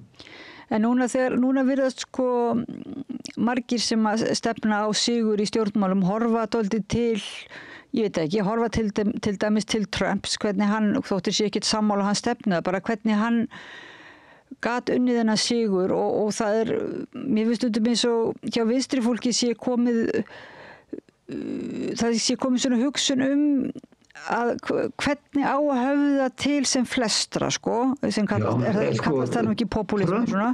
Trump er mjög sér á báti. Hann er sem sagt, hann er bandarískur stjórnmálamaður. Þar er ástandið gjör ólíkt því sem nokkur staðar er í Evrópu. Og það er náttúrulega, að því virðist, þá er komin svo mikill klofningur milli þessara hægri manna repúblikara sem studdu Trump og manna sem vinstri lengra sem eru til vinstri. Svo mikið klofningur að ég hef lesið í blöðum að einstaka menntamenn eru óttast að ef að svona heldur áfram geti bara hlotið þátt í borgarastrík. Þessum halda menn fram í alvöru og leiða ýmis rök að því. Þetta er til dæmis þegar að menn eru farnir að ímynda sér það, hægra megin á sviðinu, að Trump hafi raunverulega unnið þegar Biden var kjörinn forseti. Kosningunum hefði verið falsaðar. Þetta náttúrulega næri ekki nokkurri átt. Þegar svona ranghugmyndir að festa rætur og menn eiginlega byggja sína stjórnmálaskoðanir á slíkum þeirrum. Þetta er ekki til, ég held að þetta geti alls ekki komist upp í Evrópu. Eins og málum standa núna, að þessi bandaríska ástand að bundið við Bandaríkin og ég líka að þessar umræður sé þó fyrst og fremst í Bandaríkjum. Þessi slaufunar menning, svo að kalla það, hún hefur tíðkast í bandarískum háskólum. Hún kemur aldrei fyrir hér, Þessi slaufunar menning er bara lítið, ef hún annað borð til, þá er hún mjög lítil fjölug. Hún hefur verið til í Bandaríkjum og er til en ekki hér. Þannig að menn vega umfram allt ekki vera að miða við bandarísk stjórnmál. Má ekki gleyma því að Bandaríkin eru allir morkin út af þessu kynþáttavandamáli. Þetta er óleysanlegt vandamál og það sem er svo svakalegt að það ég trúi því bara menn standi bargarlausir gagnvart því. Þetta er svo hrikalegt vandamál og til dæmis þarna ástæðan fyrir því að þetta æsa Bandaríkjamenn upp á móti sjúkrasamlagi og einhverju slíkum umhyggju fyrir velferð almennings. Það er svo að þeir halda að það sé aðeins svertingjar sem að njóti góðs af því. Svertingjar lífi í iðjuleysi á kostnað hvítra skattgreiðenda. Þetta er alveg sér bandarískt ástand og þá umfram allt ekki að flytja þetta inn. Þessar bókumræður í Evrópu að miklu leyti innflutningur frá Bandaríkjunum sem menn eiga bara, þetta eru innflutningsvörur sem menn eiga að setja túnbíska skatta á. Já, ég myndi nú svona, ég myndi nú svona setja örlítið athugasemd við notkun þína orðinu svertingi, en við látum það líka milli hluta. Það er bara gott og gilt orð í íslensku. Já, þú ert búin að búa í svo mörg ár í Frakklandi, en ég ætla að segja, þú ert búin að búa í svo mörg ár í Frakklandi, en ég ætla að segja eitt sko, að við flytjum ýmislegt frá Bandaríkjunum, eins og þessa andúð á einhverju innra átökum háskólana, en sko, ég veit ekki hvort við flytjum inn rasisman líka og svo þessar líka núna andúð gegn mennta raunverulega að búa, ímynda sér að það sé einhver sko, eitthvað stríða milli mentafólks og almennings. Sko, er það stríð, það hefur ekki náð fótfestu í Frakklandi eða hvað? Sko, sjá til, ég held ég athugasemdi við það að sem að flytja inn kynþáttahatur, það er bandarist, það er ekki, en það verður að flytja inn pólitík sem er grundvallast upprunalega í Bandaríkjunum á kynþáttahatur. Það er segja að þessi andúða gegn til dæmis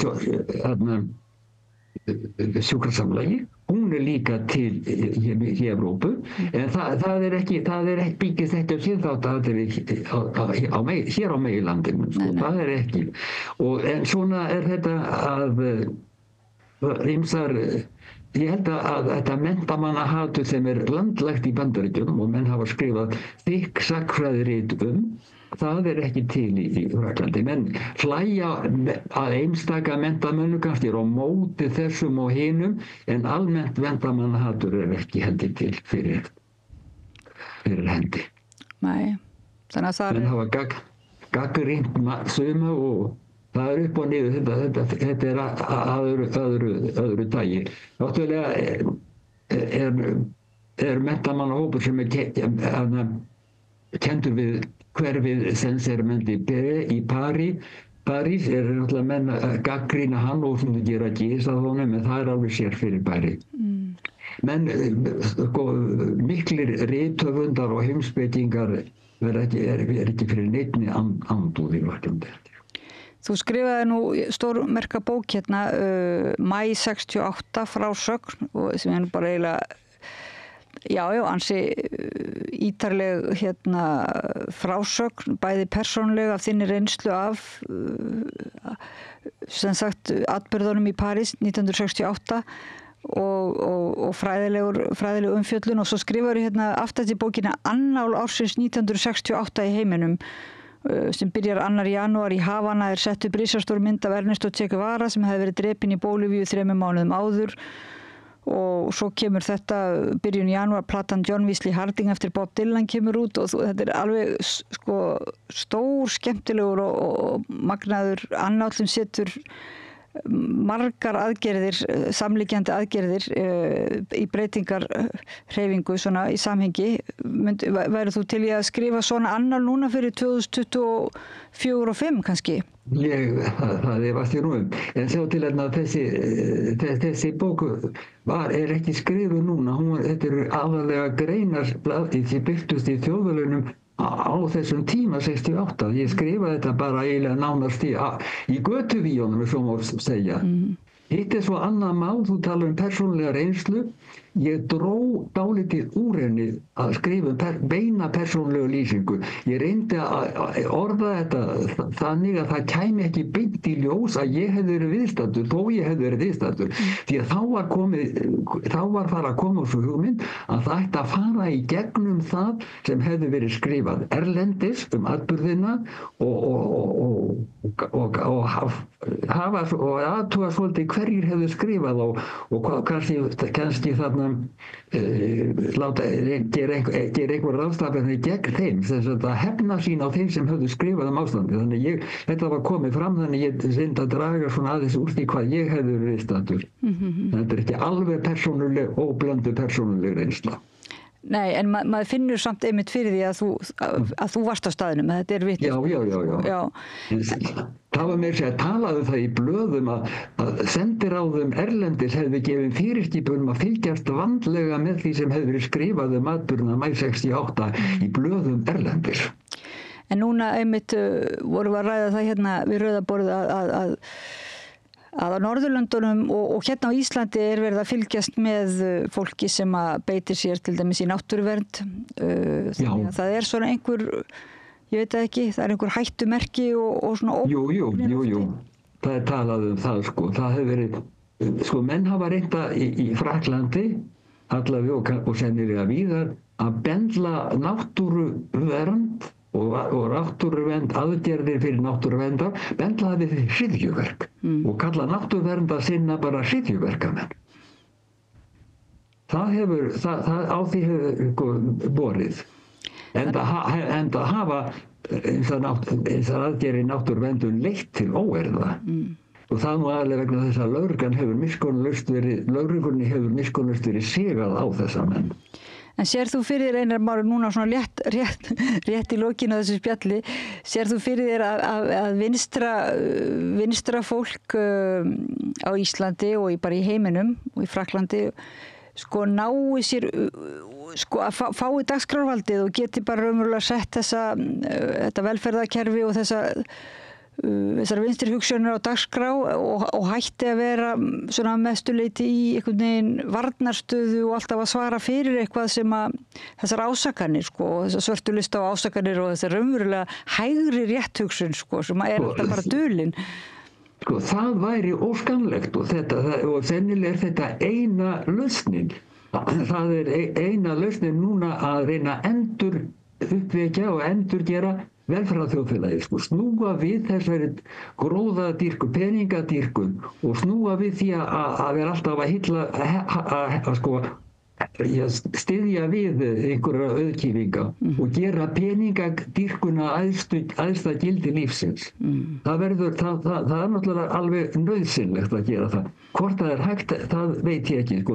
Núna síðan að frjálshyggjan fór af stað, bylting frjálshyggjar var gerð, þá hafa völd auðkýfinga alltaf verið að aukast. Og þeir hafa verið að styrkja sína stöðu, alltaf. Og þeir nú fá þeir alltaf stöðut meir og meiri peninga í sinn hlut og það er náttúrulega, sko, má ekki gleyma því að frjálshyggjan sem slík var bara tæki auðkýfinga til að gera uppreist gegn fátæklingum. Það var bylting ríkra gegn fátæklingum. Með þeim var regla að þessi menn sem gerðu byltingu voru ekki allir ríkir fyrirfram, þetta voru ekki beinir ríkir menn, þeir urðu ríkir af því að þeir voru réttum stað og réttum tíma og kunnu á tökin. Og sem sagt þarna að núna þegar þeir eru búin að ná völdunum, þá getur þeir alveg hafnað frjálshyggjunni, sko. Hún var bara tæki. Þeir geta losað sig við hana eins og Trump vindur gegn frjálshyggja mörgu leyti, sko. Hún er orðin óþarfi, þá maður beita bara grímulausu valdi og koma á hreinni einokun sem er blóra við frjálshyggjuna. En hún getur verið betra, þeim getur fundist hún vera betra tæki. En þá er líka hægt einmitt að fullur sigur næst þegar það er ekki eins og kennt við hugmyndafræði og láta þess að sé engin hugmyndafræði heldur bara common sense, að það sé bara normið og allt hitt eru öfgar. Já, mikil ósköp, sko. Þegar það er látið líta svo út að takmark lífsins sé það eitt að græða peninga. Einar Már Jónsson, við erum komin að lokum okkar sko spjalltíma í dag. Ég þakka þér svo hjartanlega fyrir að koma hérna Rauðaborðinu. Þú ert okkar svona fréttarittari í eiginlega vinstri hugsuninni og í París.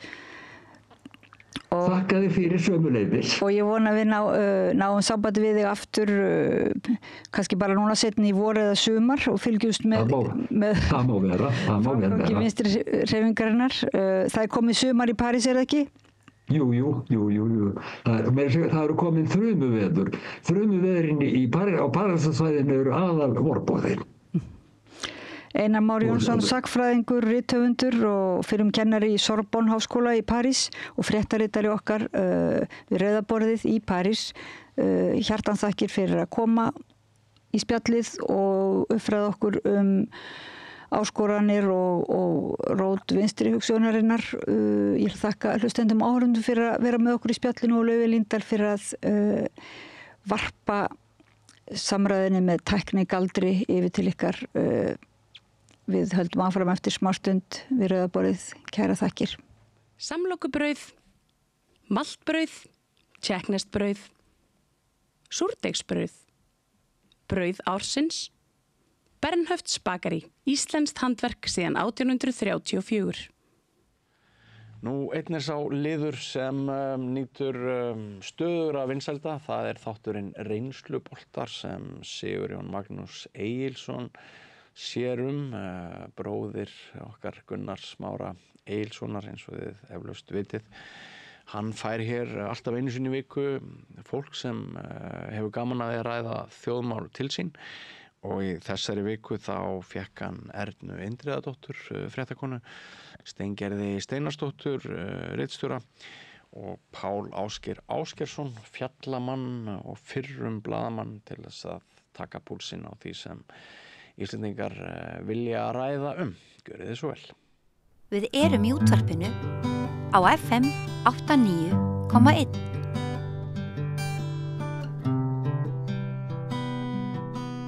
Já, komið sæl. Rauðaborðið heldur áfram. Nú komið að dagskrárliðnum Reynsluboltar. Og Reynsluboltar dagsins eru Erna Indriðadóttir, Steingerður Steinarsdóttir og Páll Ásgeir Ásgeirsson. Við erum öll velkomin. Takk fyrir. Takk. Sko, á þessum degi fyrsta spurningin, svo horfðuð á Eurovision í gær. Riðil Íslands. Já, ég get nú varla sagt það nei, en ég horfði í gær, fyrirgeðu, ég horfði í gær, ég horfði í gær og langaði að sjá Íslendingarna mitt koma fram og fannst þið bara standa sig rosalega vel, voðalega fínir og mikill kraftur í þeim, eins og mikið verið talað En ég var ekkert neitt sérstaklega hrifin af lögunum almennt, mér fannst þau öll dálítið lík og eitthvað ekki alveg, þetta allavega ekki tónlist sem höfða mikið til mín. Nei. Ég horfði á þetta að hluta. Ég nefndi nú ekki að horfa á þetta allt saman og þar sem við vorum svo heppin að Ísland byrjaði, þá gat ég farið snemma frá sjónvarpinu. En ég sammála Ernu, strákarnir stóðu þessu afskaplega vel, þeir eru voðalega skemmtilegir og þetta lag þeirra grípandi. En ég get alveg tekið undir með Ernu að þó að það hafi komið í gegnum tíðina mörg góð lög út úr þessari keppni og það eru til alveg fantafalleg lög sem hafa unnið þessa keppni þá finnst mér hún almennt ekki áhugaverð á síðustu árum. Nei, en Páll? Nei, ég horfði ekki. Nei. En ég þekki tengdamömmu annars þeirra. Já. Ef það eitthvað, ef ég fæ eitthvað prikk fyrir það. Nei, þetta ekki að horfa á. Nei, ég hef ekki. Svo hendur að segja að þetta var fyrst. Já, jú. Þeir eru kvínir, sko. Þetta var örugglega eftir að ganga vel. Þetta gaman hjá þeim og þeir koma skemmtilega fyrir og allt það. En ég held samt að sko, þessi keppni út af þessum pólitíska skugga sem yfir henni. Núna síðustu 2 árin, þá hún í einhvers konar lægð, sko. Mér hefur sýndist að margt tónlistarfólk kaus að sniðganga undan keppnina. Já, en ég horfði á íslenska framlagi, svo var ég bara dottinn niður í eitthvað vinnu og leika mér á tölvunni eins og nútíma fólk gerir stundum. En ég hafði ekki meira en það, ég horfði á íslenska. Og svo horfði ég reyndar á sko, þegar var að vera hvaða leik kemist áfram, sko. Mér finnst það alltaf gaman að horfa á. Það var fréttapunkturinn í þessu, hvort að Ísland kæmist áfram eða ekki og það var nú kannski megin ástæðan fyrir því að ég horfði á þetta. En mér finnst nú svolítið með þessa umræðu í kringum pólitíkina og Eurovision. Sjálf ég þeirra skoðunar í grundvallaratriðum að það eigi ekki að blanda pólitík hvorki inn í alþjóðlegar söngvakeppnir, íþróttakeppnir eða annað og þess vegna mér finnst þetta svolítið sérkennilegt að gera þetta einhverjum pólitískum vettvangi vegna þess að það var alls ekki meiningin í upphafi og þetta átti náttúrulega að vera til að sameina fólk og svo því miður hefur þetta bara farið svona og það var náttúrulega Rússum var útýst og það hefur svo sem verið allskyns deilur í kringum þessa keppni vegna þess að menn vilja draga pólitíkina inn í keppnina sem ég skil ekki alveg sko. Af því að það allskyns vettvangur annar til að berjast fyrir sínum pólitísku hugsjónum og mér kannski eigi að láta vera það sem að á að sameina fólk, mér finnst ekki veit af því í heiminum í dag að sameina fólk og frekar hann að reyna að sundra því. Það sko alveg rétt. og það líka náttúrulega svo lítið óskiljanlegt hvernig það ætti að koma við stjórnvöld í Ísrael að þeim yrði bannað að vera í þessari keppni. Ég get ekki séð að það skapaði neitt þrýsting, en ég get líka alveg skilið að fólki blöskri og því finnist óþolandi að þurfa að horfa upp á þessa þjóð einhvern veginn fá að fara fram að fáheyrðum fantaskap á meðan að við sameinist öllum að sína Úkrænumönnum samúð sem þeir eiga fyllilega skilið og við erum öll sem er tilbúin að fordæma aðgerði Rússa, en það er eins og allir séu tilbúinir og allar þjóðir heims einhvern veginn tilbúinar til að líta til hliðar og þegja yfir því sem Ísraelsmenn eru að gera. Já, og meir sem núna sko þeir eru bara hótanur það er bara á bara jafnand af jörðu núna, það bara flytja fólki í burtuleið og finnst eitthvað viðtökuland. Já. Þetta er alveg rétt, það er dálítið sérkennilegt hvað heimurinn svona vill gjarnan tala eitthvað annað heldur en að það er svo, maður vilji svona snúa blinda auguna að þessu. En ég horfði ekki, það var ekki pólitískar ástæður fyrir því, ég horfði ekki. Nei. Finnst einhvern veginn að já, þessi keppni finnst mér aldrei borið sitt bara síðan að Gleðibankinn tók þátt og við fórum í sparifötin og áttum kampaðin í skápnum og Bíðum bara eftir að við myndum vinna. Ég náði mér eftir þau vonbrigði. Já, sko, íslensku blöðin og pressan sagði okkur bara að við væri nánast búin að vinna. Já, ég man svo vel eftir þessu kvöldi því að þetta lag var það búið að vera Gleðibankinn á vinsældarlista Rásar 2 bara dálítið lengi áður en keppni var haldin. Svo settist maður niður og allir bara vissir það að við myndum vinna. Það var meira sér búin að vera töluvert umræðan það hvar við getum haldið keppnina. Sko. Við höfum áhyggjur af því. Við höfum áhyggjur af því bara. Lögreglan alltaf bara svo lítil. En allavega, svo kemur bara þetta bara eins og bara, maður hefur verið kildur. Sko. Eins og köldtuska. Köldgusa bara, að við lendum þannig í 16. sæti og ég lagið bara datt út af vinsældarlista Rásar 2, það var aldrei bara, eins og það hefði aldrei verið til og þetta var eitthvað svo vandræðilegt. Já. Ég var stýrimaður á bát sem var á Rækjuvöðum og vorum að landa á Ísafirði og það hitti þannig á að við áttum að vera í landi þetta kvöld, þannig ég fór í ríki og keypti 3 freyðivin og svona skotið upp töppum svona, en það var allir vissir þetta sko, þetta.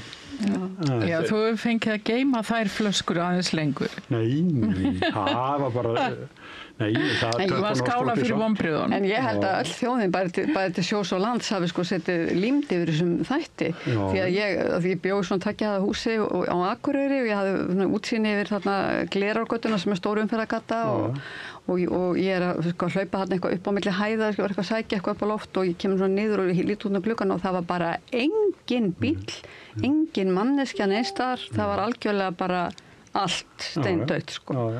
Reykjavík var yfirgefin.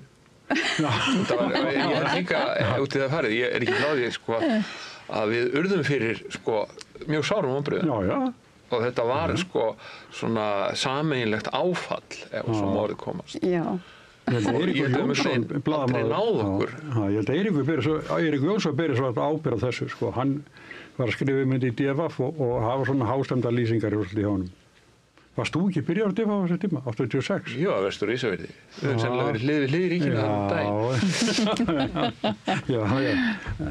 daginn. Svo er það hérna líka Úlfar Lögga sem bara gekk út þegar hann sagt að staðan hans er auglýst Suðurnesjum. Já. Og það, sko maður sér á samfélagsmiðlunum núna að fólk veit alveg út af hverju þetta og að hann hafi verið að taka og harkalega á útlendingum og það allskins svona einhverjar tilgátur hvað vakir fyrir ráðherra. Já, ráðherrann hefur náttúrulega sagt sjálfur hvað fyrir honum vakir og hún lítur kannski að vita það best. Já, sennilega. Og hún hefur bara lýst í að það sé verið að breyta svolítið verklagið þarna og gera þetta starfsemi eitthvað umfangsmeiri og svo framvegis. Og það sé svona ástæðan fyrir þessum breytingum og skiptum. Þannig ég veit nú ekki hversu mikið maður getur tekið marka á einhverjum kjaftasögum. Nei, þetta er bara til dæmis eins og flokksformari Sigmundur Davíð Gunnlaugsson, hann búin að, til dæmis, það sem ég var að segja hérna, það eiginlega hann sem að, sko, harðastur í þessu, að ráðurinn þykji sennilega Úlfar og Harður við hælisleitendur. Nú honum skjáttlast sjaldan, Sigmundi. Sigmundur Davíð? Nei, þá sjaldan að tala, sko. Mér finnst þetta, ég átta mig ekki alveg á því af hverju menn að reyna að gera eitthvað mál úr þessu. Nei. Ég meina, af hverju, það er ekkert athugavert að auglýsa stöðuna. Nei. Og ef það er meira og minna Úlfars val, svona frá mínum bæðinu séð, ok, ef hann vill fara í fílu, þá bara gerir hann það. Það er örugglega ekkert atvinnulegur.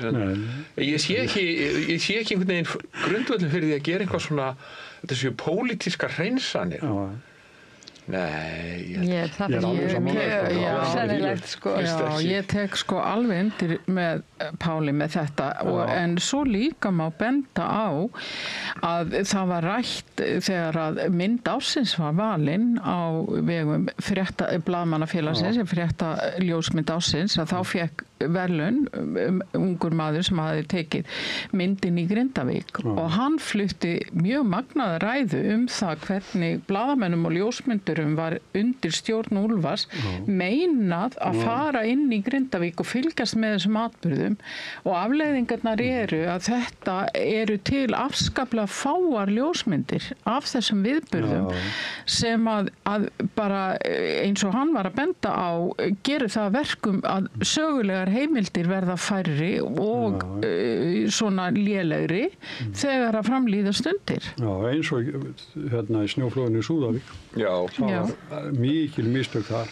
Þetta eru einkennileg vinnubrögð og sérstaklega í ljósi þess að við þekkjum söguna, sko. Það eru til einhverjar 2 myndir úr Súðavík frá björgunaraðgerðum og þar var tekin þessi harða afstaða, það mátti enginn fara í land.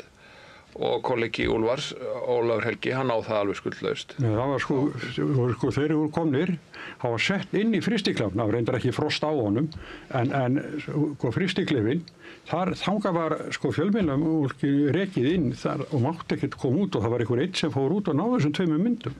Það var mjög sérkennileg vinnubrögð og maður hefði haldið eins og sást síðan í þessum hörmulegu atburðum sem urðu á Flateyri ekkert löngu síðar að þá voru menn búin að átta sig á þessu að þetta var auðvitað ekkert vit í því að skrásetja ekki þessa atburði þó þeir væri svona sorglegir eins og raun bara vitni.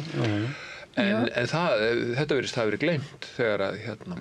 En líka sko undarlegt þegar maður ber þetta saman við Vestmannaeyjagosið.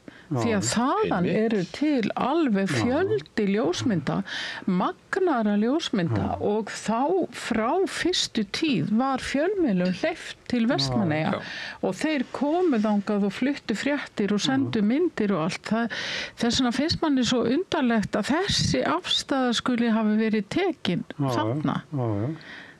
Og sérstaklega í ljósi þess að á meðan að fólk var að tæma húsin sín og annað að þá vissulega var þarna hættustig en það var ekki, þú veist, bráð hætta því annars hefði náttúrulega aldrei fólki verið hleypt þarna inn til þess að flytja í burtu búslóð og annað. En mér finnst nú bara svolítið gegn og gangandi í samfélaginu svona ef ég ber þetta saman við hvernig þetta var fyrir 20-30 árum. Þá finnst mér svolítið gegn og gangandi svona eitthvað miklar öryggisráðstafanir alls staðar. Þú kemst ekkert inn í hús eða inn í stofnanir eða einstæðar orðið nema bara að þú sért með bara einhvern kóða eða einhvern sem tekur á mótið þér eða sko þetta er eitthvað, mér finnst þetta hafa breyst svo mikið og kannski er það líka með þá kannski ef að koma upp náttúruhamfarir eitthvað, ég get alveg ímyndað með þessi eitthvað meiri, eitthvað nervositet gagvart sko öryggi heldur en áður var, ég veit ekki alveg hvað veldur þessu. Það var sko líka okkur stendur sagt sko, við viljum ekki þið farið, en ef þið farið, þá var alfar á ykkar ábyrgð. Það var hérna, ég man til dæmis einstu hérna stór brunin hérna á Málningu, það sem var alveg ótrúlegt bál sko. Og þar var það svoleiðis að löggan bannað öllum aðgang nema fjölmiðlum bara á ykkar ábyrgð sko. Sem fór vel sko, eða þannig húsi brann til kaldra kola en slasast enginn. En er þið búin að fara til Grindavíkur eftir þetta og skoða þetta? Nei, ég hef ekki farið. Ég fór þarna daginn og ég verð að viðurkenna að Þetta var svona pínlítið eins og þegar ég stóð í fyrsta skipti ofan á hrauninu í Vestmannaeyjum og horfði á minnismerkin sem fólk var búið að setja upp heimilin sem að voru þarna undir. Þetta kom til manns á svona allt annan hátt og maður upplýði þetta á allt annan hátt heldur en bara það að sjá fréttamyndir í sjónvarpinu og þar fram eftir götunum bæði hvað varnargarðarnir eru háir. Ég hafði ekki einhvern veginn áttað mig á því fyrir ég stóð þarna undir þeim, líka hversu ofboðslega nálagt hraunið og það líka alveg magnað að sjá þessar risastóru gjár sem eru þarna og hús sem að halla fram og hús sem eru bara gjörsamlega ónýtt og maður sér bara að þarna verður aldrei nokkuð tíman hægt að reisa mannabústaði eða hugsa sér að verði mannabústaður aftur og þetta svona mjög áhrifamikið og þegar ég fór þarna þá var enginn á ferli þannig að það var einhvern veginn svona til þess að auka enn á þessa tilfinningu að maður stæði frammi fyrir einhverju skelfilegu og ég held að þetta sé eitthvað sem allir hafi svolítið gott af að fara og sjá þetta og skynja. Ég á 2 barnabörn sem búa í Svíþjóð og þau síðast kom hingað að þá fórum við með þau þarna og gerðum svo í Krísuvík og hún tók hring og þau átti bara, þau voru bara gáttu þau heyrt náttúrulega Grindavík eitthvað en svo ljósmyndasýning fyrir bara festi sem var. Og stelpan, hún var bara aldrei, hún var ekkert mjög vel klædd svona hafgóla, hún bara alveg las þetta aftur og aftur, gekk hring eftir hring en þetta er ótrúlegt að vera nærri svona atburði. Og þetta einmitt þess vegna sem við þurfum þessar myndir. Það vegna þess að aftur og aftur þá þurfum við að upplifa svona atburði. Ég horfði daginn, það ekkert mjög langt síðan að ég horfði á heimildamynd konu sem var stríðsfrétta ljósmyndari og hún ein af þeim fyrstu sem fer inn í vinnubúðir nasista útrýmingabúðirnar þegar að þær voru frelsaðar og tók myndir og hún gerði mikið til þess að reyna að láta birta þessar myndir og hún fekk að hluta til hún var að vinna fyrir Vogue meðal annars og hún fekk að hluta þess einhverjar af þessum myndum sem birtar þar. En mikið af þeim fekk hún aldrei birt vegna þess að þarna byrjuðu menn strax að vilja grafa þetta og þetta var afskaplega áhrifamikil svona heimildamynd og þú veist og þarna líka einhvern veginn rann upp fyrir manni hvað það mikið verðmæti í því að eiga allt svona skjalfest.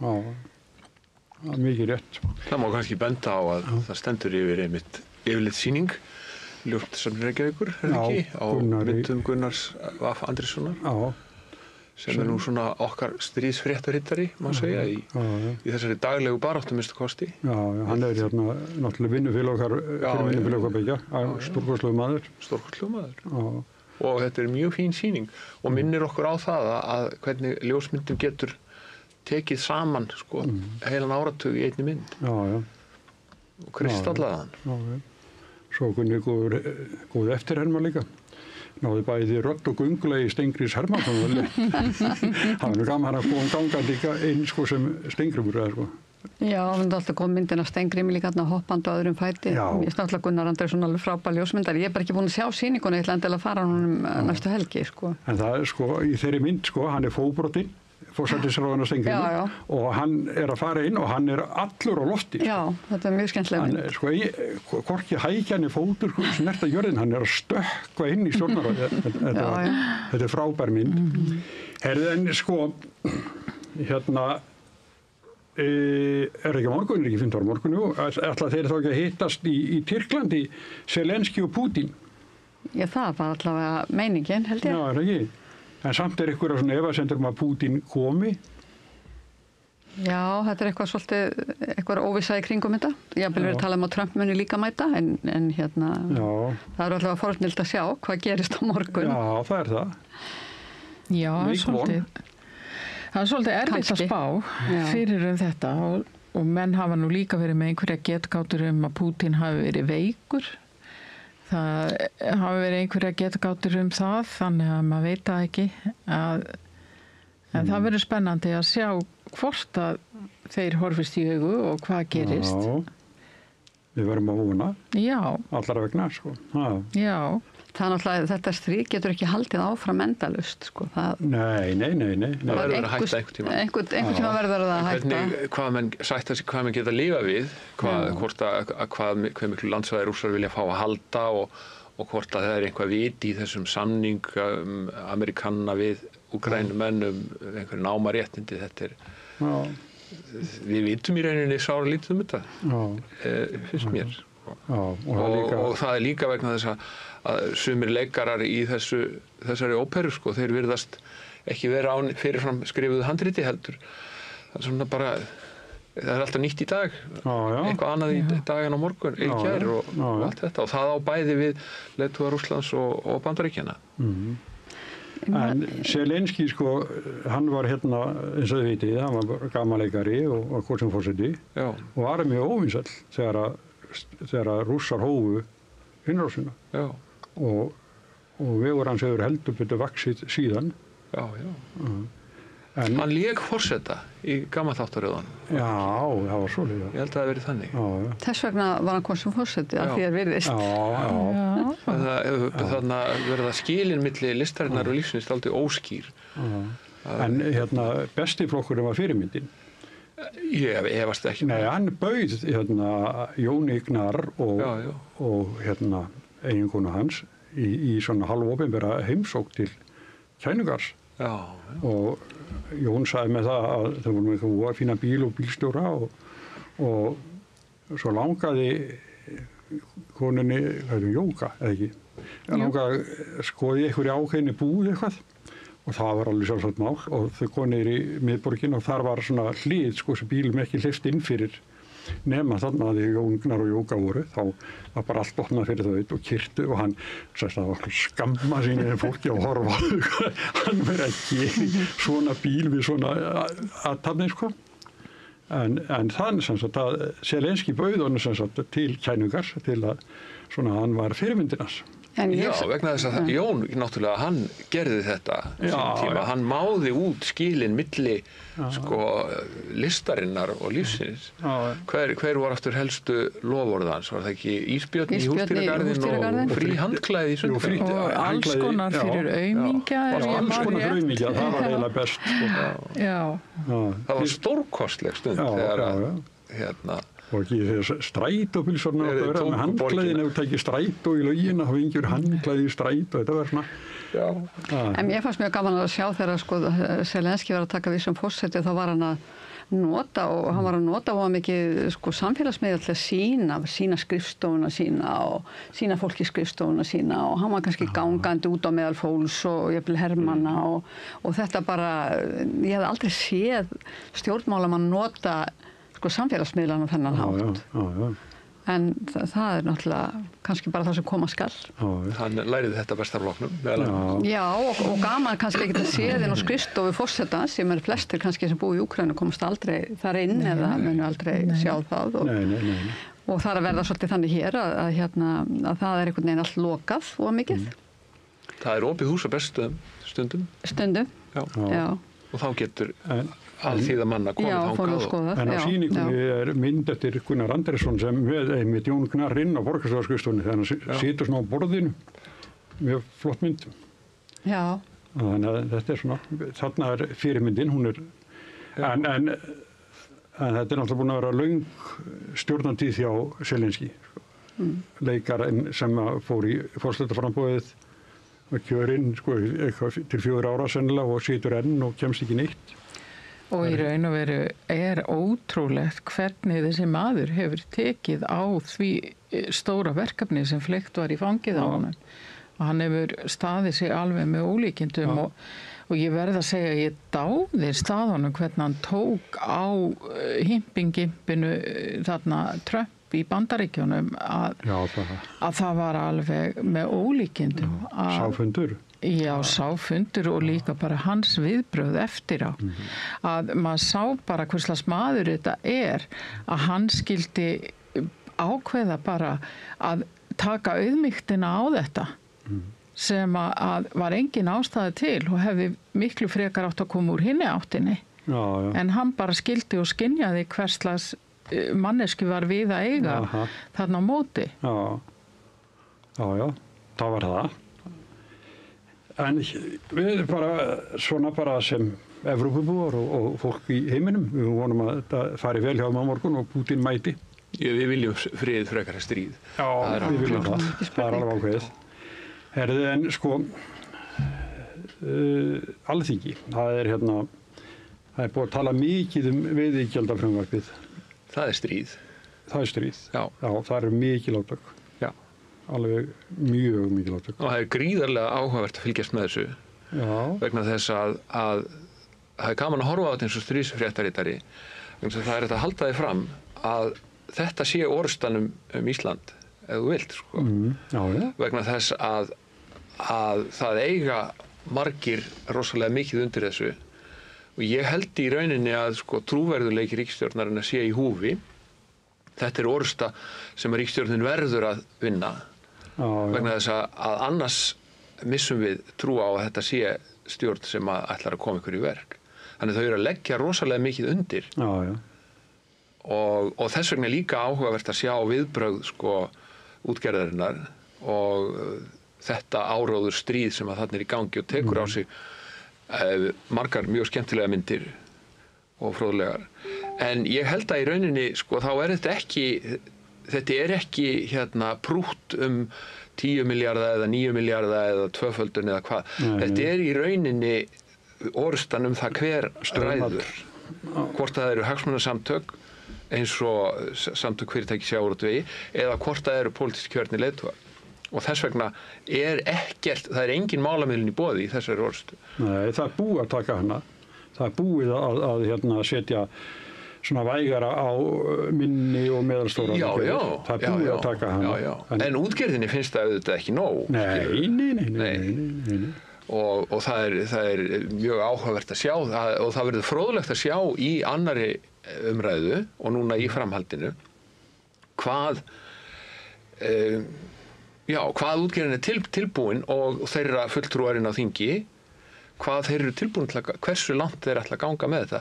Vegna þess að á einhverjum tímapunkti að þá fer það að bera saman sko, þú verður að horfa á það sem að hlusta á grasrótina og átta því á því hvað þjóðin raunverulega vill og það er þetta að skoða fjöldanallan af skoðanakönnunum sem sýna okkur að það er gríðarlega stór meirihluti sem er hlynntur þessum aðgerðum og finnst þetta í rauninni löngu tímabær leiðrétting eins og menn hafa réttilega að kalla þetta. Þannig að þeir sem að hafa mjög djúpa vasa og eru til í að berjast mjög hart gegn þessu, að þeir hljóta á einhverjum tímapunkti að meta það sko, hvað á að ganga langt, sko, vegna þess að á einhverjum tímapunkti þá fer það að snúast gegn þér. Sko. Eins og Sjálfstæðisflokkurinn til að mynda sem að hefur skipað sér í mikla breiðfylkinga á bakvið útgerðina, á einhver staðar á leiðinni þá fer sá stuðningur að snúast gegn flokknum, skilurðu. Ef þú berst of hart og mér finnst alveg ævintýralegt og í rauninni skrítin strategía að sjá fulltrúa útgerðarinnar og þeirra fótgönguliða þeirra horfa framan í þjóðinu og segja við hana efnislega þið bara skiljið þetta ekki. Það er ekki skilningur fyrir það er talað eins og það sé bara fólk sem býr í sjávarþorpum út á landi sem að skilur hlutverk og stöðu sjávarútvegsins í samfélaginu. Það er miklu minni skilningur fyrir því á höfuðborgarsvæðinu, segja menn. Og sá sem segir þetta, hann áttar sig sennilega ekki á því ef þú talar svona við fólk að þá kemur það bara í bakið á þér. Vegna þess að ég held að þetta sé í hugum fólks, þá er þetta ekki dægurmál. Þetta er hlutur sem að yfirgnefandi meirihluti þjóðarinnar hefur mjög skýra og sterka sannfæringu fyrir. Og þess vegna er mjög varasamt fyrir þá sem berjast gegn þessu að ganga of langt í sínu málþófi og undarlegum auglýsingar. Já, það er svona áhugaverð, sko, ég hef fylgst með þessum fiskveiðistjórnarmálum náttúrulega alveg frá því kvótakerfið var sett á og það, mér finnst þessi umræða núna svo sem ekkert endilega svo ný. Það er bara svolítið svipað og hefur verið áður, mér finnst það. Og en það er alveg ljóst að ríkisstjórnin, hún hefur alveg fólk með sér í þessu, ég held að það sé alveg á hreinu. Og til dæmis stuðningur við samfylkinguna hefur aukist bara stöðugt frá kosningum sem ég veist bara stórmerkilegt og held að sé nú að mestuleiti Kristrúnu að þakka. En svona, já, og þetta í rauninni er alveg rétt, sko, sem þú ert að segja, Páll, sko, það snýst ekkert lengur eitthvað, sko, þú veist, á að hækka þetta svona mikið eða bara hinsegin eða svona, þetta ég er alveg sammála því að þetta er svolítið spurning hver á að ráða þessu. Og auðvitað er það eðlilegt að stjórnvöld ráði þessu og tali fyrir þjóðina hverju sinni. En ég er svona svolítið kannski sammála því að þetta eru flókið mál, sjávarútvegsmálin, og það er bara alls ekkert allir sem bara skilja þau, það er bara svoleiðis. Ég er talað við fullt af fólki sem bara skilur þau alls ekki neitt og skilur til dæmis illa rekstur fyrirtækja. Og það finnst mér líka bara svolítið svona vandamál í okkar samfélagi vegna þess að þetta er náttúrulega viðskipti og eru nauðsynleg og rekstur ýmissa atvinnugreina. Og mér fannst nú stundum þegar ég var í blaðamennskunni að það var nú oft, ég vissi ekki til dæmis landbúnaðarkerfi, þetta er rosalega flókin kerfi, margbúið að breyta lögum, þetta er bara svona, það er ekkert alveg hlaupið að ég fylgjast með þessu öllu.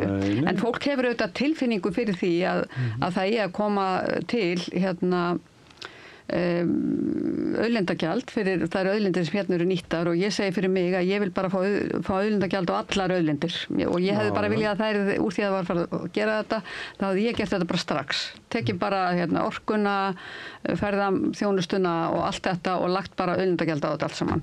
Vegna þess að það er svo auðvelt fyrir þegar þetta byrja svona einni grein og einn grein tekin í einu, þá er svo auðvelt einhvern veginn að koma bara að segja að þetta sé einhverjar ofsóknir á hendur þessari grein en sem það er náttúrulega ekki.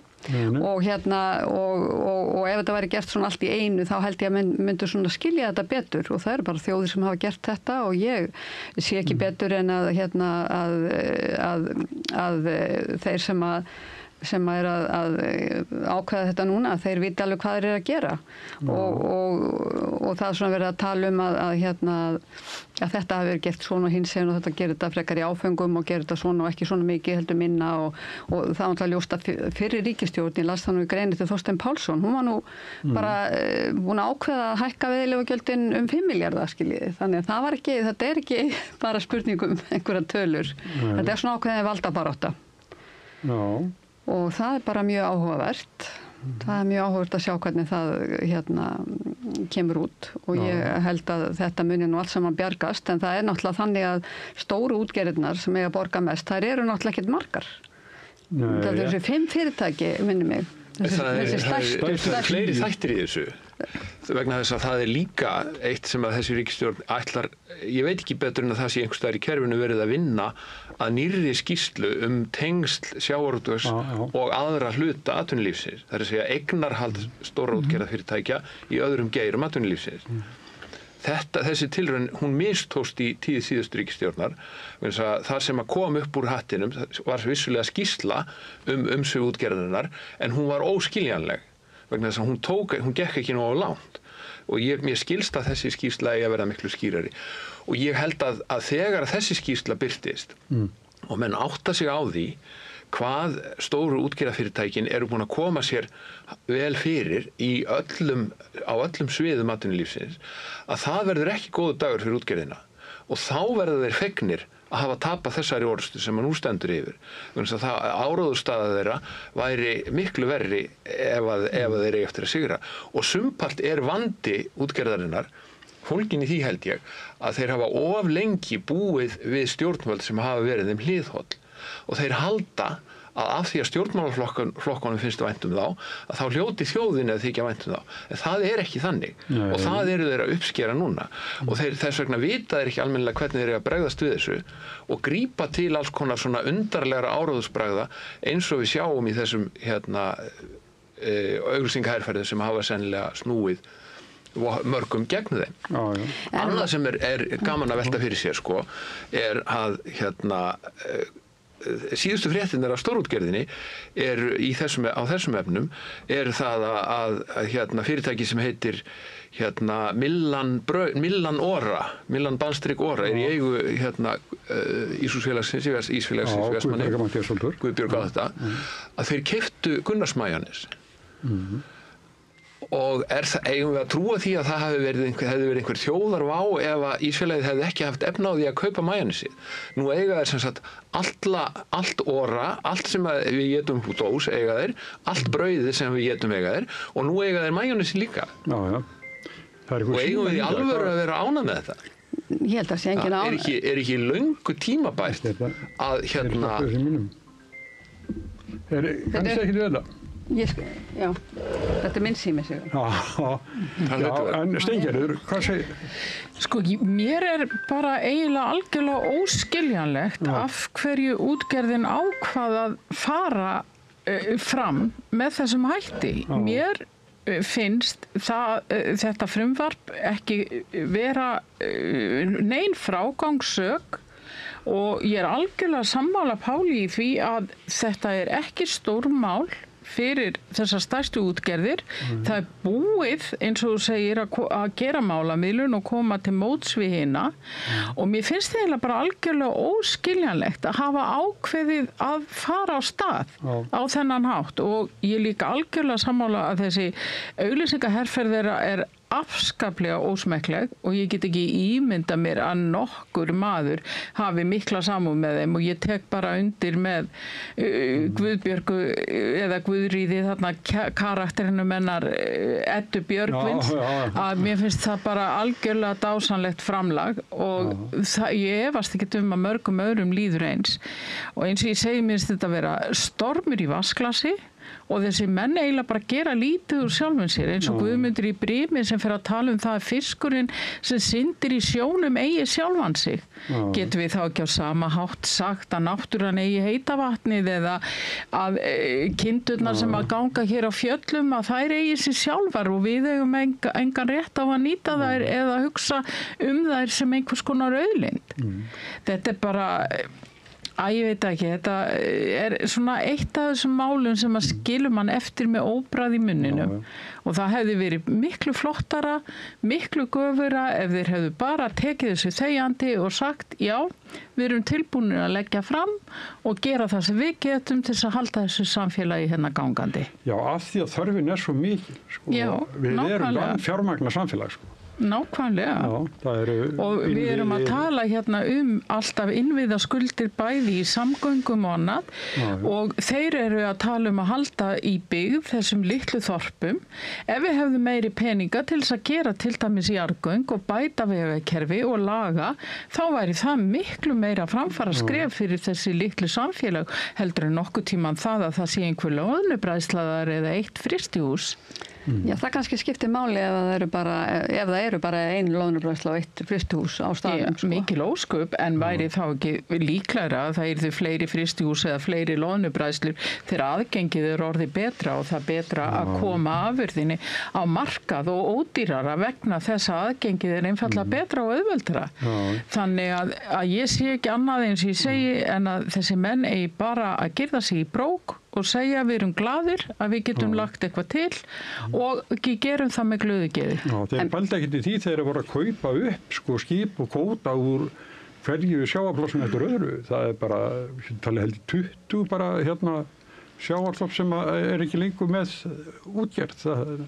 Nei, en sko það sem ég finnst svolítið, þegar við erum að tala hérna um það að menn séu einhvern veginn að segja þetta og gera hitt og eitthvað, þú veist, mér er bara alveg hjartanlega sama. Mér finnst bara eðlilegt að gera þetta og mér finnst ekkert skrítið við það að einhverjir hagsmunaaðilar bara rísu upp og verji sína hagsmuni, mér finnst ekkert skrítið og þess vegna mér finnst það bara mikilvægt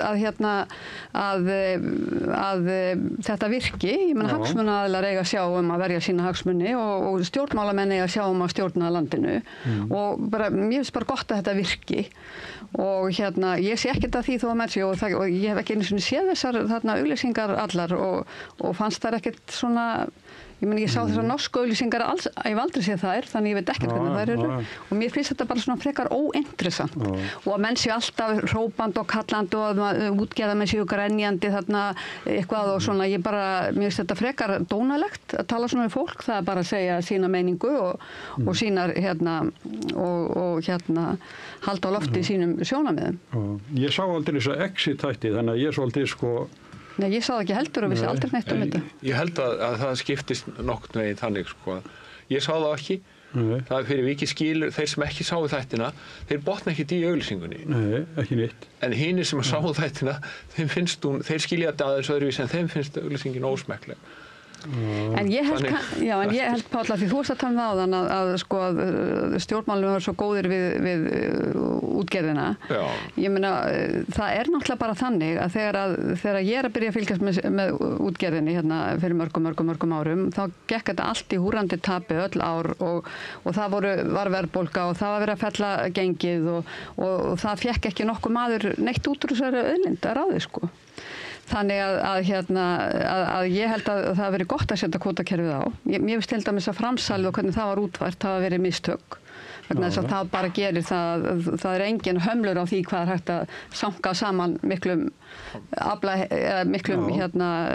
bara peningum á eitt stað.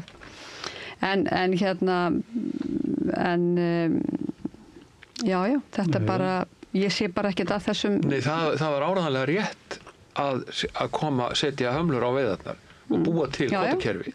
Og ég held að það sem er sagt fallegt kvótakerfið og hagkvæmni þess, margt af því er satt. Og svo geta menn haft mismunandi skoðanir á því hvernig endurreisn þorskstofnsins hafi tekist undir kvótakerfinu. Vegna þess að aflatölur í þorski eru þrátt fyrir allt ekki eins háar eins og það voru. Nei, það voru 400.000 tonn þegar settu kvótana á og 300.000 núna. Já, það er þannig. Tölurnar segja þetta.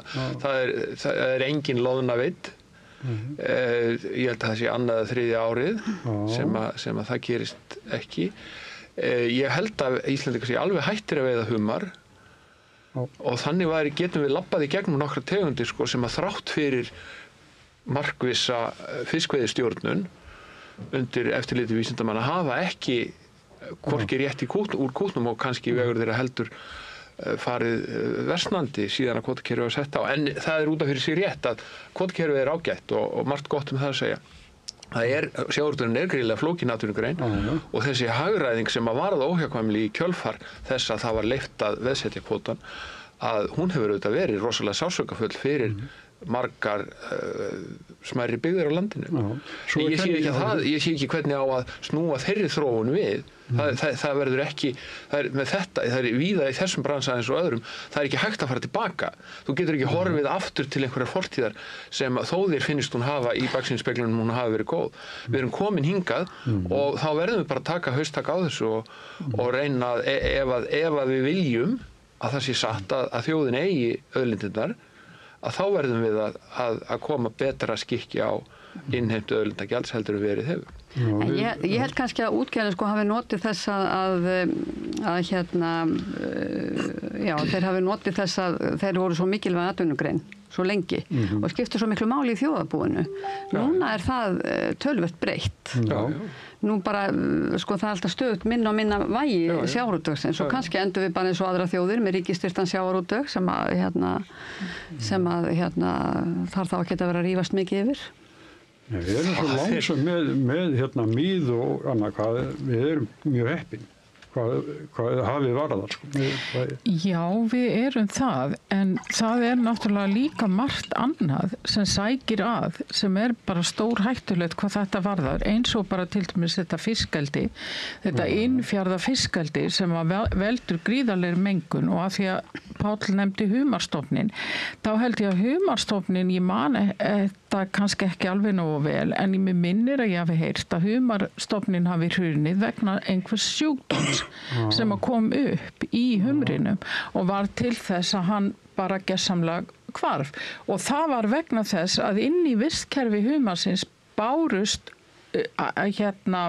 öfl eða einhverjir þættir sem að passa alls ekkert þar inni og það var það sama og gerðist með hörpudiskin í Breiðafirði að hann skelin bara eyðilagðist vegna þess að þar var komu inn þörungar sem eyðilögðu það og þetta til dæmis líka að nú grjótkrabbi að farin að hasla sér völl og nema land bæði hérna við Reykjanesið og inn í Hvalfjörð og það eitthvað farið að nýta hann en hann hins vegar að mér skilst óheppilegur fyrir ýmsar aðrar tegundir sem þarna eru og þetta alltaf það sem að við þurfum líka að athuga að hvert og eitt vistkerfi heild og ef þú ert að koma með eitthvað ókunnugt inn í vistkerfið þá ertu að skapa hættu og það bara það sem við erum að lenda í núna með lúpínuna og skógakerfilinn sem vaða hér yfir allt og út allt en þetta átt að vera þær jurtir sem átt að bjarga öllu jarðvegsfoki hér og þetta átt að festa niður landið og allt þetta en svo sitjum við uppi með það að þessar jurtir eiga enga óvinni í þessu kerfi okkar, það enginn sem að stemmir stígu við þeim og þar að leiðandi eru þar að leggja undir sig heilu landsvæðin þar sem íslensku lágráður á ekki séns. Það ekki gott. Það náttúran þolir ekki tómarúm, örgtíðan sagt og grjótkrabbin mjög áhugavert kvígindi. Ég hef ekki smakað hann en mér skilst að hann sé mjög góðu matur, þannig að þetta kannski bara spurning aðlögun og fara að kvótasetja kvikindið bara og fara að veiða hann og reyna að koma hann í dósir og selja hann. En þegar við talum hafið, að við hittum útgerðarmann sem var að segja hvað hann og hann sem sagt með fiskverkum líka, að í normal ástandi þá hausinn af fiskinum 13% af þyngdinni en núna hún 16-17% sem segir okkur það að fiskurinn mjórri flökið þynnri og hann hefur ekki nóg að éta. Já. Eitthvað stað kemur þetta að hausinn viktar alltaf hlutfallslega meira af heildarþyngdinni.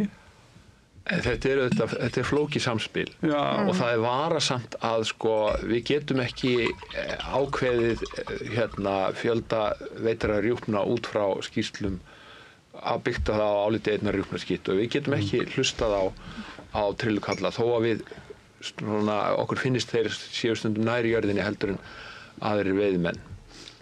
Það fullt af hlutum sem að gerast í lífríki Íslands sem að við erum býsna skuggalegir og við vitum ekki nákvæmlega hvað það sem að gerast. Það veit enginn, ég held að vita enginn nákvæmlega að hverju selurinn eiginlega að verða útdauður í Ísland. Og það eins með grjótkrabbann. Við vitum ekki, hann bara breiðist út og við vitum ekki nákvæmlega hver áhrif hans, hvað hann tekur frá öðrum í lífríkinu og svo framvegis og svo framvegis. En við viljum gjarnan berja höfðunum við steinin, við viljum ekki, það undarlegt að sjá lundan á listum yfir fugla í útrýmingarhættu og sjá hann svo líka á matseðlum veitingastaða við Laugaveginn. Einhvern veginn, við erum einhverju þversögn með þetta, við viljum hverfa aftur til fortíðar þar sem að var nóg af lunda og allir borðuðu hrefnukjöt og eitthvað svona. En þetta bara ekkert hægt, við getum ekkert farið tilbaka. Það er á krítísku svæði að barnshafandi konur megi borða hrefnukjöt og samt erum við að velta því fyrir okkur hvort við eigum ekki endilega að veiða hana og borða hana eins og við gerðum í gamla daga. Þetta stundum ekki í einu samhengi við raunveruleika. Einu sinni þótti einhvern tímann var hrefnikjötið auglýst þannig að þótti góða matur. Ég menna, ég borða mér skammt að þessu eins og við sjálfsagt öllur. Í gamla daga þá var þetta í öllum búðum alltaf. Já. Og ódýrari matur, en í endurminningunni þá þetta ekkert alltaf góður matur. En nú hvalur ekki að veiða neitt í sumar og mann skilst að séu litlar veiðar á hval. Nei, það lítið fyrirtæki vestur í... Já, eitthvað pínulítið. Já, sem að... Það veiða hrefnur, sagðan. Já, ég held að þeir hafi aðalega sótt hrefnuveiðileyfið til þess að sýna fram á að það væri ekki bara verið að gera þetta fyrir hval-HF. Og nú þegar hvalur hefur dregið sér í hlé þá neyðast þeir sennilega til að fara á sjó og veiða 5 hrefnur og þá fer það að rekast á hagsmuni heimamanna fyrir vestan að því að hvalaskoði djúpið alltaf fullt af hnúfubak og Ég held að hljóta nú að leggjast af hvalveiðarna bara sjálf krafa. Ég held það. Ég er alveg sammála því. Það er engin glóra í þessu. Nei. Og þetta stefni bara í eina átt. Já. Og það ég meina, það alveg undarlegt hvað við höfum í rauninni lengi gengið undir þessari þráhyggju. Þetta einn gamall maður sem vill veiða hval. Og bátarnir eru frá því fyrir stríð og það vill enginn kaupa þetta, það vill enginn borða þetta. Ég skil ekki hvaða skrípaleikur þetta annað en það bara, þetta einhver svona nostalgía sem fóðruð af mjög djúpum vörsum og miklum peningum. Já, það fyrir stjórn þannig. Ég man ekki betur en einhvern veginn skrifaði maður fréttu það að vinslan í Hvalfirði, hún á undanþátt því þau matvælavinnsla undir berum himni. Það bara ekki, þykir ekki gott, sko, að það fuglar fljúgandi yfir og það bara. En þeir eru undanþágur til að verka mannamat undir berum himni. Og starfsemi hvals og þessar leyfisveitingar, þetta skýrasta dæmið óheilbrigt samband stjórnmála og atvinnulífs sem við höfum fyrir framan okkur og höfum haft í áratugi. Við eigum ekki að líða þetta. Nei, en nú erum við búin að tala margt svo sem. Og ekki bara ágætt að við förum bara að leggja bryggju? Þú ræður, þú ert skipstjórinn. Já, ég segðu. Erna Steingerður og Páll Ásgeir, takk fyrir komuna.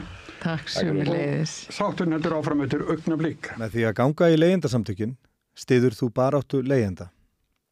Leigjendasamtökin eru fyrir öll þau sem vilja vinna að réttlæti og öryggi á húsnæðismarkaði. Leigjendasamtökin.is. Nú, Magnús Árni Skjöld, dósent og stjórnmálafræðingur við Háskólann á Bifröst, ætlar næst að ræða við Gunnar Smára Ísland og norðurslóðir í breyttum heimi, ekki síst vegna stjórnmálalegrar óvissu í Bandaríkjum Trump. Gerist áskrifendur á Samstöðinni og taki þátt í að byggja upp öfluga og róttæka samfélagsumræðu.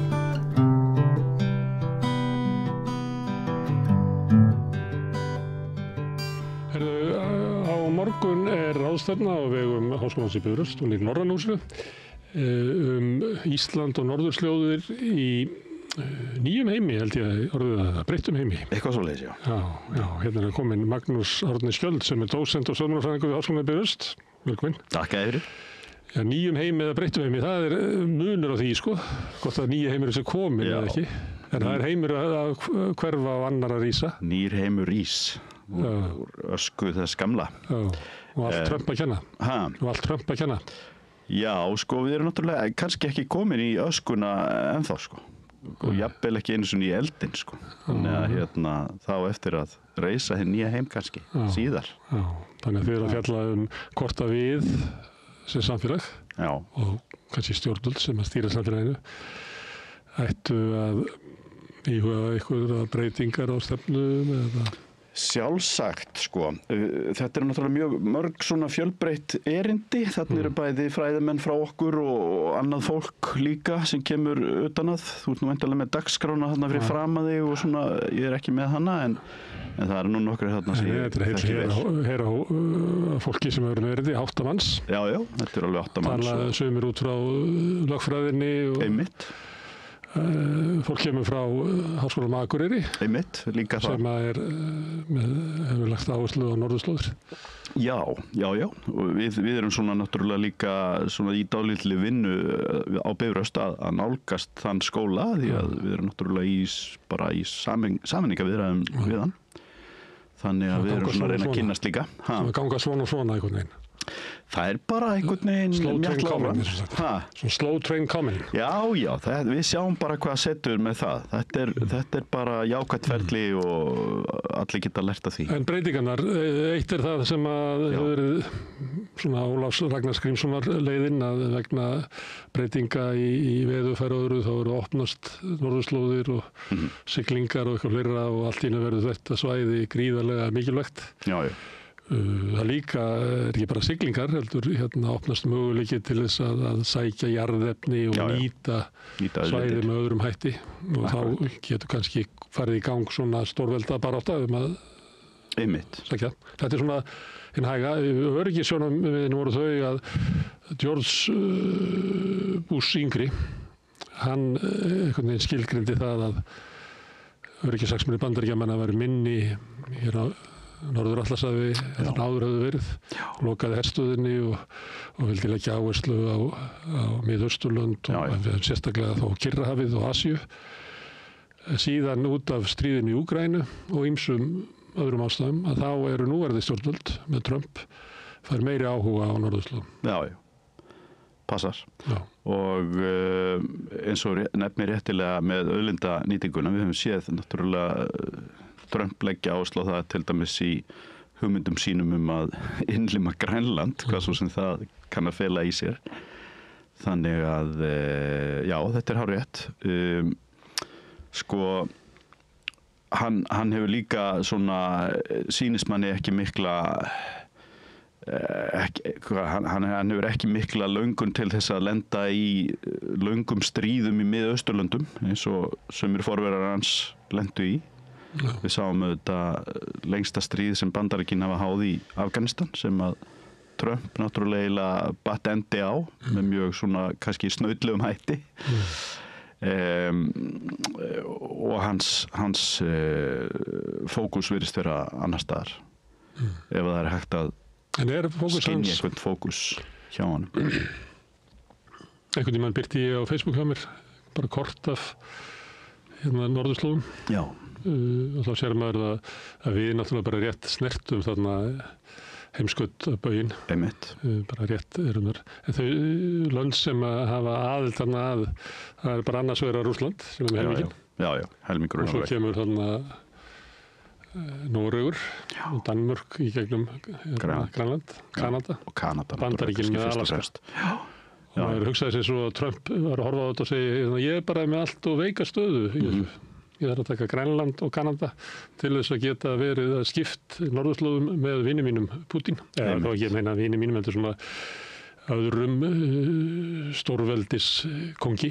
Já. Og þessi þeirra að skipta þessu. Akkurat. Sko þetta sem við erum að sjá þarna er auðvitað einkenni á því að, sem þú nefndir hérna í upphafi, að heimurinn er auðvitað breytast. Og ég tala nú aðeins það í mínu erindi að sko síðustu 80 ár hafa verið sérstaklega hagfelld smáríkjum eins og okkur. Við höfum búið svona við þessa líberalísku heimsmynd og sýn að ríki, fullvalda ríki ættu svona skjól og ættu tilveru rétt. Og við sáum auðvitað að nýlendu veldi brotnuðu upp í kringum þessar hugmyndir sem að voru auðvitað svona formgerðar í gegnum Sameinuðu þjóðirnar sem að auðvitað Bandaríkin höfðu fórustu og Rússland eða Sovétríkin á þeim tíma tóku þátt í þó svo auðvitað að Sameinuðu þjóðirnar væru vettvangur svona þeirra átaka á kaldastríðstímanum. En sko margar nýlendurnar sóttu náttúrulega afl í því að hrinda af sér nýlenduveldunum til Sovétríkjanna. Já, akkurat, líka það, auðvitað, alveg hárrétt. En sko þetta sem hún nefnir með Kanada og Grænland getur, eða bendir bara til þess að við séum að upplifa breytta tíma, að hinn líberalíska heimsmynd sé ekki lengur ráðandi og að afl hins sterka sé komið aftur. Sem auðvitað, hvað var að segja, það sem að fyrst og fremst hefur ráðið för alla mannkynssöguna. Við sjáum líka að lýðræði á undanhaldi í heiminum. Og í dag eru samkvæmt VDM sem er svona think tank í Gautaborgarháskóla með mjög mikið af fræðimönnum við út heim sem að safna upplýsingum og þá eru, má segja, einungis 29 alvöru lýðræðisríki eftir í heiminum af 200 ríkjum og það eru núna rúmir 3 milljarðar manna sem búa bara beinlínis við alræðisstjórn og það er hæsta hlutfall frá árinu 1978 af því að þeir segja í sinni nýjustu skýrslu sem að koma út núna í byrjun árs. Og þetta er þá svona með líberíska sýn, myndur ykkurlega flokka hvað Kína þá sem alræðisstjórn? Væntanlega, já. Ég myndi telja að menn inn í kínverska kommunistaflokknum teldu að þar væri greitt atkvæði stefnu og það er líka, það eru alls konar sveitastjórnir og fleira, það eru margar kostningar í Kína, þótt að það falli ekki undir. Það er hluti af þessu líberaska heimsmynd að það var okkar kerfi, réttakerfi.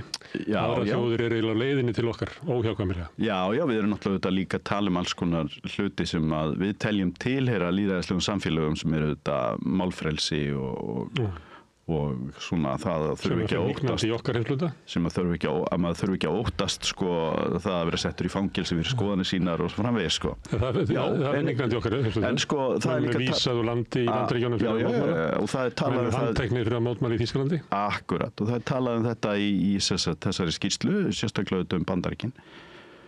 Statistíkin hvað varðar sko Trump-stjórnina, hún er ekki komin inn ennþá því að þetta tekur bara til ársins 2024 svona síðast en það er fjallað það sérstaklega kafla í þessari skýrslu hvað hefur átt sér stað þessa 115 daga sem að Trump er búin að vera við völd núna og það eru þetta svona ýmislegt válegt árásir á bæði tjáningafrelsið og á sjálfstæða stofnanir og hann hefur sagt upp alls konar eftirlitsaðilum og beitir framkvæmdavaldinu óspart til þess að hefna sín á þeim sem ekki eru hans sko stöðningsmenn eða einhverja andstæðingar stofnunum og ráðuneytum sem hann telur að fylgja ekki sinni stefnu tekur fjármagn frá háskólum sem hann telur að vera pólitískt afl andstæðinga sinna. Þannig að í þessari skýrslu sem ég held áfram að vitna í hana þar er talað að þetta sé sko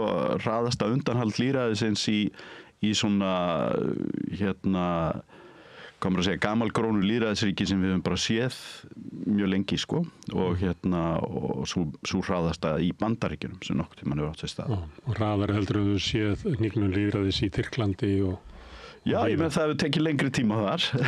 Og Ísrael. Tekið miklu lengri tíma, já. En minnkandi lýðræði, hvernig tengist það norðurslóðum? Það tengist auðvitað norðurslóðum eins og við tölum áðan. Norðurskautsráðið, það virkar ekki? Nei, ég minna, sko það er auðvitað, þú nefndir náttúrulega áðan að Rússland er helmingurinn af norðurskautinu og það er bara þannig og megnið af því fólki sem býr innan norðurskautsbaugs býr í Rússlandi, sko. Ef ég man rétt að þá er það 2 milljónir manna sem að búa norðan heimskautsbaugs þar. En sko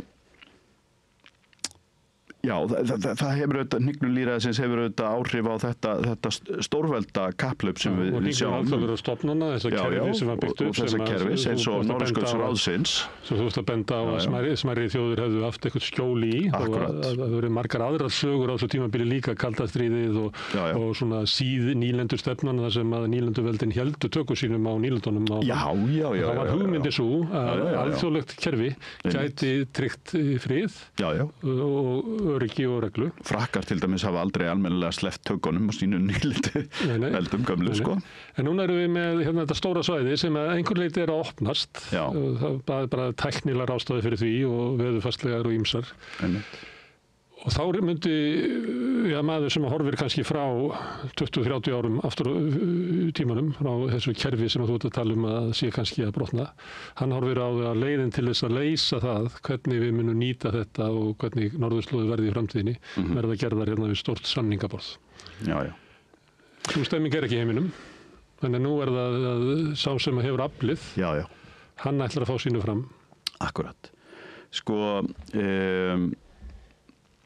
fræðimaðurinn sem að bendi á þetta tímabil og skrifaði það á sínu tíma að þetta tímabil hefði verið sérstaklega gott fyrir smáríki, heitir Peter Katzenstein og talaði um það að smáríki væru sérstaklega viðkvæm gagnvart þrýstingi og að þetta væri óvenjulegt tímabil vegna þess að þau hefði ekki upplifað sama þrýsting þarna og áður og annar fræðimaður sem heitir David Vitale hefur bent á það að smáríki geta sótt sér skjól á 2 vegu, annars vegar með því að halla sér upp að stórum og sterkum nágranna og hins vegar að fara inn í bandalag þar sem að hinir stóru og sterku eru aðilar að bandalaginu en er ekki að beita smáríkin óðurlegum þrýstingi heldur eru þar til að styðja við þau og dæmi slíkt auðvitað Evrópusambandið, þetta auðvitað skrifað í samhengi við það. Þannig að sko við hið stóra samningaborð þá verðum við auðvitað velta fyrir okkur við Íslendingar sko hvar við eigum að vera, hvernig við eigum að tryggja okkar hagsmuni og líf til frambúðar. Og það ræður auðvitað heilmiklu hvað gerist í Bandaríkjunum. Því að sko við höfum auðvitað, okkar varnarhagsmunir hafa auðvitað verið með þeim hætt að við höfum hallað okkur upp að stórum nágranna. Skilur við höfum auðvitað bara sett okkar varnir í hendur Bandaríkjanna. Sko við erum að sjá það að lýðræði í Bandaríkjunum í hættu. Og hvað gerist? Hvaða áhrif mun það hafa í Bandaríkjunum sko? Sumir hafa talað að Bandaríkin væru eins og Þýskaland 1933. Ég ekki sammála því. Ég held að Bandaríkin mun ekki þróast með sama hætti. Þetta endurtekur sagan sig aldrei nákvæmlega eins. Nei, auðvitað ekki. Og sko, Bandaríkin eru bara allt öðruvísi heldur en Weimarlýðveldið var sko. Skilur mig. Og það auðvitað sko miklu stærra ríki. En andstaða fasistana við svolítið lík. Að lýsa Weimarlýðveldinu sem svona upplust slíkt. Já, við heyrum auðvitað sko samskonar retorík, eða svipaða retorík sko, skulum við segja. Og hætturnar eru auðvitað áþekkar. En sko Bandaríkin eru auðvitað miklu stærra og fjölbreyttara ríki heldur en Þýskaland var á þeim tíma. Þau voru bæði auðvitað federal, ég meina Weimarlýðveldið var federal en Hitler afnam það bara með einni tilskipun sko. Ég held að það verið erfiðara fyrir forseta Bandaríkjanna að gera það í Bandaríkjunum. Þar sem þú ert með miklu sterkari ríki og þú ert með sko herafla sem undir beinni stjórn fylkistjórana eða ríkistjórana og þú ert auðvitað með fylki eða ríki eins og Kaliforníu sem að maður sér ekki alveg að muni fara inn í eitthvað sko alræðisríki Trumps svona bara alveg orðalaust, þegjandi og hljóðalaust og sko það eru auðvitað svona ákveðnir svona hættupunktar fyrir svona menn sem að vilja ná tökum á sínu ríkjum. Það eru þegar þeir eru að setja upp kosningar og í Bandaríkjunum að þá eru þetta ennþá sko virkt lýðræði með einhverjum hætti. Það eru haldnar kosningar, skulum við segja. Þeir, maður má orða það sem fylgjöldur Trump hafa nú verið ansi klókir í því að breyta kosningakerfinu þannig að atkvæði andstæðinga þeirra safnist öll saman og nýtist illa. Algjörlega. Og sko þannig hafa þeir völd í mörgum fylgjum. En það er engar horfur á því allavega á þessum tímapunkti að það verði ekki haldnar þingkosningar á næsta ári, skilur mig. Þannig að það verða þingkosningar í nóvember næsta ári. Hvað gerist þar? Það getur verið tvennt að sko annars vegar ná í sko stuðningsmenn Trump meirihluta eða haldi sínu meirihluta í þinginu. Hvað gerist þá? Sko þú nefnir að þeir hafi verið duglegir að gera alls konar hluti til þess að sko halda sínu meirihluta. Mun það leiða til einhverja ásakana kosningasvindl, mun það leiða til mótmæla, mun það leiða til sko átaka.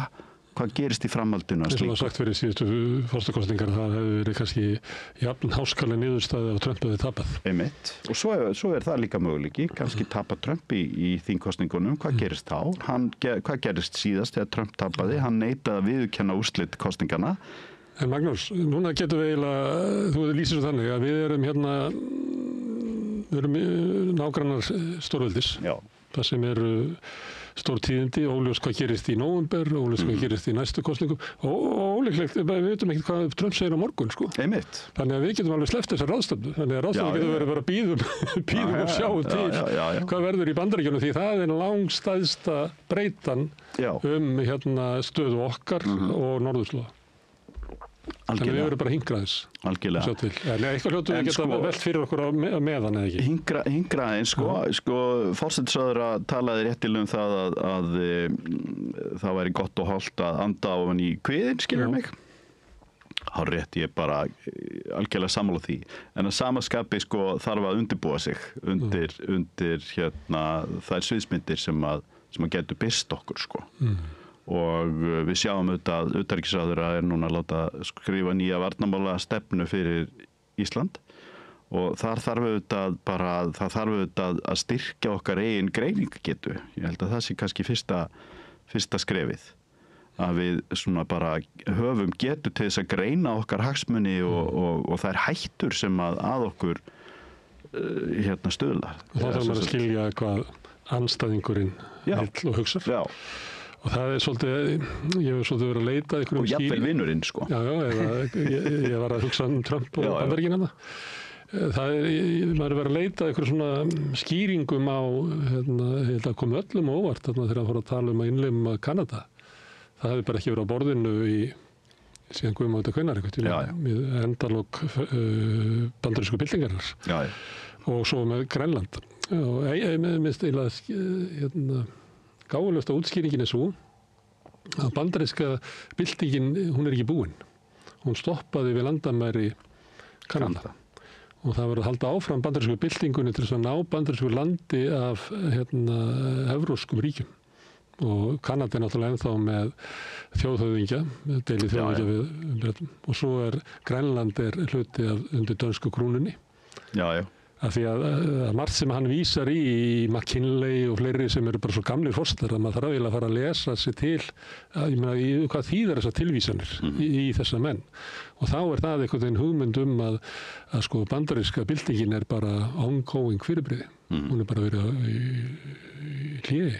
Og þess vegna þurfum við að taka þetta. En ég er bara að segja að þegar maður að fara að reyna að ráða í það hver raunverulega stefna bandaríska stjórnvalda, það ekki einfalt mál. Átt að segja á því. Þetta er mjög svona skemmtileg pæling, sko. En auðvitað Kanada fullvalda ríki sem að sko bara lýðveldi, eða þú veist, það auðvitað ekki lýðveldi en það það ræður sig sjálft, sko. Karl þriðji ræður engu í Kanada, sko. Nei, og erfitt að sjá hvernig Trump getur látið verða af því að innlima það bara erfitt að sjá það, en samt þetta á borðinu.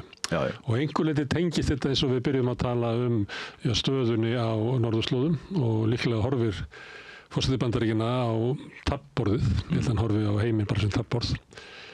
Og finnst bara að hann verið með óveika stöðu þarna.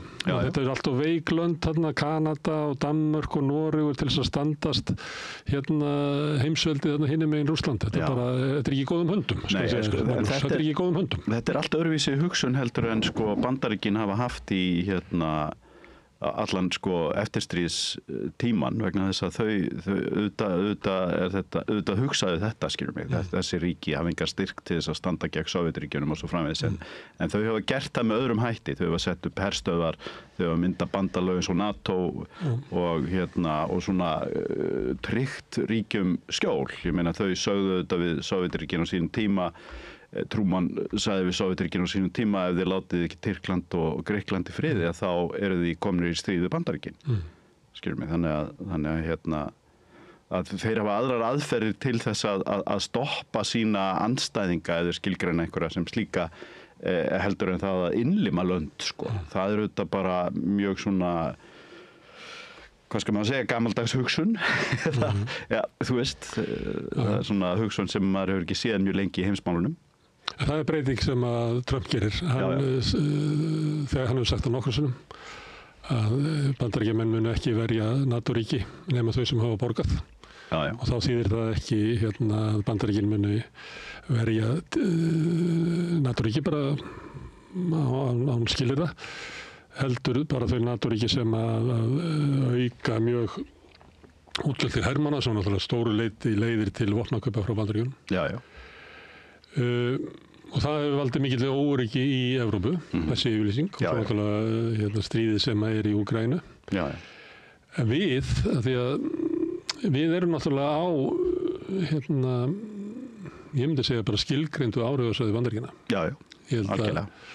Rússar og Kínverjar og allir sem getur mögulega haft einhvern áhuga á Evrópu vita það að þessi eyja þarna þetta bandarískt svæði. Já, auðvitað það. Þannig að við þurfum eiginlega ekki við þurfum eitthvað samninga þetta. Ég meina Bandaríkjamenn munu stoppa alla sem ætla að ráðast á okkur sem annað en á við Eystrasaltslöndin. Já, og þá náttúrulega þetta sko bara þurfum við að velta fyrir okkar eigin hagsmunum þar. Sko er það okkar hagur að vera svona mikið á þessu áhrifasvæði þessa ríkis ef að það segjum að það þróist með óæskilegum hætti, segjum að bara að það verði undirlagt af einhvers konar innri átökum næstu áratugina. Bandaríkin. Já. Að sko það þá ekkert endilega ef við segjum já, Bandaríkin munu verja okkur, þá erum við auðvitað að hugsa þá stöðu sem upp í Bandaríkinu núna. Þeir verja okkur ekki, þeir verja sína stöðu. Já, þeir verja sig, klettin. Þeir myndu verja klettin fyrir sovjerska, rússneska flottanum sem að vildi komast í gegnum Gíukliðið eða eitthvað slíkt, En við horfum á Bandaríkin þá sem þann leikanda og þann geranda í alþjóðamálum sem hann í dag, þar sem að auðvitað öflugasta herveldi jarðarinnar og svo framvegis. En við vitum ekkert hver verður, í hvers höndum verður herafli Bandaríkjanna og kjarnorkuvopna byrðir Bandaríkjanna eftir 10 ár. Verður það í höndum ríkisstjórnarinnar, alríkisstjórnarinnar eða einhverja annara? Við vitum ekki hver þróunin verður þarna og það bara auðvitað dálítið svona, komur að segja, váleg sín, Við getum metið stöðu okkar með því að bera okkur saman við önnur smáríki og eins og þú varst svo sem að gera með því að vísa að við erum frá því sjónarmiði þá erum við háði að alþjóðakerfi haldi, að alþjóðalög haldi og við ættum að styðja alþjóðaglæpadómstólinn og við ættum að gera allt til þess að halda lífi í Sameinuðu þjóðunum. Og þeim Sameinuðu þjóðunum, tímabilin þarf alltaf að vera að sækja aðritara til Norðurlandana sem var einmitt hugmyndum það að þetta væri best geymt í höndunum á smáríkjunum og þannig myndi skapast eitthvað réttlæti sem kannski Sameinuðu þjóður sem eru farnar fyrir einhverjum áratugum. Þannig við ættum að gera það. En með því að vera í svona áhrifasvæði stórveldis, þá ættum við kannski að horfa á sögu þjóða sem í þeirri stöðu. Úkraína náttúrulega í þeirri stöðu. Og fleiri, við getum nefnt Víetnam. Samskipti Víetnam í Kína og önnur stórveldi eru algjörlega byggð á því að þau eru lítið land, miklu stærri við, í nábýli við stórveldi. Og þá gengur það bara á inniskónum. Já, Úkraína, eins og Finnarnir gerðu, þeir sögðu að Finnlandseringinni það að vera góðu vinnur allra á meðan að hlutleysi Svíþjóð væri að vera óvinnur allra þegar Svíarnir voru að reyna að halda upp í stefnu. Finnarnir náttúrulega eru búin að skipta um stefnu og skipta bandamann þarna og gerðu það strax að loknu kalda stríðinu sem bara stendur beint inn í Evrópusambandið. Sættu svona lægi að taka skrefin tildulega hratt og örugt. Og NATO náttúrulega síðasta skrefið sem við tókum núna bara í fyrra, líður hratt tíminn. Akkurat, þannig að. En heldur að þetta með að við séum sérstaklega í ljósi yfirlýsingar Trump Grænland. Að mér finnst það kasta svona ljósi á Íslendinga verði að svona horfast í augu við að hver raunverulega staðan okkar gagnvart þessum stóra nágranna. Akkurat. Og það bara spurningin hvar ætlum við að sækja skjól og ætlum við að sækja það til þessa stóra nágranna sem er dálítið ófyrirsjáanlegur á þessum tímapunkti eða ætlum við að gera það einhvers staðar annars staðar og hvað annað kemur til greina? En Evrópusambandið getur nú líka verið ófyrirsjáanlegt. Já, Evrópusambandið náttúrulega, þú nefndir á þannig, við þurfum auðvitað að treysta á það að eins mikið að þessu alþjóðakerfi sem hefur verið uppbyggt haldi og mögulegt og Evrópusambandið auðvitað svona dýpsta ríkjasamstarf sem hefur verið komið á svona með þessum hætti, þannig að þú haldir fullveldi innan þess, Það auðvitað að koma sér upp svona sjálfstæðri getu til þess að tryggja sínar varnir. Við erum auðvitað með innanborðs þar kjarnorkuríki þó að það sé auðvitað í mýflugumynd miðað við Rússland og Bandaríkin. Við erum auðvitað líka í nánu varnarsamstarfi við Breta sem eru utan Evrópusambandsins innan JEF, þar sem við erum með Norðurlöndin, Eystrasaltsríkin og Holland og Bretland. Við erum auðvitað vinir Þjóðverja sem að byggja upp sinn herafla mjög hratt.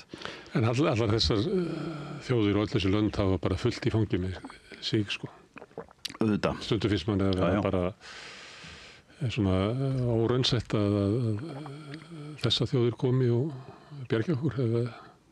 Ef á okkur ráðist. Og við skoðum kannski svona söguna, að þá náttúrulega sóttu við stuðning til Bandaríkjanna í deilum, eins og í landhelgisdeilunni. Við höfum líklega ekki orðið sjálfstæði nema með blessun frá Bandaríkjunum. Nei, Bandaríkin auðvitað bjuggu til þetta sjálfstæða lýðveldi hér, eða studdu það. Við áttum góð viðskipti við Sovétríkin allt kalda stríð. En svo var í svona náinni framtúkanast við það þegar hrunið var og þá leituðu Íslendingar til vinaþjóðana og komið ljós að það engin vinur í leik, sko. Einmitt, engin bróðir í, engin annars bróðir í leik einhvern veginn svoleiðis sem það sagt. Já, akkurat, nema Færeyingar, þeir kom okkur til. Já. Þeir létu okkur hafa eitthvað. Lítið færeyska herin. En þetta spennandi, það var kannski ljótt að segja það, sko. Heimurinn einhvern veginn á heljarþröm.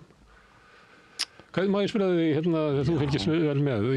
Ég stundum spurt fólk, svona tilfinninguna fyrir því, hvort að fólk sé svona bjartsýn á þróun mála. Já. Af því að mér finnst vera meira í núna svona uggur þróun bara okkar heimsluta, heiminum, stríð sprettur upp. Einmitt. Ég býst við að þú hefur fundist að sárar að lesa vopnaátök og landamærum Indlands og Pakistan núna heldur en kannski fyrir 20-30 árum. Að það allt innu það fær allt svona sérstaka merkingu. Akkurat. Lifum við þannig heima svo óheppin að lifa áhugaverða tíma?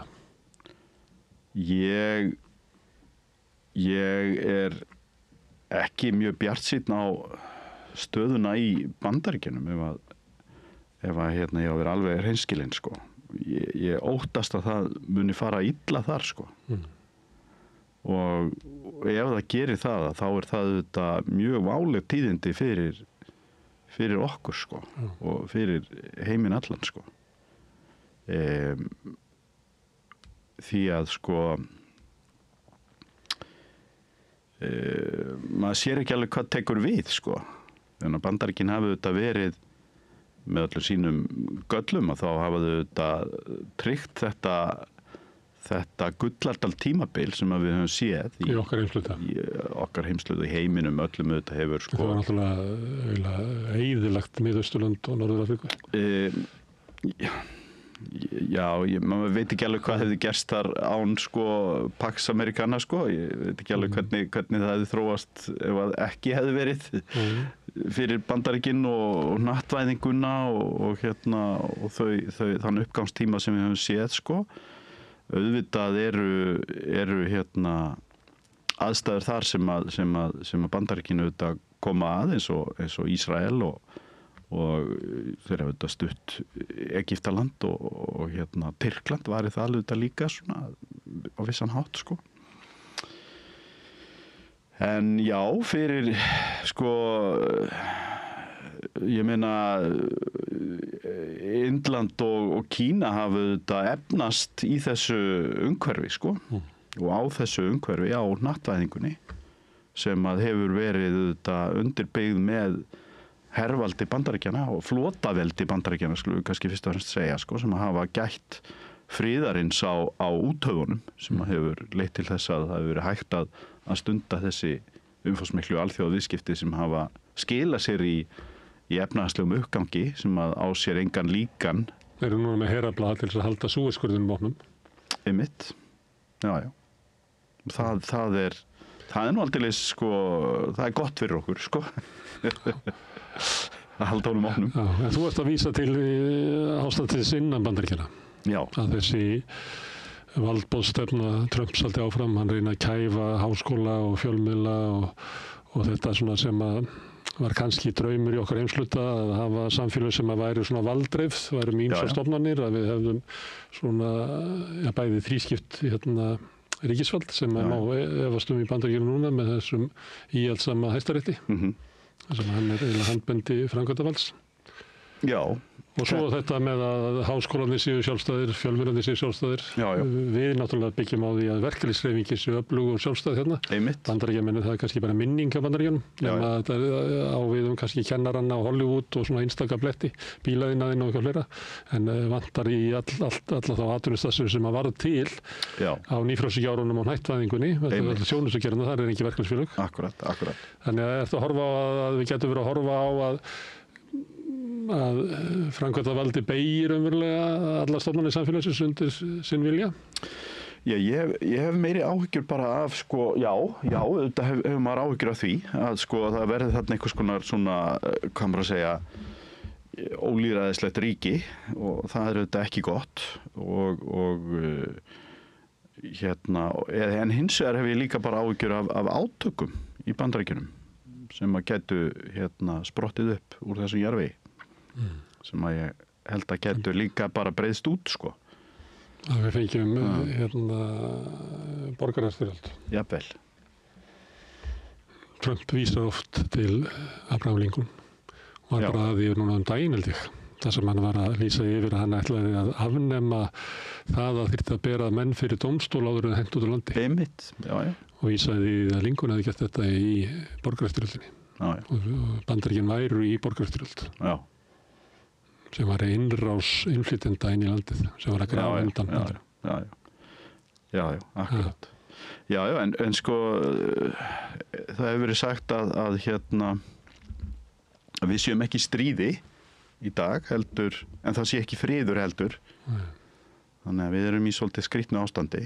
Ég sé ekki of svartsýnn en sko í þessu ástandi held ég að við þurfum bara að horfa inn á við og við þurfum að styrkja okkar eigin greiningargetu fyrst og fremst til þess að átta okkur á því hvað er framundan. Ég vona bara að íslenska ríkisstjórnin sé að huga því, mér sýnist það og treysti því. Herðu, ráðstefnan er á morgun í Norrannahúsinu. Já. Hún byrjar fyrramálið ekki? Það er ekki 9? Hún byrjar kl. 9:30. 9:30, já. En fínt að vera mættur kl. 9. Akkurat, passa. Fá sér kaffibolla. Já, kjafta eins. En af hverju eru þið í Norrannahúsinu? Af hverju eru þið ekki uppi á Bifröst? Mér finnst það svo fallegur staður. Já, því miður þá er það bara þannig að kampusin á Bifröst er lokaður. Af hverju er hann? Vill ekki vera þarna? Það kom upp mygla í skólahúsunum, því miður. Þannig að við þurftum bara að flýja þau og höfum ekki komið þangað inn bara í 2 ár. Þessu nýju húsunum þá sem skólabyggingunni. Skólabyggingunni, já. En gekk það eitthvað að hafa svona heimaðarskóla eða? Það var á tímabili var reynt að hafa þetta heimaðarskóla, það var oft svona fólk sem hafði dottið út úr námi og kom aftur. Við vorum þetta með 800 manna háskólaþorp svona í kringum 2006-2007. Svo gerist eitthvað með hruninu að það verður bara svo breyting að fólk treysti sér ekki til þess að flytja þarna upp yfir. Verður náttúrulega ofur trú á fjarkennslu. Svo kemur auðvitað fjarnámiðinn og það auðvitað kemur á vissan hátt bara sem svona dálítið bjargvættur þessa skóla. Og eru þið bara í fjarkennslu? Og staðan svo í dag, við erum bara í því. En við erum með svona staðlotur, svo kallum þær, og við höfum haldið tryggðu Borgarfjörðin í þeim efnum og erum með þær í Borgarnesi og Hvanneyri. Og maður er náttúrulega lesið mikið það að fjarkennsla sé ekki eins góð. Við þurfum að eiga samskipti í... Við finnum það hérna að samtal sem ég á við fólk sem situr inn í stúdíónu eða Zoom-i, þetta er sikkur hluturinn. Já, ég meina, auðvitað er það. En þess vegna hefur við þessa staðlótura því við viljum líka bjóða upp á það að fólk geti hist í eigin persónu. En með svona þessari tækni að þá eru auðvitað alltaf að verða, tækifæri til þess að gera þetta fjarnám skemmtilegra og meira spennandi og fólk óhæfara til þess að eiga í samskiptunum í holdinu eða ekki. Það getur líka gerst. Já, það getur það gerst. Málið er hins vegar það með okkar nemendur að þá eru þeir nú mjög mikið í samskiptum við annað fólk því að þetta er nú að langstærstum hluta fólk sem er bara í fullri vinnu. Sem er í námi hjá ykkur. Já, okkar nemendur eru að meðaltali 38 ára gamlir, fjölskyldufólk í fullri vinnu sem að myndi ekkert verið í námi ef að það þyrfti að mæta einhver staðar klukkan 10:40 á einhverjum stað á miðvikudögum. En ekkert svo ólíkur hópur bjó uppi á Bifröst upp af aldarinnar? Já, þá var fólk... Það var barnaheimili og þá var fólk tilbúið til þess að flytja upp yfir.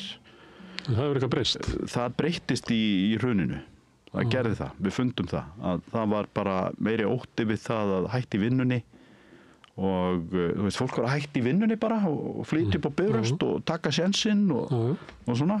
Frjálst? Já. En nú er það kannski minna frelsi að fólk óttast að sleppa vinnunni. Það var þarna eitthvað tímabil þar sem að kom upp þessi ótti, fólk vildi ekki sleppa vinnunni og bara haldi í sitt og og það dugði til þess að verða einhvers konar svona vatnaskil í okkar starfsemi því að þá þetta brugðust við með því að færa fleiri og fleiri námsleiðir yfir í fjarnám og það þetta vindur upp á sig líka sko.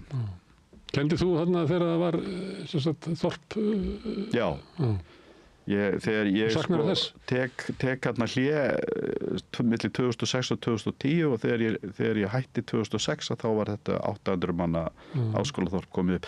Já, þetta var þetta skemmtilegu tími sko. Fullt af fólki, það voru stappfulli gangarnir hérna fólki og já, þetta var mjög skemmtilegt sko. Mér finnst alltaf gaman að koma þarna líka í gamla húsið og hugsa alltaf til Jónasarhreyflu og samvinnuhreyfingarinnar. Þetta var byggt upp sko. Jónas var aldrei hérna upp frá sko. Hann var alltaf á móti því að skólinn er færður upp yfir. Þetta er satt samvinnuskólinn sem samvinnuhreyfingin undir forystu kannski Jónasar leit svo á að ef við ætlum að byggja upp okkar hreyfingu þá verðum við að mennta okkar fólk. Við getum ekki verið að taka við einhverjum viðskiptafræðingum út úr kapitrískum skólum. Passar. Þeir koma náttúrulega og vilja bara fara að græða peninga. Þessi skóli var settur upp til höfuðs verslunarskólanum og hugmyndum auðvaldsins hvernig ætti að mennta fólk. Á grundvelli hugmynda Ruskin College í Oxford sem var auðvitað stofnaður af tveimur bandarískum sósíalistum í lok 19. aldar til þess að mennta forystu fólk, verkalýðshreyfingar og samvinnuhreyfingar og þannig var samvinnuskólinn. Hann var til þess að mennta fólk fyrir samvinnuhreyfinguna og verkalýðshreyfinguna, forystu fólk. Ég held að þetta skiptir máli, ég er ekki að segja að það fyrir að fara sömu leið aftur. En ég hef stundum velt í fyrir mér að fólk sem að reka kannski verkalýðsfélög og eitthvað fleira og svo ræður það fólk sem ég held að verið Ögmundur Jónasson sem sagði að þeir sem útskrifast úr viðskiptafræði að þeir eru menntaðir í nýfrjálshyggju. Já, ég fór sjálfur í gegnum nýfrjálshyggju nám í Bandaríkjunum, tók mastersgráðu í hagfræði og lærði þar þessi nýfrjálshyggjufræði og þetta er það þannig að fög eins og hagfræðin og viðskiptafræðin eru þetta undir talsverðum áhrifum frá þeim hugmyndum en þau gefa líka tæki til þess að líta gagnrýnið á þær hugmyndir. Þannig að við skulum ekki vanmeta það heldur. Sko. En að því vorum að tala áðan svona valddreift samfélag, það sem hafa verið marga miðjur og háskólallir frjálsir og svona, að þá þótt að við séum fámenn, að þá þurfum við, það er ekki gott fyrir okkur þegar bara ein lína sem gengur hann. Að sömuleyti stofnun samvinnuskólanum á síðan tíma var það að væri eitthvað svona önnur sjónamið og ég veit ekki hvort það sé eitthvað af því í Háskólanum á Bifröst. Við erum að svona vona það. Við erum auðvitað með félagsvísindadeild á Bifröst sem að ljáir viðskiptafræðinni námskeið sem að kannski veita þeim tækifæri til þess að líta á samfélagi með öðrum hætti heldur en kannski bara í gegnum markaðsfræði eða annað slíkt sko. Nýtist okkur mjög vel Bifröst þeir sem eru með svona spjallhætti. Þeir kemur svolítið öðruvísi fólk. Svolítið koma öðruvísi hugmyndir. Já, við erum mjög stolt af okkar fólki og Bifröstingar eru afl í íslensku samfélagi sem að hefur látið að sig kveða mjög víða. Herðu, Magnús Skjöld, takk fyrir að koma hingað og ræða norðurslóðir og svo sem bara heimsmálin almennt og gangið ykkur bara vel á ráðstöfnunni í Norðurlandsinu á morgun. Takk hjálpa. En við höldum áfram við Rauðaborðið, við erum alltaf að reyna að skilja hennar heim sem við lifum í og er alltaf að breytast. Óðum og við náum í skottuðarum, þá hleypar hann eitthvað. Næsti kafli er eftir augnablik. Samlokubrauð, maltbrauð, tékkneskt súrdeigsbrauð, brauð ársins, Bernhöfts bakari, íslenskt handverk síðan 1834. Og Gunnar Smári er ekki hættur, hann ætlar næst að ræða hverfið sem byggja á vestan við Slippinn við Reykjavíkurhöfn. Mál sem að ýmsir hafa skoðun á. Hann ætlar að ræða við Ástu Olgu Magnúsdóttur, hann er íbúið hana og verkefnastjóri. Og Egil Sæbjörnsson, hann er myndlistarmaður og aðgerðarsinni í byggingarlist og Pál Jakobsson Líndal, doktor í umhverfissálfræði. Við skulum athuga hvað þau hafa að segja þessar fyrirætlanir, gjörið svo vel.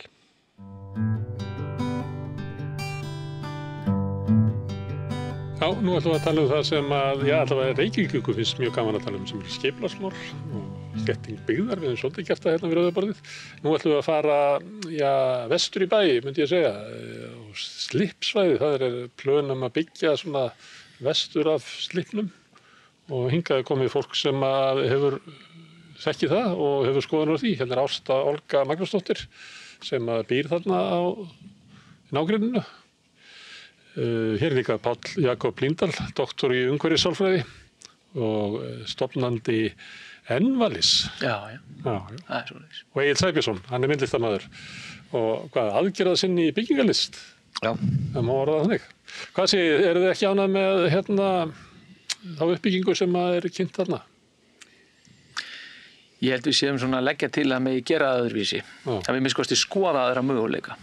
Við erum að horfa til þess að sögulega víddin sé tekin fastari tökum og það sé hort á þetta svæði, þetta mikilvæga svæði höfninni í stærra samhengi. Bara við sitt nágrenni í tengslum við söguna. Bara, ég meina sem við getum rakið í sjálfu sér allt aftur til ársins bara 874 þegar Ingólfur Arnarsson er að og viltu bara við viljum bara fara að þangað sko. Viltu stróka allt út sem hefur verið byggt síðan þá? Nei, ég segi nú kannski, ég verður stróka allt út en við þurfum að huga að þessum að þarna svona í einhverju mynd þá kom hann að landi þarna og síðan hefur þetta svæði verið virt svæði og partur af menningu borgarinnar og uppbyggingu borgarinnar. Og við viljum bara að þessu sé haldið til haga og það sé hugað að uppbyggingi taki mið af þessum. Því sem var að mörguleiti margt farið, ekki Daniel Slipp farinn og Slippurinn ekki svipur á sjón. Og það sé náttúrulega ótrúlega glæsilegt að sjá skip dregin upp að landi bara downtown Reykjavík. Já, þetta er bara mikilvæg þáttur í mótun borgarinnar. Og það eru þarna, það er eins og til dæmis það bara hvernig sjórinn mætir landi, bara fjara í Slippnum sem er náttúrulega einstakt í borgarlandinu og einstakt fyrir norðurströndina á norðurströnd borgarinnar. Þeir sem að horfa á þetta í sjónvarpi eða í mynd að við munum skjóta inn svona myndum af því sem að þarna er ráðgert að gera.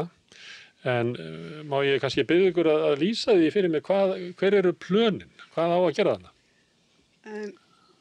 Ég ætla kannski líka bara að byrja að segja þetta, við erum ekkert að byrja núna, þetta kannski byrjaði 2003, þessi svona slagur íbúa, því ég er nú búin að þekka þetta svæði bara alla mín ævi þannig að það var, og það eru rosalega breytti tímar, þannig að það var byrjað strax þegar fyrstu skipulagstillögur fóru að koma þarna á svæðinu, þá byrjuðu sagnfræðingar sérfræðingar og íbúar að benda á svona gæði sem voru einhvern veginn bara fólk var ekki að taka eftir og sem að hættan hefur verið þurrkuð út bara með því að setja svona borgatúnsbyggingar hérna. Já, og nú svo er þetta búið að fara í nokkra hringju. Ég 2004 eða 2005 hélt ég hátíð þarna sem kallaðist Óður til Slippsins með Önnu Maríu Bóadóttur arkitekt og þá byggðum við mitt fólki inn á svæðið þegar fólk hafði ekki komið inn á svæðið. Ég þekkti svæðið vel en þetta var alltaf náttúrulega bara lokað, en þetta var þetta iðnaðarsvæðið, þannig að það er bæði þessi saga sem Páll var að tala en svo þessi iðnaðarsaga okkar, tenging við bara skipagerð og útgerð og verið að leggja saltfisk þarna og öll hafnarstarfsemi, þetta er tengingin milli hafnarinnar og miðbæjarins, þannig að þetta er búið að fara í margar ítranir, mikið athugasemdum frá bæði íbúum og sérfræðingum í gegnum þessi rúmlega 20 ár núna, þannig að þetta er svona loka tilraunin til þess að vekja upp umræðuna virkilega. Þetta er síðasti búturinn á strandlínunni. En til að forða hverju? Til að forða því að við fáum byggð sem að tekur þetta úr samhengi, sem að er í engu samhengi við byggðamynstrið. Þetta er innan hverfisverndar, þetta svæði, þótt þetta sé þróunarreitur, en þá er skilyrði samkvæmt aðalskipulagi 2040 að byggðin sé í samhengi við staðaranda við byggðamynstur þannig að þótt að sé verið að byggja nýtt þá á það að hafa skírskotun í það sem er í kring. Þannig að það sem á að koma eru svona frekar svona staðlaðar byggingar 3 til 5 hæða. Svipað er bara hinum megin á, hvað heitir þetta? Héðinsreit, vesturinn. Hörpuna? Hafnatorg. Já, Hafnatorg. Já, myndi vera svolítið svona einsleitt lína. Eins og Norðurbakkinn í Hafnarfirði og það er búið að setja svona Þetta er víða í Kaupmannahöfn, sett svona 3-4 hæða svört hús þar sem áður voru hafnir. Já, við erum ekki búin að fá leitin, við viljum ekki sjá það og mér finnst þá verið að selja íbúðir sem íbúðir með hafnarstemningu en þá verið að taka frá hafnarstemningu og staðarendin er svo viðkvæmur. Þú verður að hugsa þetta jafnvægi. Þú vilt að margir njóti hafnarinnar en að það sé ekki bara selt þeir sem hafa efna á að borga það. Já, og ekki alltaf að taka frá honum, frá staðarendanum til þess að selja hann en síðan er bara einhvern veginn ekkert eftir. Þetta er bara gríðarlega mikilvægur blettur. Já, það er kannski bæta við að þessi reglugerð sem að hún Ásta vísar í 2040 að hún talar áætlun fyrir svæðið innan hringbrautar, sem sagt gömlu hringbrautar eins og hún var áætluð í kringum miðbæina Reykjavík eins og hún var á þeim tíma. Og sem þá kannski hringbrautin og svo Snorrabrautin. Snorrabraut. Ég lagði einhvern veginn til að mætti ekki byggja neitt þarna upp á þessu svæði nema það sem áður var. Bara að því að við eigum náttúrulega Borgartúnið og við eigum Skeifuna og við eigum nóg pláss fyrir svona ný hverfi en við eigum bara eitt gamalt hverfi. Já, þarna kemur að sem að ég ætla að bæta við að ég held að Íslendingar ættu að stefna því að setja allt það svæði á minjaskrá UNESCO. En þetta er það bær sem að byggjast upp frá því fyrir þegar að ullarvinnsluhús er raðað niður í kringum Aðalstræti og frá þeim iðnaði byggjast íbúðarhús og svo stækkar þetta og höfnin er hérna alltaf í miðsvæði. Laugavegurinn myndast síðan á sínum tíma og svo framvegis og þarna byggist upp í rauninni þéttbyggð innan hringbrautar á eðlilegan hátt sem að er mjög skilvirkt þétt svæði, það þarf í rauninni ekki að þétta innan þessa svæðis og í Varsjá, þar var gamli miðbærinn til dæmis, hann er verndaður er á minjaskrá UNESCO og þetta er einstakt svæði og það ætti ekki að raska við því meira. En er ekki búið að raska ansi mikið við? Þú nefndir eins og Laugaveginn, það er búið að tróða þar húsum mjög þétt og ennþá verið að byggja. Það er verið að byggja á Vatnstígnum og upp eftir Laugaveginum og þið kannist við hvernig þetta er gert. Það er skilið eitt bárhús eftir og kannski lyft upp og svo er eitthvað svona eins og ég kalla borgartúnsbyggingar í kring. Já, það vantar bara þessa stóru sýn það að þetta heildarsvæði spili saman. Það er ekki nóg að vernda 1 hús eða 3 eða halva götu eða eitthvað svoleiðis. Og sjáðu til, við erum ekki að segja að það er alltaf verið að gera alltaf rangt. Það er búið að gera þeir sem hafa verið í borginni síðustu 20 árin tóku alls konar ákvarðanir sem voru réttar að vernda og jafnvel kaupa reiti tilbaka neðst á Laugavegi og Allianshúsið þarna vestur frá er verndað og litli Steinbærinn og gömlu verbúðurnar, þeim var hlíft þegar ferðamenn fóru á áhugaðum þegar sægrefin opnaði. Það er samt þannig að það verið að vernda eitthvað svona lítil hús, en síðan er uppbyggingin heldur áfram, svona alveg í kringum þau Já, það sem ég ætla að segja. Og ég segja þeir sem þú ert að tala að ég veit til dæmis að forystufólk í borgin er alltaf eða var svona mynda þessi 4-5 hæða hús á Hverfisgötunni og eða varu með svona bogið hotnið eitthvað að tala hvað það væri eftir svona vert eða straujárnið sem er niður yfir Hafnarstræti, hvernig uppbyggingin væri einhvern veginn í takt við eitthvað sem er líklega annað heldur en þú ert að vísa til sem að það væri þá vísum til gömlu byggðarinnar. Ekki eins og Reykjavík hefði geta orðið ef að steinsteypuöldin hefði haldið áfram hann eftir 1930. Það er ákveðin retórík það er ákveðin retórík sem þetta með aldrei snúa við og alltaf að fara áfram og byggja eitthvað nýtt. Þetta er svona retórík sem er frá modernismannum sem er sem er bara 100 ára gömul hugmyndafræði og það er rosalega margt búið að gerast síðan. Það er komin önnur retórík fyrir löngu síðan líka sem að fjallar það að það þurfa að vernda ákveðin svæði og svo halda áfram með þetta nýja annars staðar og við erum ekki hópur sem tala fyrir því að fara bara að vera að byggja gömul hús. Ég er á því og við vilja flesta að framtíðin sé að koma með bara nýja tegundur og húsum og allt það en ekki inn á þetta svæði? En á þessu svæði þá er eins og að til dæmis hús eins og þarna Exeterhúsið sem við vorum að tala áðan var rifið fyrir slysni og svo skipað að byggja það aftur. Hverju munar það að stálsmíðan var rifin fyrir 20 árum en stóðar í áratugi ef við myndum byggja hana bara upp núna aftur? Það kostar jafn mikið eins og byggja nýtt hús. Það er að byggja hana eins og nýtt hús bara með því útliti. og pakkhúsin, það er að byggja það aftur bara með gömlu útliti en sem í rauninni sko gera það rétt, eða veist, kannski með meiri dítel og meiri svona næmni en á Selfossi, þú veist og hérna en fá sögulegu byggðin okkar tilbaka og sögulegu byggð í rauninni það sem að stóð fram að svona árinu 2000 og byggðist upp á 2000-öldinni þegar þetta byggðist upp á eðlilegan hátt setja svona ákveðin punkt þar. Má ég bæta inn í þetta bara af því að þetta svona ein sýn sem að við þyrftum að, þú veist, sem að væri svo áhugavert að skoða en aðalatriðið tengingin að slíti ekki þessi tengingu í sundur, að skemmi þetta ekki og kannski horfa bara aðeins tilbaka, má stundum viðurkenna mistök. Fyrir 25 árum þá það gerði fólk sér ekki grein fyrir hvað var að horfa heildrænt á svona svæði. Það var bara, Minjastofnun meiri segja viðurkenndi það var hvatti þess að skipulagi það væri horft á þetta í stærra samhengi. Þetta svæði hefði aldrei farið inn í hverfisskipulaga því okkur bara sagt að okkur komið deil ekki við að þetta þróunarreitur íbúðum þarna. Þannig að ég er búin að taka þátt í starfi íbúðaráða hjá Reykjavíkurborg, íbúðasamtökum og spyrja endalaust. Ég hef hlynnt þéttingu, mér veist frábært að hjóla hérna uppi dyr gegnum nýja torgið hjá Hlemmi og það er svo margt gott sem að gerist en ég hef alltaf verið að spyrja það er bara eftir hvernig við erum að þétta. Og núna vill fólk taka þá umræði og tökum hana þá.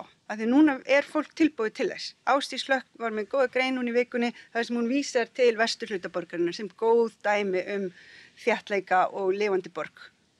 Og er eftir svona verður staður, fólk vil búa þar og þannig viljum við að slippursvæði sé ekki að skemma það. Og stæðsti hlutin af endurnýjuninni á þessu svæði var framkvæmd af einstaklingum sem að keyptu kannski ódýrt hús í niðurnýslu á Njálsgötunni og gerðu upp en sá tími liðinn sko, núna eiginlega Njálsgatan og Grettisgatan maður sér alveg að þarna komið svona verktakavæðing í öllum bakgörðum og eitthvað fleira þannig að mjög sorglegt að horfa upp á það. Gríðarlega mikið á sig til þess að halda við gamlu timburhúsunum í Vesturbænum og það eru eins og þú segir hérna friðuhús, lítill steinbær, allianshúsi sem eru bara svona hverfvægnin í þessu. Já, þetta drabbast niður. Þetta er líka sko, veist, í staðan fyrir að við séum kannski að tala endilega veist, að endurbyggja gömul hús þó að það sé gott að gera það, veist. Ég meina eins og Egill kom inn á hann með stálsmiðin og slíkt, þá getum við líka litið á það að það virðist vera bara samkvæmt rannsóknum í sálfræði, að það eru bara ákveðnir eiginleikar byggðsumhverfis sem að virka betur á fólk heldur en aðrir. Mannlegur skali. Til dæmis mannlegur skali, fjölbreytni í umhverfinu. Þannig ég sé ekki að labba fram hjá sömu hliðin á húsi í 2 mínútur. Já. Það er ekki allir sem hafa til þess að vera í Midtown, New York, munur á það, eða labba meira svona downtown? Já, ég meina og þessar sterilu hliðar sem við erum til dæmis að labba fram hjá nýlegum byggingu, bara til dæmis í skuggakverfinu í gær. Og þá er þetta svona hliðar einmitt svona sem eru óaðlagandi að mörguleiti, þetta er í Borgartúni líka, það er kannski ingangur inn í einhver tæknirými og eitthvað slíkt. Hafnatorg hefur gagnrýnt fyrir þetta. Já, einmitt. Það sem gengur fram hjá ódýrubúðinni þarna. Akkurat. Þannig að sko við þurfum fjölbreytileika í umhverfið, við þurfum hennar mannlega skala. Við þurfum líka sko í þessa sögulegu vídd. Það skiptir okkur máli. Það skiptir okkur að við vinnum með ræturnar og svo er það þessi tengsl við náttúru sem skiptir okkur máli. Og þegar við horfum á eins og til dæmis bara hérna gamla Vesturbæinn, þá er það bara þannig að það hverfi er bara að tikka í þessi box og þess vegna líkar okkur býsna vel við það. Sumum, ekki öllum. Já, algjörlega, þú getur alltaf ekki alhæft alveg. Sumir horfðu á torfuna og grótahörpuð og svo þetta verið kumbaldar sem ætti að rífa. Vissulega. Það er því skammar að vera að venda þetta sem að fólk hefði byggt upp af fullkonu vanefnum úr einhverjum kassafjölum og eitthvað fleira. Það er miklu sniður að bara rífa þetta og byggja eitthvað úr almennilegu steinsteypu, sýna það að þjóðin hefði þroskast. Já, alveg svo stóð til hérna á 8. áratugnum. En sko þá getum kannski ekki tekið alveg að færta alveg niður á hvern haus. Ég get ekki fullyrt af öllum líki þetta sem ég er að segja, sko, þessa tegund af umhverfi. En ef við horfum á hópa fólks, þá eru þetta niðurstöður sem er að koma fram aftur og aftur. Að fólk líkar best við umhverfi sem býr yfir þessum eiginleikum en að samaskapi mislíkar þá umhverfi þennan stóra skala, einsleitnina, engin tengsl við náttúru og að þetta séu svona hverfi sem að eru þá þannig að þau geti verið hvar sem hvenar sem sko.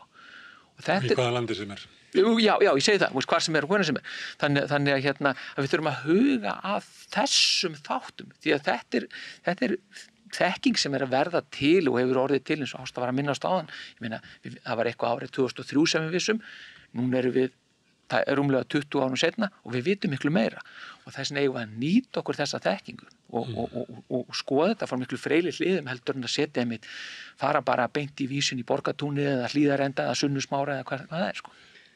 Nú hefur maður séð þess að þróu mjög víða, ég nefndi hann að Kaupmannahöfn, ég veit ekki hvað þú kannist við þetta hann sem verið að byggja upp og það er misvel gert en sumt er bara hryllingur, það eru bara svartir gumbaldar upp á 5 hæðir, hvert hús af öðru.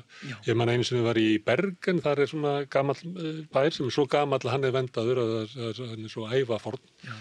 En svo er þarna til dæmis verkamannahverfi sem hafði byggst upp fyrir ofan höfnina, þar sem hafði verið skipasmiðastöðar og svona einhverju landanir og eitthvað fleira og ákaflega fallegt hverfi í svona mannlegu skala. En svo fer hafnastarfsemi náttúrulega óhjákvæmilega. Hún hendar ekki hafana bara í miðbænum. Og hvað er byggt þá í staðinn í Bergen? Nákvæmlega sama dótið og við erum að byggja öllum hafnarsvæðum sko. Þannig að þetta er ekki að því að þetta er ekki mölbóháttur Íslendinga. Þetta er eitthvað svona afl sem að ítir áfram uppbyggingu borga bara í okkar heimsluta. Þó er gamalt iðnaðarhverfi þarna í Kaupmannahöfn sem að byggðist upp fyrir 20-25 árum með alls konar restauröntum og lifandi. Svipað hefði getað gerst hefði við til þess ekki byggt upp Skúlagötuna, heldur vendað Völundarhúsið og Slátufélagið og þá byggð. Já, þetta er náttúrulega sko, þetta er sín og díalógur sem þarf að styrkjast og að við náttúrulega, þú veist, öllum torfbæjunum var rift á sínum tíma og einhvern tímann mörgum áratugum setna skildu allir hvers konar mistök það voru og það er margt búið að gerast. Fólk fattaði það upp úr 80-sinu þegar að miðborg Reykjavíkur var bara slömm og svo fór að koma falleg hús og svona. Þá byrjaði að fattast hvað þetta væri fínt og það er búið að vernda ýmislegt en sú sýn þarf bara að fara miklu lengra og þegar við sjáum að það sé að fara að koma svona byggð, kannski verða þetta bara ágætisbyggingar eða stendur til að gera ágætisbyggingar í vesturhöfni eins og það er kallað núna að sko það er bara ekki rétta staðsetningin fyrir þannig laga byggingar vegna þess að við þurfum að vernda sko hverfamyndir alveg eins og að náttúrulega svolítið íkt dæmi að nefna Feneyjar en þær eru ekki svona eins fyrir tilviljun, þær eru stranga reglugerðir sem kveða á að það má ekki byggja eitthvað nýtt þetta inn á milli og það þarf að taka þetta miklu og maður er bara, sko, já ég ætla að segja það bara beint út maður er í sjokki yfir því að sjá hvað á að fara þarna á þennan bakka það mun eyðileggja algjörlega þessa gömlu sögufrægu mikilvægu höfn þetta eru mistök sem eru að minnstakosti á við það að ryðja niður öllum torfbæjunum. Þetta er ekki bílastæði. Það er ekki hvort að við viljum þetta bílastæði eða einhverjar nýjar byggingar og þeir séu þá að redda málunum. Það er ekki það. Það var nú notað, ég man að ég var að gagnrýna uppbygginguna sem var ágerð á milli Hafnatorg og út að Hörpu.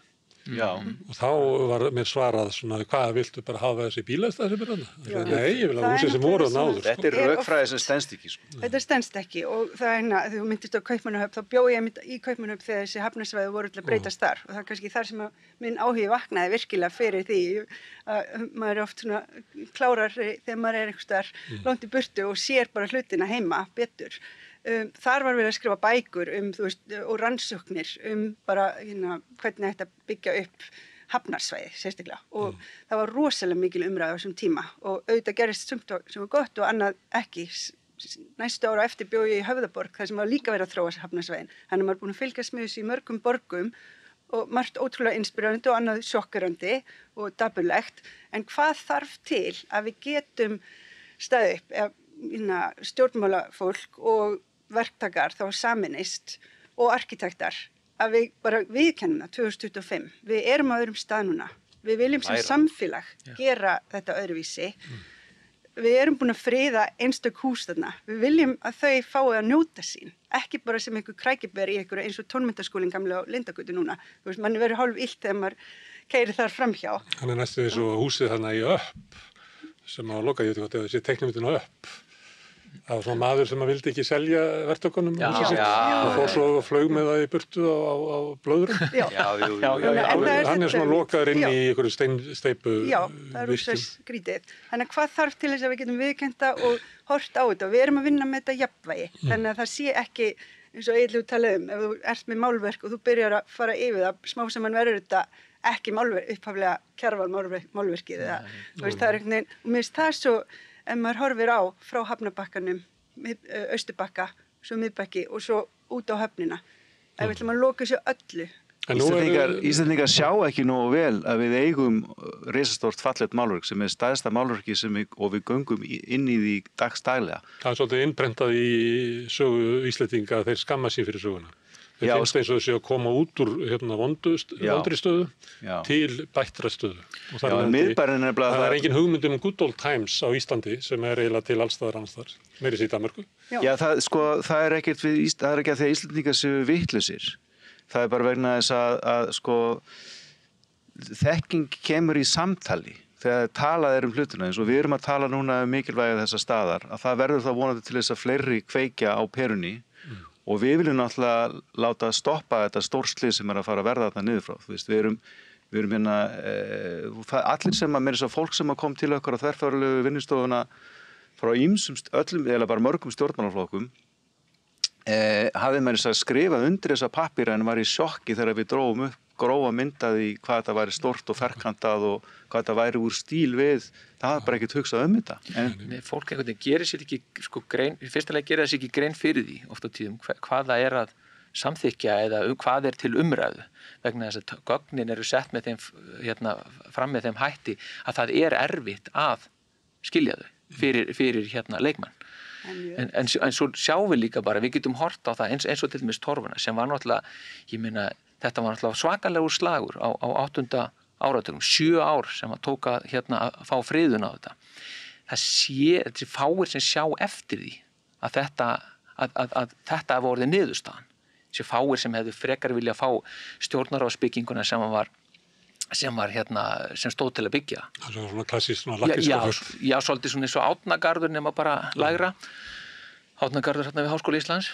Þannig að það sem er svo mikilvægt núna og það sem við getum gert núna er það að við getum dregið fram upplifuna. Við getum, með allir þessari tölvutækni sem er núna, þá er svo auðvelt að kynna fólki aðra möguleika og hjálpa því að skilja. Því að ef valið stendur bara á milli þess, eins og við vorum að tala varðandi Hafnatorgið, þú bara annarkvort með malarbílastæði með drullupollum eða það sem er núna, hvort viltu frekar? Ég meina, ok, fyrir mig þá veit ég varla hvort ég vil, en það er bara mín persónulega skoðun. Það er betra að malarplanið þá við finnum eitthvað betra. Já, og þá segir það eru 1.000.001 möguleiki sem stóð okkur til boða. Við völdum hins vegar að byggja þetta H&M-hús og Landsbankan og hins vegar það. En það var ekki eini möguleik, það er svo mikilvægt. Það er gott að hafa þetta í huga að nútíminn er óléttur af mörgum framtíðum. Ég var að bæta við varðandi vinnustofuna því við fengum líka fólk sem að tengist bæði að fara að nýta sér hafið og hafsækjunni starfsemi. Bæði í atvinnuskyni eða sem áhugamál, vill vera með meiri fræðslu hafið og sjómennsku. Það eru alls konar þarfir þarna sem væri svo gaman líka að skoða miklu. Svo er líka fínt að fá bara fiskimarkað eins og það er til dæmis í Þórshöfn í Færeyjum að þá koma trillukallarnir og selja upp úr bátunum. Já, þannig ég held að það sé alveg raunverulega hægt að skoða. Og þarna á svæðinu var alltaf grásleppa seld upp úr hjólburum. Já, og við vorum ekkert að ímynda okkur að þetta fólk væri til, heldur komið þau til okkar á vinnustofuna og við finnum fyrir bara áhuganum. Mikill áhugi, Guðmundur í Brím kom. Svo kom manneskja sem að tengist fræðsluskipi fyrir borgina. Guðmundur í Brim á stóru vöruskemmuna sem er hérna í framhaldið hafnabúðum. Já, hann reyndi að tala við Reykjavíkurborg á sínum tíma að halda þessum gamlum byggingum. Hann gerði það sem við erum að gera núna, var hann að reyna að gera fyrir 10 ára síðan. Og Guðbrandur frá Borgarsögusafnið, tengslum við sjóminjasafnið, alls konar. Mér finnst bara, þannig að byggingarnir sem komið þarna verða að gefa frá sér, ekki bara taka í burtu. Bátasafn getur komið þarna inn. Það er svo margir möguleikar þarna og ef þeir eru teiknaðir upp, þannig að fólk bara, ég meina sá sem er bara, er að fulli að gera eitthvað allt annað, hann er kannski ekki endilega að spá í hvaða möguleikar er í Vesturbugt, í Reykjavík, hann er bara að kenna börnum upp í Norðlingaholti eða eitthvað, en það er sem svo mikilvægt að kynna hugmyndirnar, draga þar fram og segja, þetta getum við gert, við getum líka byggt 177 íbúðir í svona hlíðarendastæl, en svo bara allir hinni möguleikarnir og við getum tekið þessar 177 íbúðir og bara setja einhvers staðar. Það er það sem þið eru að reyna að gera það sama og torfusamtöngin gerðu bara með því að mála torfuna. Akkúrat. Og sá fólk möguleika sem ekki hefði sést áður. Akkúrat. En þetta er klassískt vandamál að atvinnustarfsemi fer og hvað kom í staðinn. Ég nefndi dæmi Bergen og þetta er líka New York sem að breytist raunverulega þegar hafnirnar fara og eiginlega bara breytir mikið með New York vegna þess að þetta var innilokuð borg og þess vegna erum við kannski með Central Park vegna þess að þú hafðir ekki aðgengi að ánum en núna er það búið að opnast og sumstaðar er náttúrulega verið að byggja hlíðarendablokkir stórar bara á hafnasvæðinu en sumstaðar er búið að setja leikvelli út í ána og það er svona ýmist þannig að það er verið að gera alls konar hluti út um allan heim.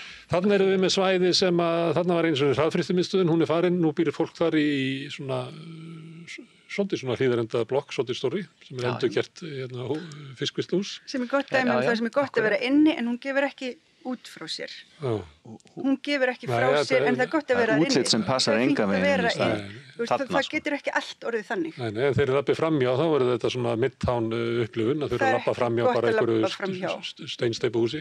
Það er ekki gott að lappa hvergi, það er mjög kallt. Daniel Slippur, hann er farinn.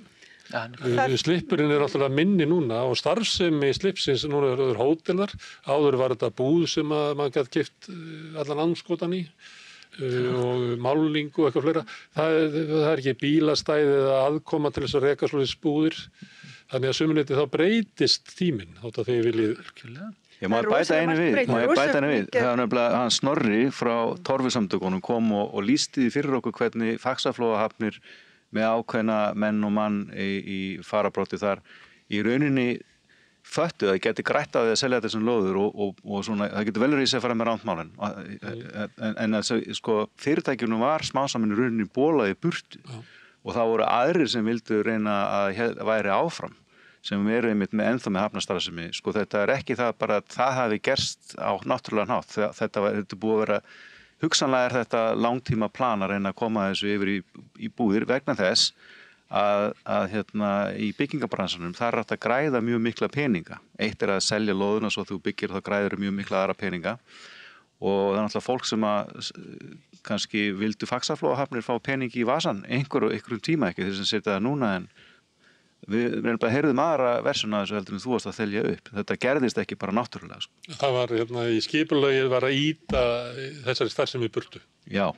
Ég man eftir umræðu sem ég tók þátt í, ég held að það bara verið fyrir aldamótin. Þá var svona hugmyndur það að það ætti að setja listaháskólan í slipphúsið til þess að fá líf í miðbæinn. Og ég nefndi þá eitthvað tuða yfir því hvað er eitthvað meira lífið í að fá okkur að listnema þarna heldur en fólkið sem að vinnur í slipnum. Hvaða rugl er þetta? Það var rosalega mikið líf. Það var svona hugmyndum að sumt líf væri eftir svona vert í miðbæinn, en annað væri ekki.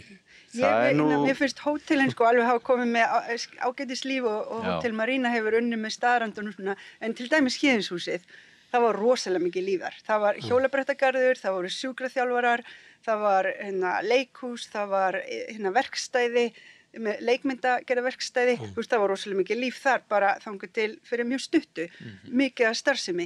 Það var rosalega mikið líf í kringu Slippinn, það var trésmíðaverkstæði, það var bara mjög mikið líf. Og þetta náttúrulega gerist og líka breytti tímar. Við erum að tala þegar fyrstu útgáfurnar af einhverjum skipulagstillögum og hugmyndasamkeppnum, það bara áður en að ferðaþjónustan komin bara í gang í rauninni hérna í Reykjavík. Þannig að það og talandi slippin, það búið miklar diskussjónur hvort að hann verði eitthvað áfram, oft sagt bara það er ekki hægt út af málingunni og eiturefnunum, en svo væri hægt að vera þar með minni skip og minni það alveg hægt að halda áfram með rekstræðar, þannig að það margt hægt, það þörf á því fyrir bátaeigendur að draga bátana upp á land, eins og til dæmis ef við myndum gera Danísslipp aftur að slipp í staðinn fyrir að loka skip þarna inni, þá þörf á því að draga báta á land og mála. Ekki búið að fylla upp í, það ekki bara farin leiðin fyrir til þess að draga skip eða báta? Jú, það náttúrulega brautin farin. Það var einhvern veginn gekk, það lá svo á því. Það komur eitthvað bakki þarna sem að gamalt varðskip liggur upp við? Já, Gullborg svona lokuð af. Mjög öðvöld að breyta þessu aftur. Það bara mókast upp aftur. Mjög öðvöld. Það hægt að leiðrétta mistök. Já, til dæmis Brokey siglingaklúbbur sem mjög aktífur klúbbur líka með skólastarf fyrir fólk á öllum aldri. Það gæti nota það, hann bent okkur þetta á þetta til dæmis Guðmundur í Brim. Það var hægt að nota það sem að Gullborgin bara sem ramp, því að þau þurfa að taka skipin úr sjónum og setja það í sjóun og svona.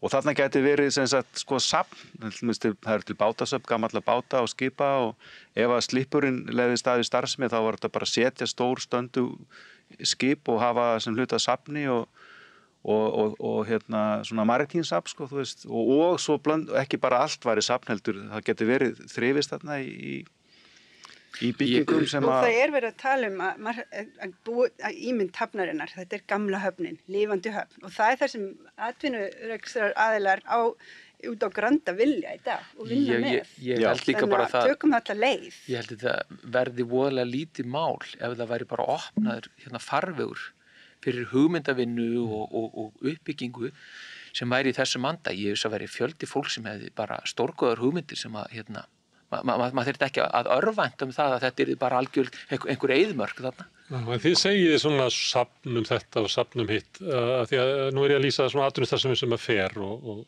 kannski væri nýtt í burtu. Einhver leiti samt hraðfrystimiðstöðin hætti bara, og hún mun ekki koma aftur. Og þá nefnir því svona, og þá eitthvað svæði sem við þurfum að skipuleggja upp á nýtt og búa til þannig að verði líf í kringum það. Já. Ef við hugsum alltaf svona höfn og við erum ánægð með hótelið þarna og túristana, ekki hægt við að þetta svæði verið svona eins og sagt í kortið og landið að við verðum bara að leika gamla Íslendinga þarna fyrir túristana. Við sýna þeim svona hvernig þetta var allt saman og þetta verði svona hálffóni svona bara túristavættur staður. Við þurfum kannski ekki endilega að hugsa það alveg þaðan, heldur getum við alveg ímyndum okkur að það geti komið íbúðir inn á þetta svæði. Það getur komið atvinnustarf, það getur komið skóli, það getur komið tannlæknir, það getur komið þetta þarf ekki alltaf vera bara einhver hafnastarfsemi sem var fyrir 50 eða 70 eða 100 árum. Hefur komið í sjáaklassan, hefur komið á kaffivagnin, þú veist, þetta blandast saman. Það er lokaði núna, það verður að gera upp. Já, það verður að gera upp og þau ætla að gera alveg í upprunalegum útliti, þau þurftu að taka meira en þau ætluðu að því að það voru bara það mikla skemmtir. En það við þurfum að vinna með þessa blöndu, þannig að það verður ekki eitthvað leikvangulönd. Við þurfum að búa til ævintýri bæði fyrir ferðarfólki og okkur. Við þurfum ævintýri í okkar eigin hverfi. Ég var að labba með dóttur minni á Vesturvin í gær og á milli húsina eftir að horfa á sólsetrið fallega. Og það, við vorum bara svona að skoða þetta og svo svona, það er engin ævintýri á milli húsana, en það er svona hægt að finna litlar leynileiðir og það þarf að vinna með þetta og það það sem að lokal fólk veit líka. Og þetta skilur líka ábygglega meiri pening í kassan á lokum vegna þess að það miklu meiri attraksjón í því fyrir heildarmynd Reykjavíkur, sérstaklega innan Hringbrautar.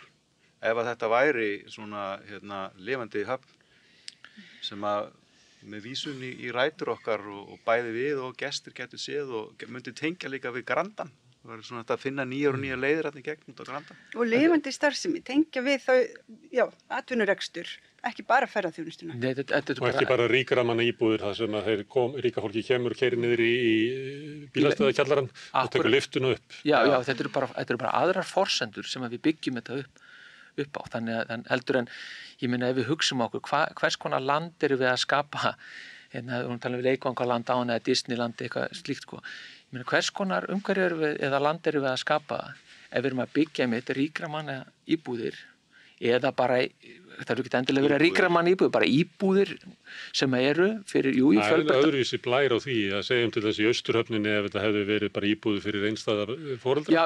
Þetta verið miklu líflegri staður heldur en þetta eru þeir sem hafa efna á að kaupa íbúðir á 200-300 milljónir. Það er fólki sem eyðileggur hverfin sko. Já, algjörlega, ég menn sjá líka lífið á Hafnartorgi, hvað það er gott, eða í Austurhöfninni. En þarna verður þetta meiri blöndun sko. Þetta er svona, það er félags þjónustan, bjarg og slíkt eru og það er í Vesturvinn líka, ég held að það sé námsmannabústaðir og slíkt en bara forsendurnar eru einhvern veginn á þessum sögulegu grunni og tengsl við þá atvinnustarfsemi sem við verið þarna, þá fáum við bara einfallega eitthvað allt annað og aftur þetta varandi landið sko, hvað erum við að skapa ef við sko, byggjum bara einhvern kant sem hefur aldrei verið þarna og erum bara búið til einhverja gönguleið, það er engin bein tengsl við til dæmis sjóin sko annað en svona bara að horfa á hann eða hverfið fyrir ofan sko, hvað erum við þá að búið til sko? Við viljum líka tengja við grænusvæðin, það vantar græn og opin svæði í gamla Vesturbæinn og það hefur aldrei verið vilji til þess að skoða það heildrænt hjá borginni. Uppbyggingi sem hefur verið þarna á Austurhöfninni og hún miðaðist raunverulega við stærstu húsin sem voru þar, Smjörhúsið og Hörpu og það var bara byggt upp í að fylla það.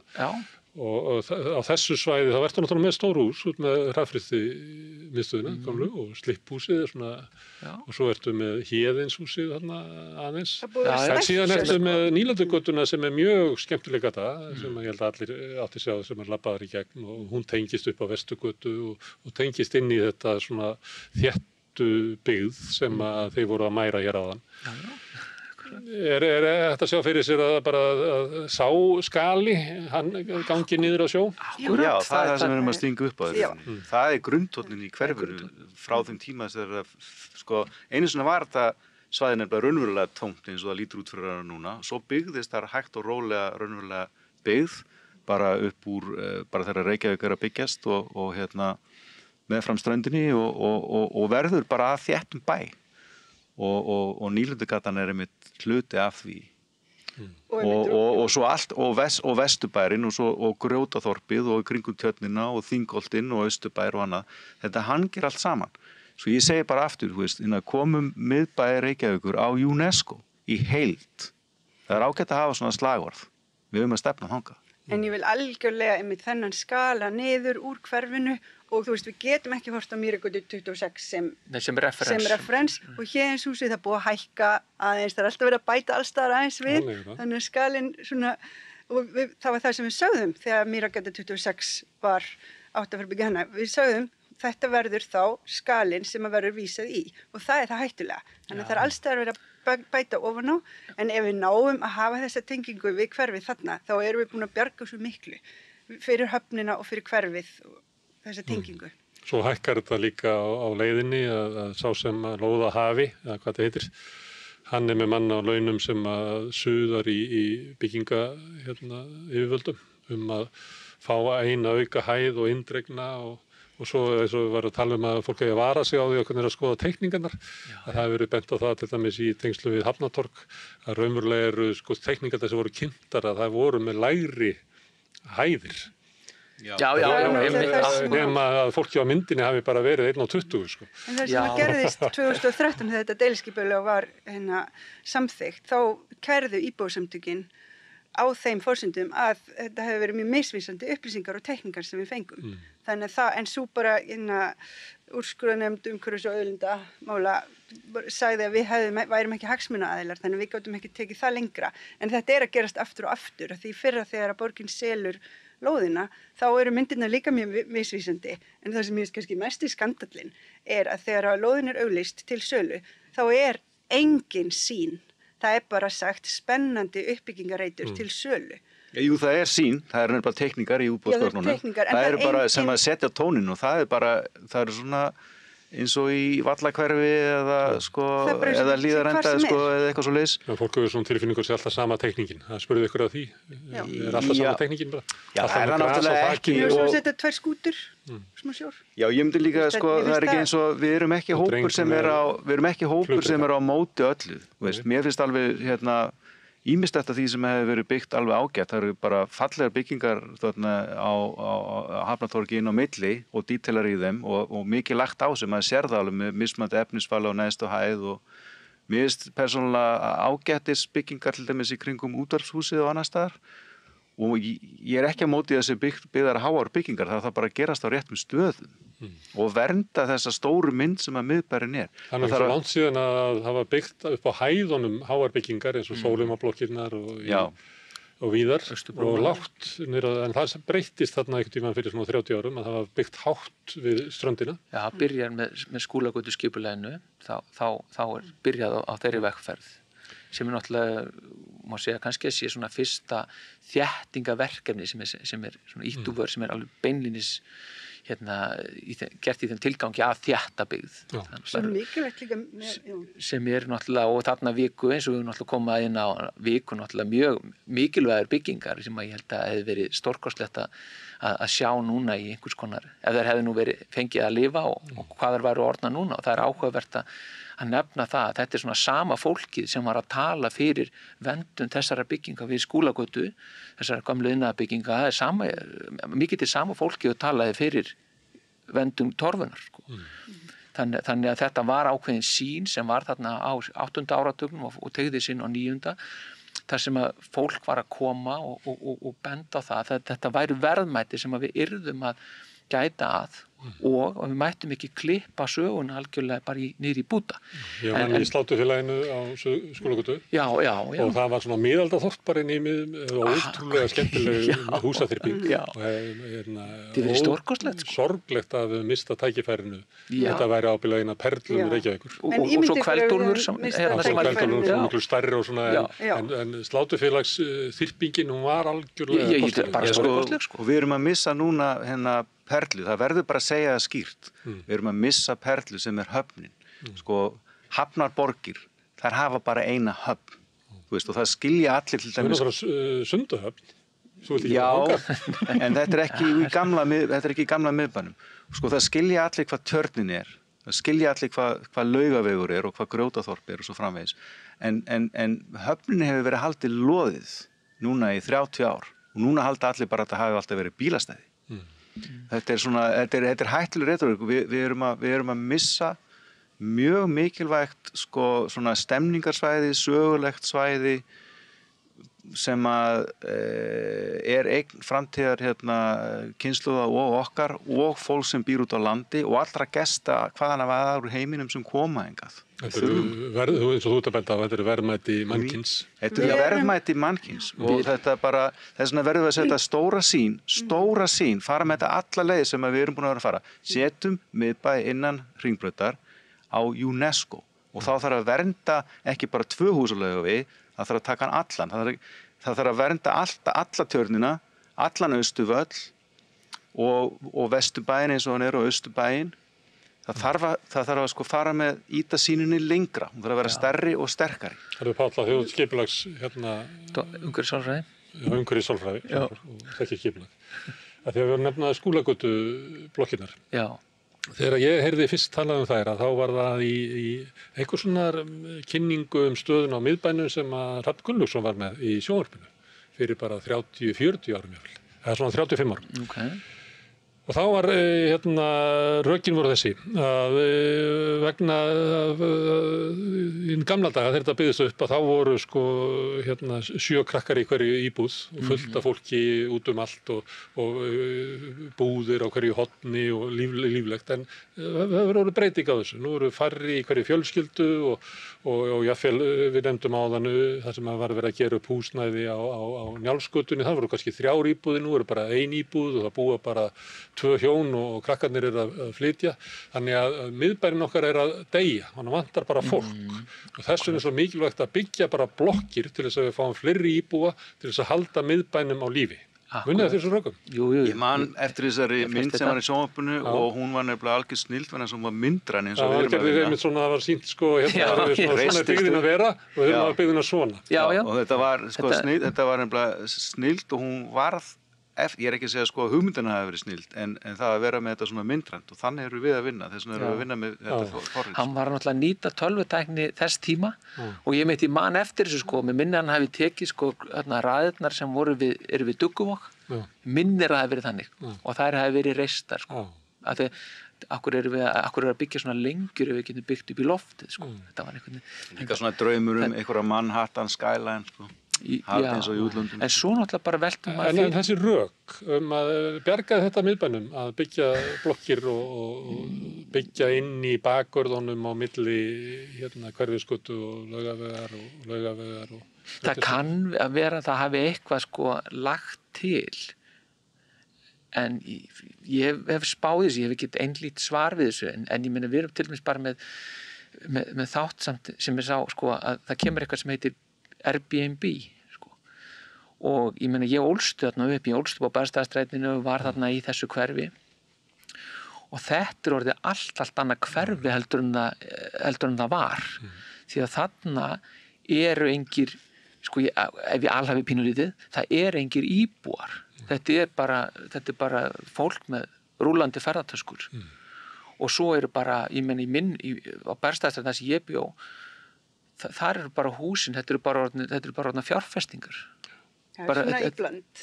Nei, bara í þeim parti sem ég er. Ég hef sömu reynslu, ég flutti á Þórsgötuna á 10. áratugnum og það var svona hverfi eins og það var og sömuleyti var svona nærð þjónusta sem við gátum sótt svona sem að byggði einhvern veginn á að það væri fólk sem að byggja þarna og væri íbúar. Svo allt í einu svona þegar þá sá maður allir bara hverfið sem að ég bjó í, að þorpi sem ég bjó í, það sem að labbaði út og heilsaði fólki og svona, það bara gufaði upp, það var bara ótrúlega skömmu tíma. Það bara gerir það og öll þessi litla, ég minnist þess þegar ég var þarna að alast upp, ég meina bara þessar litlu búðir á hornunum og svona, þetta er náttúrulega allt saman farið, söluturnarnir sem voru, býsna margir, ég meina ef maður hugsa, þegar maður telur þetta tilbaka þá voru þetta ótrúlega margar svona einingar sem voru og bara já, allt þetta fólk, allir krakkarnir sem voru þarna svo framvegis, maður sér einhvern veginn ekki grundvöll fyrir því lengur. En þetta á ekki við Nýlendugötuna. Nei, það er kannski komið á Þetta hefur ekki gerst eins rólega í Vesturbænum eins og gerist í miðbænum. Nei, og þetta gerist náttúrulega neðarlega eins og Ránugötu og... Já, það eru líka bara þessi uppkaup stórra aðila á fasteignu sem gerist eftir hrun og allt þetta skiptir allt saman máli og er á hlutdeild í því að vissulega myndi ég segja að miðbærin væri að mörguleyti líflegri en lífið skapast af fólki sem er að koma hérna mikið til bara og er 2-3 daga sko. Ég er svo þakkláttur fyrir alla þessa gesti það eru ferðamenninu sem að í rauninni blésu lífi í miðbæinn og haldunum á lífi ég er bara svo þakkláttur þetta er hverfi þeirra þú veist, við sem byggum hann áður að það var hverfi, annars konar hverfi sem að ég bý ennþá í þessu hverfi, ég er bara mjög ánægður með að fara á kaffihús á mótnana þegar ég er á Íslandi, ég býr reyndar í Berlín en ég er svo ánægður ég er svo þakklátur fyrir alla þessu ferðamenn sem að koma hérna, þessa gesti sem koma á landið og skilja eftir alla þessa peninga hérna fyrir okkur landsmenn. Já, ég myndi, það er alveg að vera þakklátur fyrir það, ég get alveg tekið, en þetta er náttúrulega bara búið að það hefur orðið eðlisbreyting hérna og það er kannski það sem maður er að tala og þetta kemur inn á sálfræðileg sjónarmið eins og það eða hugtök öllu heldur sem er eins og staðarvensl það er þessi tilfinning sem við myndum við okkur umhverfi og skilgreinir sjálfsmynd okkar og hver við erum og rætur okkar og það getur fyrir, eins og bara ef ég tala bara á persónulegum nótum, þá finnst mér þetta erfitt að horfa upp á miðbæinn þessar breytingar út frá bara þessari tilfinningu en það er eitthvað sem er bara mín persónulega reynsla en það er eitthvað sem við þurfum svolítið að horfa samt meira á það eru svona hugtök eins og staðarvensl og tengsl fólks við umhverfið sitt því að þetta ristir mjög djúpt og það er sko ef við afmáum sögu og menningu þá erum við að svifta rauninni fólk eða við erum að ganga inn í þennan tilfinningaheim hjá fólki sem að getur verið dálítið vafasamt sko, að gera. Og mér langar ekki að bæta við eins og þú segir, það var náttúrulega mjög mikla breytingar þótt að sé ennþá þessi hverfisbragur þessi ég bý, en það er í þessum gömlu timburhúsum, í húsinu sem ég bý í byggu eitthvað tímann 20, það voru fullt af sjómönnum líka og núna 5. Við erum ég myndi segja 2 frumbyggjar á stígnum, á bakkastígnum, Raggi Raggari og ég, sem erum ennþá og það er bara náttúrulega dásamlegt í hvert skipti sem það fer hús eða íbúð á sölu að það er fjölskylda eða það er bara fólk sem kemur að því er and þessi gamlu hús og langar að búa þarna og ég er bara búin að fylgjast með endurnýjun en það er líka mjög erfitt að halda þessu við og þetta er dýrt og fasteignaverðið fer upp með öllum þessum fjárfestandi koma og yfirbjóða. Já, og það er líka að fasteignaverð fer upp í samhengi við allar þessar nýju íbúðir. En ég fagna nýjum nágrunum og eins og hjá Vesturvík, ég held að það sé alveg bara fullt af fólk, bara venjuleg fólki þar sem eru að koma sér fyrir kannski fyrsta íbúð, mér finnst það frábært og mér finnst æðislegt að búa í blokk sjálfur, sko, af því að það er líka bara ákveðin lífstíl sem getur henta ótrúlega vel og svo barnvænt og mikið samfélag oft sem myndast þar. Ég ætla að benda á eitt sem hann var að segja með það að verktakarnir komi og yfirbjóði allt saman. Það er ekki öll sagan. Sagan er svo að það er búið til kerfi þar sem að bara verktakar geta boðið í og fengið. Það er nefnilega búið að umbreyta því hvernig sýsla er með byggingar og annað á öllu landinu á sama hátt og sýsla var með veiðikvóta. Það var búin til kvóti, reglum var breytt þannig að bara ákvæmni gátu að haft það og síðan sópaðast á fáramannahendur og það sama hefur gerst í byggingarbransunum og þar að leiðandi hefur almenningur eiginlega enga rödd í því hvað er að gerast í þessum málum. Þess vegna er okkar hópu myndaðir, við erum að reyna að vera rödd almennings og Hátt á Íslandi tíma þar sem að voru,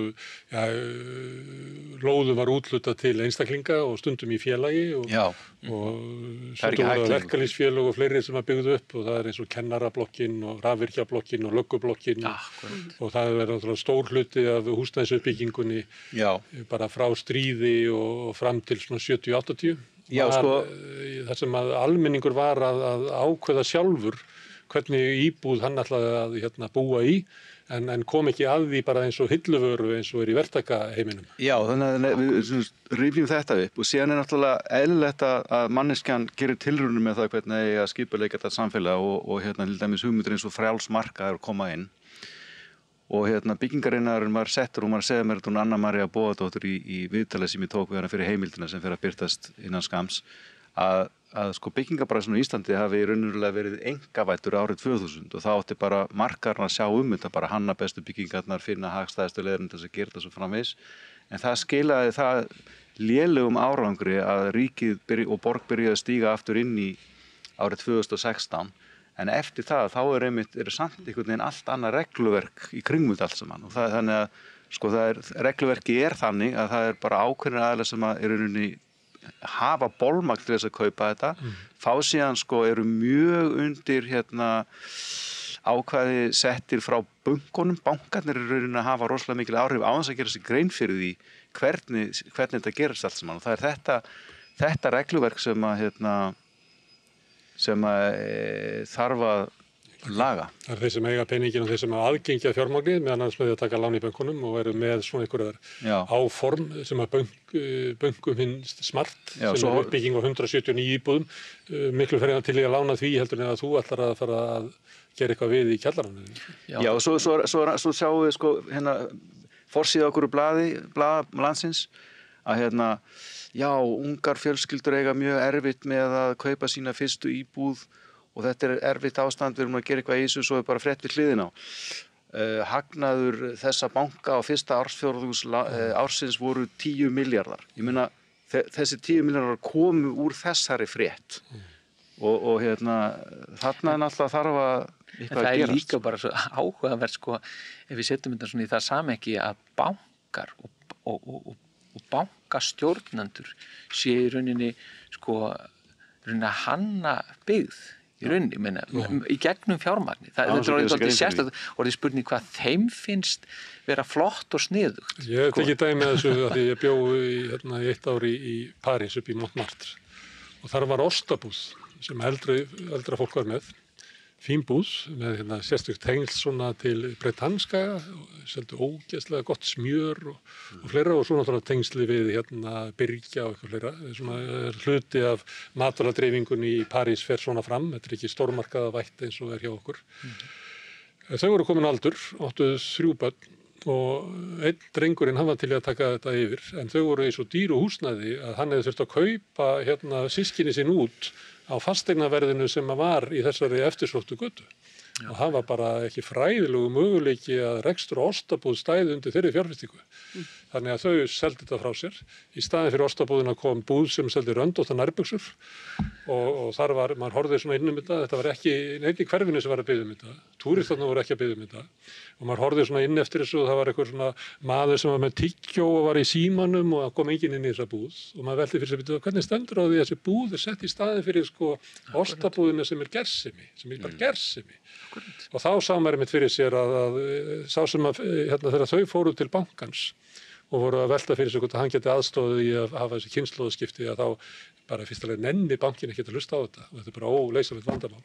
En ef einhver gaur kemur með einhvern planum að opna 60 búðir í París með röndóttum nærbuxum og ef það gengur vel að fara svo til Moskvu og ég fyrir Kína og það er eitthvað sem bankanum finnst smart. Já. Og þú getur séð þetta meiri segja í borg eins og París, þar sem er mikið verið að verja staðarandan og að reyna að standa í vegi fyrir þessu, að þar er þessi vél að malla undir. Alltaf þegar eitthvað svona gamalt hverfur, þá kemur einhver botlaus leiðindi í staðinn. Já. Það er bara þannig. Akkurat. Af því að það eru einhverju bankamenn að ákveða hvernig skipulega borgunum okkar hefur. Þau eru bara að vinna vinninu sín. Þau eru ekki að gera neitt af sér en það er samt sem að það er regluverki í samfélaginu sem að býr þann starfsgrundvöll til. Já, og gera þeim kleift, hvernig getum við, fundið eitthvað svona samtakamátt, það sem að því við erum líka búin að upplega mjög mikið að verktakinn kemur í heimsókn og bendir á borgina og segir bara nei, borgin er bara búin að segja mig hvað ég á að gera, ég get ekki gert neitt annað. Borgarfulltrúarnir komin, þetta eru verktakarnir, arkitektarnir, hvernig getum við, ef við sitjum bara öll við sama borð og segjum við viljum hafa þetta öðruvísi, gerum þetta og ekki vera að benda á hvert annað. Fáum bara bankafólki líka að borðinu og tölum þetta. Opinskátt, þetta er það dýrmætt svæði. Já, við kennum til dæmis bara þá að þeir sem stóðu að þessu síðustu 20-30 árin og voru ekki með nógu sterka sín og segjum að það bara verið raunverulega mistök. Við kennum það og breytum því núna. Og bara allir búin að vera að læra smá saman ef maður fer í gegnum söguna, hvernig þessar samkeppnir hafa verið, hvernig myndir hafa þróast og síðan hvað markaðstofurnar að gera. Markaðstofa höfuðborgarstofa var með vinnustofum daginn með atvinnurekendum á Grandanum. Þau eru að tala gamla höfn, stemningu sem þarf að draga fram, en þau eru náttúrulega ekkert að tala í samhengi við þessu uppbyggingu. Þau eru ekkert að spá í það. Af því að það er, þeir sem eru að hugsa markaðssetningu, hugsa hraðar, þau hreyfa sér hraðar. En þessi þróun er náttúrulega búin að vera mótast yfir langan tíma. Má ég spyrja eitt svona, kannski, ég veit ekki hvort það svo aukaatriði, það er gata sem keyrir framhjá, sem er eiginlega leiðin úr miðbænum út á Granda. Og út á Granda eru ég held að það er ekki 4 stórmarkaðir og eitthvað leira. Mýragata, já. Mýragata. Bara mjög róleg umferð þar. Núna þetta er svolítið í smá ólestri að því að það er einhvern veginn gangbrautirnar er ekki alveg á réttum stöðum. Þið lítið ekki á hana sem vandamál hana? Alls ekki. Það koma margar akreinar einhvern veginn og svo endaður í einhverju svo þröngu sem fer hann fram hjá slipnum. Hún er róleg og það bara fólk fer bara rólega þarna núna. Þetta er eiginlega bara svona smá flöskuháls. Og verktakinn sem eða lóðarhafi núna, hann er mjög meðvitaður þetta að það þarf að vinna í þessari tengingu við hverfið. Að þarna þarf að laga bara bæði hvar stoppistöðunar eru, það eru núna í sjónlínum, hvar eru gangbrautirnar.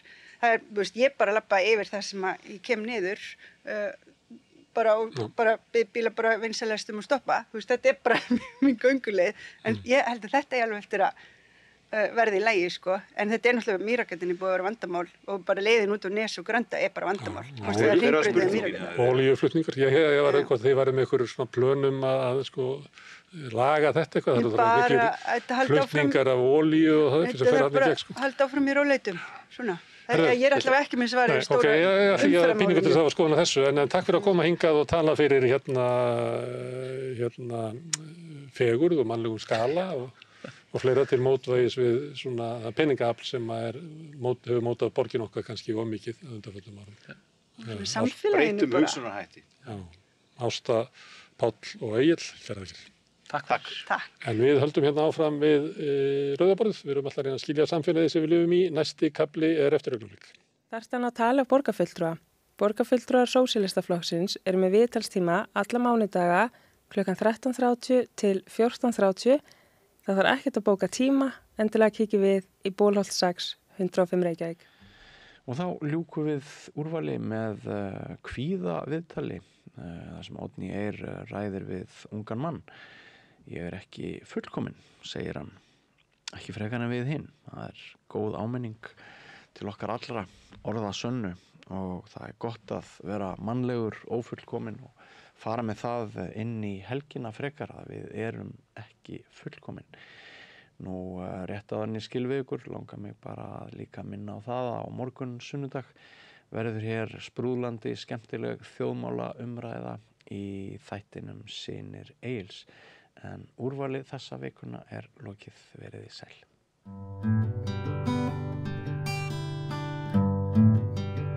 Komið sæl og verið velkomin að Rauðaborðinu. Ég heiti Árni Eir og til mín kominn góður gestur utan að landi sem í bæjarferð og samþykti að koma hérna að Rauðaborðinu nota ferðina. Við notum alltaf ferðina ef maður út á landi eða fer út á land. Það Sigurður Eyjólfur Sigurjónsson. Velkomin. Takk fyrir. Ég get nú bara titlað í rithöfund að þessu tilefni og annars ertu íþrótta- og æskulýðsfulltrúi í Skaftárhreppi. Alinn upp í Pétursey í Mýrdalum, dásalegum stað. Algjörlega. Og varst að gefa út þessa bók sem ansi mögnuð og dálítið einstæmi myndi ég segja að svo ungur maður gefi út bara eins og hálfgerða kennslubók eða sjálfshjálparbók og svona einhvers konar sjálfsæfisögu. Þessi bók heitir Ég ekki fullkomin og kannski við getum séð hana hér. Höfundur 25 ára gamall og hvað kom til að þú ákvast að getur sagt okkur kannski bara aðeins frá bókinni, ég náttúrulega búin að lesa hana en mér til sálu hjálpar og mæli með henni fyrir foreldra og fyrir ungt fólk og bara eiginlega alla. En hvað komst til að þú ákvast að segja þína sögu? Já, það var kannski það að þegar ég var að upplifa mína erfiðustu tíma að þá svona ég upplifði svona einmannaleika og fannst einhvern veginn að ég gæti ekki spegla mig í neinum, það væri enginn að glíma við eitthvað svipað og ég. Og ég uppgötaði það þegar ég var í 10. bekk að ég var svona nokkuð góður penni. Það var búið að segja mér það oft en svo var það þegar ég opnaði mig fyrst í 10. bekk að þá sá ég svona hvað ég ætti auðvelt með að skrifa. Og ég hugsa að það hafi hjálpað í þessu bataferli að hversu auðvelt ég á með að koma tilfinningum í orð. Og með þessari bók ég náttúrulega að setja fram raunverulega sögu af einhverjum sem hefur raunverulega lent í þessu. Og mitt allavega sjónarhorn á þetta það að það til voða mikið af bara flottum greinum frá fagfólki en kannski vantaði svolítið svona þessa persónulegu nálgun á þetta.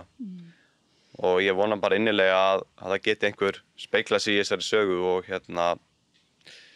þetta eftir að hjálpa ykkur sko. Ég vona það bara innilega. Já, það sem þú gerir líka að þú segir þessa sögu af einmitt því hvernig kvíðinn smám saman fer svona eins og að reyna að taka yfir eða þannig, eða þú leyfir einhvern veginn kvíðanum eða kvíðin, hvernig sem orðum það nú. Já. Allavega verður kvíðinn lamandi og þú ert svona farin að eiginlega hika við að taka þátt í einmitt skóla viðburðum og ferðum og svoleiðis. Og svo færðu hjálp og það raunverulega aðalega með því að segja þína sögu með einmitt skrifum í bloggi, tala við þína nánustu og að tjá þig við sálfræðingar og fagfólk. Þetta svona vinnur allt saman. Jú, og rauninni sko fer ekkert kannski bara eins og með alla aðra erfiðleika að rauninni það fer ekkert gott að gerast eða hlutinni fari ekki rétt átt fyrir maður byrjar að fara rót vandans og tala tala tilfinningar, hvernig mann líður. Og út frá því svo hægt að vinna sig í rétta átt, sko. En ég kannski glímdi við það hana fyrst, sko, þegar ég 12 ára, þegar ég rauninni bara mamma mín spyrir mig, sko, hérna, þetta kvíði sem þú ert að glíma við? Og ég bara skildi ekki innihaldið. Skildi ekki innihaldið í, þú veist, hvað þýðir kvíði? Heyrt orðið, en hérna, vissi ekki hvað það þýddi. Og það eru alls konar svona hugtök í þessari sögu, sko, líka eins og fullkomnun árátta. Það til dæmis eitthvað annað sem að ég skildi bara enga veginn, en skil svo vel í dag og minn kvíði rauninni voða mikið byggist á fullkomnun áráttu. Þannig að hérna, það margt svona, það er svo margt sem að, með útgáfu bókarinnar sem að ég svona var hugsað tilbaka og veltur upp alls konar ástæðum, hvers vegna fór þetta svona.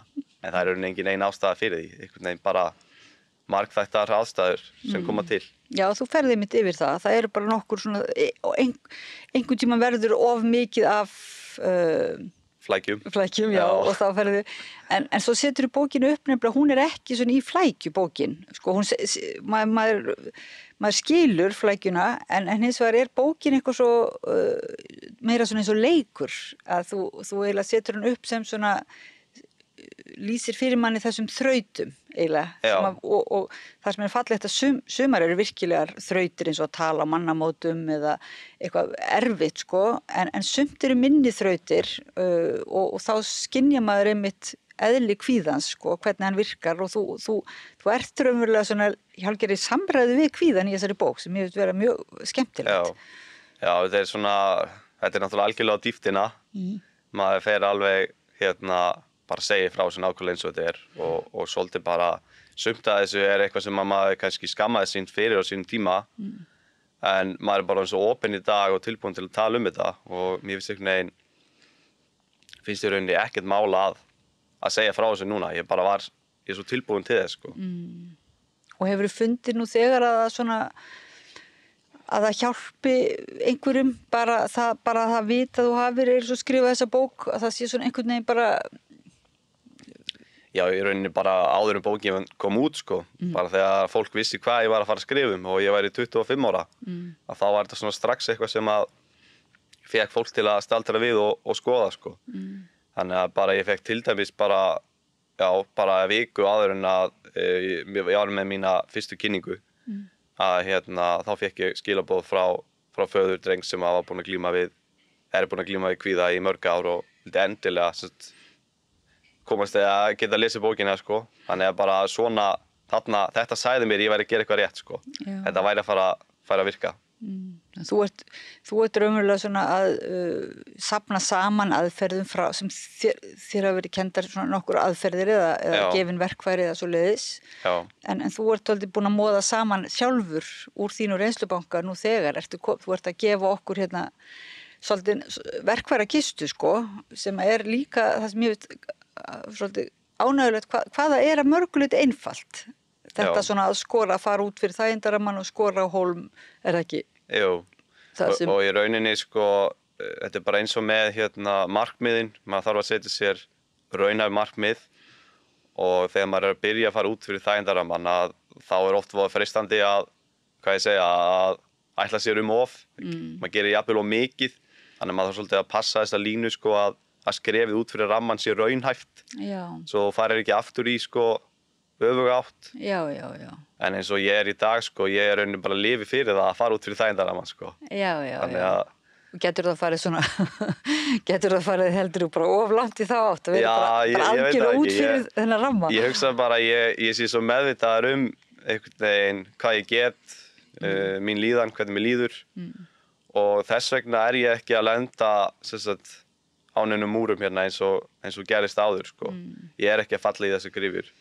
Þannig að ég held að þetta sé bara reynsla og hérna, maður búin að læra á hvernig þetta virkar og maður fljótur að vinna sig upp ef maður lendir í ykkur. Já, ég ætla að segja það einmitt. Það náttúrulega í öllum bata þá það þessi möguleiki að þú á bakslaginu og svo leiðis. En þín leiðir fyrst og fremst þá að þú ert þetta með þessar innri raddir eiginlega, þú ert að setja fram í bókinni, þannig að þú eiginlega setur á stað samtal í sjálfum þér en þú mælir svo innilega með þessari samræðu við aðra, er það ekki?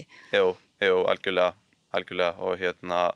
og meira varðandi sko eins og þægindaramman stundum ég bara svo komið fram sko, ég get alveg strögglað ennþá sko, bara þó að allt virðist rosa frábært og flott og búin að gefa út bók og gengur vel og allt það, að koma ennþá erfiðir dagar, en það bara svona einhvers konar sjálfstal sem maður beitir, stundum tala maður einlega bara uppátt, maður kannski eitthvað svona þungur á mótnana eða eitthvað, þá það bara Siggi, come on, rífðu þig í gang, þú veist alveg hvað það er til sko. En sko, þú tala líka fallega vináttuna, þarna, hvað skiptir máli að þegar þér kannski leið sem verst og varst í sveitinni sko og þurftir að taka, hvað ekki skólabíll sem þú þurftir að taka í, til Víkur. Og þessi svona tilfinning var það ekki þegar að kemur vinur í heimsókn? Jú, það einmitt kannski svolítið, ég fekk þessa spurningu á einni af kynningunum sem ég er búin að vera með eftir að bókin kom út. Sem sagt, varst aldrei fyrir einelti? Og einmitt bara mjög góð spurning og því að ég svo sem svara því ekki beint inn í bókinni en svara við því nei, ég var aldrei fyrir einelti. Og í rauninni það sem gerðist var það að náttúrulega þegar maður hættir að mæta í skólan og umgangast vini sína, þá ósjálfrátt náttúrulega svona slitna tengingarnar og þetta verður ekki alveg eins svona náið. Og á þessum tíma upplifði ég sem svo að ég skipti einhvern veginn engu máli og það verði enginn að spá í mér. Og þarna þessi saga sem þú vitnar í bókinni, þarna komin föstudagur og ég var ekkert búinn að mæta í skólan þessa viku. Og þá hringt heim og þá það mamma vina míns og spyr hvort að megi koma í heimsókn. Og ég rauninni var ekkert búinn að segja honum að ég myndi setja þess að sögu í bókina. Og ég reyndar ekki búinn að spyrja hann að því hvort hann muni eftir þessu sko. En þetta svo sem kannski smáatriði í sögunni, en samt bara sýnir fram á það hvað þetta skiptir mig miklu máli. Og og bara þú veist hvernig við nálgumst þá sem eru að glíma við svona andleg veikindi, þú veist. Það kannski, ég fekk þessa spurningu einmitt bara á einni af kynningunum sko, hvernig nálgast maður einhvern sem er kvíðinn? Í fyrsta lagi áttu alls ekki að vera ítinn, en það þarf samt svona, auðvitað skilji það á einhverjum tímapunkti þarf maður svona aðeins að íta einhvað, en það er mjög vant með farið, en þetta snýst fyrst og fremst bara umhyggju, áhuga og bara sýna að maður sé til staðar sko. Og í þessu tilfelli skipti það mjög rosalegu máli að því að mér fannst ég einhvern veginn vera svo einn og mér fannst enginn vera að hugsa til mín. En svo kemur þessi í heimsókn. Og hann var ekkert að gera það til þess að eiginlega sína samhuga eða svoleiðis. Hann vissi ekkert kannski hvaða hlutverk hann var að leika, kannski stórt hlutverk í þínu lífi. Nei. Og svo líka svona spurningar sem að vakna hjá mér núna eftir að bókin kom út hreinlega og þegar rauninni krakkarnir sem ég var með í skóla eru farin að fá núna bara þessa hlið sem að þau rauninni þekkt ekki áður, ég var bara lokað á þetta áður. Að sko, ég náttúrulega setja þessa bók fram til þess að fræða sem fræðsluefni og þetta snýst ekki bara þá sem eru að glíma við kvíða, heldur snýst þetta líka að þeir sem eru að umgangast þá reynilega skilji hvað að gerast. Já, það er eiginlega mjög góður góð afstæða til líka bara að skrifa og svona bóka. Þetta er ekki, það er að gera að segja fólki sem flestum að lesa svona bók. Því það er, eins og þú segir, vináttan skiptir svo miklu máli og skilningurinn og þessi vinur þinn ringdi eða móður hans og spurði hvort hann mætti koma í heimsókn og hann kemur til þín og það er bara það að hann skuli teygja sig eftir tengslum þegar þú upplifir að þú væri algjörlega tengslalaus og svona einn sko. Það er ekki beinleins hvað hann gerir sko, þú veist, í heimsókninni eða hvað. Nei, heldur þetta snýst þetta bara það að, þú veist, hann kom og og bara, þú veist, já, maður þurfti bara að finna að maður skipti máli. Já. Það er einhvern veginn svona, eins og ég segi, það var mjög erfitt félagslega og við erum bara þannig, við erum bara manneskjur og við þurfum félagslega tengsl. og og ég sjálfur sér líka rosalega þakkláttur fyrir það að eiga gott fólk í kringum mig á þessum tíma. Af því að þegar maður gat ekki leita til vinanna eða einhvern veginn bara var í þannig stöðu að maður treysti sér ekki til þess, að þá náttúrulega geta leita til ömmu og afa og sem að voru bara allt í kringum mig sjálfur sér. Já, þú átt gott fólk að þér geti vottað sannarlega. Já. Einstakt fólk og það kannski, það náttúrulega ekkert allir sem eiga bara aðstæðendur svo nána sko, þannig að það þá kannski þess að heldur mikilvægt þessi svona áminning hjá þér til bara kannski krakka í skóla, það ekki vera vakandi fyrir því ef einhver einn eða hvað myndir þú svona ráðleggja fólki sem kannski skilur ekki kvíði eins og þú gerir upp og veist ekki hvað kvíði en já. Hvernig leggur þú þig eftir því ef þú sérð eitthvað sem heldur þessi kvíðin að svona mynda tengsl á einhvern hátt eða?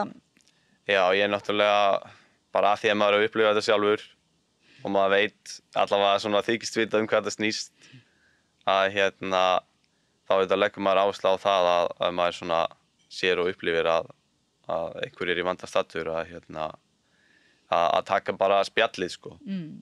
Og þú veist, það er ekki endilega alltaf að snúast bara hvernig líður þér, þú veist, það er ekki endilega að spyrja því, heldur bara, þú veist, að spjalla daginn og veginn og bara, þú veist, finna að, eins og ég segi svo oft, að maður skiptir máli. En það þannig að fólk verður einhvern veginn vandræðalegt yfir því ef það sér einhver svona dregur sig aðeins út eða einhver í vandræðum, þá verður fólk yfirleitt svona, við erum svo mikið hópdýr, vandræðalegt yfir því og finnst það að þurfa að koma nálgast með einhverjum ákveðnum eða tilteknum hætti og þurfa að kunna það og vita það. Sko, þannig að það oft einhver algjör vandræðagangur sem að svona spólast upp. Þannig að þú kannski, mann finnst eins og að lesa þessa bók að það sé málið bara líka rjúfa þann þægindaramma, að vera bara í hópnum bara að eiginlega hvatning kannski til okkur allra.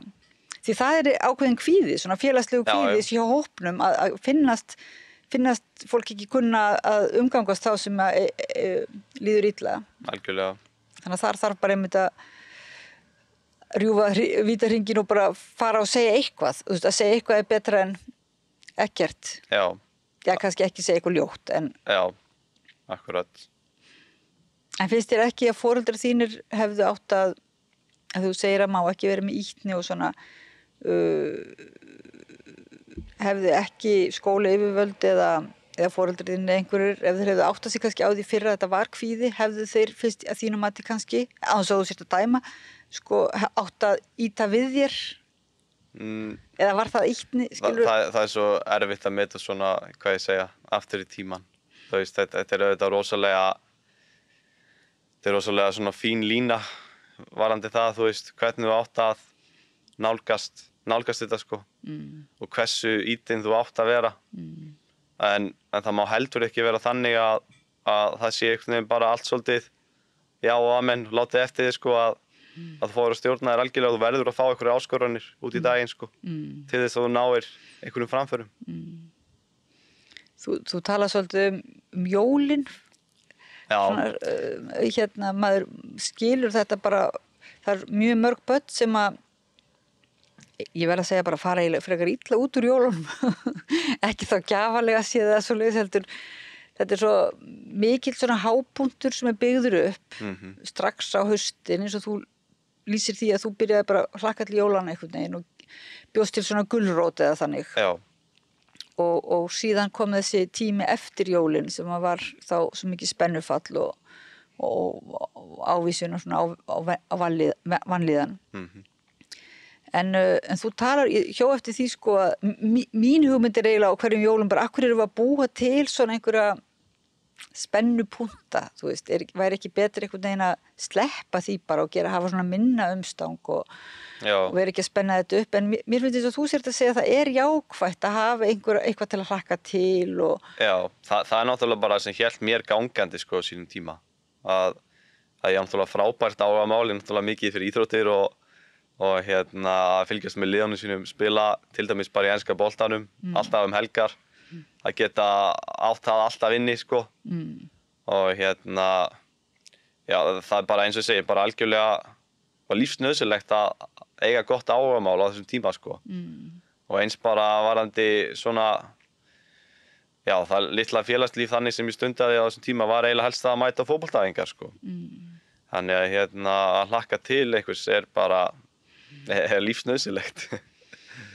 Þannig að þá, já, ekki bara til jólana, sko. Ekki Nei, svona, bara almennt, sko. Já, þú þarft eiginlega að búa svona inn í þínu lífi til svona lítið, alls konar eitthvað sem að þér finnst vera skemmtilegt. Já. En það náttúrulega kannski stundum í miklum kvíða, þá kannski byrjar það svolítið að fenna yfir hvaða skemmtilegt. Já, ég svo sem kannski tengi ekki kannski beint við það, sko. Það einhvern veginn. Nei, það kannski meira hvað þá kom út í þungliði, ég er nú ekki fagmanniski, ég ætla ekki að segja. En segðu mér þá eitt,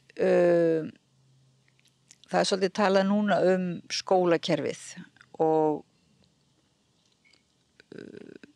að það sé að skólakerfið, það sé eitthvað að svona í skólum og þessar eineltis, til dæmis eineltis, aðgerðir eða áætlanir, að það stundu bara virki ekki vel og það ekki bara þá einmitt eineltið heldur, það eru margir sem segja að það vanti bara einhver svona samræðu í skólakerfið. Þú veist, það sé svo mikil áherslu á að læra eitthvað og klára eitthvað námsefni, en þessi svona samræða tilfinningar og líðan og bara skoðanir og skoðanarskipti, það vanti, myndir þú taka undir slíkar pælingar? Já, og það náttúrulega líka eina af ástæðunum fyrir ég fór á stað í þetta verkefni að skrifa þessa bók og kynna þetta það að ég minnist þess ekki að hafa fengið neina fræðslu kvíða inn í grunnskóla sem dæmi, sko. Nei. Og eins og ég sagði áðan að þetta snýst ekki bara þá sem að glíma við þetta, heldur þetta náttúrulega líka þá sem kunni ekki að nálgast þá sem að glíma við þetta. Þannig að ég held að það sé mjög nauðsynlegt og þetta bara kvíði almennt, þetta mjög algengt inn í skólunum. Og ég hlakka mitt mikið til að geta farið inn í skólana. Það ég ætla að byrja á því frá með næsta hausti. Já, og ertu búin að bjóða fram aðstoðina eða svoleiðis? Já, í rauninni þessar kynningar sem ég er búin að vera með núna í vor rauninni snúast það að móta hugmyndina, hvernig ég á nálgast verkefnið, hvernig ég á að koma fram í skólanum og tala þetta. Þannig að ég hlakka mikið til þess og búin að fá margar góðar hugmyndir til að vinna úr. Eiginlega offrambóða hugmyndum sem bara lúxusvandamál. Og þú heldur að skólarnir séu svona all land, jafnvel séu bara opnir fyrir þessari fræðslu? Já, ég heyri ekki annað og á þessum stöðum sem ég er búin að fara á að það er mjög ánægilegt að hitta fólk úr skólakerfinu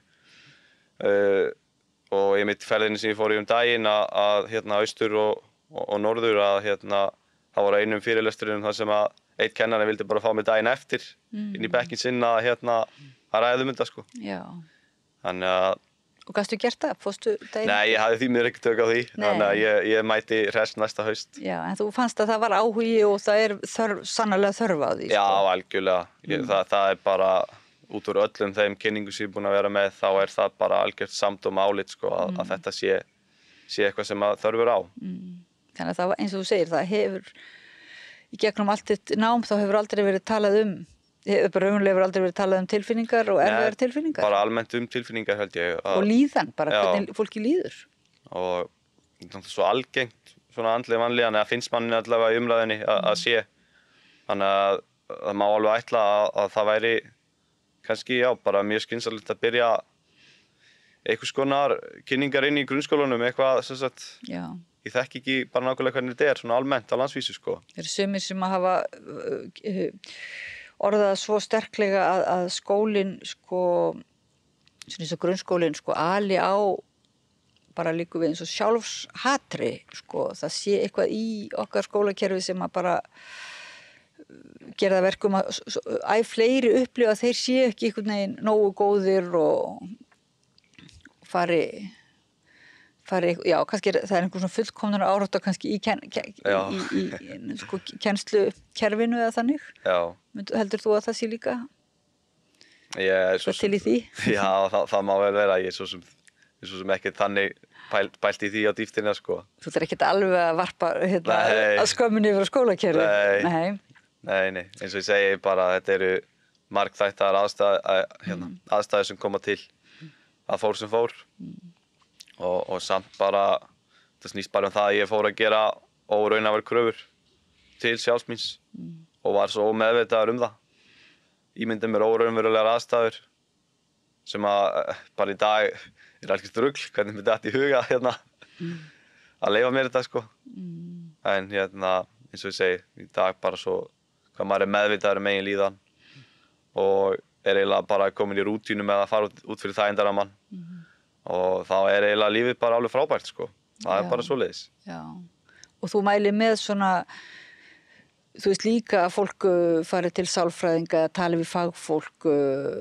Já, mér finnst mjög mikilvægt líka að það komi fram að því að mér líður mjög vel í dag og gengur vel, að ég ennþá að hitta sálfræðing í dag og fer alltaf bara miðað við á 6 vikna fresti, bara með fasta rútínu og sem að mér finnst bara alveg frábært sko.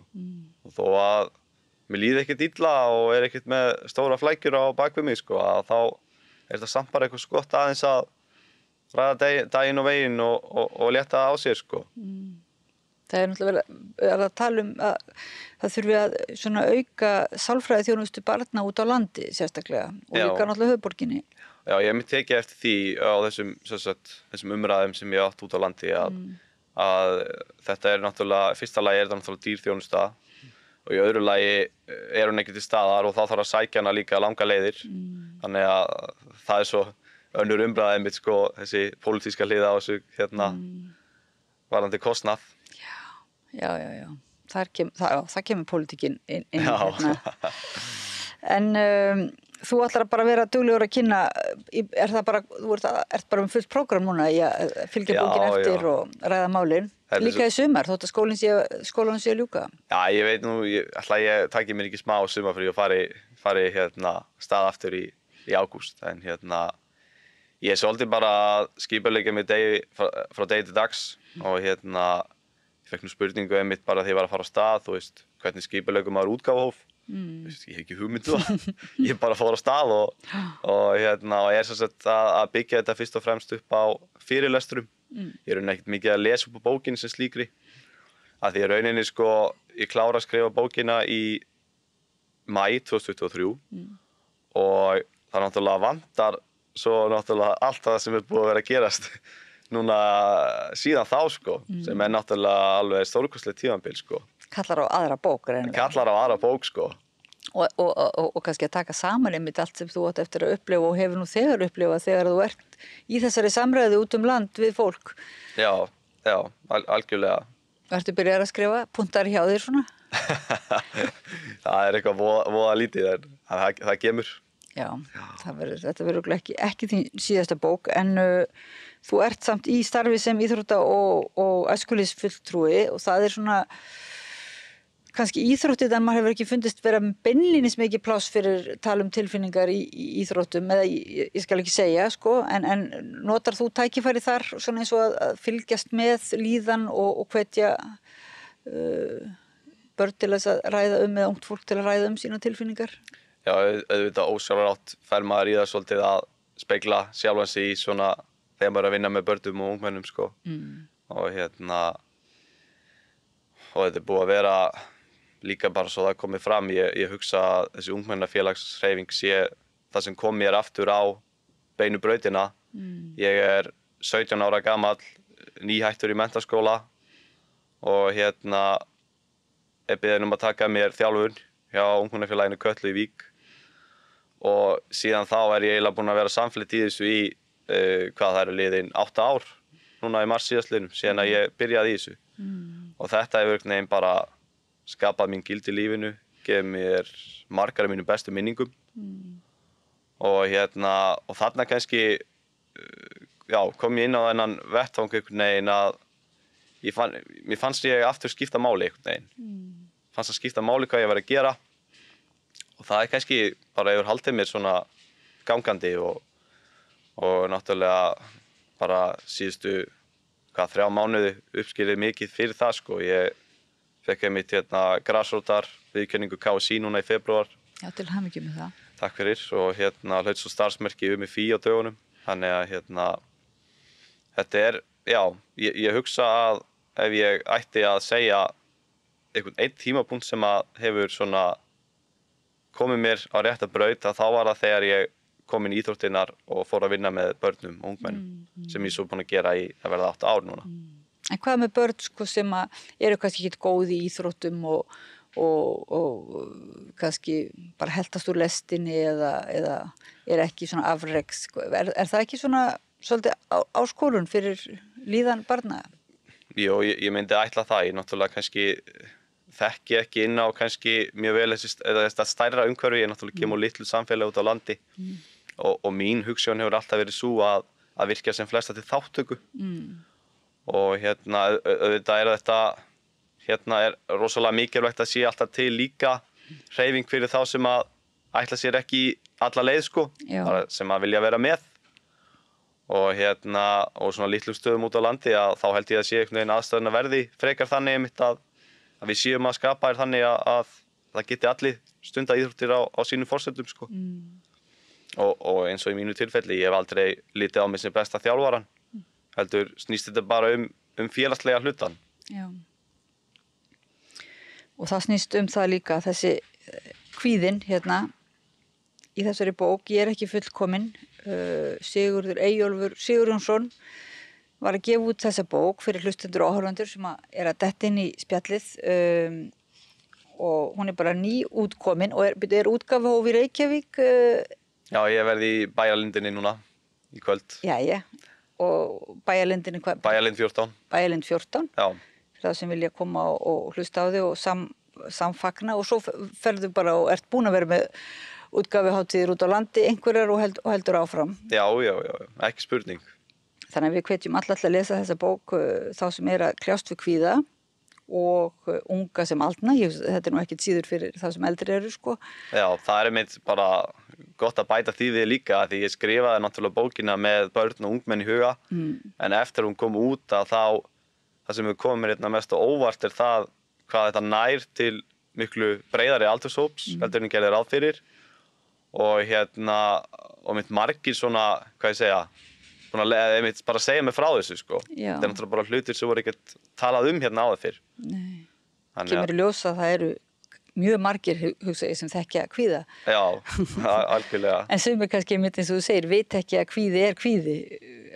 Héldu að vera eitthvað annað. Það er þetta og það er það kannski eins og þú segir, það er eitthvað valdefling felst í því að átta sig á því að þetta er kvíðin ekki eitthvað annað og að það eiga og það er ekkert eitthvað hrikalegt sem tengist bara þér heldur er þetta algengur fylgikvilli mannskepnunar. Já.